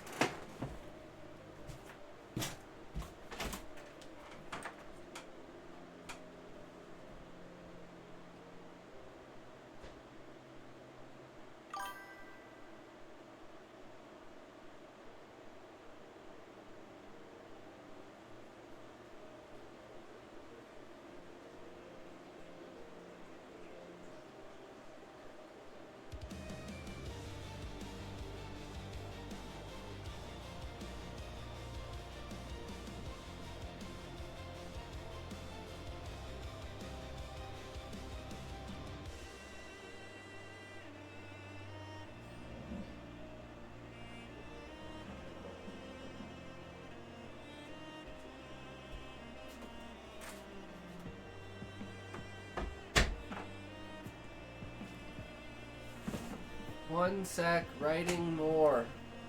Oh, okay. Sounds good, Callie.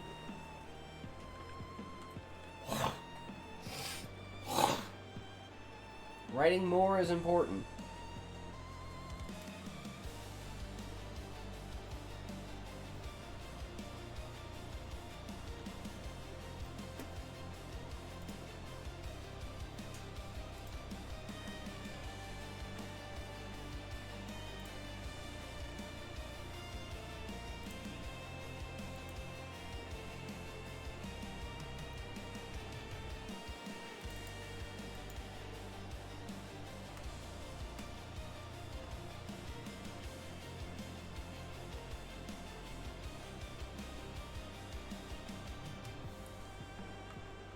Mine drew near as if summoned by my claims.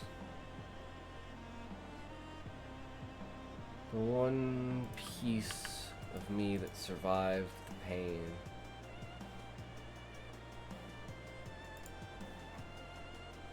Okay, that is where this ends. She wants to show me that even without the Ixiom, he would never falter. Stop Season directly communicates with me.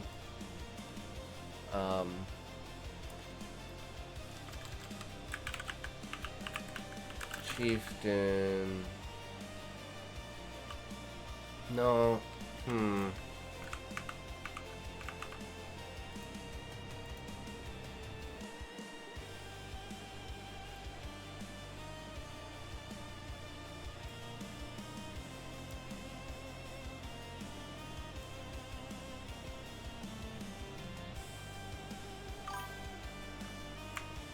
Hey, sexy. Hey, blessed.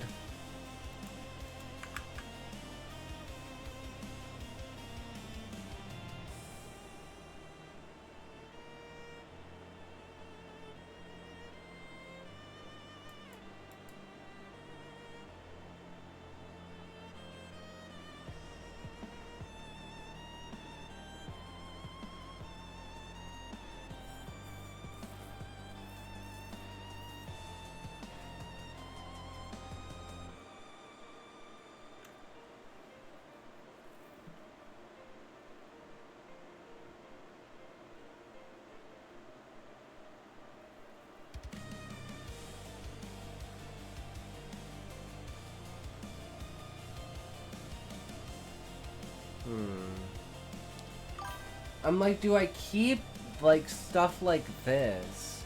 Because we have this kind of hitting here, you know.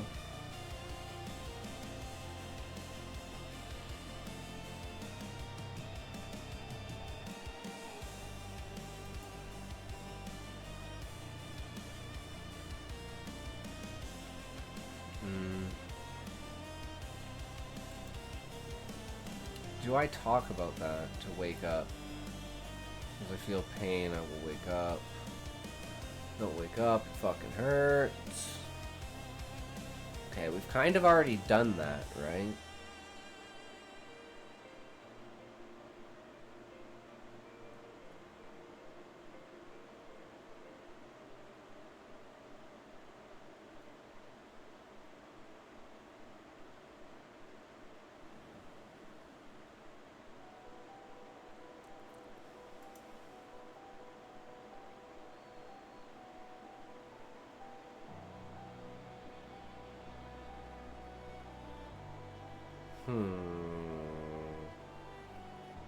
Is there a way to be an animator without art skills?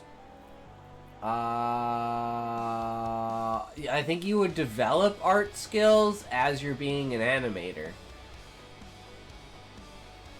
Because you can just, like, use, like, background stuff, right?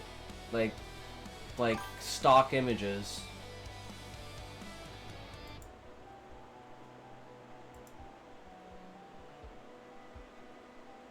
So 9 needs to be changed. Pot is lit under me.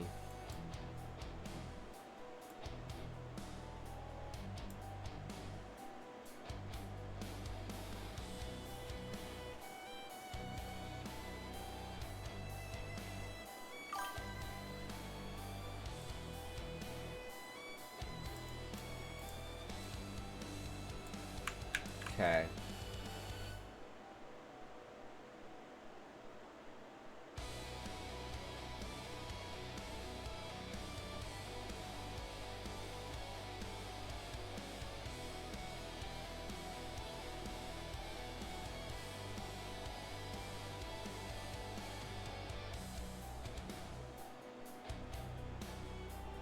Okay, so this one can be deleted.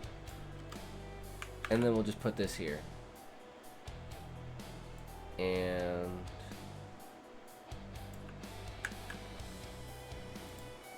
this has to go up here.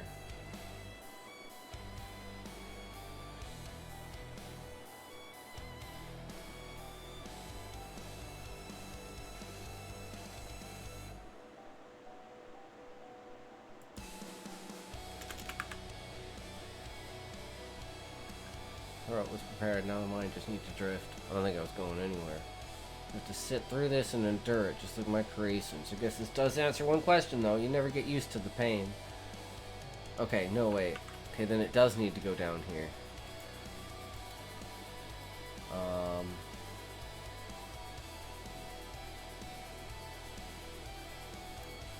There. Yeah, I was going anywhere. I'd sit through this and endure it, just like my creations.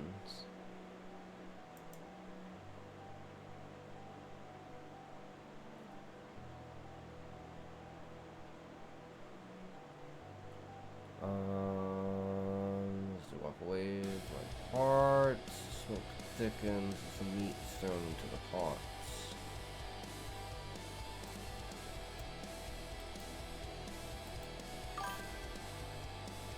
Yeah, okay. And then, yeah, every villager took one piece. Okay, that works perfectly. Okay, perfect. Okay. So... And then do we have this one? I was going anywhere, so we can get rid of that. We already used it.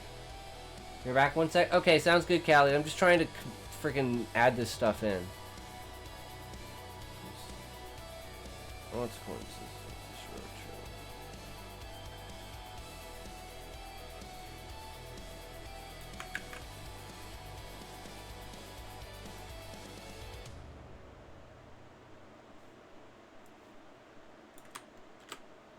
We can get rid of that.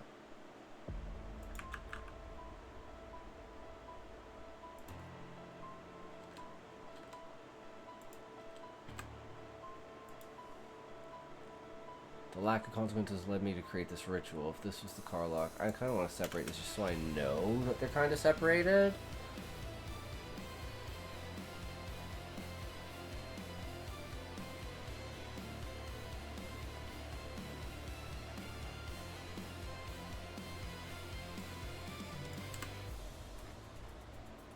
Let's tell me to take care of my characters. Please just let me wake up. This has to go before that. Right?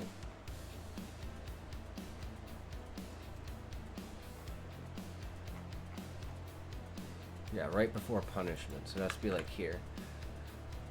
Third stage, throat preparation. People always tell me to take care of my character because you never know if they're real or not.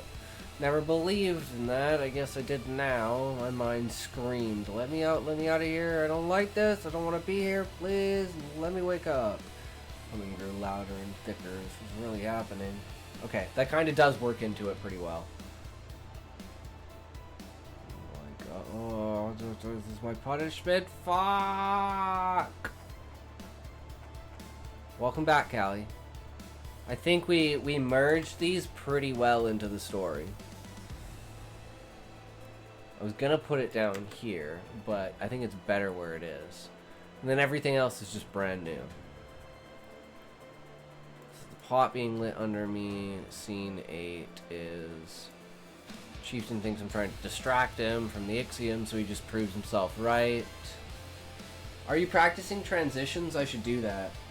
Yeah, that's one of the big things I'm doing. Okay, so all of this, Callie...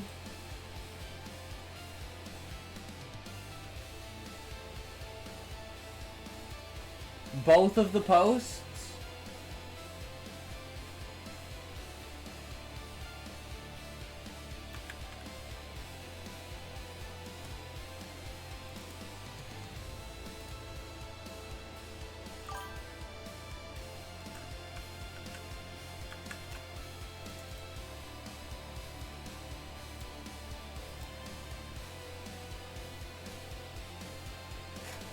And I'm reminded of the rush I experienced when she saw me as a statue. She's able to crush me.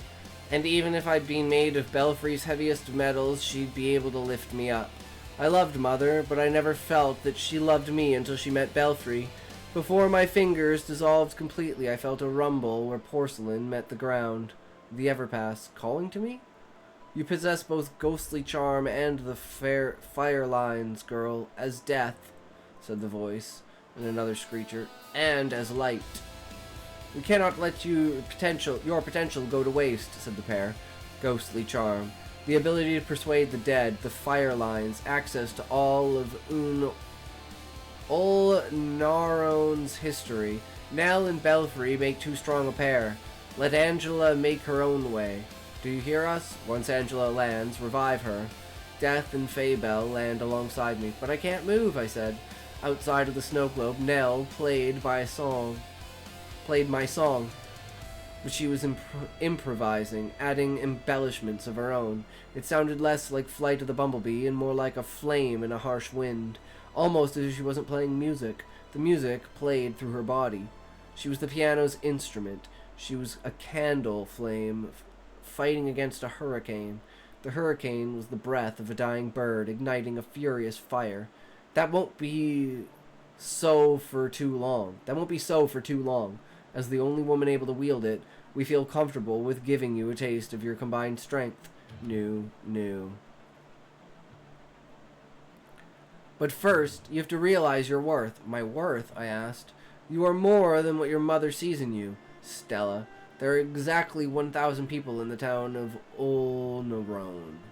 That means there are 1,000 mirrors reflecting an image onto you. And do you understand which reflection is most important? Said Faybell. I don't. I never gave it any thought, I responded. Your fear, Gorda. You fear your own reflection and cannot stand putting yourself over others. But Nell is right. That is a flaw. You are the only person capable of building herself up, and you use your energy building up the rest of Ulnaron. Finding your father a lover. What do you expect in return? Love is a weak foundation for the snow globe you're trapped in. What am I supposed to do? I can't stand my reflection. I have no idea why I should love myself, I said. It's not that you should love yourself, it's that you should love loving yourself. My eyes focused on the reflection above me before the last of my fingers disappeared. Acid turned into tears. Resonance grows stronger the more you build for art. But really, art is a reflection of everything you are. That is why it makes you stronger. You are feeding yourself when you create. I took every portion of Everpass to the tip of the snow globe and escaped. Oh. Damn. Okay, Callie. Okay.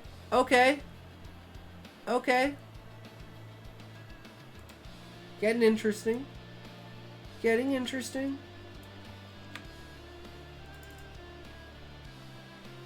That's pretty crazy.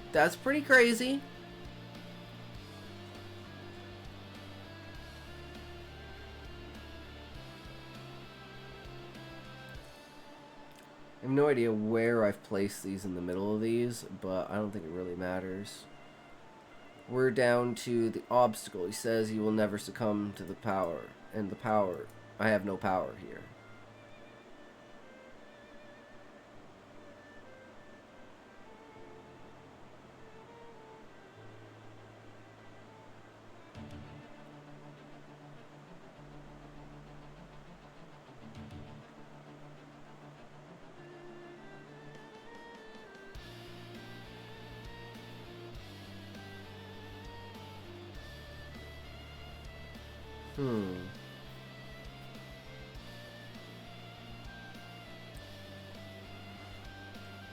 Honorable.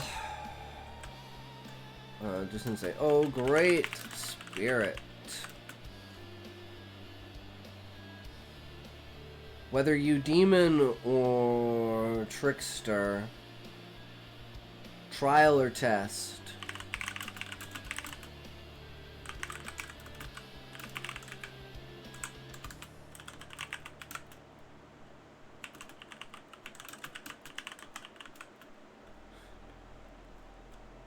Or merely a figment.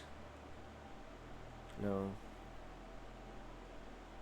You're a demon or trickster. A trial or test.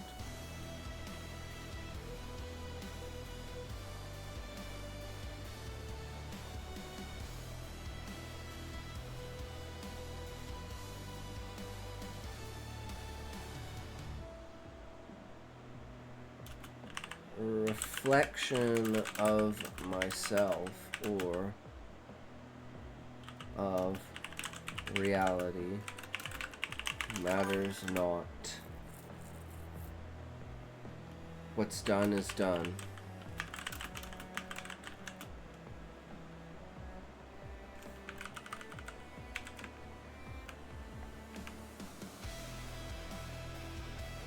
Let my faith live.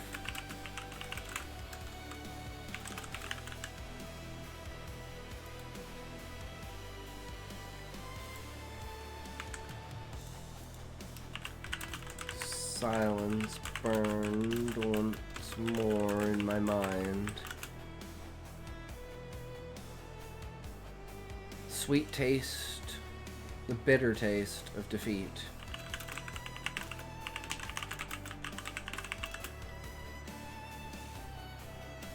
There would be no more conversing.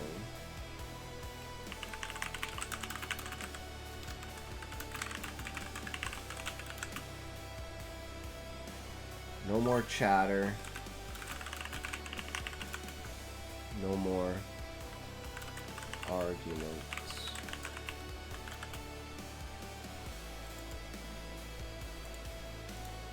Our opinions were set.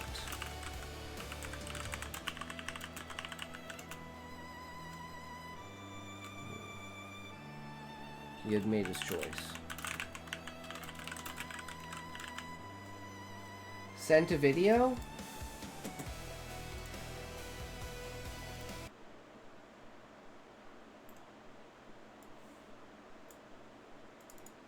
Wait, what? I must have clicked on the wrong thing. Wait, I'm so confused. Why is this not taking me to YouTube? What the fuck?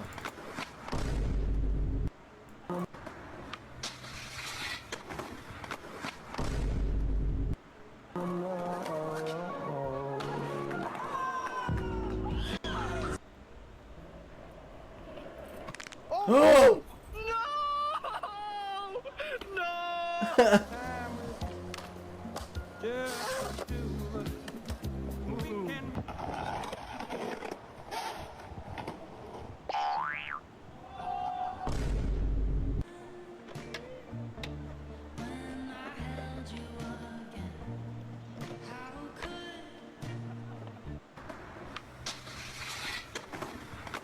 Okay, that's pretty good, Callie.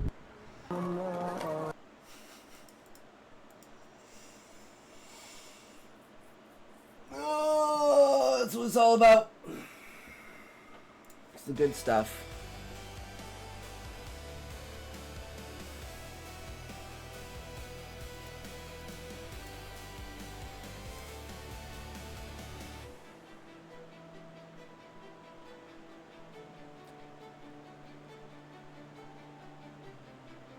And now it was all coming back. The blood pouring from my body. Thickening with the water.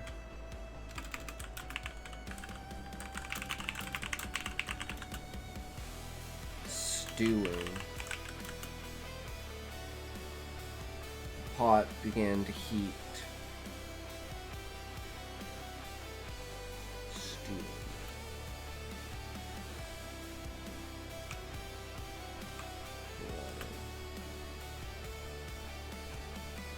I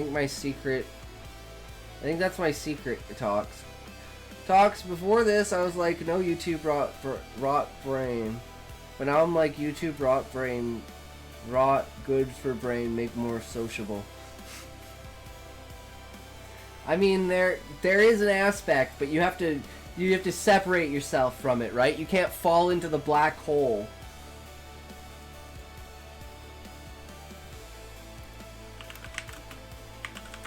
wood beneath what I sat in was lit. The heat pressing against me. Heat of the pot pressing against my back. Actually, my back pressing against heated pot. Gold.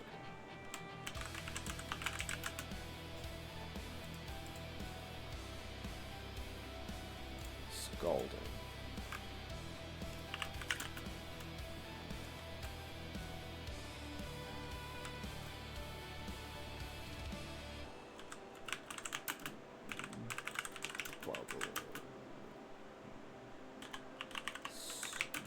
Doing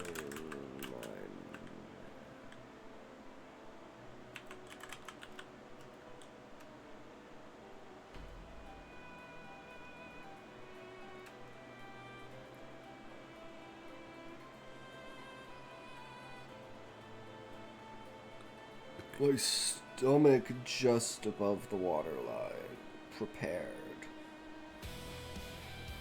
for the next step.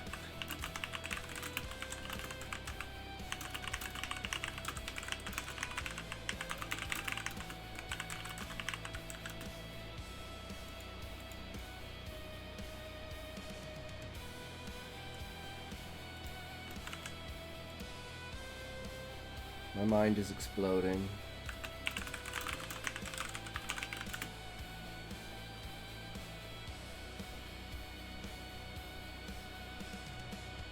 I'm beyond the point of no return.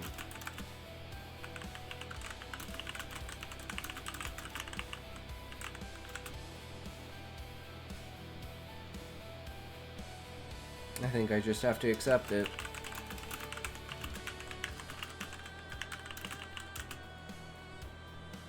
A fate worse than death.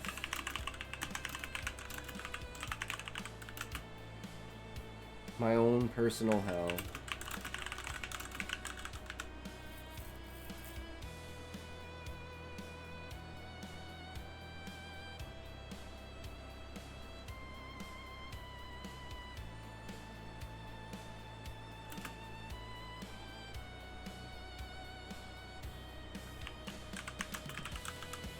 Villagers gathered once more.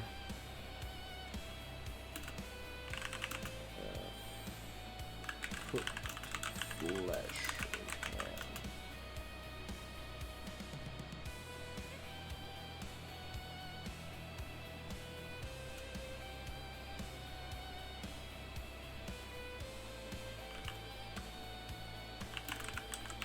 They believed in their chieftain. You could see it on their faces.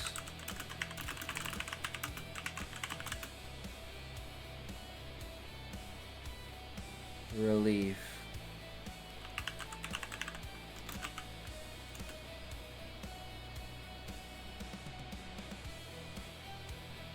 The worst had passed.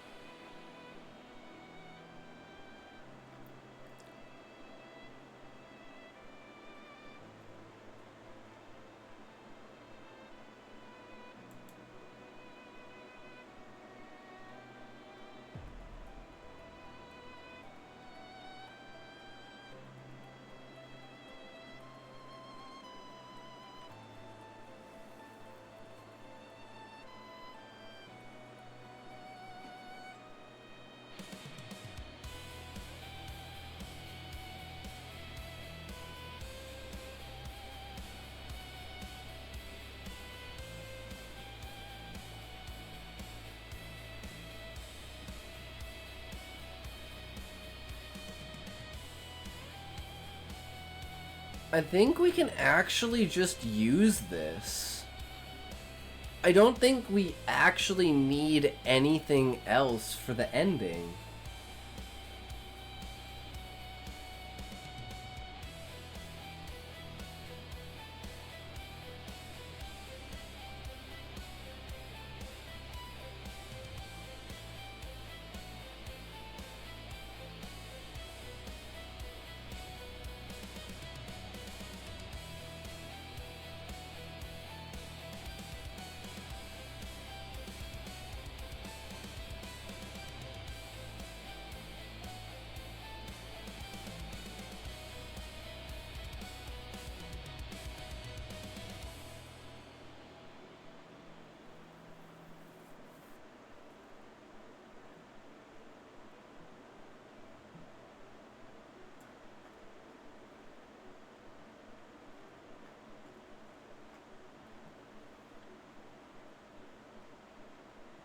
I think that actually flows like really, really well.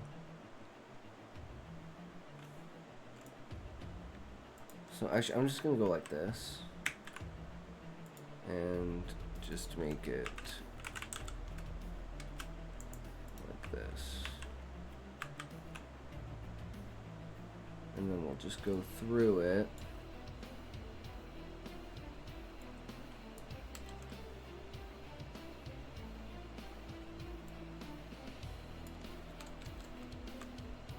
There.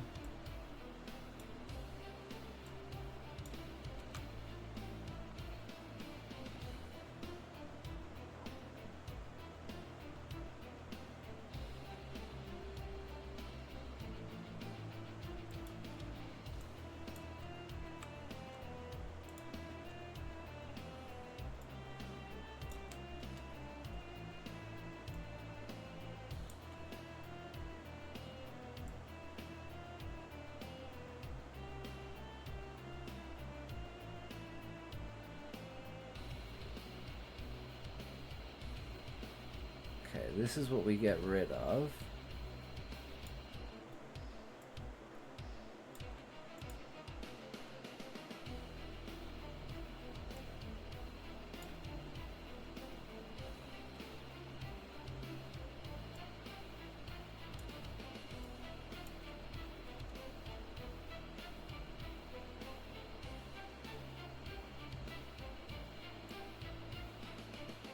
Okay, that's bad.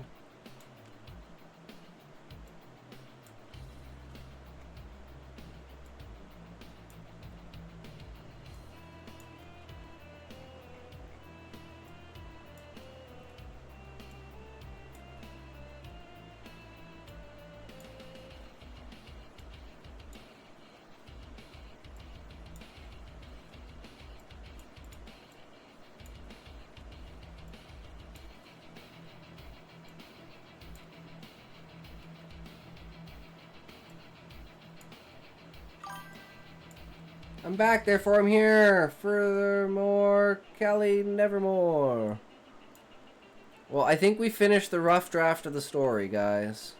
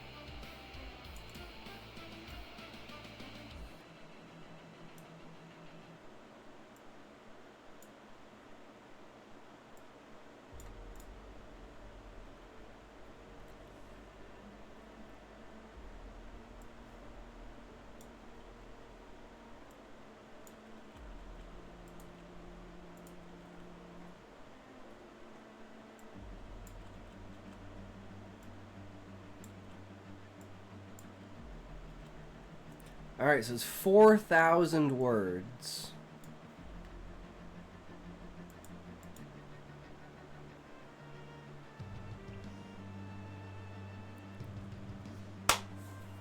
Oh man, it feels good to friggin' finally at least finish a story, right? Do you guys want to hear it? Do you guys want to hear my story? Do you guys want to hear it? And critique it? This is just the rough draft though, right? It's just the rough draft. We gotta edit it.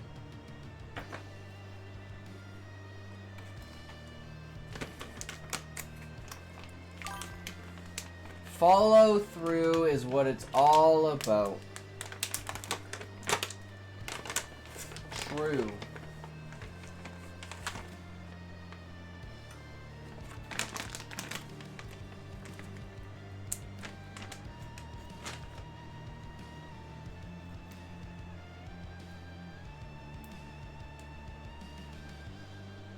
Scottyisms.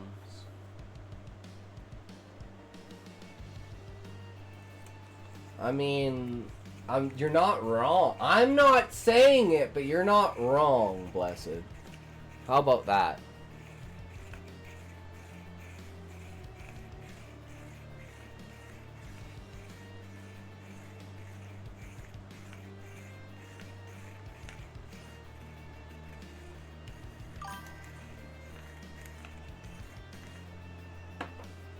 And it seems to say through there.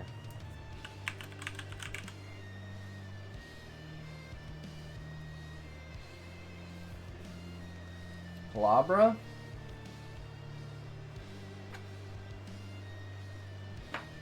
You're a palabra.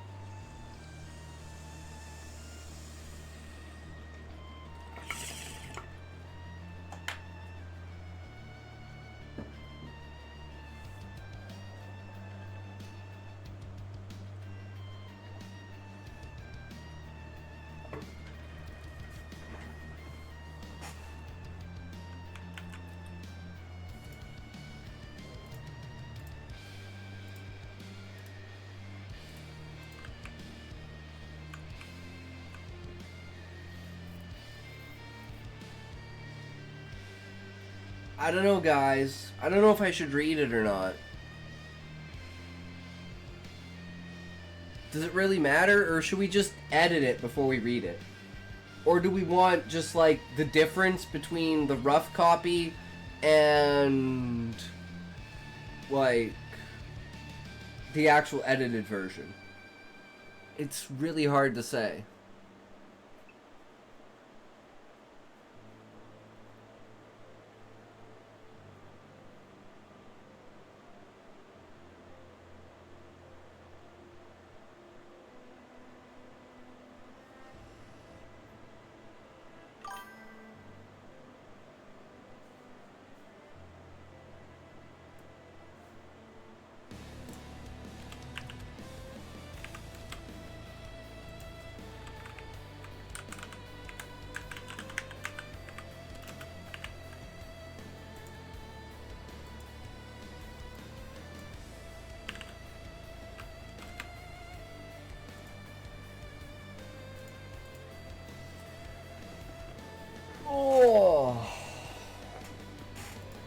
Maybe we save it for tomorrow. I don't know, guys. It's pretty late. You know? How long have we been streaming? 9 hours. Oh, boy-o. It's been 9 hours. Smokey, if you're here, I'll play Path of Exile. If you're not here, I'm just going to run these through Grok. So, let's do the comparison. Let's find out what the truth is.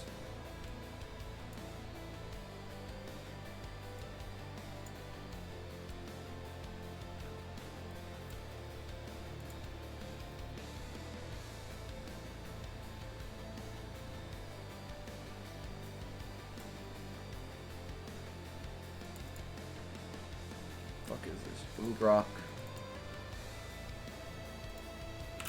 I have 2 stories here. They have the same premise, but can you tell me if, 1, they are the same authors, 2,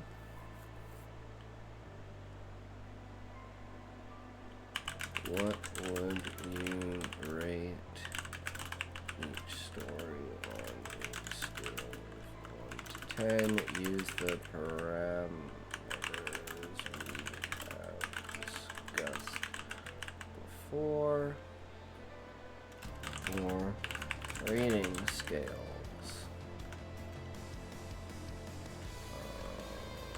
3.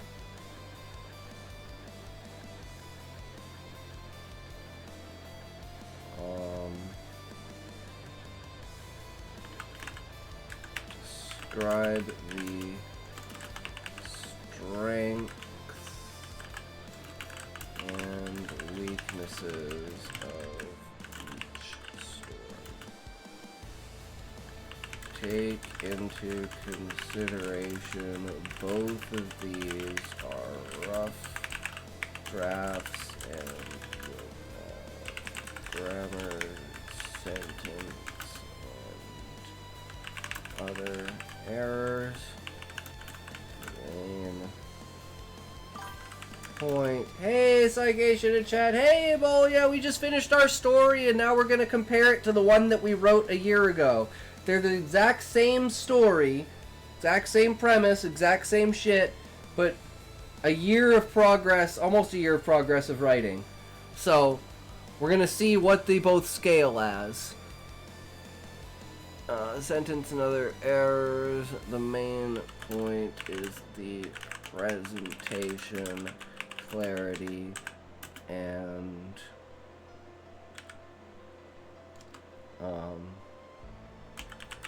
storytelling aspect of the writings. Story 1. Is it still up? Okay. Banquet. But how's your day going today? How are you, Ebola?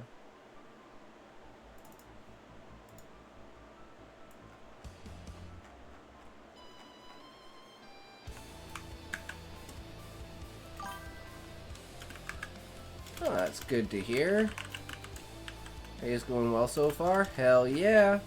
How are you? Doing good. I mean, we're at the 9-hour mark. I'm powering on. We just finished this. We can play some PoE possibly in a bit here.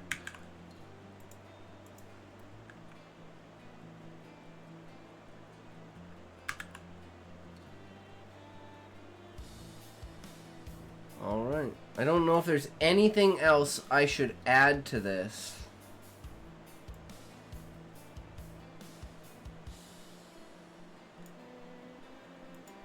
Spells presentation properly. So 1 is if they're the same author. 2, what would you rate each story? 3, describe the strengths and weaknesses. I think that's pretty simple.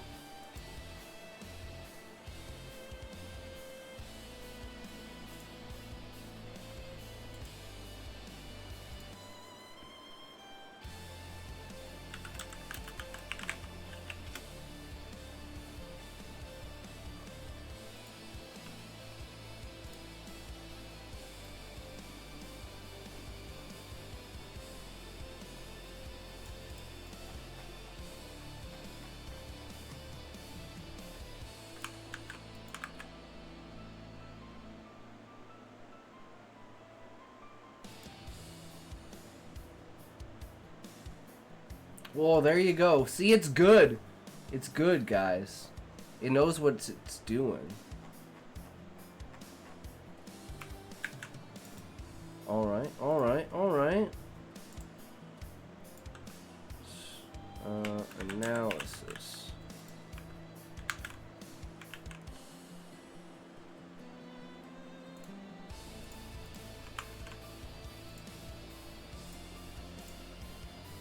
Alright, it's ball breaking time. Let's do it. Are they the same author? Based on the content, themes, and stylistic elements, it appears highly likely that both stories are by the same author. The core premise, a ritualistic succession involving self-sacrifice, cannibalism, and proving worthiness in a tribe, the Kilikucha in Story 1, Kucha in Story 2, is nearly identical, with overlapping details like the chieftain king being boiled in a vat, flesh being cut and cooked, the son inheriting via consuming parts, fingers and arms, emphasis on endurance without flinching. Linguistic parallels include vivid sensory descriptions of pain, spices, and rituals, as well as introspective internal monologues about duty and legacy. Story 2 even feels like a meta expansion or alternate perspective on story 1. That's exactly what it is. Good job. Nailed both of them. Where the writer creates the ritual and then experiences it, suggesting iterative drafting by one person exploring the same concept from different angles. Differences in structure. Direct immersion versus dreamlike framing could stem from rough draft experimentation rather than separate authors. Ratings on a scale for 1 to 10. For these ratings, I'll use a balanced set of parameters focused on storytelling and presentation clarity and as emphasized by your query. Since these are rough drafts, I'll overlook grammar, spelling, and sentence level errors, awkward phrasing, or typos, and evaluate based on originality and concept 20%, how unique and compelling the core idea is, plot structure and pacing, coherence of the narrative flow, build-up and resolution, character development and voice 20%, depth of character, internal thoughts and narrative perspective, descriptive immersion and sensory detail, effectiveness in evoking scenes, emotions, and atmosphere, thematic depth and engagement, exploration of themes, sacrifice, legacy, identity, and overall reader pull. Each story is scored out of 10. Story 1, rating 7. Breakdown, originality, 8 out of 10. Striking ritual concept with cultural flair. Plot, 7 out of 10. Builds tension well but ends abruptly. Character, 6 out of 10. King's inner resolve is strong but others feel archetypal. Description, 8 out of 10. Vivid sensory overload creates immersion. Themes, 6 out of 10. Touches on duty and endurance but lacks deeper reflection. Story 2, rating 8. Breakdown, originality, 9 out of 10. Meta layer of a writer inhabiting his creation adds clever twist. Plot, 8 out of 10. Layered dream structure with escalating dread, though meandering at times. Yeah, I think it does kind of do that, sadly, which is something we could work on. Characters, 8 out of 10. Dual perspectives, writer and chieftain create internal conflict and growth. Description, intense personal sensory experiences highlight horror. Themes, 7 out of 10. Deeper on creation, identity, and consequences with philosophical undertones. Nice. 3. Strengths of each story. Story 1, strength. The storytelling shines in its immersive ritualistic focus, creating a visceral sense of ceremony through rhythmic, poetic descriptions. Shadows danced crimson or sizzling stench spices converge into primal orthodoxy. This builds a hypnotic atmosphere that draws the reader into the king's mindset, emphasizing endurance and cultural pride without needing exposition. Presentation clarity is strong in the linear progression from preparation to sacrifice to succession, making the ritual's logic feel intuitive and inevitable. As a rough draft, it effectively conveys the horror and solemnity of the premise through sensory overload, turning abstract duty into tangible pain and resolve. Weakness. The narrative can feel overly dense and abstract in places, with internal monologues blending into descriptions in a way that muddles clarity, shifting between third-person observation and first-person thoughts without smooth transitions. Storytelling suffers from limited character depth beyond the king. The son and servants are props rather than participants, reducing emotional stakes. Pacing rushes the climax and resolution, leaving themes of legacy unexplored. It's more a vivid snapshot than a fully arced tale. In a draft stage, this could benefit from tighter focus to avoid repetitive sensory details that dilute the core tension. Story 2, strengths. The story excels in its meta-narrative approach, blending the writer's modern introspection with the ancient ritual for a layered psychological depth that enhances engagement. The dual voice, writer's panic versus chieftain stoicism, creates compelling internal dialogue, exploring themes of creation, control, and consequence with clarity. The writer's epiphany about mastering your creations feels earned and reflective. Storytelling is dynamic, with escalating dread through the dreamlike entrapment, and presentation uses sensory details, spice pungent and fresh, pain as endless scream, to make the horror personal and relatable. As a rough draft, it stands out for its originality in turning the premise inward, making the ritual a vehicle for self-examination. Weakness. Stream of consciousness style sometimes sacrifices clarity with rambling thoughts and abrupt shifts. Dream from dream analysis to ritual action, that can confuse the reader about what's real versus imagined. Pacing drags in the early introspective sections, delaying the ritual's build-up and diluting tension. While characters have more depth, the writer's voice dominates to the point where the chieftain feels like an extension rather than a distinctive entity, weakening the tribal authenticity. In draft form, it could tighten repetitive pleas and philosophical asides to sharpen the narrative arc without losing its introspective edge. And that's the main reason why we do this, because it's like, what do we need to improve in order to make this story better? Because this is a 4. In my opinion, if they're rating it an 8, it's a 4 out of, like, actual 10. So we've gone from a 3.5 to a 4. That's an improvement. I like it.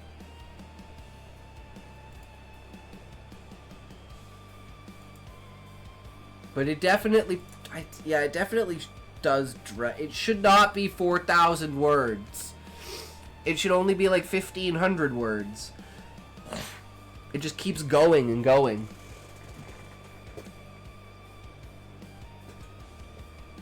But hey, that's what happened with Cryogen, and then Cryogen wound up being 13,000 words after all was said and done after the edits. But I think it's in a good place for a first draft. Really good place for a first draft. Now the question becomes, it's Smokey! Smokey, are you hiding? Motherfucker, you hiding out there?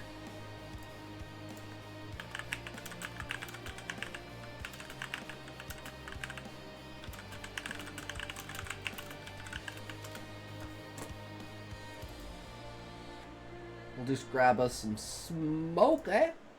And we'll be having us a good time. We are in the middle of Act 4, so at some point in time, we will most likely be finishing Act 4 today. Super excited about that. Would very much be great to get it out of the way and done with. So we can move into the end game, the important part, the one we all truly care about. Maps. And can our build hold up against said maps? Who knows? It's the struggle. The struggle is real. We never know what's truly coming for us. What the path ahead of us has laid, none of us shall know. It is only for us to see the great beyond. I see that beyond through my tokes, bro. We toke, we go. It's great.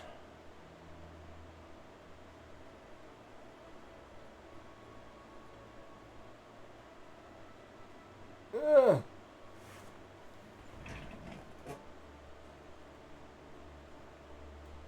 Hopefully Smokey will get my message.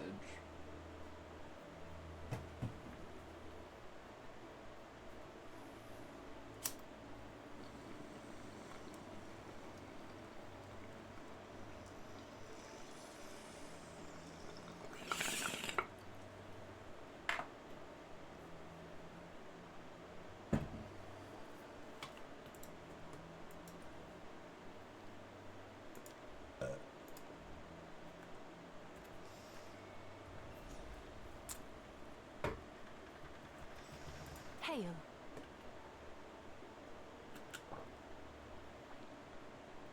Treasure map. Speak to Ange. Hmm? Have an I don't know order? why it says. Okay. Hostile takeover. Speak to Ange. I think I probably have to speak to her in Act 4. Explore the volcanic warrens. Land of kin. Okay.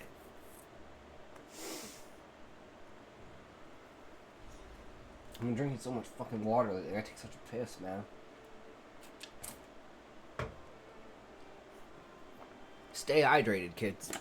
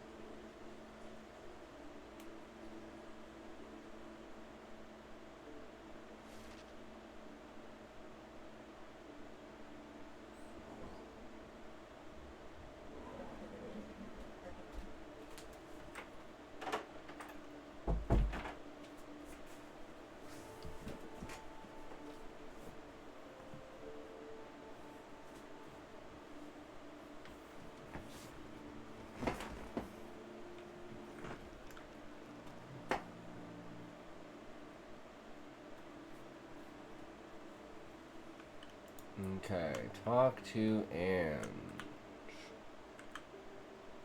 Why does it say travel?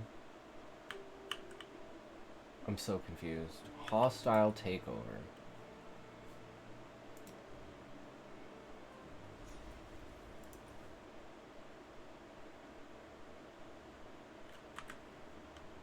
Can I help?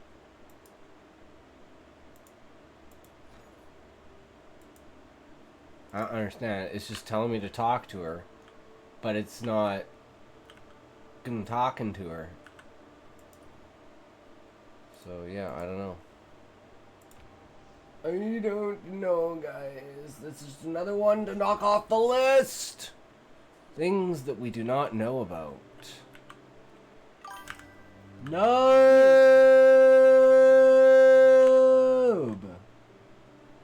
Why did it do just the N and nothing else? It was like N. Or did it just say noob so fast that I just wasn't paying attention? Are you ready to carry me, Smokey? Carry me across the threshold, baby? G, are you playing for? What? That doesn't even make sense, Smokey. That's most of the map now, but I can't quite make out the destination. We need one more piece. How long are you playing for, you fat cunt? At least an hour and a half. Most likely. Like an hour and a half. Boo!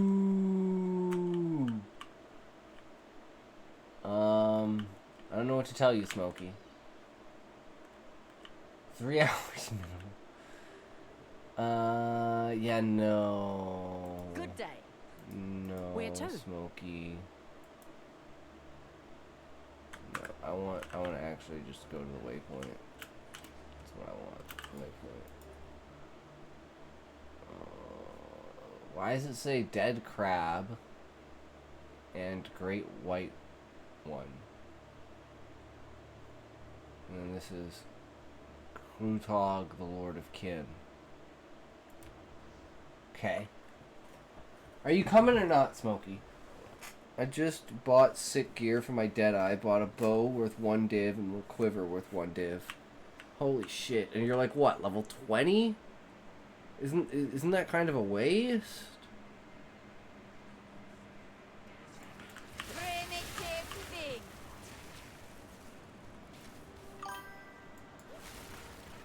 Nope, my ass. Okay. Okay, Smokey, if you think so. Because your mom crafted the gear I bought.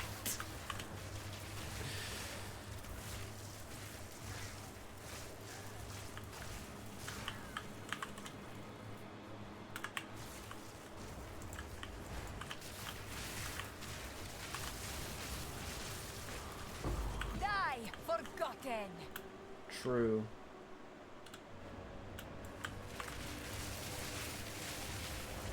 I thought I died. I thought I just got one shot. Ring. Ring. What do you mean ring? Ring, ring, ring, ring the bell. Ring your mom, she tells the story. She's got the things to tell.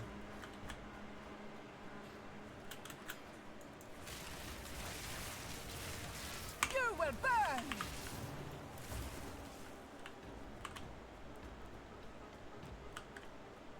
I still can't believe you turned to Ark. You fucking traitor. You just don't want to twin with me. I thought I already killed this guy.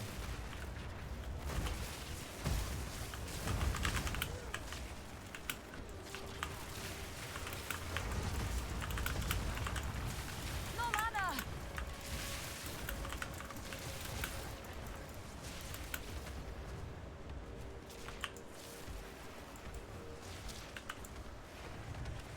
Out of mana!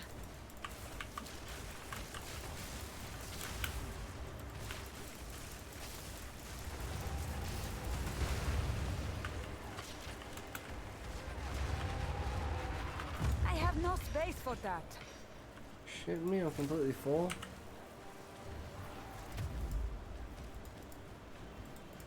Why do I have this shit in my fucking inventory?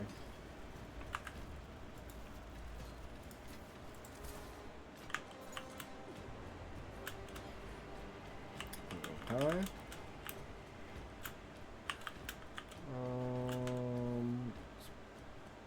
Explore the volcanic warrens. Okay. Die in the dirt. Where else would you die? In the sky? In the water? In a tree?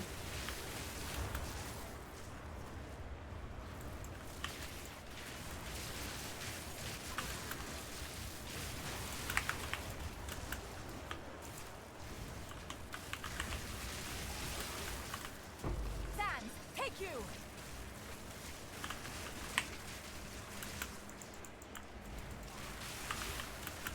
Oh my god, no!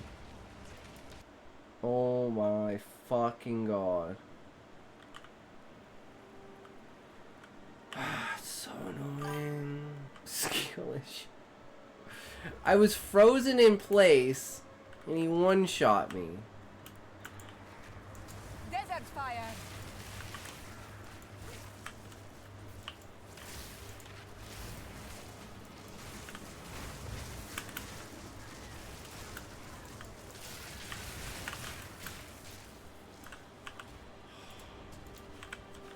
Invite me, you penis.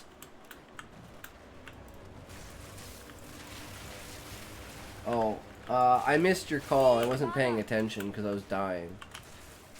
Call again, Smokey. Talks. What's up, Callie?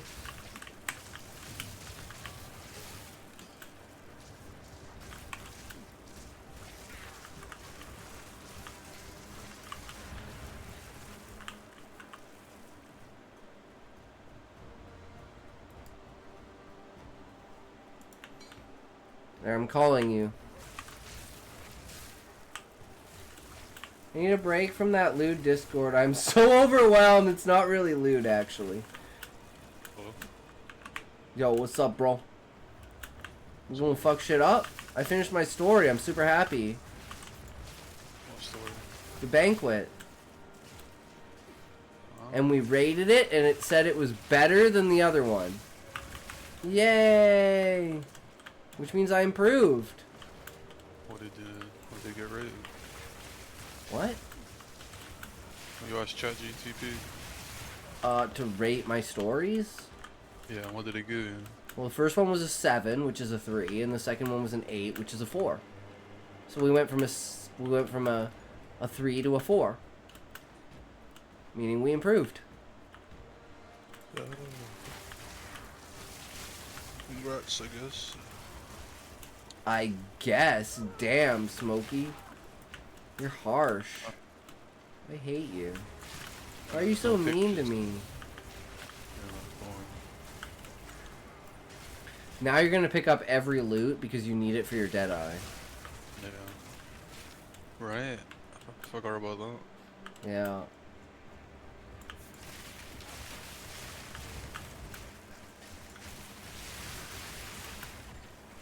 All that damage I do, bro, that's crazy.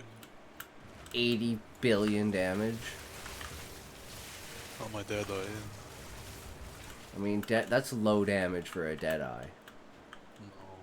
Yeah, you should be doing like 300 billion with a dead eye. 300 billion. Yeah. Well, 700 septillion.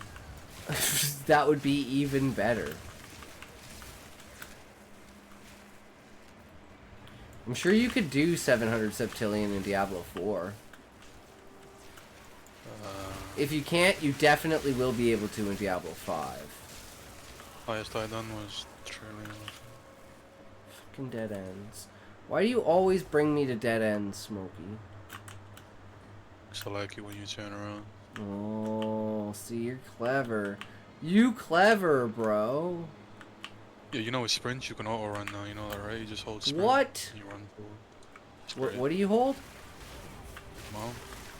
I hold my mom. You will burn. If you hold your sprint button, it should run straight. What's without a you sprint? pressing any other button. What's a sprint button? I don't know, what button do you use to roll? Base bar. Yeah, so hold down spacebar. And it should just run in a straight line without you moving, you know? It's like I'm not using anything, right? I'm just pressing B right now. Oh, it auto runs for you. Yeah. Yo, dude. Does it just like go seek out enemies?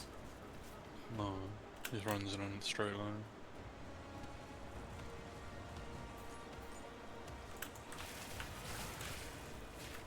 I like glided through everything. That was like beautiful. Was that just luck? I don't know where you've been, where you haven't been.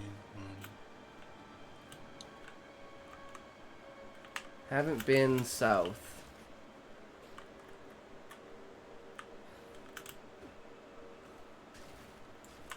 Die in the dirt.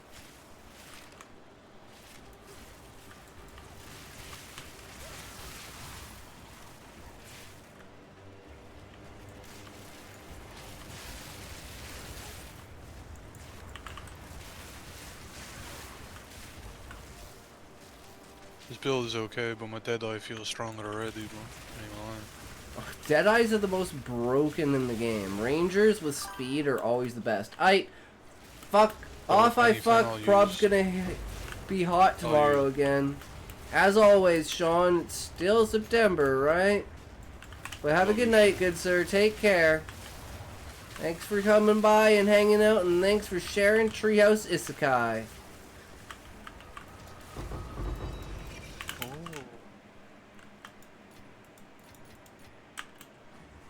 I've had 2 divines today, so I don't need any exhaust.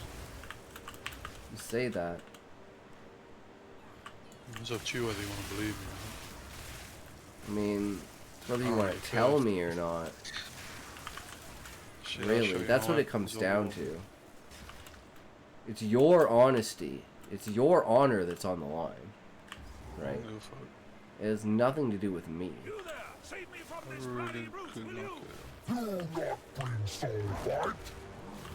I bring only your doom. I crush you. Oh, no mana, bro. I just spam 2 and then I just fucking use all my mana. I'm using mana tempest, it sucks my mana, bro. Feels like I'm using mana tempest, but I'm not. Well, I'm out of mana now. My region. I'm lagging right now, this is crazy, bro. What the fuck kind of connection is this? Connection I get with your mom. It's loose, but it works. Physical connection, of course. Why my mom? Why not my father? I thought you were, you were bent that way, right? Well, yeah, but he would have to be approaching me, right? It's a little bit different. You get scared and run away, bro. You'd have to chase me. It's a different kind of game when it's with a dude versus a woman. Not quite a tail woman, but it is a fair assumption. Like, I'm playing the woman if it's a dude. I'm playing the dude if it's a woman. Yo, I bet you can't find me right now. I knew that even before I was an elder of Wait, the what? Muhammad tribe. Can't find me on the map. I must honor you the best way that I can. Hiding. With the blessing of our ancestors. You're hiding. If you are worthy, they will see find me, you I'll for die. who you are, and more. Come on, you're not looking. Clever, really. Let us return to your ship. Why are you not looking for? I will show you the way to our most sacred place, Hello? the Eye of Hinekora. From there, I will speak for you to enter our halls of the dead. You will be tested, but also rewarded. Ooh. So what's up? Hey! Motherfucker, what are you doing? Where'd that come from? I don't know. The fuck? What the hell are you, bro? Where am I? Where will I come from? What are we doing now? Playing hide and seek. Are we leaving? Peekaboo. What the fuck? Where'd you come from? Where did you come from? Where'd you go? Where did you come from? Yo. Ah, Makoru. It is good to see you. Where did you go? Matiki, you're alive. I'd heard you were missing. Yes. They told me I was too old to keep taking out my canoe. Maybe they were right. Tell us, Matiki, how did you find yourself caged? It is quite the tale, and I was weak. I need to send you this I clip, admit. bro. It's so fun. When the fog swept over the water, I should have known what I saw wasn't real. It's a kid, right? But there I she was, first joined the stream on Kick. Myra Kana. I think he's a kid anyway, but and strong he's as funny. the He's like an day we Indian, met. bro, but She plowed on through the it's just the fog, way he speaks. He's a and funny I cunt. chased her like Look she at was this. alive, like we were young again. Where'd you post it? Then, crash. I'll send it, you know. Next thing I know, I'm wet as anything and cooped up in that bloody cage. Watch that. Good thing our patron Bro, he here had got me there crying, when they bro. I did. swear to God. Yes. It was so funny. And about that, there is the small matter of what I've promised our hero here. Why do I get the feeling this involves me? Show me your map, Makoru. There is a place I want to take Posted our your friend booba emote when in the they chat. have the time. Yes, At first he was there digging it, bro. is. At first he was The loving it, and he was like, Eye "Wait, of Hinekora. is that a man or a woman?" Gateway. And I told him that he was a woman, and he was like, "Oh, okay, that's good." I was like, "Nah, it's a man." He was like, "Wait, what?" Were you hit on the head? Trust me, my hero here You see it? is special. I'm just waiting for the dialogue. There's so much. What the fuck are they talking about? Tavakai will lose his mind if he finds out about this. Ah, well, perhaps in this case it's best for him to only hear what he needs to hear. All right, but after this, I'm taking you back Oh, to a the camp. mirror, nice. Yes, It's got a yes. mirror. That's You fine. did not get a fucking mirror, dude. It's got 2 mirrors. No, you did not. Got the front door, bro. I have never in the entirety of the existence of PoE ever even seen a fucking mirror. Because you're new, buddy. Okay. You gotta have skill like me. You know, you gotta Okay. be. Okay. Okay. Yeah, watch that Okay. video. Okay. Do you have the link for it? I sent it to you in Discord. Yeah, but the link that's not just in Discord, like the actual link to the video. I sent you the actual video on Discord. But then I have to do this shit. It's so bullshit. You're supposed to have like 5 screens, right? Fix up, fix up. Is that a man or a woman? Is that a woman or a man? Hey yo, what? Yo, is that a male or a woman? I can't even. I can't look, bro. Yo. Is a woman, man. It's a woman.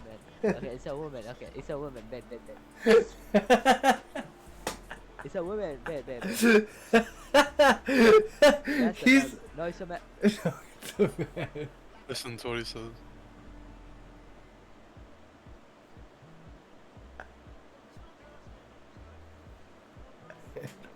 He's just there in shock. He's a woman and a man, so he's a transgender. Fuck off, no, It lasted longer than that. bro. I'm out, dude. Nah, bro. What, It was bro? only get Bro, like a you, 30-second bro. He's like, I'm out, dude. What? Wait, what? And what did? Oh, right, because you were spamming the dancing emote. Is that a man or a fucking First, woman? yo, he was loving it at first, and I was like, look at the emote, bro. I was like, oh, can you show big the boobs out, bro? And he's like, wait, look. He's like, wait, I'll check real quick. And he's like, wait, is that a woman or a man, dude? Nah, he had me crying. I don't know if it's because I was really high or something, bro. But... No, that's fucking funny. That's fucking funny, his reaction. What the fuck? He said, you shouldn't declare, you should have said it's a streamer. You shouldn't have said whether it was a man or a woman. You should have just said it was a streamer. Could have told him to come. Let's see if he's live right now. Tell him to come. Go look at the fucking stream. Tell him, go back to the stream on Sunday when we're doing the makeup stream, and then direct him back here. Writing erotica dressed as a woman. I got that kid from literally one follow to like over like 400 follows, man. Oh, I believe it, because you're amazing, Smokey. You're the reason I have more than 3 followers.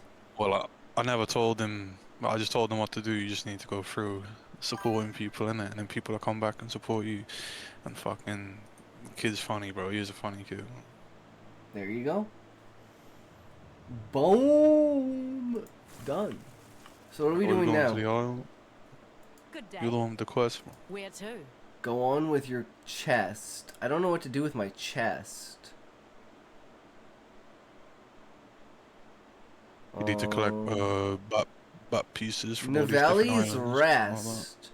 Eye of Hinneruk. Trial of the Ancestors. Travel to the Eye of Hinneruk. It has a question mark with a plus sign on it, which means I get something from it, right? Talks, where can I find erotica to read?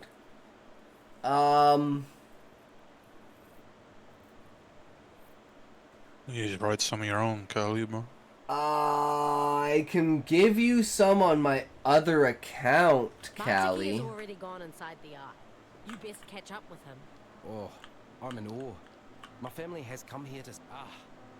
John Jacob Jingleheimer Schmidt. His name is my name too.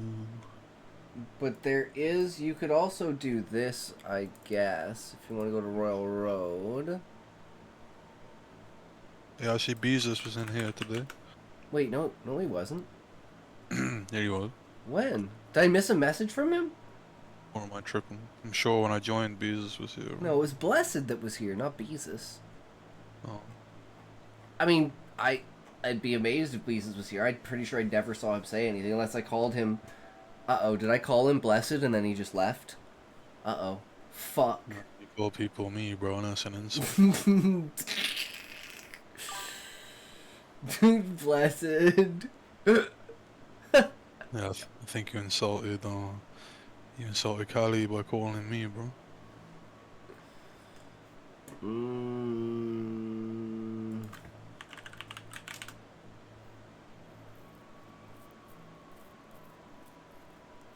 Maybe Scribble Hub is better.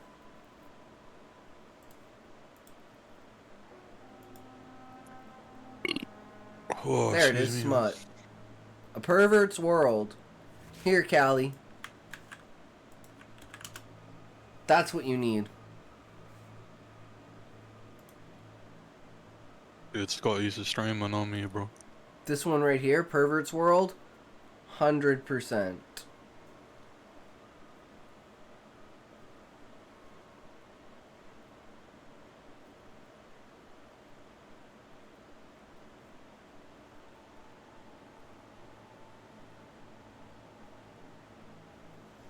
I'm allowed to read them on stream? Yeah, you're allowed to read them on stream.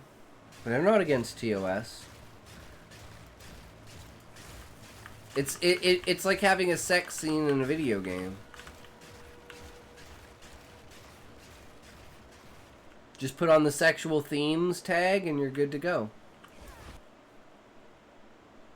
Okay, Smokey, it's all on you. Carry hard, good Bro. sir. I'm gonna go grab some food and I will be back. No, I'm 10 minutes later. What? You only have 10 minutes to play? It take like 10 years to make shit, bro. I heard you're a shit, bro. You ain't allowed to eat, bro. Come on, let's go. Oh, I'm not allowed to eat. Okay, no, I'm definitely going to eat now. No. But I'm not going to come back up. I'm just going to sit downstairs with the pizzas in the oven. Alright, buddy. Gonna leave a shit on your stream. That'll just clear them up and you won't get no extra.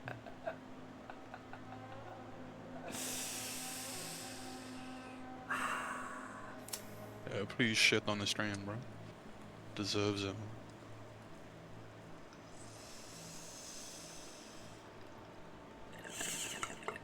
Bro didn't even say sing talk, bro. What the fuck?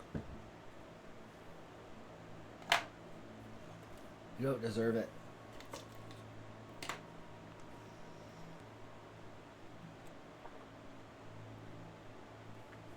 Look at the time. It's 4:18.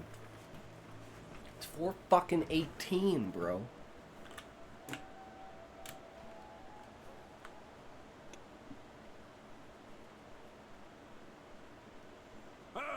We call this place the Eye of Hinekora. Far below, Hinekora herself resides. She, the Mother of Death, sees the choices we have made, and from that has foresight of the path ahead. Now, this here, this is Navali. She is the speaker. The word of the will of Hinekora. Oh, and Callie that on her should shoulder? be alert's voices over. He's a good boy. Good day, Navali. Greetings, Yama. The Elder's tale of your victory is well received. He vouches for you, but that is not quite enough. The Mother of Death must decide if you may enter. Callie! Step forth. Are you there? Look into the bowl. Hinekora will see you. All of you. I have a Twitch channel recommendation. Have you watched Falcor, the book dragon?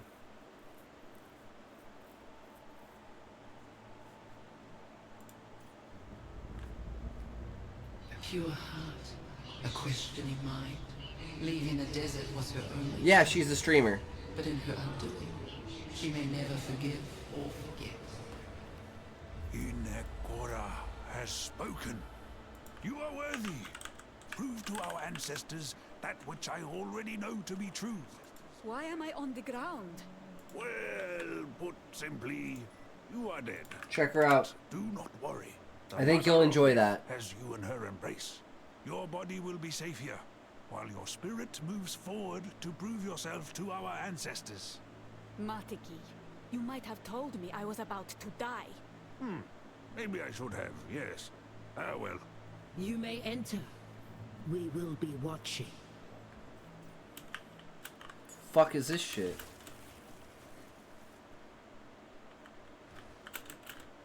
Streamer sounds like a focused squinter.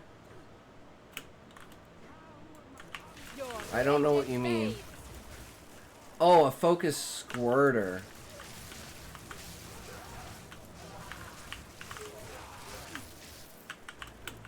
I mean, I could definitely see it. 100%, bro. 100% could definitely see it. Question on everyone's minds. Does she do OnlyFans? You will burn! Smokey, what did I do to deserve this fucking treatment where you just leave me out to fucking die?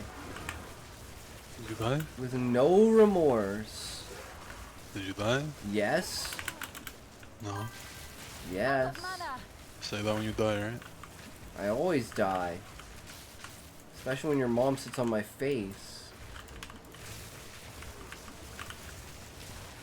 Deserve that one, right?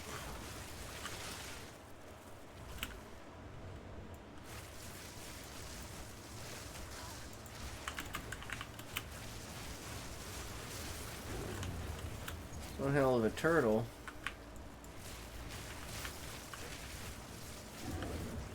Snatched by death.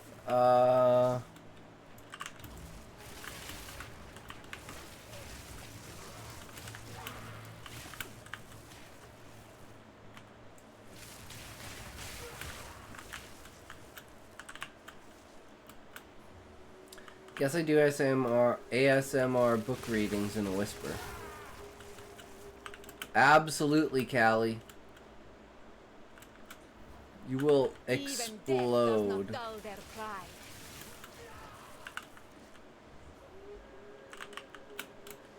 You'll be the biggest English female streamer in the writing category.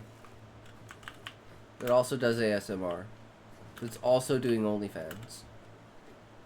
So yeah, you have to start your OnlyFans now, Callie. Now that you've started Patreon, you need to start OnlyFans.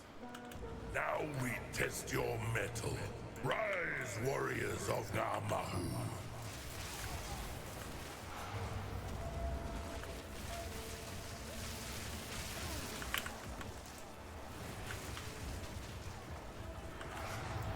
I didn't know you started, bro. Ah! I didn't even know you were you. Did you know you're you?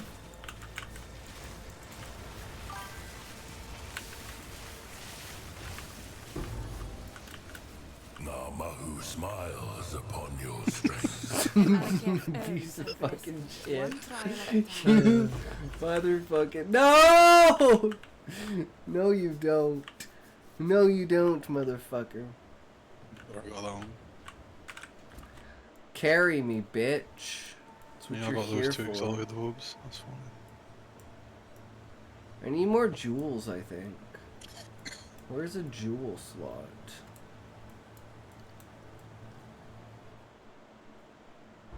Oh, I never exalted, bro. No. You're exalted, fucker. Fuck No, not is... wrong.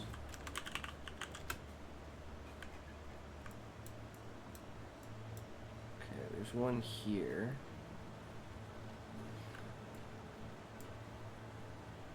That's it.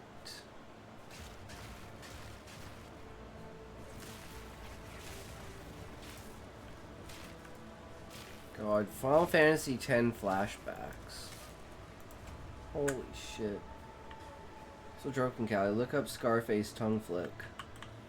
I'm a sheltered man with 0 experience. It's okay, Callie.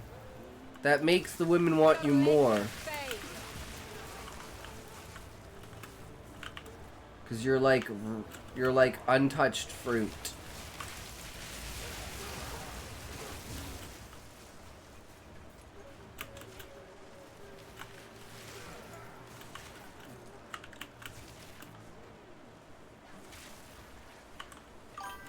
My dad taught me that.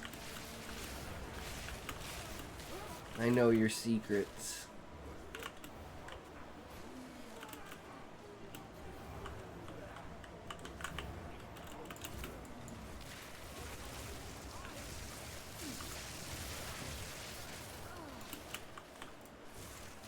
Callie, if we still talk during Christmas time, I'm buying you the movie 40-year-old version. I must travel light.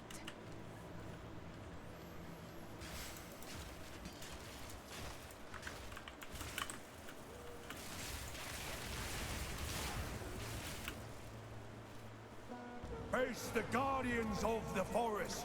Come, warriors of Tafur.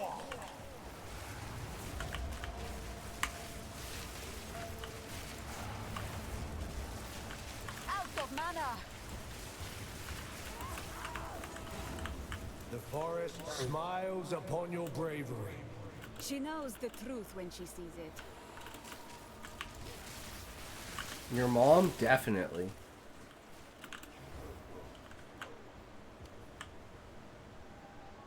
That's why we get along so well. Buying Scotty a bidet. I pizza instead, or maybe 30 seconds with a 40-year-old cougar. Smoky heels. Heel lifts. Show us you flow like the sea. Assemble warriors of Casamio. Fire.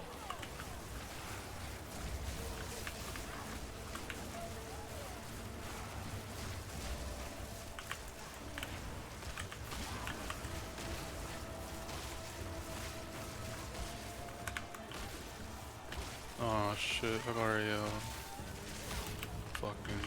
Pasaleo smiles upon your fluidity. The ancestors see you. Wait, what are you doing? You're killing a boss? And are holding the dead.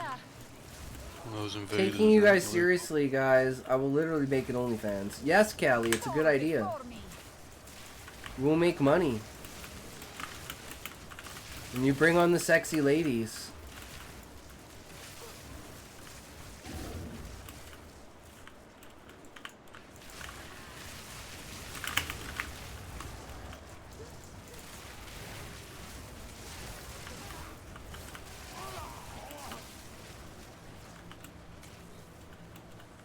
Do you want morals or do you want money?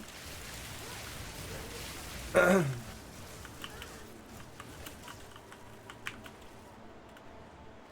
know what you, I'd rather have money. Can't live with morals nowadays. Smokey!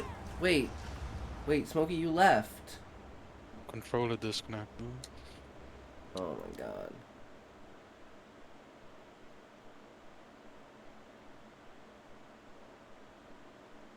Read non-erotica.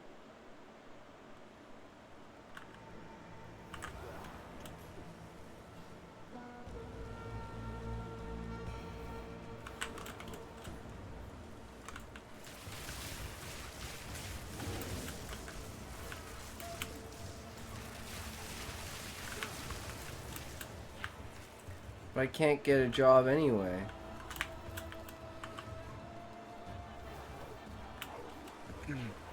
Oh. You died? Oh, lol. Yeah, I died so fast the game froze. No. Oh, let me teleport to you.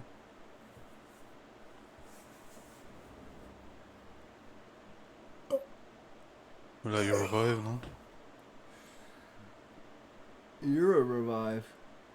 Resurrect yourself.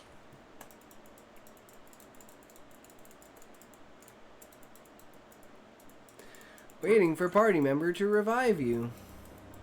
Can't teleport to you, you know. My game's lagging and freezing. Oh, I'm gonna leave the party so you can revive.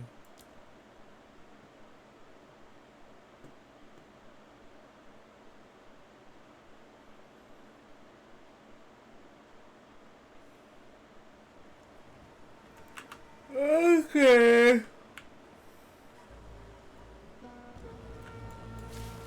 Invite me.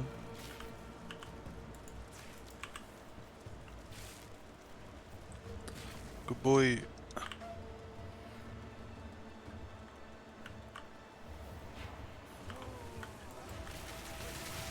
they won't let me teleport into your location, so you're gonna have to do it on your own, man.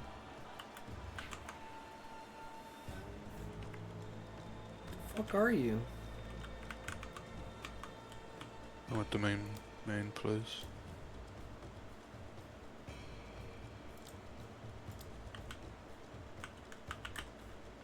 No, don't teleport to me, just continue doing that, man. You've almost done it. But I literally have to redo it because all the monsters respawn.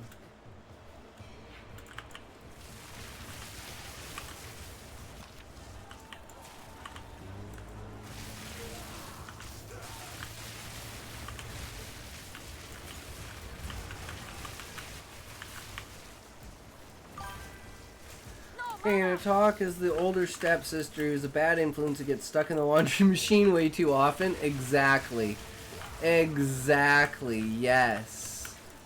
Callie absolutely fucking understands.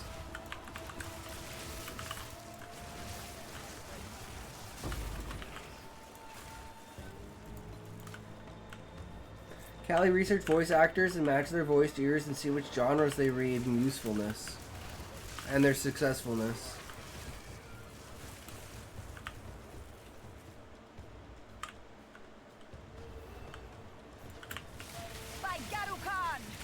Steer clear of Scotty's lint trap.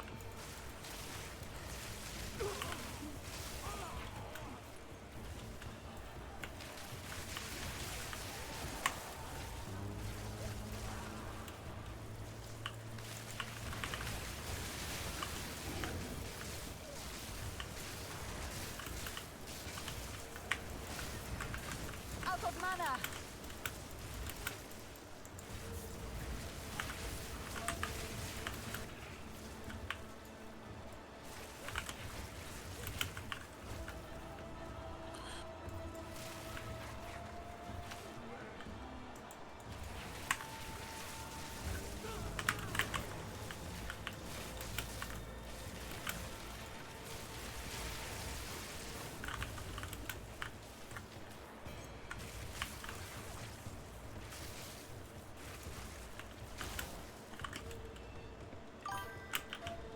What strongbox was that back? I don't know.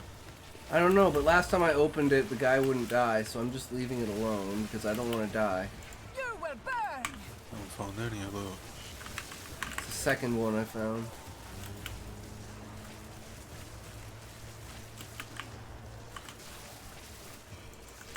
Need mana.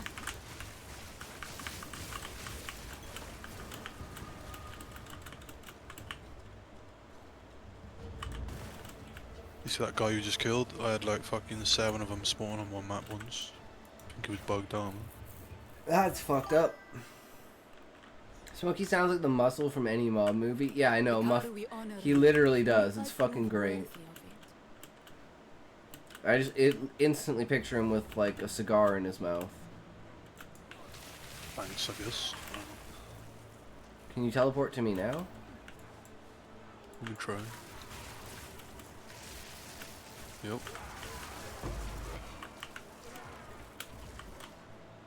Bugged as fuck. That's what you get for killing that boss without me. What if it dropped a green thing that I needed? Well, you ain't gonna get her. Should have killed the monster You yourself. can play the thug Instead of from leaving me. Limitless. Limitless, that's the one who takes a drug enhancement pill, right?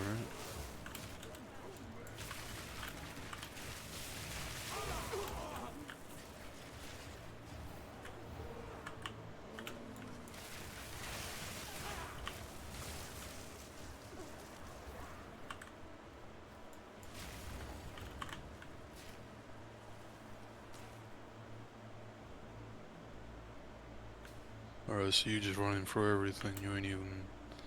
What? I normally run on the outside of the map. It's a fucking room. How do you run on the outside of the map of like a linear map like this? At the beginning it was all open.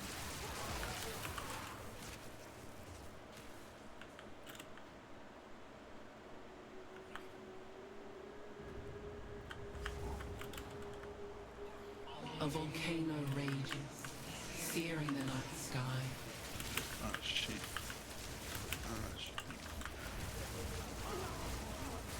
Oh, what was that? Divine, no way. No, it wasn't. So dumb. Bro, I'll literally drop it in front of you right now just to prove you wrong. Okay. You... But you need to stand at least fucking 10 meters away. At least 10 meters away? I don't trust you. I don't fucking trust you. Fucking fraud, mate. It's your choice, Callie. It's an important decision with social and reputation consequences. Use that info to make your choice. It's up to you. What you stand for? Ow. Oh, you died? That's fine. Oh, I'm gonna spawn in here and I'm gonna die straight away, right? Yep.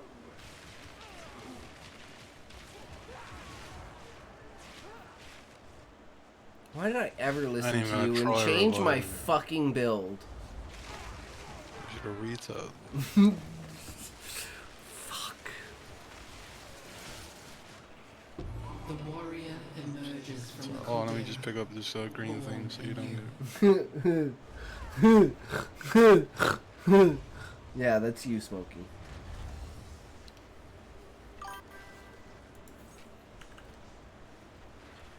Pick up the green thing, buddy. How the fuck is this game free? Because people support it because they like the devs. Because I spent so much money on microtransactions. It will be free, but this is... Shit, this did is I not mean to paid grab the one that has strength? I just didn't even look. I just grabbed the reward.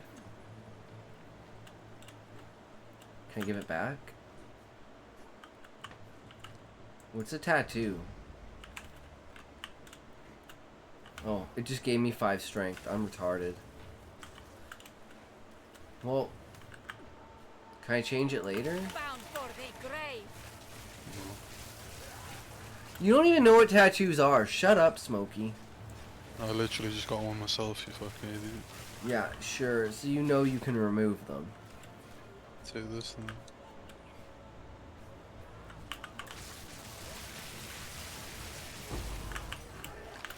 Hey, listen to the sound. You ready? Stay all the way down there, right? Listen to the sound. Okay. Get the fuck away, bitch. That was not the right sound. Yeah, I didn't even see it on my screen. You gotta do it so I can see it on my screen. Nah, you're never gonna get to see that shit, bro. I'll tell you that right now. You don't deserve to see it or hear it, man.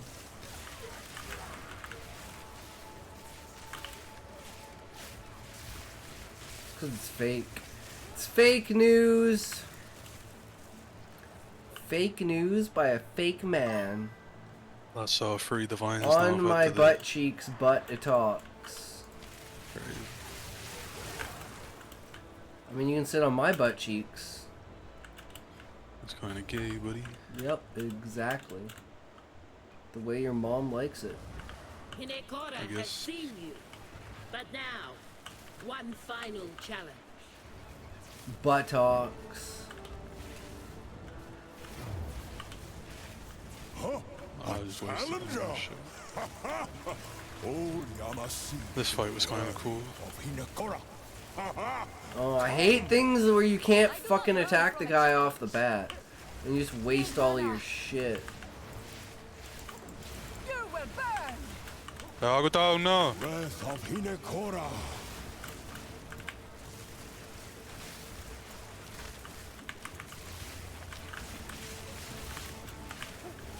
He's gonna start fucking teleporting and shit. Yeah, same with the starfish, bro. Same with the fucking starfish. If you can. I do not know this power. Follow me. I see you. The hell was that? Yeah, we'll do something real quick. I'll be back maybe 10 minutes. If you're stuck, I'll come and blast this boss for you. A challenger. Come. Butt to butt makes for smut? True.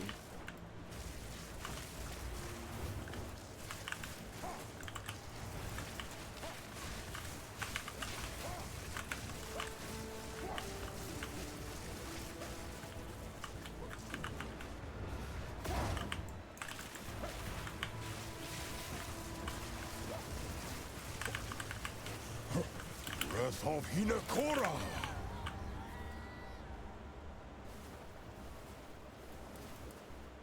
Wait, with Smokey here, I can't, reset.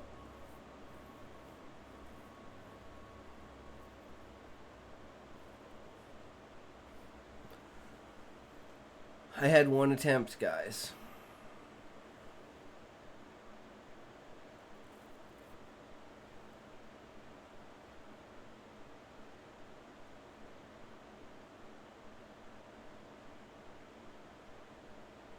I blew it.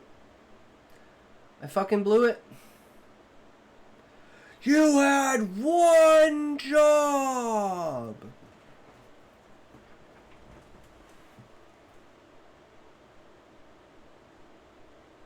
I just think it would be really funny if I just ended the stream. And Smokey just comes back and I'm just gone.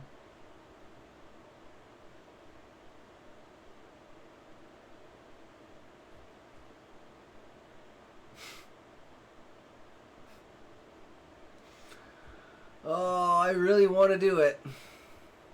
It's almost 5 o'clock. I did say for an hour to an hour and a half, and it's been an hour. But I do want to kill this boss.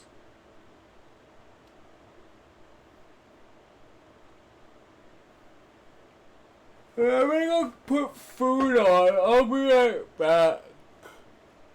Ugh.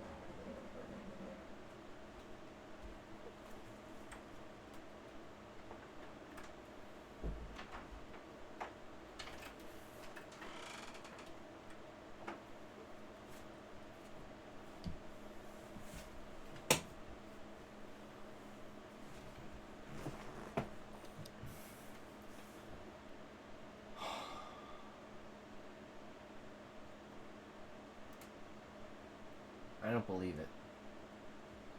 He's still not back. I mean, he did say he would come crush this boss. So, relay the message to Smokey to go crush this boss. That's what he promised. That's what he said. He said I'll crush this boss when I get back. And I had the one attempt. I didn't make it.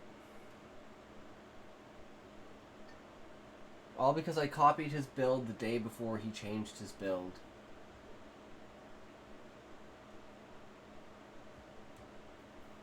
could read Grimm's.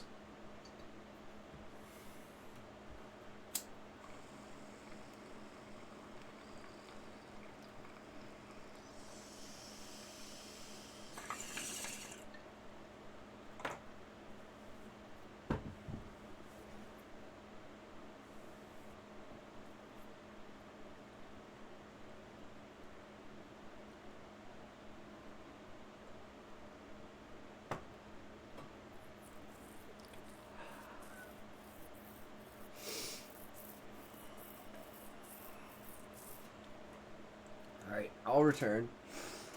I will return.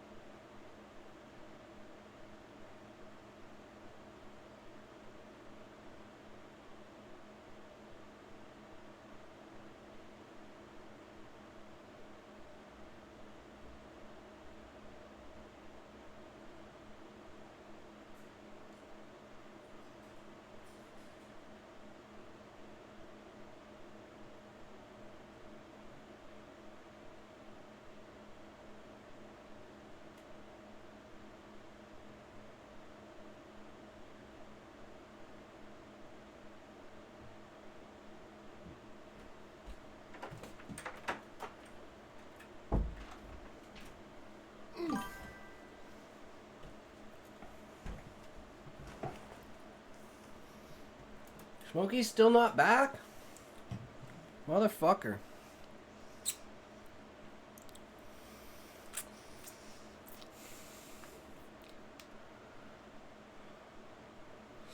Fuck it, I'm not even gonna bother with that. That's probably knows about goths. Oh, I know about goths. I know all about goths.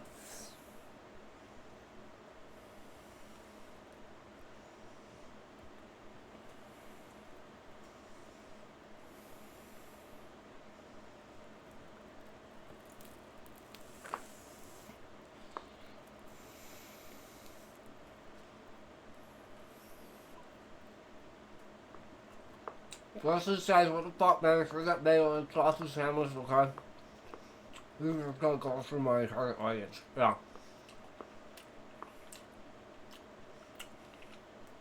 Why is the sunrise? Why are preps preps?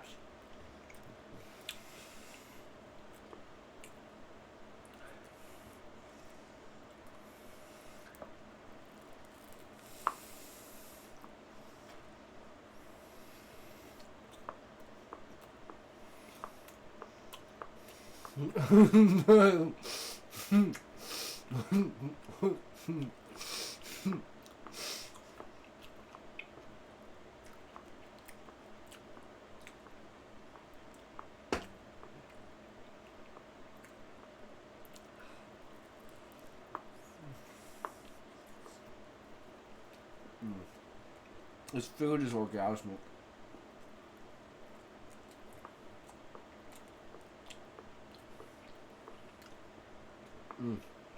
Absolutely immaculate.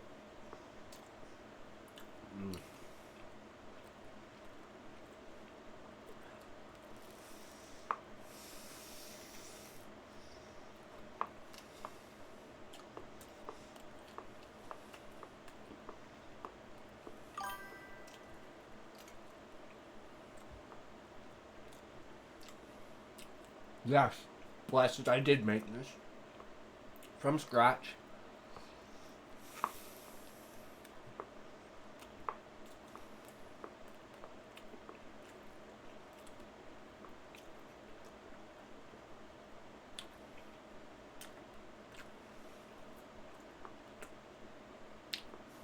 No, Callie.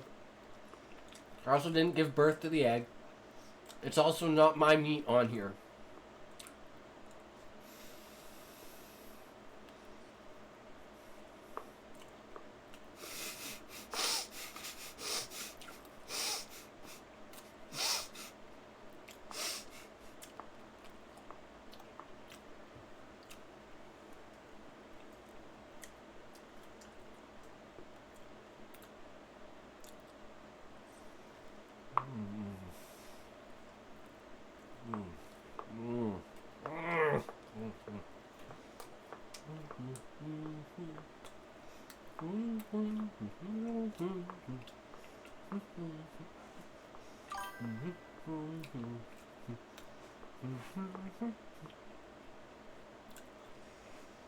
What do you eat in a day?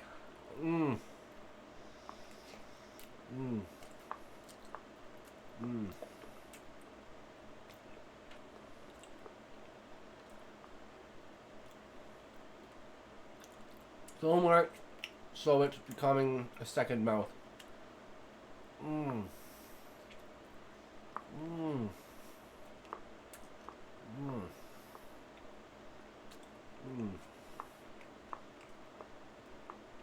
Can never imagine how actually fucking good this is. Fuck.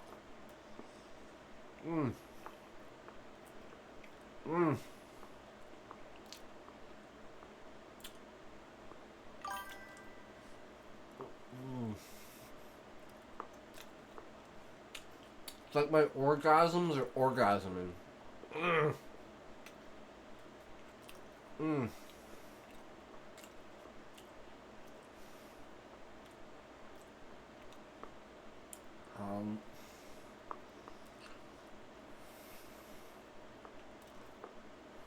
Homo super sapien.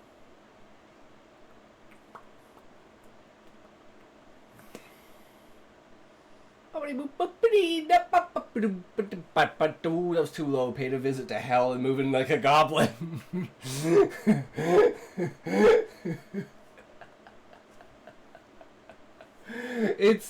It's camera manipulation. If you know what you're doing with cinematography, camera manipulation is like, it's not just light, it's also camera angle, camera depth, perception, what you're trying to portray, right?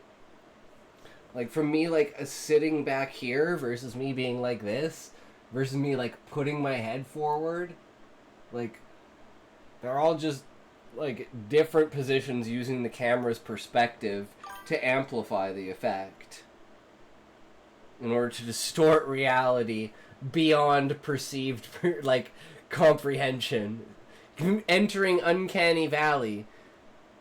Actually, that's a complete and utter fucking lie. I'm actually AI.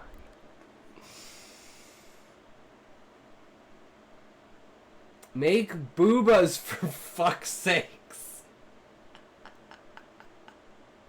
I'd go fight the mermaid again and get boobas, but you know, Smokey's not back yet. He said 10 minutes. It took me more than 10 minutes to make that fucking food. I think at this point he just deserves me to end the fucking stream on him. If I leave the game and come back, I'm gonna have to run back, and by the time I fucking leave the game, he's gonna be back, and he said he would crush this boss when he gets back. So I'm holding him to that. Maybe he has a woman? No, he has dogs. He has dogs. Little puppies. Yeah. Yeah, I know, right? They deserve 1,000 more W's. Well, what do you guys want to do in the meantime, then, you know? We finished the story, or I would just, like, start writing. But, like, I'm just not in the editing mind space. I love dogs so much. I'm a cat person. I love dogs, but dogs are dependent, and I'm a lazy piece of shit, and I would feel so bad for a dog that I owned, because I would forget that I even fucking owned it. I just feed it every day, and that's all I do. Because that's what I do with my cat. Clean the cat litter, feed the cat, open the cat door. That's all I do. Fill up the water thing. Never see the cat. Food's always gone. Water's always gone. Cat's definitely there. There's some cat there. No, Daisy hurt herself. I don't know how. She either got attacked or something like that, but she has a slash on her leg, and she's been limping around. She went to the vet today. Playing with dogs is the best part. I don't know. I'm not a touchy-feely person. Guys, if the goth scene is back, that means this is perfect for Student Body Sonata right now. Oh, that's 100% true, Callie. You're gonna get all the chicks that grew up watching...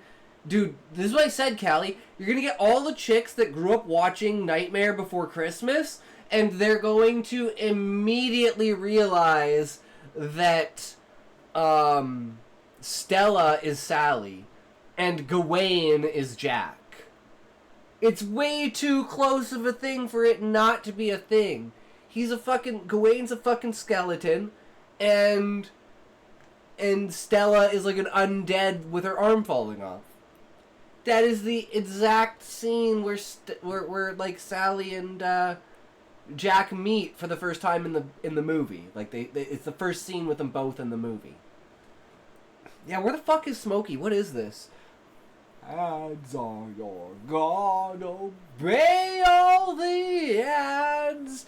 From whence the ads came, we will see our civilization rise. The more ads we have, the safer we are. The more ads we have, the more educated we are. Don't worry. The more ads we have, the richer we are. Ads are good for us, so don't defy the ads.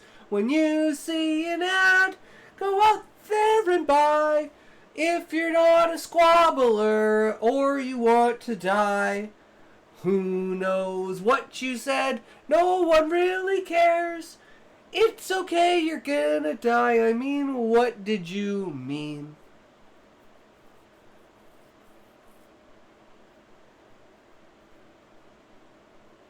OSRICS becomes a skeleton after he eats his son Gawain's heart. 3. Osric becomes a skeleton after he eats Gawain's heart. Isn't Gawain also a skeleton? Like he's like wearing the... Isn't Belfry at some point like wearing his flesh or something like that?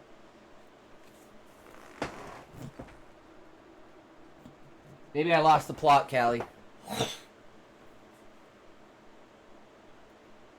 Smokey, I demand you return. I demand it. Come back now and save my fucking ass, you bastard. Gawain is a changeling who becomes the Dullahan. Oh, okay.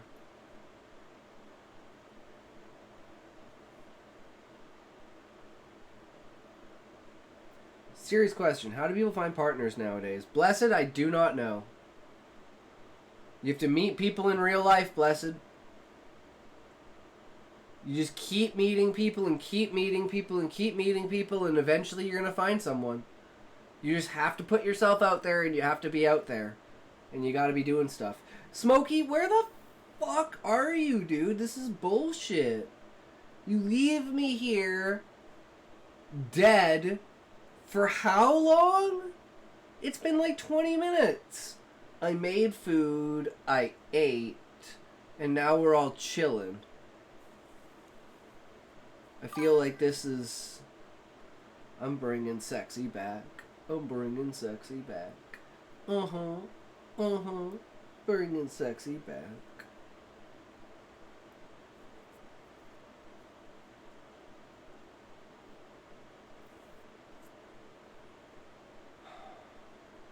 I don't know, guys. If Smokey doesn't come back in the next 5 minutes, we're probably going to call it. I'm fucking tired. And at this rate, he could be gone for like half an hour. How do I get compliments left and right? And I had 3 online girlfriends last year. Not at the same time. I was going to say, Callie, damn.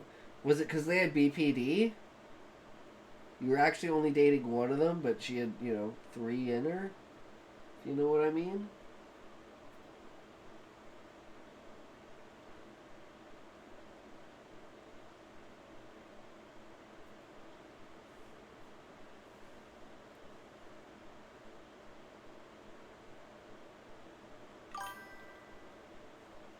I'm gonna be like 20 minutes, you fraud. Well, Smokey, look what happened. You're in the game, so I'm fucking stuck here. I can't even play. So I think I'm just gonna call it a night. Unless you want to come back. Skill issue. Well, I mean, I went and I made food and I ate, and now I'm kind of feeling fucking tired as balls. So... Well... I'm probably just going to call it a night. We'll come back to this tomorrow, okay? Food is digesting a tox. Indeed. I need to go lay down. Catch you 3 a.m. tomorrow. Yeah, true, brother. I will see you then. Take care, good sir. Wait for anus quiver. Alright, guys. Thanks for hanging out. Thanks for coming by. Thanks for sticking around. You guys are fucking awesome. I fucking love you. Remember, you guys are the reason for this. You are an amazing community. You guys are Atlas holding up the fucking world. The stream is the world, and I may live here, but you guys are the soul that turns this house into a home. So remember, if you can't say fuck you to your friends, Who can you say fuck you to? Fuck you. Alright, guys. Who we rating today?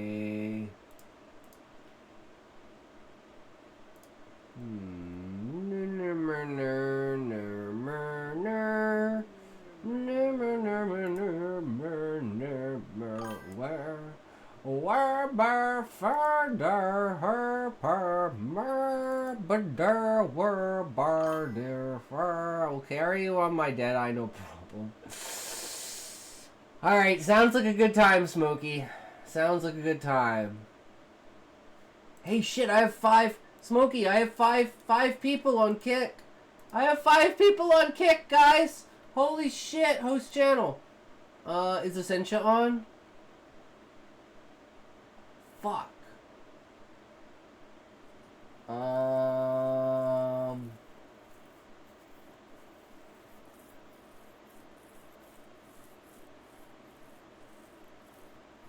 I'm just sending you here. Oh, no! Wait! Fuck!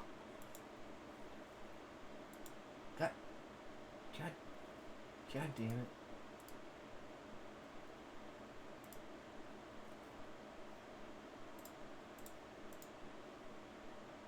Why? Oh man. Well, I had 5 people. I tried. I fucking tried. It's so annoying that you have to have 5 people to host on Kick.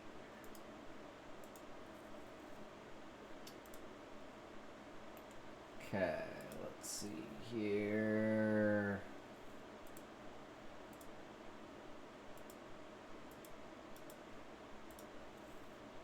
Who is on?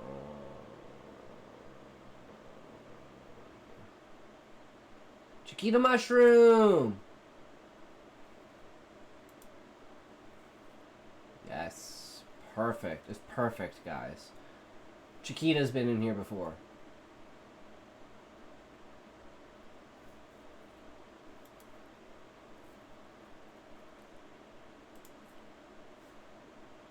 What does founder mean on account? Because it says you're a founder, but I don't think you were my first sub.